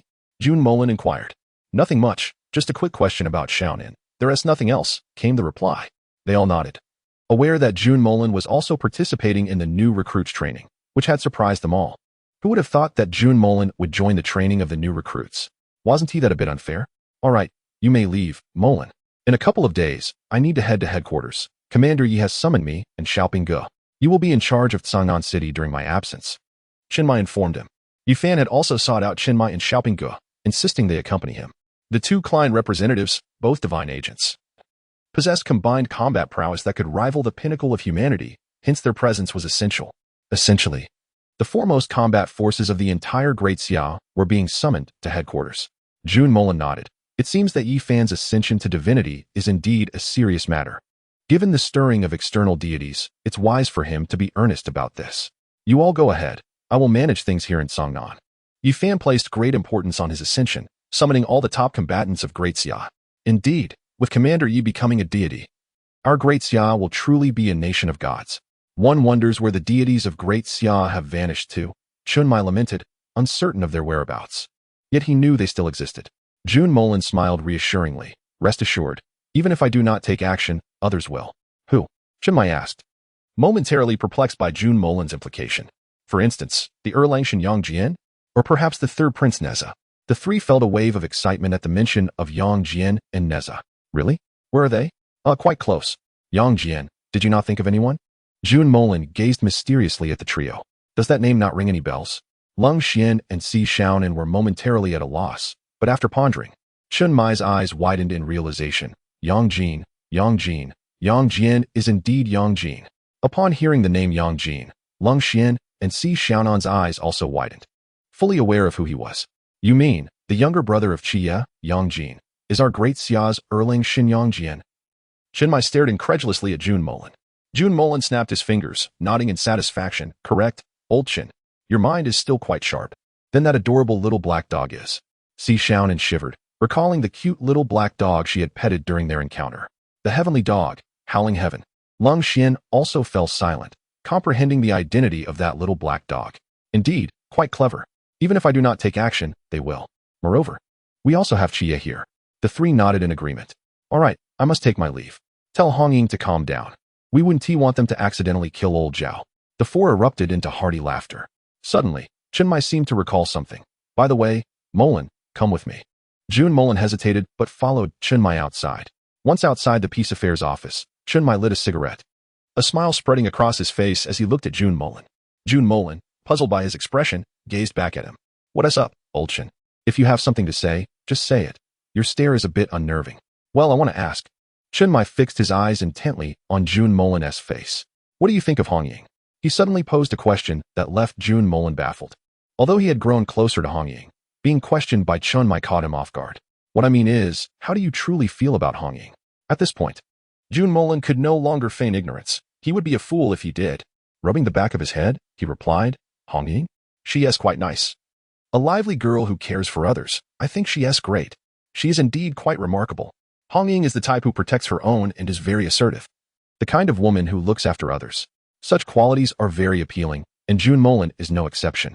After all, having spent so much time together, they knew each other well, and just days prior, Hong Ying had expressed her feelings. He was certainly aware of her intentions. Chinmai seemed to have received the answer he sought. Patting Jun Molan on the shoulder with a serious tone, that is good. Treat her well. You, the Grim Reaper, arranging marriages? You'll scare others to death. Chapter 78. Ambiguity. As Chinmai stepped inside, he noticed Hong Ying standing at the back of the office, her cheeks flushed, complimenting her beautiful features, making her irresistibly attractive. Upon seeing her, Chinmai was momentarily taken aback but then smiled. I asked for you, Hong Ying. The rest is up to you two to handle. Hong Ying's blush deepened at his words, making her resemble a bright red apple. Taking a deep breath, she stepped outside. Jun Molan, still bewildered, scratched his head. What just happened? He was utterly confused by the recent events. Just as he was about to enter, he saw Hong Ying, her face flushed, exiting the office. Jun Molan stared at her. momentarily lost in thought. It must be said, Hong Ying was truly stunning, her beauty rivaling that of Su Yusen. Like a radiant landscape, she left an unforgettable impression. Her high ponytail swayed gently with her movements, resembling dancing flames, vibrant and full of life. Each strand of hair shimmered in the sunlight, exuding an alluring glow. She possessed enviably long legs, straight and slender, their graceful curves radiating elegance and confidence with every step.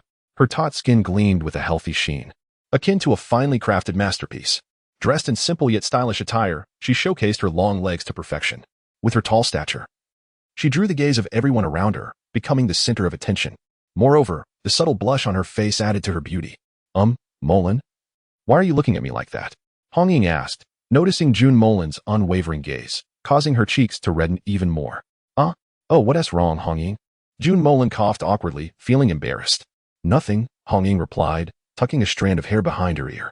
Jun Molan noticed that her ears were also very red. Thank you for saving both me and Xiaonan this time.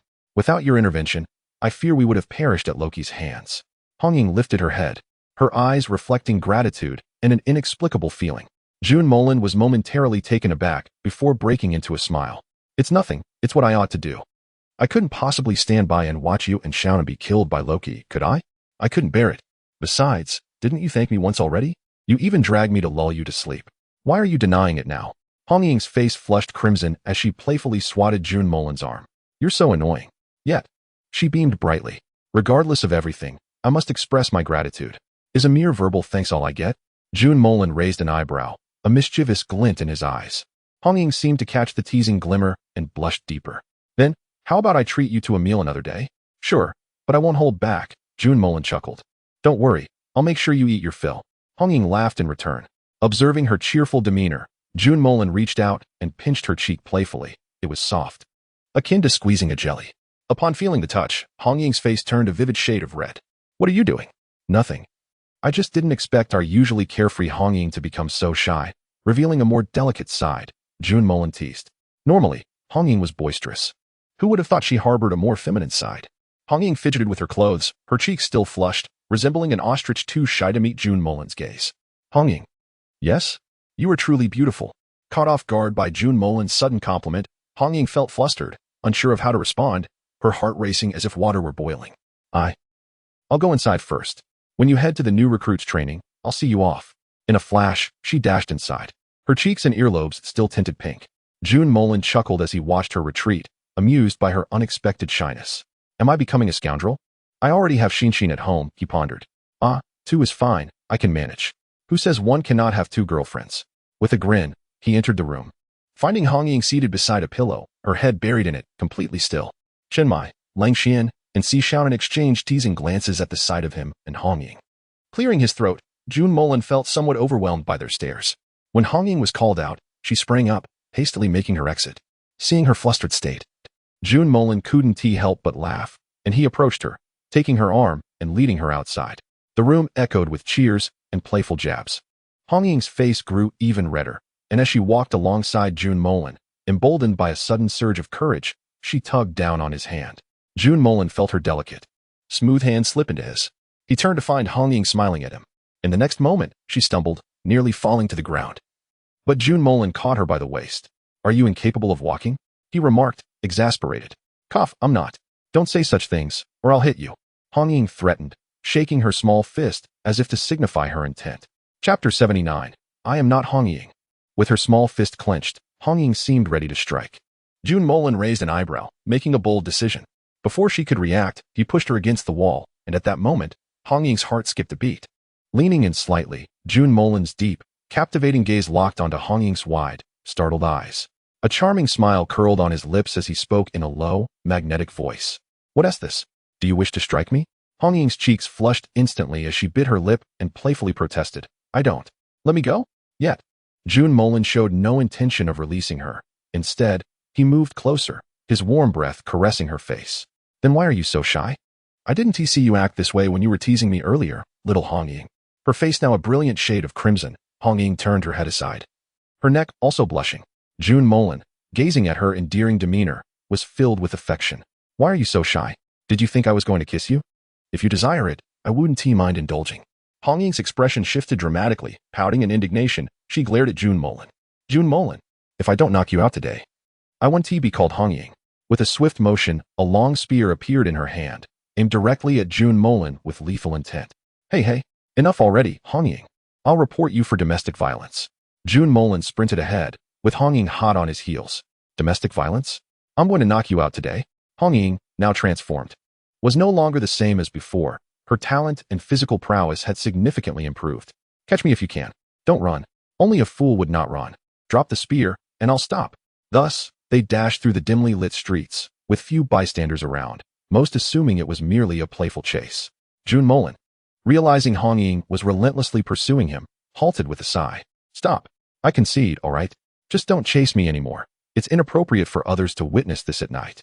Breathless, Hong Ying paused, glaring at Jun Molan. Then it's settled for another day. I will definitely knock you out. Jun Molan laughed, swiftly moving to Hong Ying's side and pecking her cheek. Consider that your reward for chasing me. Now, I'm off. With that, he vanished from sight. Hong Ying stood there, stunned, touching her cheek, which glowed with a noticeable blush in the night. Back home, Jun Molan exhaled in relief, a smile brightening his face. Turning around, he spotted Su Yusin on the sofa in her pajamas, waiting for him. Initially scrolling through her phone, Su Yusin was startled by Jun Molan's sudden appearance, but quickly regained her composure. She rose to head to the kitchen, retrieving the prepared meal from the warmer. Jun Molan, smiling, washed his hands and assisted Su Yusin in setting the table. After they had eaten their fill, they settled on the sofa to watch television. Jun Molan glanced at Su Yusin. Have you grown stronger lately? To his surprise, Su Yusin had reached the Chuan realm. Yes, I didn't intend to. But just by cooking and cleaning, my cultivation keeps rising. I never aimed to grow stronger. I just wanted to live a normal life. But it seems to be increasing uncontrollably. She expressed her frustration, lamenting how her cultivation soared despite her simple daily tasks. Jun Molan raised an eyebrow, observing the awakening power within Su Yusin. The aura of the Forbidden Abyss. Are you awakening it? He hadn't anticipated that the Nantua serpent demon would also awaken the Forbidden Abyss. Wait, is that the Forbidden Abyss unique to the Night Watchers? Why can't I sense it? Su Yusin gazed at her own body several times, but felt no presence whatsoever. You cannot sense it, but I can see it. Your cultivation is rapidly advancing, which is due to the awakening of the Forbidden Ruins. It appears to be a force not documented within the records, and its power is formidable. Jun Molan observed the changes within Su Yusin, noting that it was indeed his aura that was transforming her body. This transformation had awakened the Forbidden Ruins within her, though it could hardly be termed as such anymore. It could be likened to the Divine Ruins. At this moment, Su Yusin truly became his authentic representative, far surpassing Zhao Kongcheng, who merely spoke of being an agent. Really? I can't feel anything, and I don't have much interest in becoming stronger, Su Yusin pouted. Her aspirations were simple. She merely wished to cook and enjoy her days joyfully. Having strength does not mean you must engage in any particular endeavors. You could use it for self-defense. You are so beautiful. What if someone ill-intentioned approached you? It would be splendid for you to subdue them one by one, Jun Molan chuckled, playfully ruffling her hair. Such a carefree girl was a rarity to him. In the supreme celestial realm, women were often consumed by their obsession with cultivation, which was quite unfortunate. Compared to such individuals, he preferred Su Yusin's carefree and joyful disposition. Su Yusin's eyes sparkled with delight as she looked at Jun Molan. And what about you? Have you harbored any ill intentions towards me? Jun Molan raised an eyebrow. Are you certain you wish to tease me? Su Yusin seemed to recall an incident from a few days prior. Her face flushed. Ahem, I was wrong. I won't tease you anymore. With that, she hastily retreated to the door of her bedroom. But Jun Molan's voice followed her. Yes. Su Yusin paused, bewildered. What? Chapter 80. Departure for new recruit training. You asked if I had any ill intentions towards you. Indeed, I do, Jun Molan said, his expression gentle and his smile warm. Su Yusin's face instantly turned crimson, reminiscent of the evening sky, adorably flushed. I'll go in first. Brother Molan, you should rest early, Su Yusin exclaimed, slamming the door behind her. Jun Molan shook his head, chuckling to himself. This girl is still so shy. He then proceeded to wash up. Su Yusin lay on her bed, buried beneath the covers, with only her little head peeking out, her cheeks still flushed, contemplating Jun Molan's earlier words. A dreamy smile appeared on her face. Outside, Jun Molan's thoughts were filled with the images of the two women from that day. It seemed he had indeed developed feelings. He may have had a budding affection for Hong Ying due to their long acquaintance, but Su Yusin's personality was equally captivating. Both Hong Ying and Su Yusin were his preferred types. He resolved to inquire about their opinions on a potential relationship, as he was quite willing. However, whether they would reciprocate was uncertain. Regardless, it was time for bed. Jun Molan did not dwell on it further and soon retired for the night. All right, everyone. I'm heading out.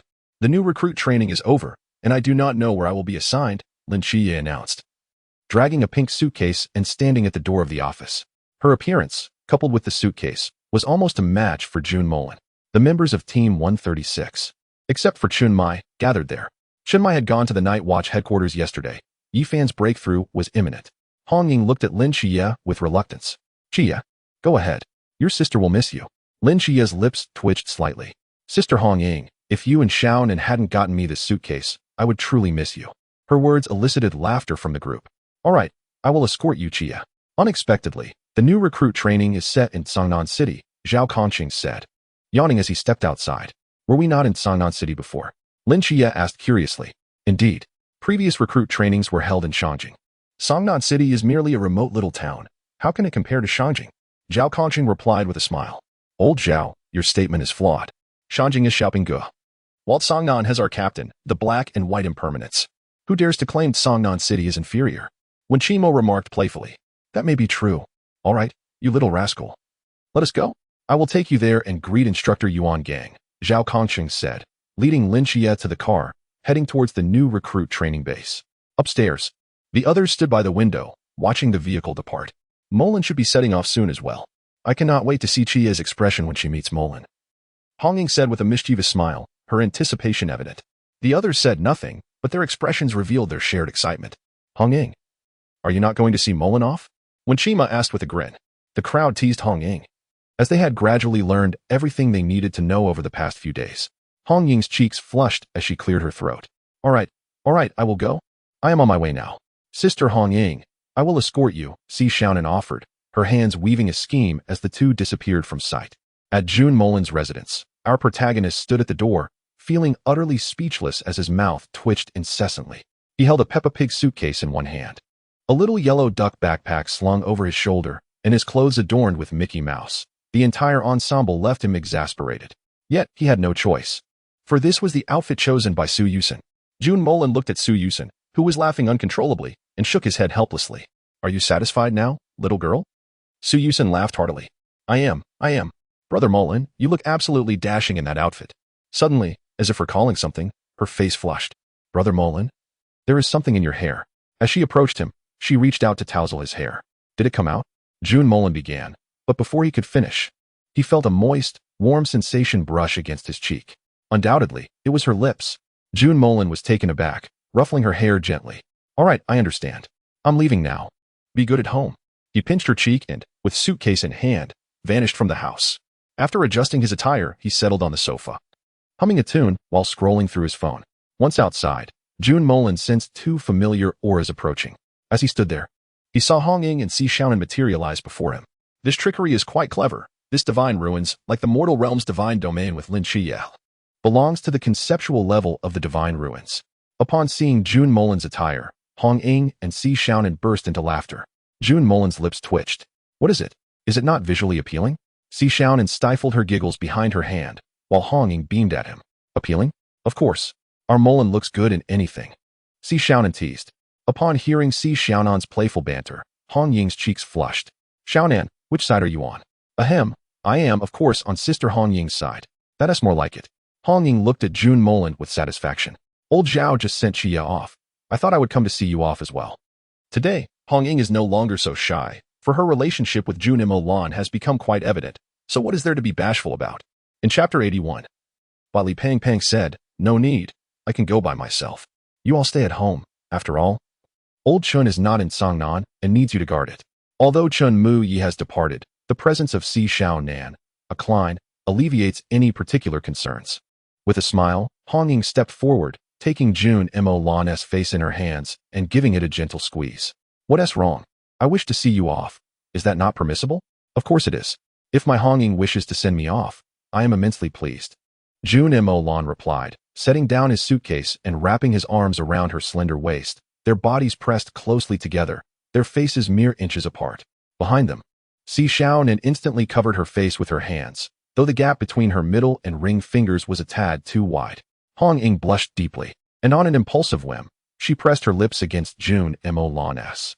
After the kiss, not only was Jun Molan taken aback, but Hong Ying herself was in a state of bewilderment. What had she just done? Si Xiaonan let out a gasp and quickly turned away, refusing to look any longer. Hong Ying's face flushed crimson. I didn't do it on purpose. Will you believe me? Jun Molan raised an eyebrow. Of course I believe you. How could I not trust my Hong Ying? Ahem. Well then, you should hurry along. Don't be late. That would not do, she said, gently pushing him away in an attempt to escape the warmth of his embrace that quickened her heartbeat. Before Hong Ying could even gasp, Jun Molan bent down, his warm lips capturing hers once more. This kiss was both assertive and tender, as if it sought to consume all her thoughts. Hong Ying's eyes widened, her body stiffening momentarily, but soon, under Jun Molan's gentle advance, she began to yield. Her hands instinctively found their way to his shoulders, trembling slightly. Jun Molan held her tightly, as though wishing to meld her into his very existence. The kiss lingered for an eternity, long enough for Hong Ying to feel herself drowning in the depths of his affection. When Jun Molan finally released her, Hong Ying's cheeks were flushed, her gaze filled with shyness and confusion, while Jun Molan looked at her with deep affection, as if she were the most precious treasure in his life. Oh dear. What are you doing? How annoying. Hong Ying weakly swatted at Jun Molan's chest. Feeling bashful, she nodded. Jun Molan glanced back at Si Xiaonan, who had just tucked her phone away, and helplessly remarked, Xiaonan, try not to film so much. She was just recording for ages. Hong Ying's face turned beet red as she shot a glare at Si Xiaonan, who was whistling as if nothing had happened. Xiaonan. Ahem, Sister Hong Ying. You can't believe everything that Jun Molan says, right? I certainly didn't film anything. Si Xiaonan feigned innocence, adamantly refusing to admit her actions. Jun Molan playfully slapped Hong Ying's rear before vanishing into thin air. Hong Ying stared ahead, momentarily lost in thought. Her face heated up again as she shot a glance at Si Xiaonan. Xiaonan, why are you so mischievous lately? Has Loki influenced you? Not at all. I am Si Xiaonan. Who could possibly affect me? She proudly declared. All right, let us go. I'm really beginning to enjoy this scheme. Si Xiaonan quickly devised a plan, and the two of them disappeared from sight. Jun Molan found himself in a forest, gazing at the new soldier training camp in the distance while smiling gently. These two girls had made some tangible progress today, which was commendable. At that moment, a luxurious stretch limousine approached from behind him. Noticing the vehicle, Jun Molan raised an eyebrow. The car stopped in front of him, and the driver angrily shouted, Can't you see the car? Are you blind? Jun Molan felt a stir of recognition. The last time he had heard such insults was during his early days of cultivation. Ignoring the driver, the car door swung open, revealing a chubby figure speaking with a Hong Kong accent who stepped out. Shut your mouth. It's you who didn't see the person, and yet you scold them? The driver immediately wilted. I didn't mean it, sir. The rotund man waved his hand dismissively and approached Jun Molan with a genial smile. I assume you are also heading to the new soldier training? My name is Bai Li Tu Ming, but you can call me Bai Li Pang Pang. Perhaps we shall be comrades in arms. Before Jun Molan could respond, Bai Li Pang Pang rummaged through his clothing and produced an exquisite box. Opening it revealed a collection of stunningly beautiful watches, each one more exquisite than the last. Consider these as our greeting gifts and an apology for my driver's earlier rudeness. Bai Li Pang Pang looked at Jun Molan with a warm, sincere smile. Jun Molan raised an eyebrow, surprised to encounter Bai Li Pang Pang here. He gazed at him, recognizing the aura of an extraordinary being, one who transcended time, a divine presence of the great Xia. Jun Molan chuckled. It's quite all right. I wasn't watching where I was going. So let us just forget it. These are far too extravagant. Bai Li Pang Pang grew anxious. Do you not like them? I have more watches. Just tell me which one you prefer. He continued to pull out numerous boxes filled with expensive items. Jun Molan's lips twitched. He finally understood the Bai family's financial prowess. Noticing Bai Li Pang Pang was about to retrieve more, he quickly intervened. No more. No more. I'll take this one. Is that satisfactory? If he continued to dig, Bai Li Pang Pang might pull out something truly outrageous. Bai Li Pang Pang beamed. That is wonderful. What is your name? From now on, we are friends. In Chapter 82, Jun Molan smiled. I'm Jun Molan. It's a pleasure to meet you, Pang Pang. Now we are indeed friends. Bai Li Pang Pang was evidently delighted. Jun Molan. What a lovely name. I shall call you Molan from now on. Very well. Molan, would you like to ride in my car? I can give you a lift. No need. I prefer to walk and enjoy the scenery here, Jun Molan replied. Now that you mention it, this place is indeed beautiful, Bai Li Pang Pang remarked. Taking in the delightful surroundings, he made a decision, signaling the driver to retrieve his luggage. The driver hurriedly complied, looking obsequiously at Bai Li Pang Pang and Jun Molan. Let us go, Molan. We shall go together, Li Pang Pang said, but in the next moment, his bag vanished from his grasp. Jun Molan raised an eyebrow. Is this free space? What a convenient tool. However, Molan, your attire. Li Pang Pang glanced at Jun Molan's outfit, trying not to laugh. Jun Molan shook his head helplessly. What can I do? My girlfriend prepared this for me, and I couldn't very well leave it behind, could I? That is true. I envy you. So handsome, and already has a girlfriend at such a young age. Li Pang Pang patted his own belly. Despite having a bit of wealth, he had no desire for superficial relationships. Jun Molan laughed. Pang Pang, I foresee your future. You will find your true love right here. Li Pang Pang paused momentarily before excitement surged within him. Really, Molan? Is this your divine insight? Indeed, he replied, but I must remind you, fatty. Regardless of your future identity, you must not disappoint this girl. Do you understand? Jun Molan fixed his gaze upon Li Fatty. In the original narrative, Li Fatty and Li shared an unfulfilled connection, who said that the celestial lord could not fall in love. Jun Molan would be the first to disagree. It is said that the spirit treasure celestial cannot seek a partner. Who set such a flawed rule? Here, Jun Molan is the rule. Li Fatty paused, scratching his head. Though I don't fully comprehend, rest assured, Molan, as long as it is someone I cherish, I will love her unconditionally, regardless of my status. Jun Molan nodded slightly. The contract is in effect. The one who breaks their word shall face the punishment of the food rock. Jun Molan quoted a classic phrase. Li Fatty was perplexed, but felt as though an oath had been unexpectedly declared. It seemed to him that if he were to betray this contract, he might indeed suffer the punishment of the food rock. Not wishing to dwell on it further, Li Fatty chuckled. If I have a girlfriend, I will give her everything she desires. How could I possibly not love her? Whoever I, Li Fatty, adore, I shall persist in my affection. Jun Molan smiled slightly. I never expected the young master of the Li family to be so devoted. I am impressed. Oh, you know me? Li Fatty looked at Jun Molan incredulously. Of course, the young master of the Li family, known as the Forbidden Objects Museums by Li Tu Ming, is well known to all. Jun Molan said with a smile, for he was quite familiar with Li Fatty. Li Fatty humbly replied, I am just an ordinary person, nothing more than a young master. Jun Molan, shaking his head in amusement, glanced at the luxurious watch in his hand and waved it in front of Li Fatty. Do you call this ordinary?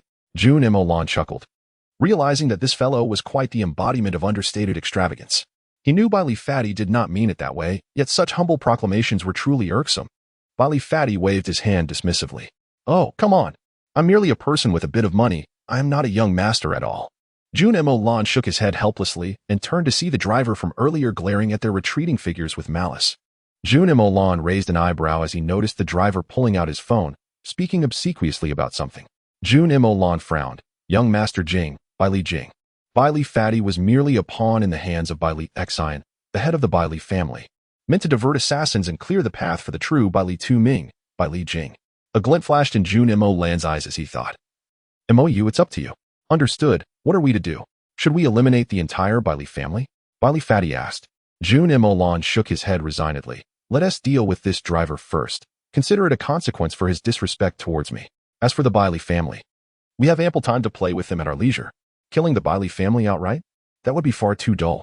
He was curious to discover just how many forbidden objects the Li family possessed and what they were.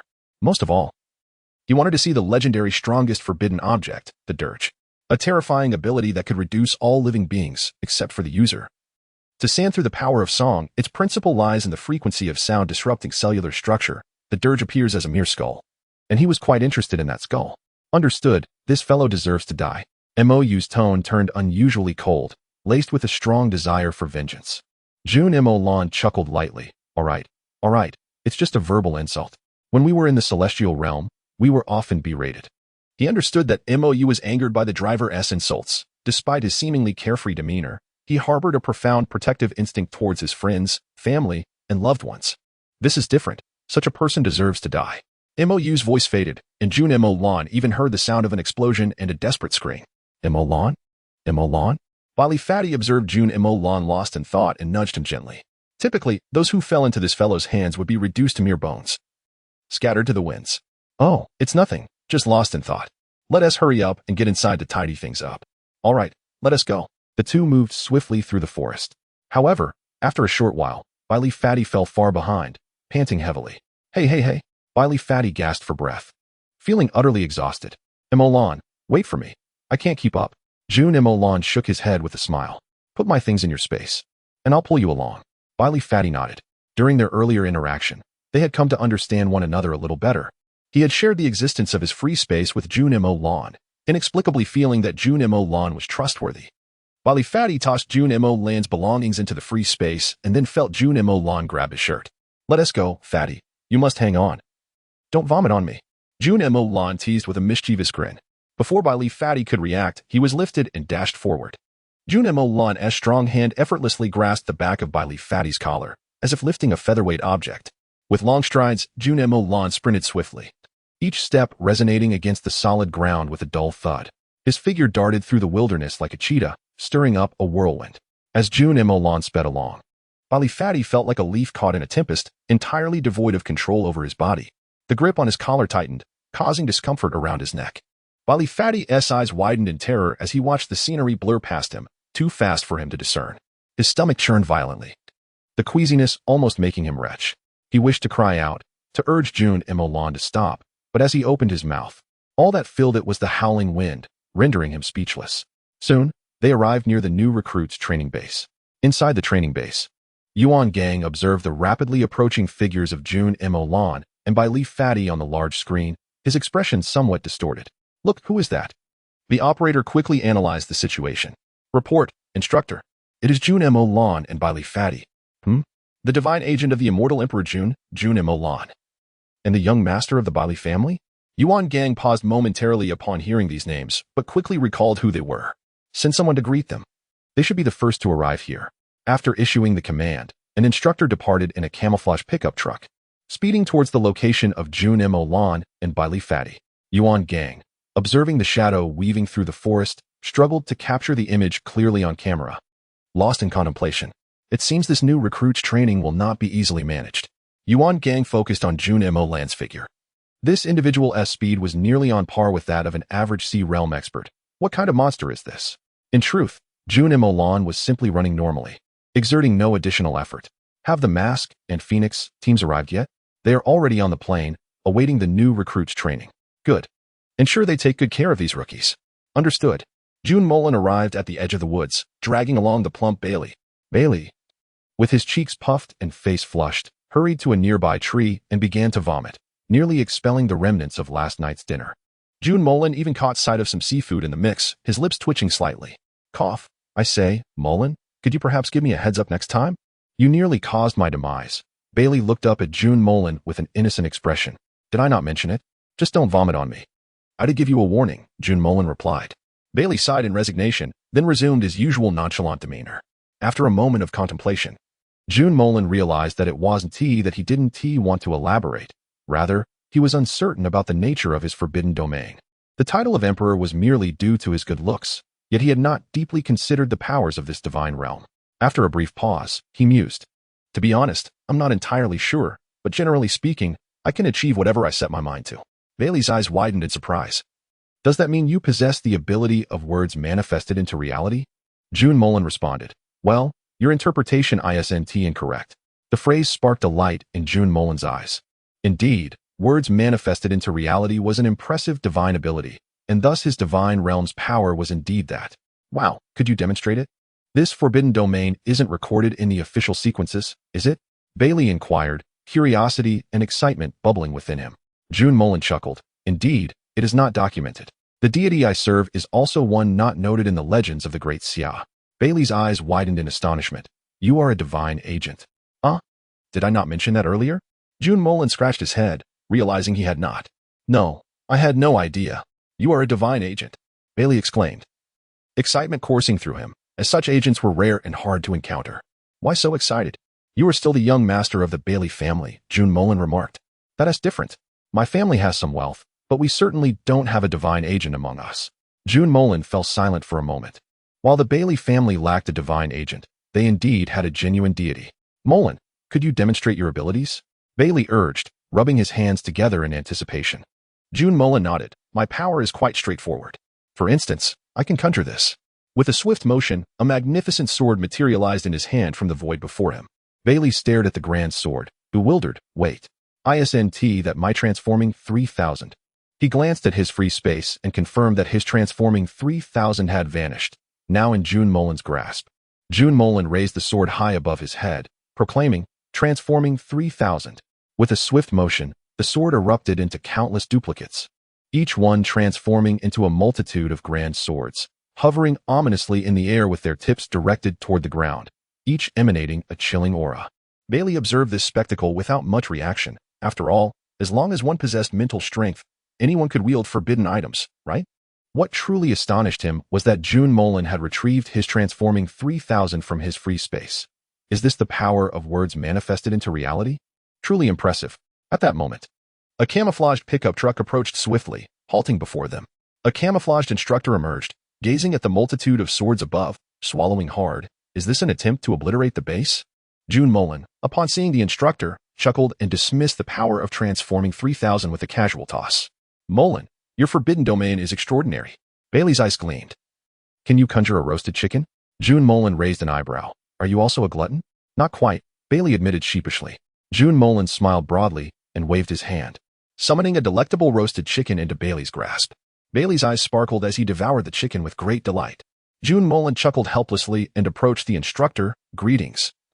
Are you the instructor for the new recruits?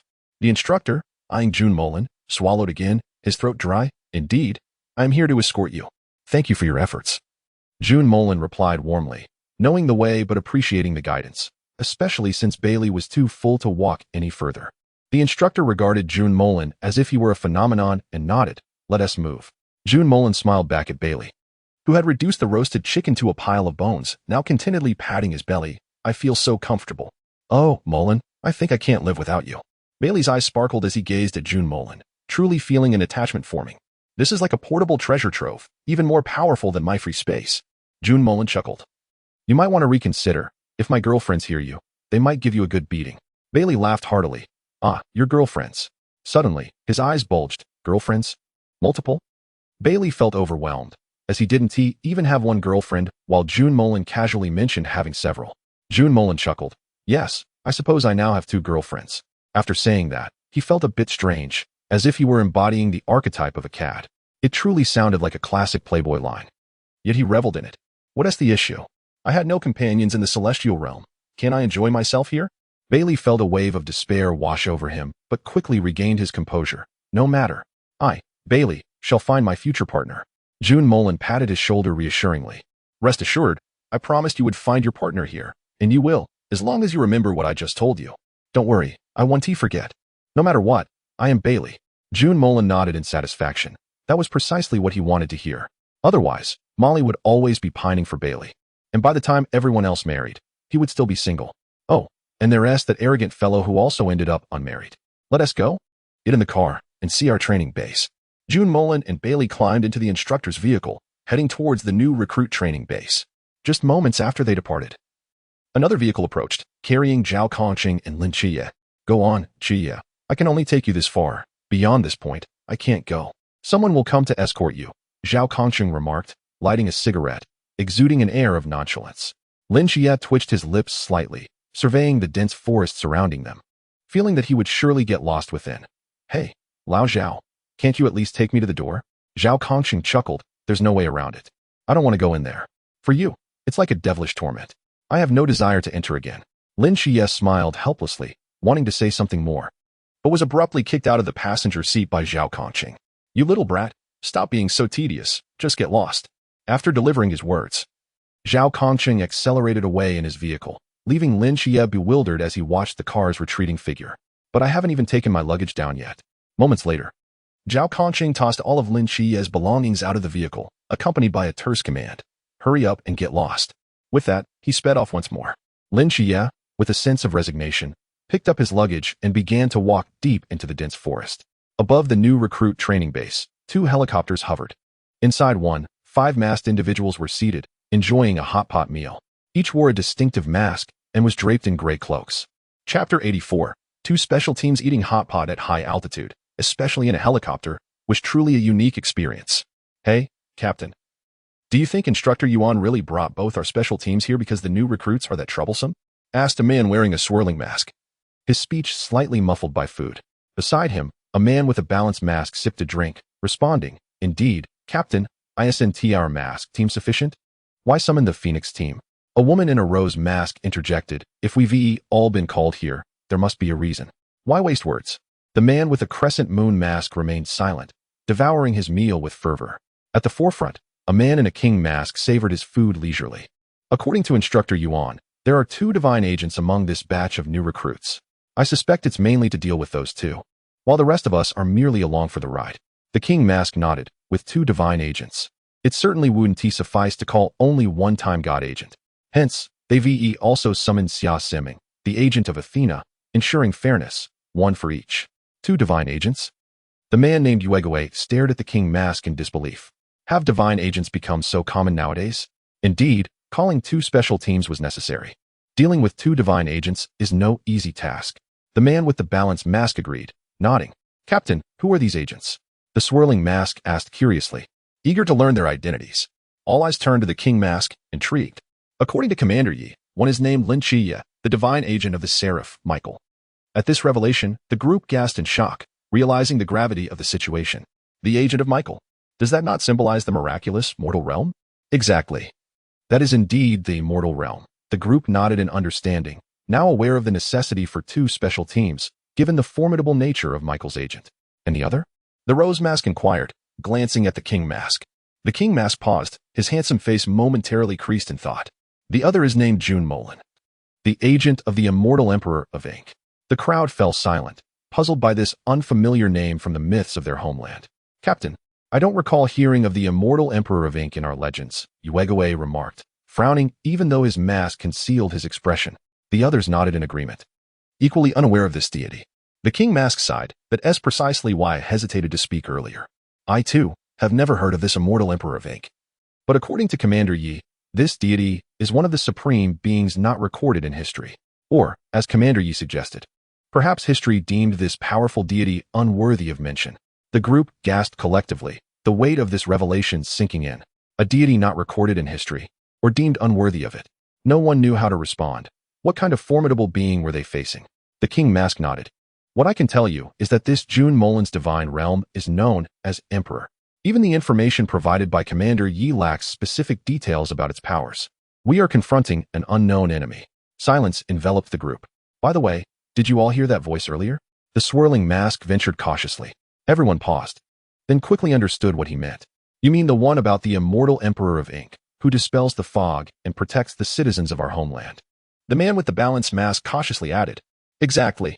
So you all heard it too. The Immortal Emperor of Ink is indeed this unknown deity. The swirling mask stroked his chin, marveling at this divine phenomenon. The king mask nodded. It seems correct. Commander Yi and the remaining 4 elite members went to the border and discovered that the fog had receded significantly, expanding the areas we can explore. Captain, who do you want to confront? The swirling mask asked, noting the challenges posed by the 2 divine agents. Me? I have no preference. Let us see which one Xia Siming wants to face. You all know her temperament well enough. The group nodded in agreement, fully aware of her fiery disposition. The king mask then turned his gaze to the other helicopter. In another helicopter, 4 figures cloaked in golden capes were also enjoying barbecued meat. What a scene. 2 special teams, each in helicopters, one indulging in barbecued meat, the other in hot pot. A woman with flowing golden hair was chugging a bottle of rainflower beer. Ah, refreshing, Xia Siming exclaimed, having finished a can of beer, her voice echoing with delight. The only man among the 4 sighed, rubbing his forehead. Captain, perhaps you should drink a little less. What if we need to confront those new recruits soon? You'll be reeking of alcohol. Shang, don't meddle in my affairs. I'm just feeling stifled. Xia Siming retorted, opening another can of beer, her expression one of deep frustration. We, the Phoenix team. Haven T had a break in ages. I thought we'd finally get some rest after our last mission, but instead, we were pulled right back into battle with those new recruits. Haven T had a moment to breathe. Chapter 85. I've made up my mind. Xia Siming was on the verge of exploding, downing another can of beer in one go, just as Shang was about to say something. He noticed Xia Siming peacefully lying on the ground, snoring softly. Shang shook his head in resignation, glancing at his teammates, Lingling and Chao Sha. Let the captain vent a little. We truly Haven T had a proper rest in a year. Ling Lin shook her head in resignation, acknowledging that they had indeed not rested well over the past year. Chao Sha nodded in agreement, savoring the freshly grilled lamb. Indeed. I cannot fathom why our Phoenix team must join forces with the masked team. Is it not redundant? Are the new recruits this year particularly troublesome? beside them. Kong Shang nodded earnestly. You were quite right, Chao Sha. These new recruits are exceptionally challenging to deal with. Noticing the curiosity and anticipation in their eyes, Kong Shan held up a report and began to speak. Among this year's new recruits, there are numerous high-risk anomalies, and notably, 2 divine agents among them. Upon hearing this, Ling Lin and Xiao Sha remained still, but Summer Si Ming suddenly stood up like a zombie. 2 divine agents. How was I not aware of this? Her eyes sparkled with excitement as she pondered the implications. Kong Shang shook his head in disbelief. I offered you a chance to look, but you chose to drink instead, leaving me to peruse it alone. Summer Si Ming smiled sheepishly. But now I wish to see it. With a swift motion, she snatched the new recruit's information from Kong Shang and began to examine it closely. Kong Shang could only shake his head in exasperation. Ling Lin and Xiao Sha approached out of curiosity, peering at the documents in Summer Si Ming's hands. The agent of the Seraphim, Lin Qi. Summer Si Ming's eyes lit up upon reading Lin Qi Ye's introduction. I've made my decision, she exclaimed suddenly, startling the 3 nearby. What have you decided? They inquired. I have decided that our Phoenix team shall recruit Lin Qi. Kong Shang, hearing her bold declaration, placed a hand on his forehead in disbelief. Captain. He is still a new recruit, and he has yet to demonstrate the strength required to join a special team. Summer Si Ming shrugged nonchalantly. I don't care. I want him. Just as Summer Si Ming finished speaking, Chao Sha gasped. Captain, you must look at this person. Summer Si Ming cast a puzzled glance at her before following her gaze to the individual she pointed out. Jun Molan. Summer Si Ming murmured softly. He is quite handsome, definitely my type. Then she gasped, wait, is that the Emperor of the Ink Realm? An unknown deity? A supreme god not yet recorded by Xia? Her voice grew louder with each revelation, resembling a giddy girl. Ling Lin and Xiao Sha were struck speechless, while Kong Shang remained composed, having already seen the information. This time, Commander Yi has summoned our Phoenix team and the masked team, 2 special squads, primarily to call upon you and the masked team's captain, Wang Mian, who are both divine agents, to confront these new recruits with their own divine agents. Kong Shan explained. And I presume you have all heard that voice proclaiming the protection of Xia's citizens and ensuring peace? He nodded, clarifying that while it was stated that 2 special teams were called, it essentially meant only Summer Si Ming and Wang Mian were summoned. Ling Lin and Xiao Shan nodded in agreement, confirming the situation. Indeed, we were quite shocked to hear it, Ling Lin added. Subsequently, Commander Yi and the 4 heavenly pillars ventured to the borders of Xia, where they discovered the ominous black mist that had previously enveloped the area had retreated to the borders of another nation. This indicated that the regions we could explore had now expanded. Kong Shan's expression grew grave. This unknown deity was indeed formidable. Ling Lin and Xiao Sha nodded solemnly. Fully aware of the circumstances, they turned to find Summer Si Ming silent, her body trembling. Captain, what is wrong? Xiao Sha inquired curiously. Suddenly, Summer Si Ming burst out laughing. Ha ha ha. Jun Molan, I shall claim you for our Phoenix team. The 3 watched in exasperation as Summer Si Ming's enthusiasm escalated. Captain, are you seriously going for both Lin Qi and Jun Molan? Who do you truly desire? Kong Shang asked, bemused. Summer Si Ming fell into deep thought, her expression torn. Can I have both? The 3 exchanged glances, each smacking their foreheads in unison, wondering how they ended up with such an innocent and naive captain. Even if you genuinely want both of them in our Phoenix team, it won't work. If they do not gain the recognition of the Phoenix bloodline, they will be of no use to us. Members of the Phoenix team must earn that acknowledgement. Moreover, the likelihood of a man receiving the Phoenix bloodline's approval is exceedingly low. Even among our long-standing Phoenix team, which has seen many captains and members, only a handful, including Kong Shang, have succeeded. Ling Lin and Xiao Shan nodded in agreement, fully supporting Kong Shang's words. Summer Si Ming, however, persisted stubbornly. I don't care. I want both of them. Watching her throw a tantrum, the 3 unanimously turned their attention back to the roasted meat, relieved that they were alone. Otherwise, it would have been quite embarrassing. Jun Molan and Bai Li Peng Peng, seated in the camouflage pickup truck with their instructor, swiftly navigated through numerous checkpoints until they arrived at their destination. A sign before them read, 039 New Recruit Training Base. All right, you 2 can head in from here. I will leave you at this point. I have other matters to attend to. Someone will be there to assist you once you enter, the instructor said. Jun Molan and Bai Li Peng Peng nodded appreciatively. Thank you for bringing us, they replied. No need to thank me. Just go in, the instructor said, hastily departing, clearly intimidated by the duo.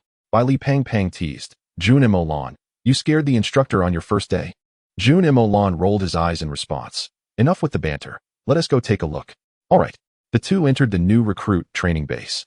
After standing at the entrance for a moment, they spotted an instructor approaching from a distance.